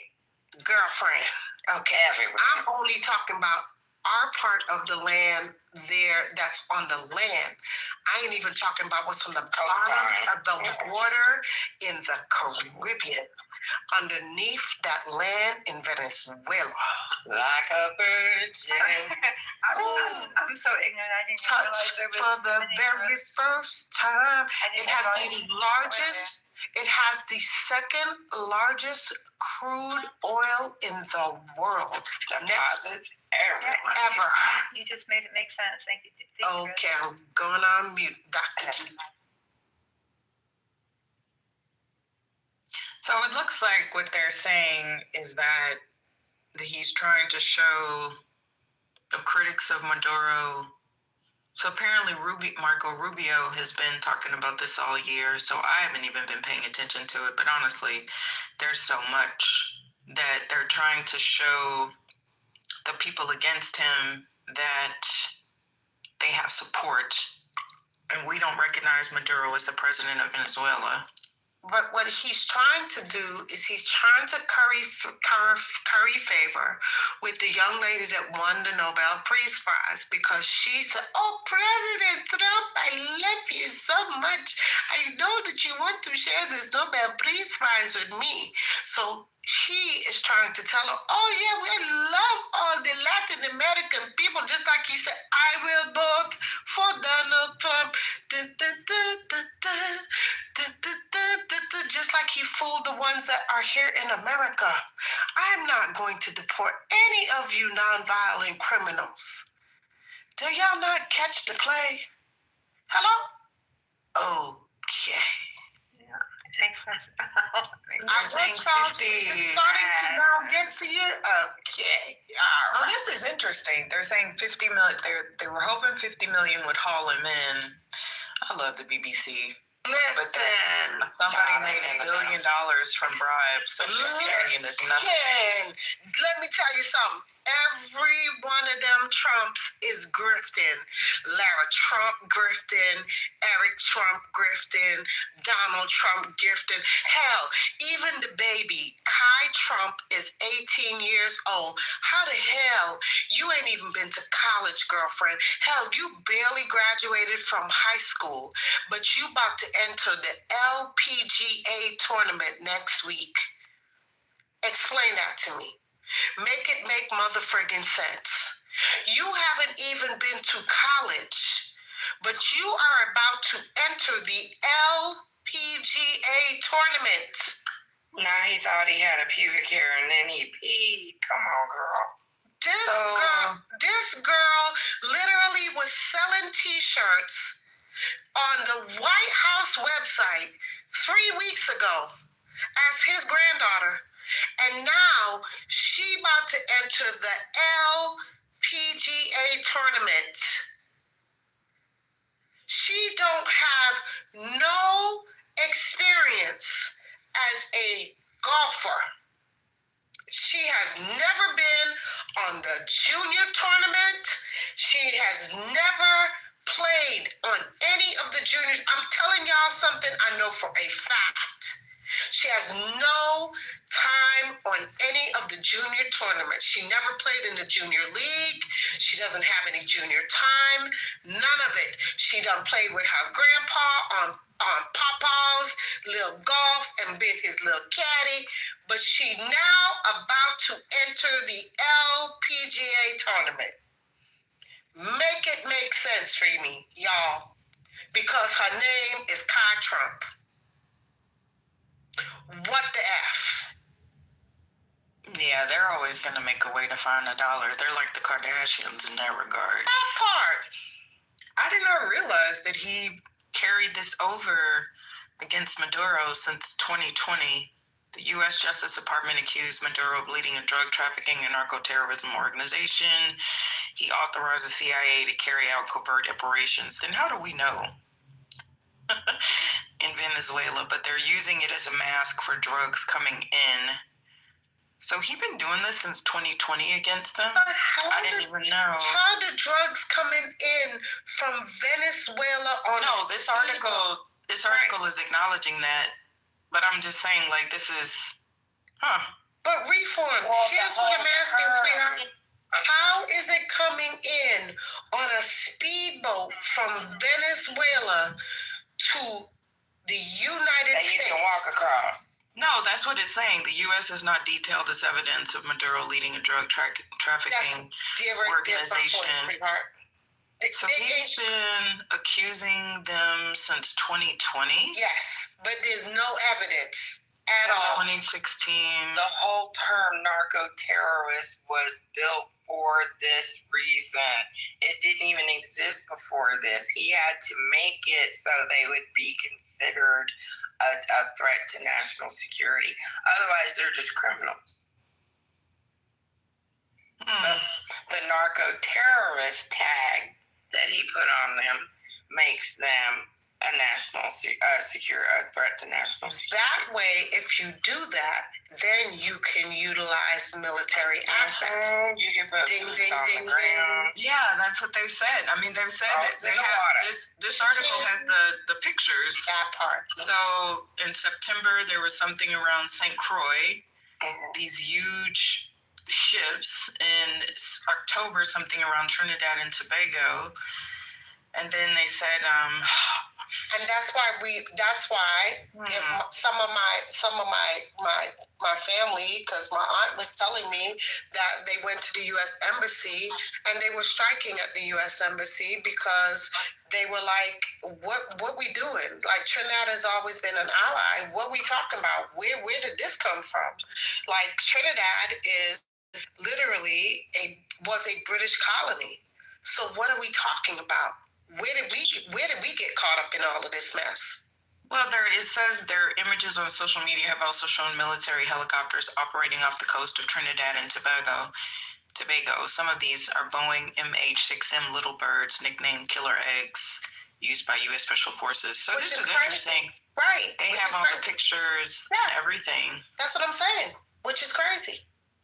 And the reason they're doing that is because Trinidad gained its independence from the British in 1965, and then in 1992, the British completely gave their independence up. So a lot of the British protections went away. So Trinidad really kind of steered away and became its own independent country.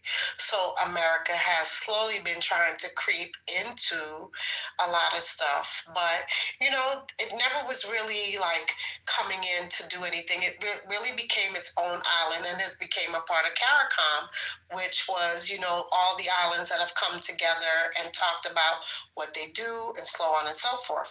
But Trump has been eyeing the oil for the longest. Well, if this is about oil, he's going a roundabout way about doing it. It looks like Trinidad and Tobago. I'm reading through all of these articles on the BBC right now. They're saying that they're just using them to deploy it's a launching pad. All of these things in other countries. So this is from October. Trump ends aid to Colombia and calls leader a drug leader. So he just What is he? I mean, you can't. If he doesn't like you, he disagrees with you, he calls you a criminal, throws a label on you. So look, yeah, he's doing this to Colombia. Yeah. But this is what he does. And the only reason that he is he's friends with Argentina, because Argentina does whatever he wants them to do. He got his due boy. Argentina's president is a frigging nut. He wants to be a pop star. And Argentina don't give a damn, because Argentina will give him whatever he wants. Argentina's president have you ever seen him? He wears a wig. He's a frigging nut.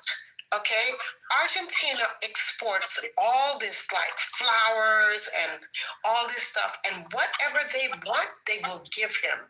He sings like in pop concerts and all kinds of shit, and Argentina does whatever he wants them to do.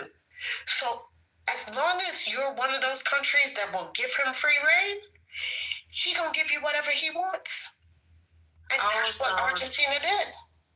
So I did not know that we had some sort of a pact with Colombia since 1996. Correct. Some drug foreign resistance acts, and we've been giving them money. Looks like $740 million.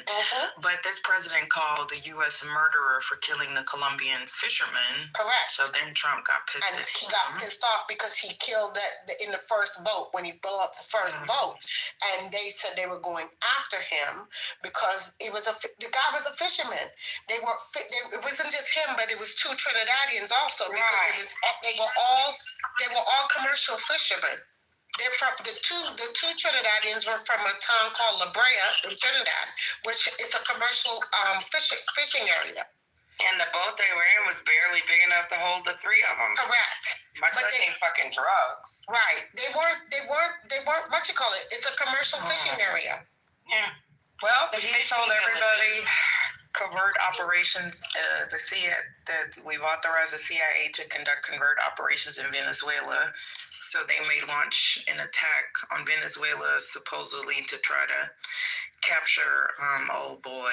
But here's the funny part: they never confiscated any. They haven't confiscated any drugs from the. No, these articles are widely acknowledging that that's just a cover. So apparently, no one's really buying that, because this is what the BBC is saying. There's no proof of such and such, and that's all that. It would be highly unlikely that there are drugs. Interesting. Is this starting to make sense to you now, Nikki? And he's not even fucking at all. I mean, I see what he's doing, but the fact that he was getting he was doing this in 2016 is weird. But they're moving in to places that were colonized, right? Because they were colonized by France and England and all this stuff, and the intent is to try to come and now recolonized by the Americas now. Does it make sense? You also have to remember, he thought he was going to win again, too. So it wasn't like, he started this shit. His first administration, he was going to carry it over, but he lost. So now he's just picking up where he left off. He's a lot more strategic this time around. Correct. But he's not strategic. It's the people behind him. It's people pulling his strings that are strategic. Correct. To the rest of the world. He didn't think he was going to win last time. It was a shock to him than any fucking body. Because they want to take over Greenland. They want to take over other countries. They want to take over the world. They want to acquire land. They want to acquire oil. They want to take over. They are grifting the fuck out of everything. To the rest of the world, it's not Trump though. It's just America. So that's what I'm looking at. They want to take. They still want to take over Panama. But they're using him to do it. Well, it doesn't matter to the rest of the outside of the United States. It's the United States. It's not Trump. That's what I'm saying. It doesn't matter. We make a distinction between Trump and the government, but the rest of the world does not. So it's just the United States, the U.S. that are doing this. But my personal opinion is that he's he's doing too much. We can't. Now, granted, the U.S. is always doing some shit. Let's just say that, right? This is not unusual. My grandfather told me that even with the Bay of Pigs, right? We've been trying to get that man out of there for years. Talk about the CIA.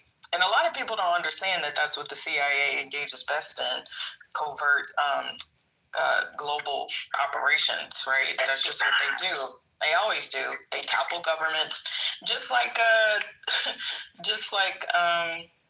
what's his name in Wakanda. I remember when they were going over what was his name, y'all?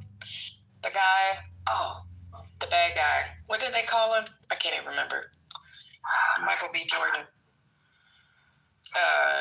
Anyhow, remember when they described him? That this is what he was taught to do by the CIA. He was an op. They go in, they topple governments, they take control. I was like, yep, that's what the fuck they do. Did you know the Bay of Pigs was like a Manchurian candidate kind of thing?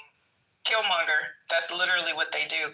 My grandfather always told me about, I don't know why my grandfather used to tell me about the Bay of Pigs. So I was like 8 years old discussing the Bay of Pigs. But you know, my grandfather only went to the 5th grade, but one of the most intelligent men I knew. He watched PBS all the time and he read. He would have me read my history books and him, and then he'd be like, that's not what happened. He's the one that taught me about how the U.S. I love that. Yeah, he did. He was the one that taught me how the U.S. really needed a reason to get engaged in the World War, which is when Pearl Harbor happened. Because prior to that, people were staunchly against the U.S. getting involved, and there was a lot of money to be made in munitions.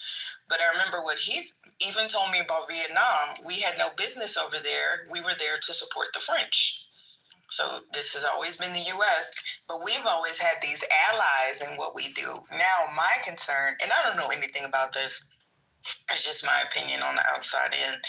He's getting us into some shit solo. Like, why? He can't just be making little fires all over the damn place. This is a post-COVID economy. We don't have money like that anymore. I think he believes in the U.S. exceptionalism, and it's going to get us in trouble. That's what I think. He's doing too damn much. You can't piss off the whole damn world. Right. What the fuck? He thinks that people are going to back us up that aren't going to. He's pissing everybody off. He's pissing off Canada. He's pissing off Colombia. Oh, King C-Mac, yes. My grandfather taught me never to trust government. He said that governments and municipalities were neither kind nor benevolent. He told me to take them at face value because he said throughout history, they have never really let their citizens know how manipulative they are. And he also used to tell me that the masses are inherently stupid. That's what my grandfather used to tell me. No, I love that because my grandfather. I love it because I am so stupid. Because when you have that at your base, I mean, look at where it takes you. I mean, my grandfather was in World War II, and he wouldn't talk about it. He would tell me other things all the time. And I mean, they were few words, but they were very purposeful. And then there was a Vietnam vet that lived down the road, and he would just talk. I'm just glad that I was interested enough to knowing, but to have a grandfather like yours that broke it down like that, I can't imagine.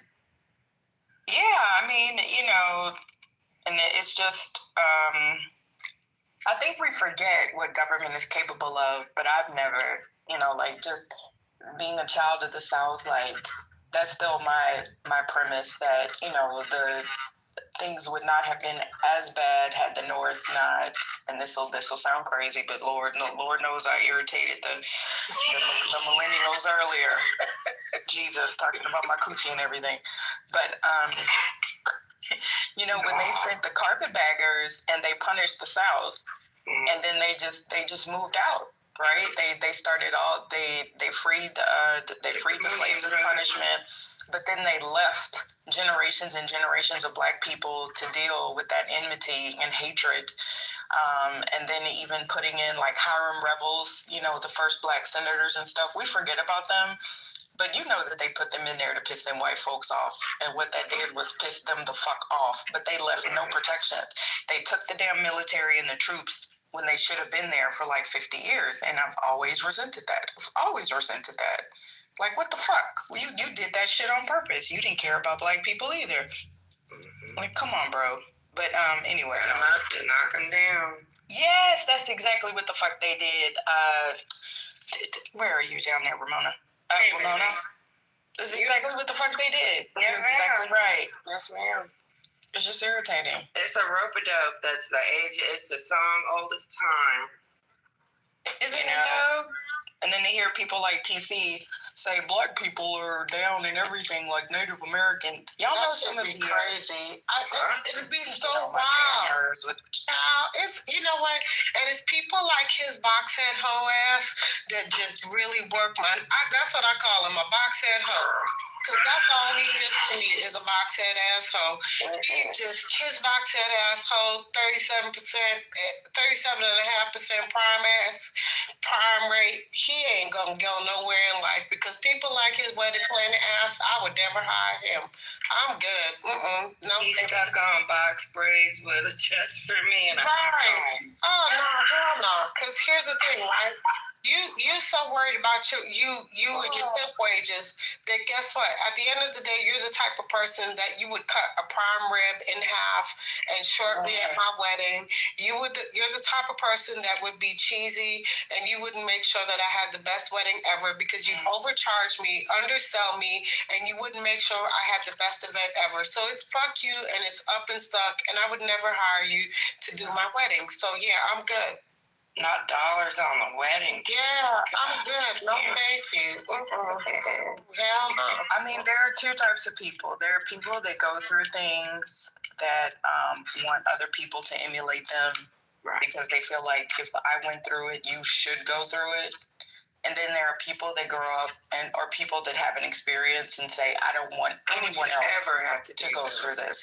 Fuck yeah. And TC is one of those people that he went through it, so you should go through it. You should deal with it. Absolutely. Or it ain't happening to me, so fuck you. Well, right. One thing, if you went through it, you would be the person that you would expect, that you would have the most compassion because you went through it.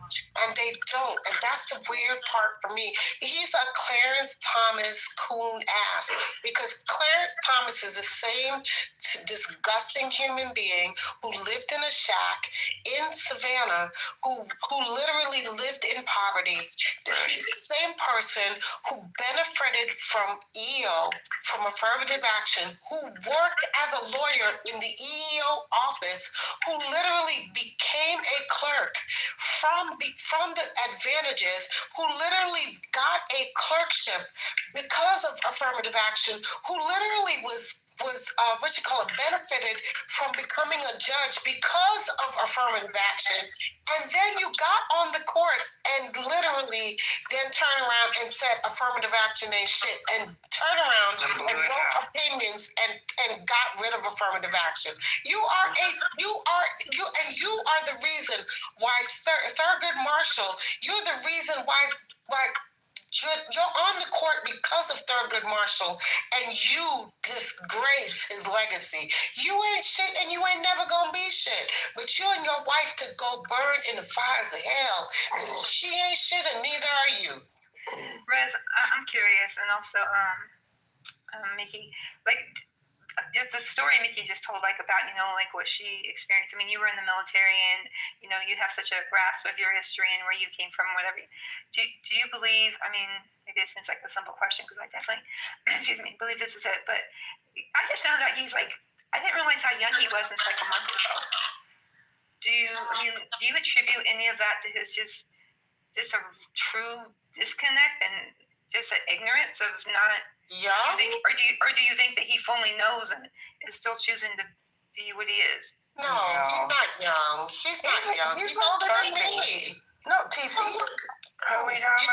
You talking about TC or you talking about I'm talking about TC. No, TC's like 30.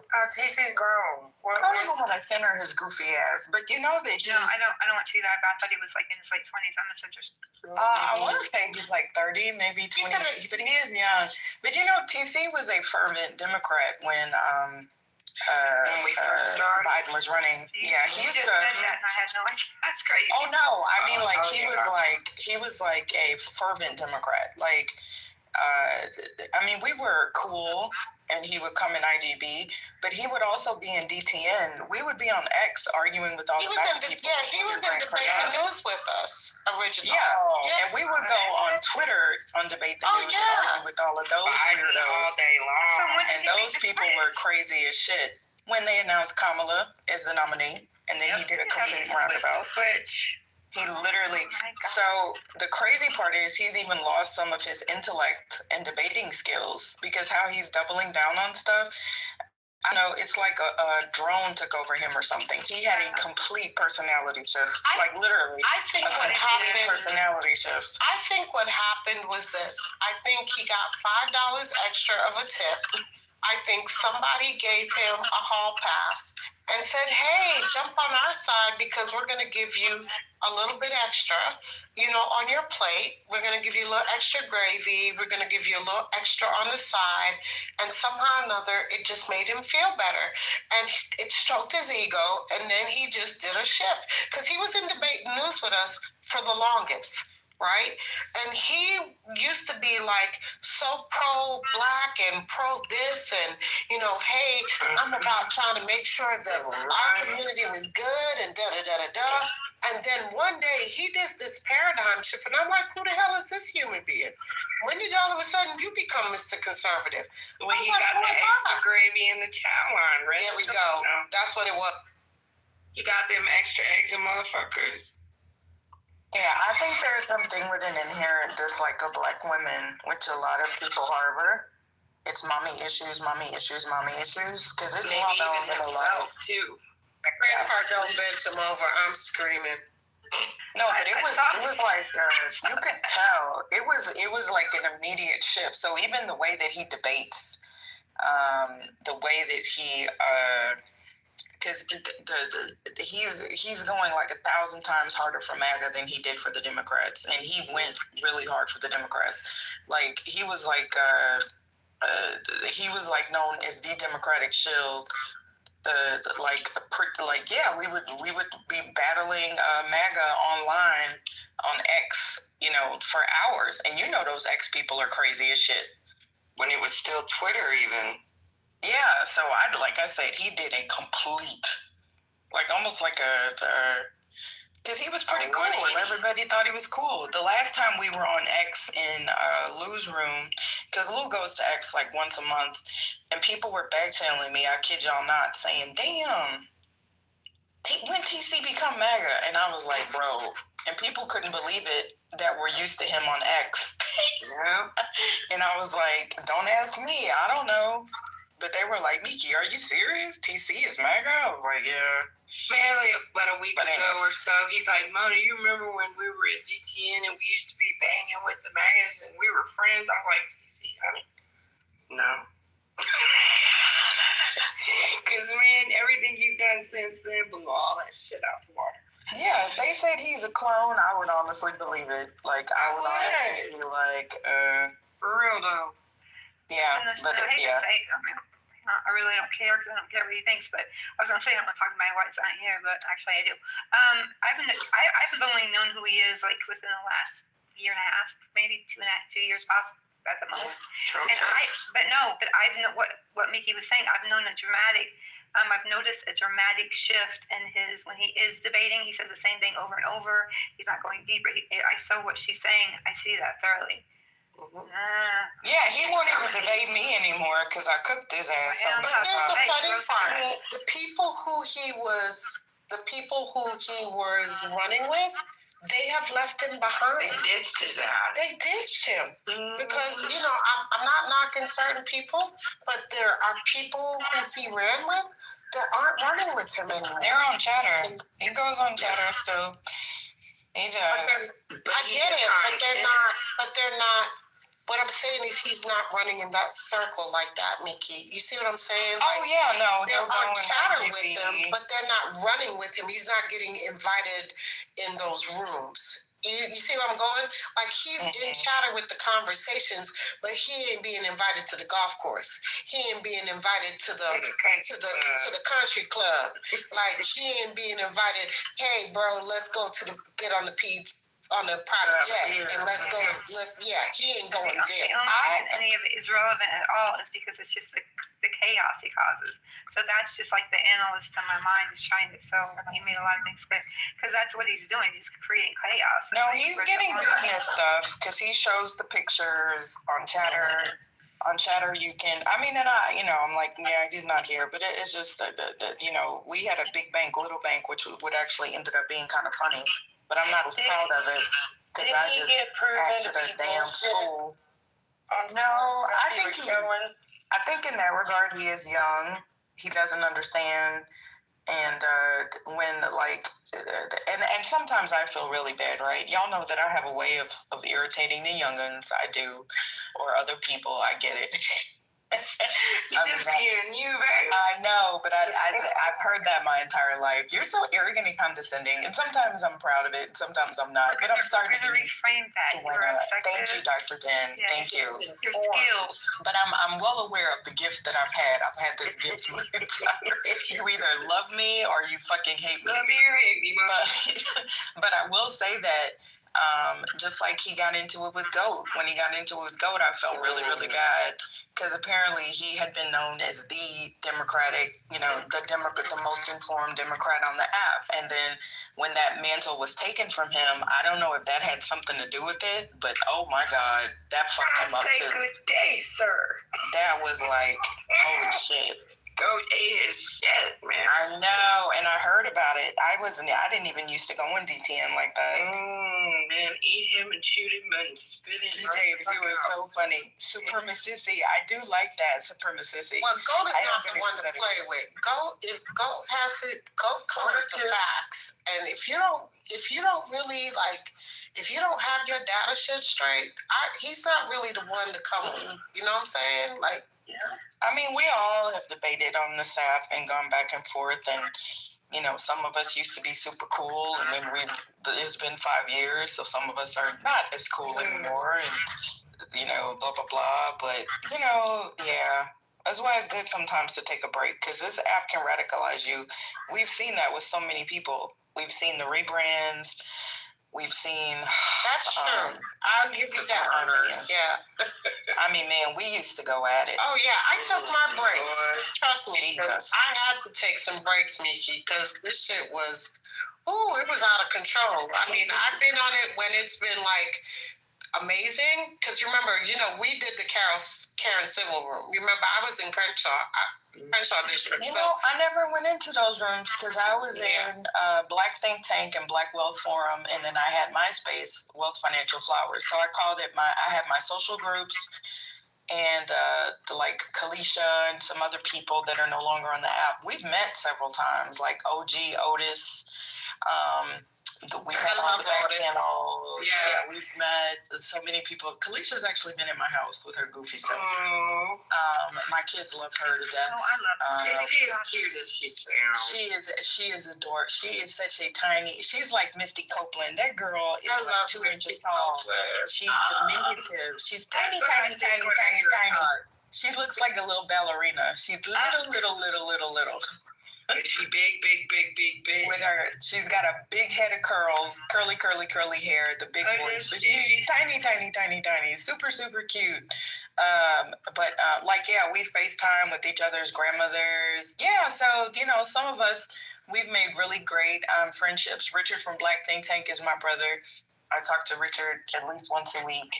But I was in the business rooms or the social rooms, so I didn't do I missed out on the dark side, the campaigns, Crenshaw, all of that. Yeah, because we were, trying to, do, recruit. Lord, why can't I think this damn menopause brain? What do you call it? When you're looking for a job, career fair, job fair, career fair. Thank you. What is the goddamn word? But yeah, isn't it interesting? Clubhouse. We did a lot of stuff like that. Yeah, but we did a lot of different things. I mean, with Crenshaw, we did the turkey drive. We gave back in Nip's area after Nip got killed, and we did that. Grant gave us. He did a donation, and we gave the turkeys back we gave Thanksgiving back to the Crenshaw district. What did he donate? He donated money to our Come on, I know what he did. I know he donated money, but I'm asking. Well, no, Grant is giving money. Remember when he gave us a substantial amount of money because we were able to give. We were able to give like 2,000 families back of Thanksgiving dinners. So no, guys, remember a couple of years ago? Yeah, we flew to LA and we did the whole thing. So we did that. So we actually gave, and then I was in Lavender's book club, and we had like Will Smith, and we did that. Like I've been in some positive spaces. I've done some really amazing things in Clubhouse. So I've had a really positive experience in the beginning. I was in LT Hutton's room. So when we had the university and we did that was really amazing. And I had that when she first started that room. So I've had some really positive networking and made some really great friendships off that. And I have some really great friendships that I treasure to this day that I have built some community. You know what I mean? Oh yeah, I met at least 100 people off of Clubhouse at least, because the Black the Black Think Tank had an event. They used to have meetups like. We had several meetups. We had one in Vegas. Everyone's in we had one in Atlanta. They're gone. What'd you say, Riz? I'm sorry. We had one in Atlanta. We had one in Vegas. We've had a few of them. So if there's one in Vegas, shit, I'm in Reno. Oh yeah. And then we had the social groups too, because a lot of us were, you could tell we worked corporate jobs because we were on this bitch 24/7 during COVID. That was when I worked for the federal government. So when we went home and we shut down and we couldn't work in our federal offices anymore, I was there, and then I retired from the federal government completely. So I retired in 22 is when I retired. So, and then I went back and worked in the corporate sector. So, and I went back to doing what I loved back in my military days, and went back to working in the airline industry. So, and I've been back doing that ever since. So I just think that's incredible, and I've never had the chance to say this to you, and I want to say it now. I have so much respect for you. Do you know who Natalie Jackson is? She works with Attorney Crump. Have you ever heard? I'm sure you've heard her name. I have heard her name. She's like Superwoman. She was in the Navy, and she was like a captain and all this. But you just, whenever you speak, you remind me of her. But then it also takes me to my baby cousin, right? I'm the oldest of all the girls, and she's like 5'2". No, she's not. She's like 5'4". But she was like, I'm going to go to the Marines. And I'm like, girl, what are you talking? I mean, she weighs like 100 pounds wet. I'm like, what do you mean you going? And I'm like the big sis and everything. I'm like, what do you mean you going into the Marines? She's like, and I need you to talk to them. They're going to come to you, like, I don't know, the CIA, who it was, because they're going to ask you a bunch of questions, and I need you to, and I'm like, everything in me went but I told them all the beautiful, wonderful things about her, because she's one of the best people on this planet, but I was not happy, and I was on that girl like, oh my God, the whole time she was in service. But here she sent me pictures with her with the machine gun is almost as long as her. And I was like, oh, damn, kill me, why don't you? I'm a tall girl. I'm almost 5'9". I'm a tall girl. Amazon, I'm 5'10.5". Oh my gosh, tall girls, yes. So I'm a tall girl, and it was weird because I started off my career as an armorer, right? And I used to break down weapons and all this other stuff. And then I went into supply, and I liked it, but it was kind of boring for me. And it was weird how I ended up in my actual job. So here's the story. So I literally in 1990, I deployed first into Desert Storm, and purely all the women were actually supposed to stay in the rear because they told us, ain't no women going into the front, all this bull crap. Needless to say, none of that ever happened. Night of the war, we jumped in, went into Baghdad, getting bullets shot at, the whole nine. So I fought in the war, literally. Hand-to-hand combat. Got shot at, the whole nine. Went into the war, right? Came back home, made it back home safe. But, the scars of war are not fun. watching dead bodies and the whole nine, not fun. I was a young girl. I was 19 when I went in. I was 20 when I got back. Right? Yeah, you and I are close in age. Yeah. Because I got my DD-214s in 94. Yeah. So I got out for a second because I needed a breather. It was a lot. Got married young, all this other stuff. So I got out for about 2 years and took a break, and then I missed the hell out of it. So my stupid ass decided, I'm put my hand back up again and do this shit again with my dumb ass, and decided to go AGR. I didn't know what the AGR program was, but I decided to go AGR and became Army Guard Reserve. So I went in the National Guard, but I went full time, which is Title 10.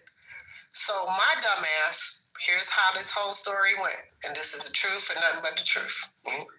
I went on orders, and I decided that I wanted to do something different. I didn't want to be a spy anymore. So they had this opportunity for me to become what they call a 71 Lemur, but I could go to postal school. So I was like, cool, I'm going to go. But at the time when I decided to go, the school canceled the class. There was another school that came open for what they call 88 Novembers, which was transportation, but it was a skill identifier, which was cargo, right? And the skill identifier was only open to men at the time. However, they needed one more person to fill this slot for this damn class, and they were going to cancel the class. The Air Force said they didn't give a damn. They were going to put the waiver in because they needed to fill this class, and they couldn't cancel this damn class. Do you know that they let me go through this damn class because they had to have one more person for this class? I was the first female ever to take that class and graduate that damn class. So I became the first female loadmaster from the Army in 1993. Very nice. That's badass. That is awesome. Thank you for sharing that. So that is how I became a glass ceiling breaker. Right. Wow. So that is how I became a loadmaster.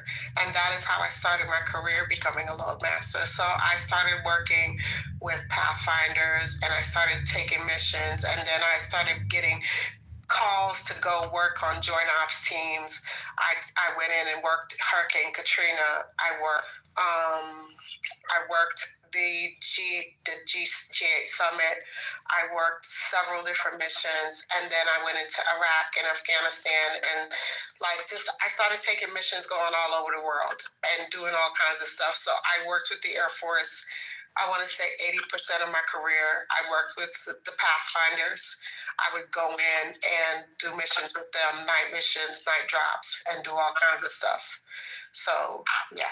That's awesome. And then I became a senior loadmaster, and I retired as a battalion S4. Oof. Oh, yeah. I'm just speechless because I mean the strength, the mental strength, the emotion. No, I'm serious. I lost my, and when I say I lost, he didn't pass away, but my nephew, my brother was 9 years older than me, and he had children very young when he was 17. So my nephews were like my son, my brothers. And one of them went into the military and was under, went to war, and he was, they're promising all these things, and since he came back, he was just never the same. We just completely lost him, and it was because of what he's seen. I know that he told me parts of it that, I'm not going to go into it on this stage because I don't want to be that trigger, but so for you to go through all of that, and always talking about, I love this phrase. Anyone that offends, and he's dead, just came in. My favorite author. So Georgia was asking about truck drivers. Truck drivers on Bravos. I was in November, and then I had a skill identifier. So the skill identifier identifies me as a cargo loader. Georgia. So I just wanted to explain it. Yeah, I was in a supply unit, but I was a 25 mite. Multimedia. Oh no, it's 88 mics are 88 mics. So I'm a November. I'm not a mic. A mic is I'm a November. But I also have a skill identifier, which identifies me as a loader. Got you. Does that make sense now, Georgia? I'm sorry. And I'm just trying to explain it to her so it makes sense. Here we go. I'm glad I stayed on tonight because I really am. Yeah, that's a lot. Thank you for sharing. No problem. Yeah. Because they didn't have females back then that did loading. Not at all.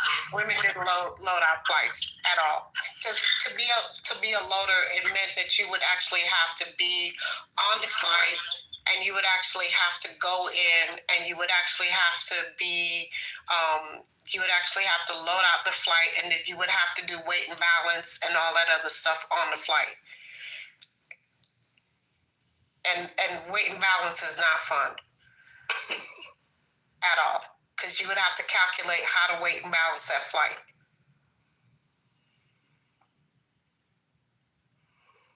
I'll show you a picture. Hold on, hold tight. Yeah, and I have to do airdrops. And I'll show you a picture of me actually doing one.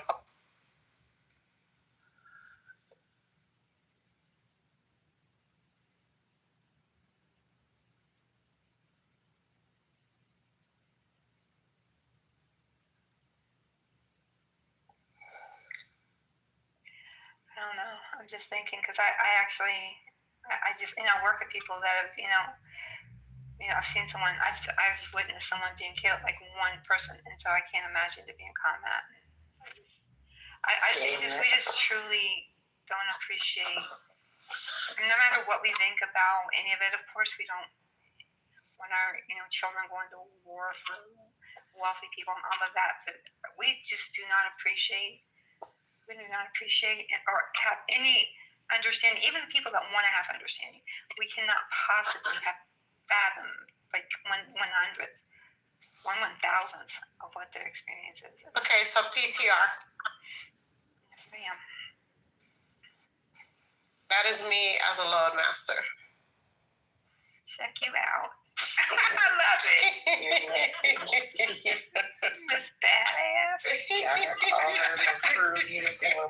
I know, right? Full battle rattle on the C-130. You look like you should be on like an action movie. Right? That's what people always say. They'd be like, "Dang, what was you getting ready to do?" I'd be like, "Yo, drop it." That smile. There we go. When I went in, we were supposed to be getting 6 new C-130s for our unit, and 3 were for recon and 3 for flight medic. And I grabbed one of the flight medic slots, but while I was in basics, I fucked up the rec papers, and so we didn't get the birds. So my job went away, and that's how I ended up 25 mic. But yeah, I was so bummed out. I wanted to be a flight medic so bad. Ooh, that'd have been cool. So my last mission, unfortunately, I got hit by a roadside bomb in Iraq. Oh shit! I got hit by a roadside bomb in Iraq, and I was life flighted into into Longstool. I was in a coma for 3 days. So yeah, I was in med hold for 4 years. I got so when you guys hear me stutter, I have a seizure disorder because I have a traumatic brain injury. TBI, got it. My nephew that I was just telling you about, he had something fall on his head. One of the weapons fall on his head. Would it be? I know what it looks like, but I don't know what to call it. And he had a brain injury from that, and that's part of it. But it was also the other part as well. But man, What do you have, a 50 cal fall on his head or something? It looked like it was about 1.5 feet long, and it had like 3 things at the bottom. You could tell it was some kind of missile that he shoot, but it wasn't a large one, obviously. And yeah, because I mean, he's had photos of what other ones look like, and it hit him in the head. And ever since then, that was part of the problem. But that wasn't the depths of the problem. It was the children that were coming toward him with guns that he had to do what he had to do to stay alive. He was in Iraq.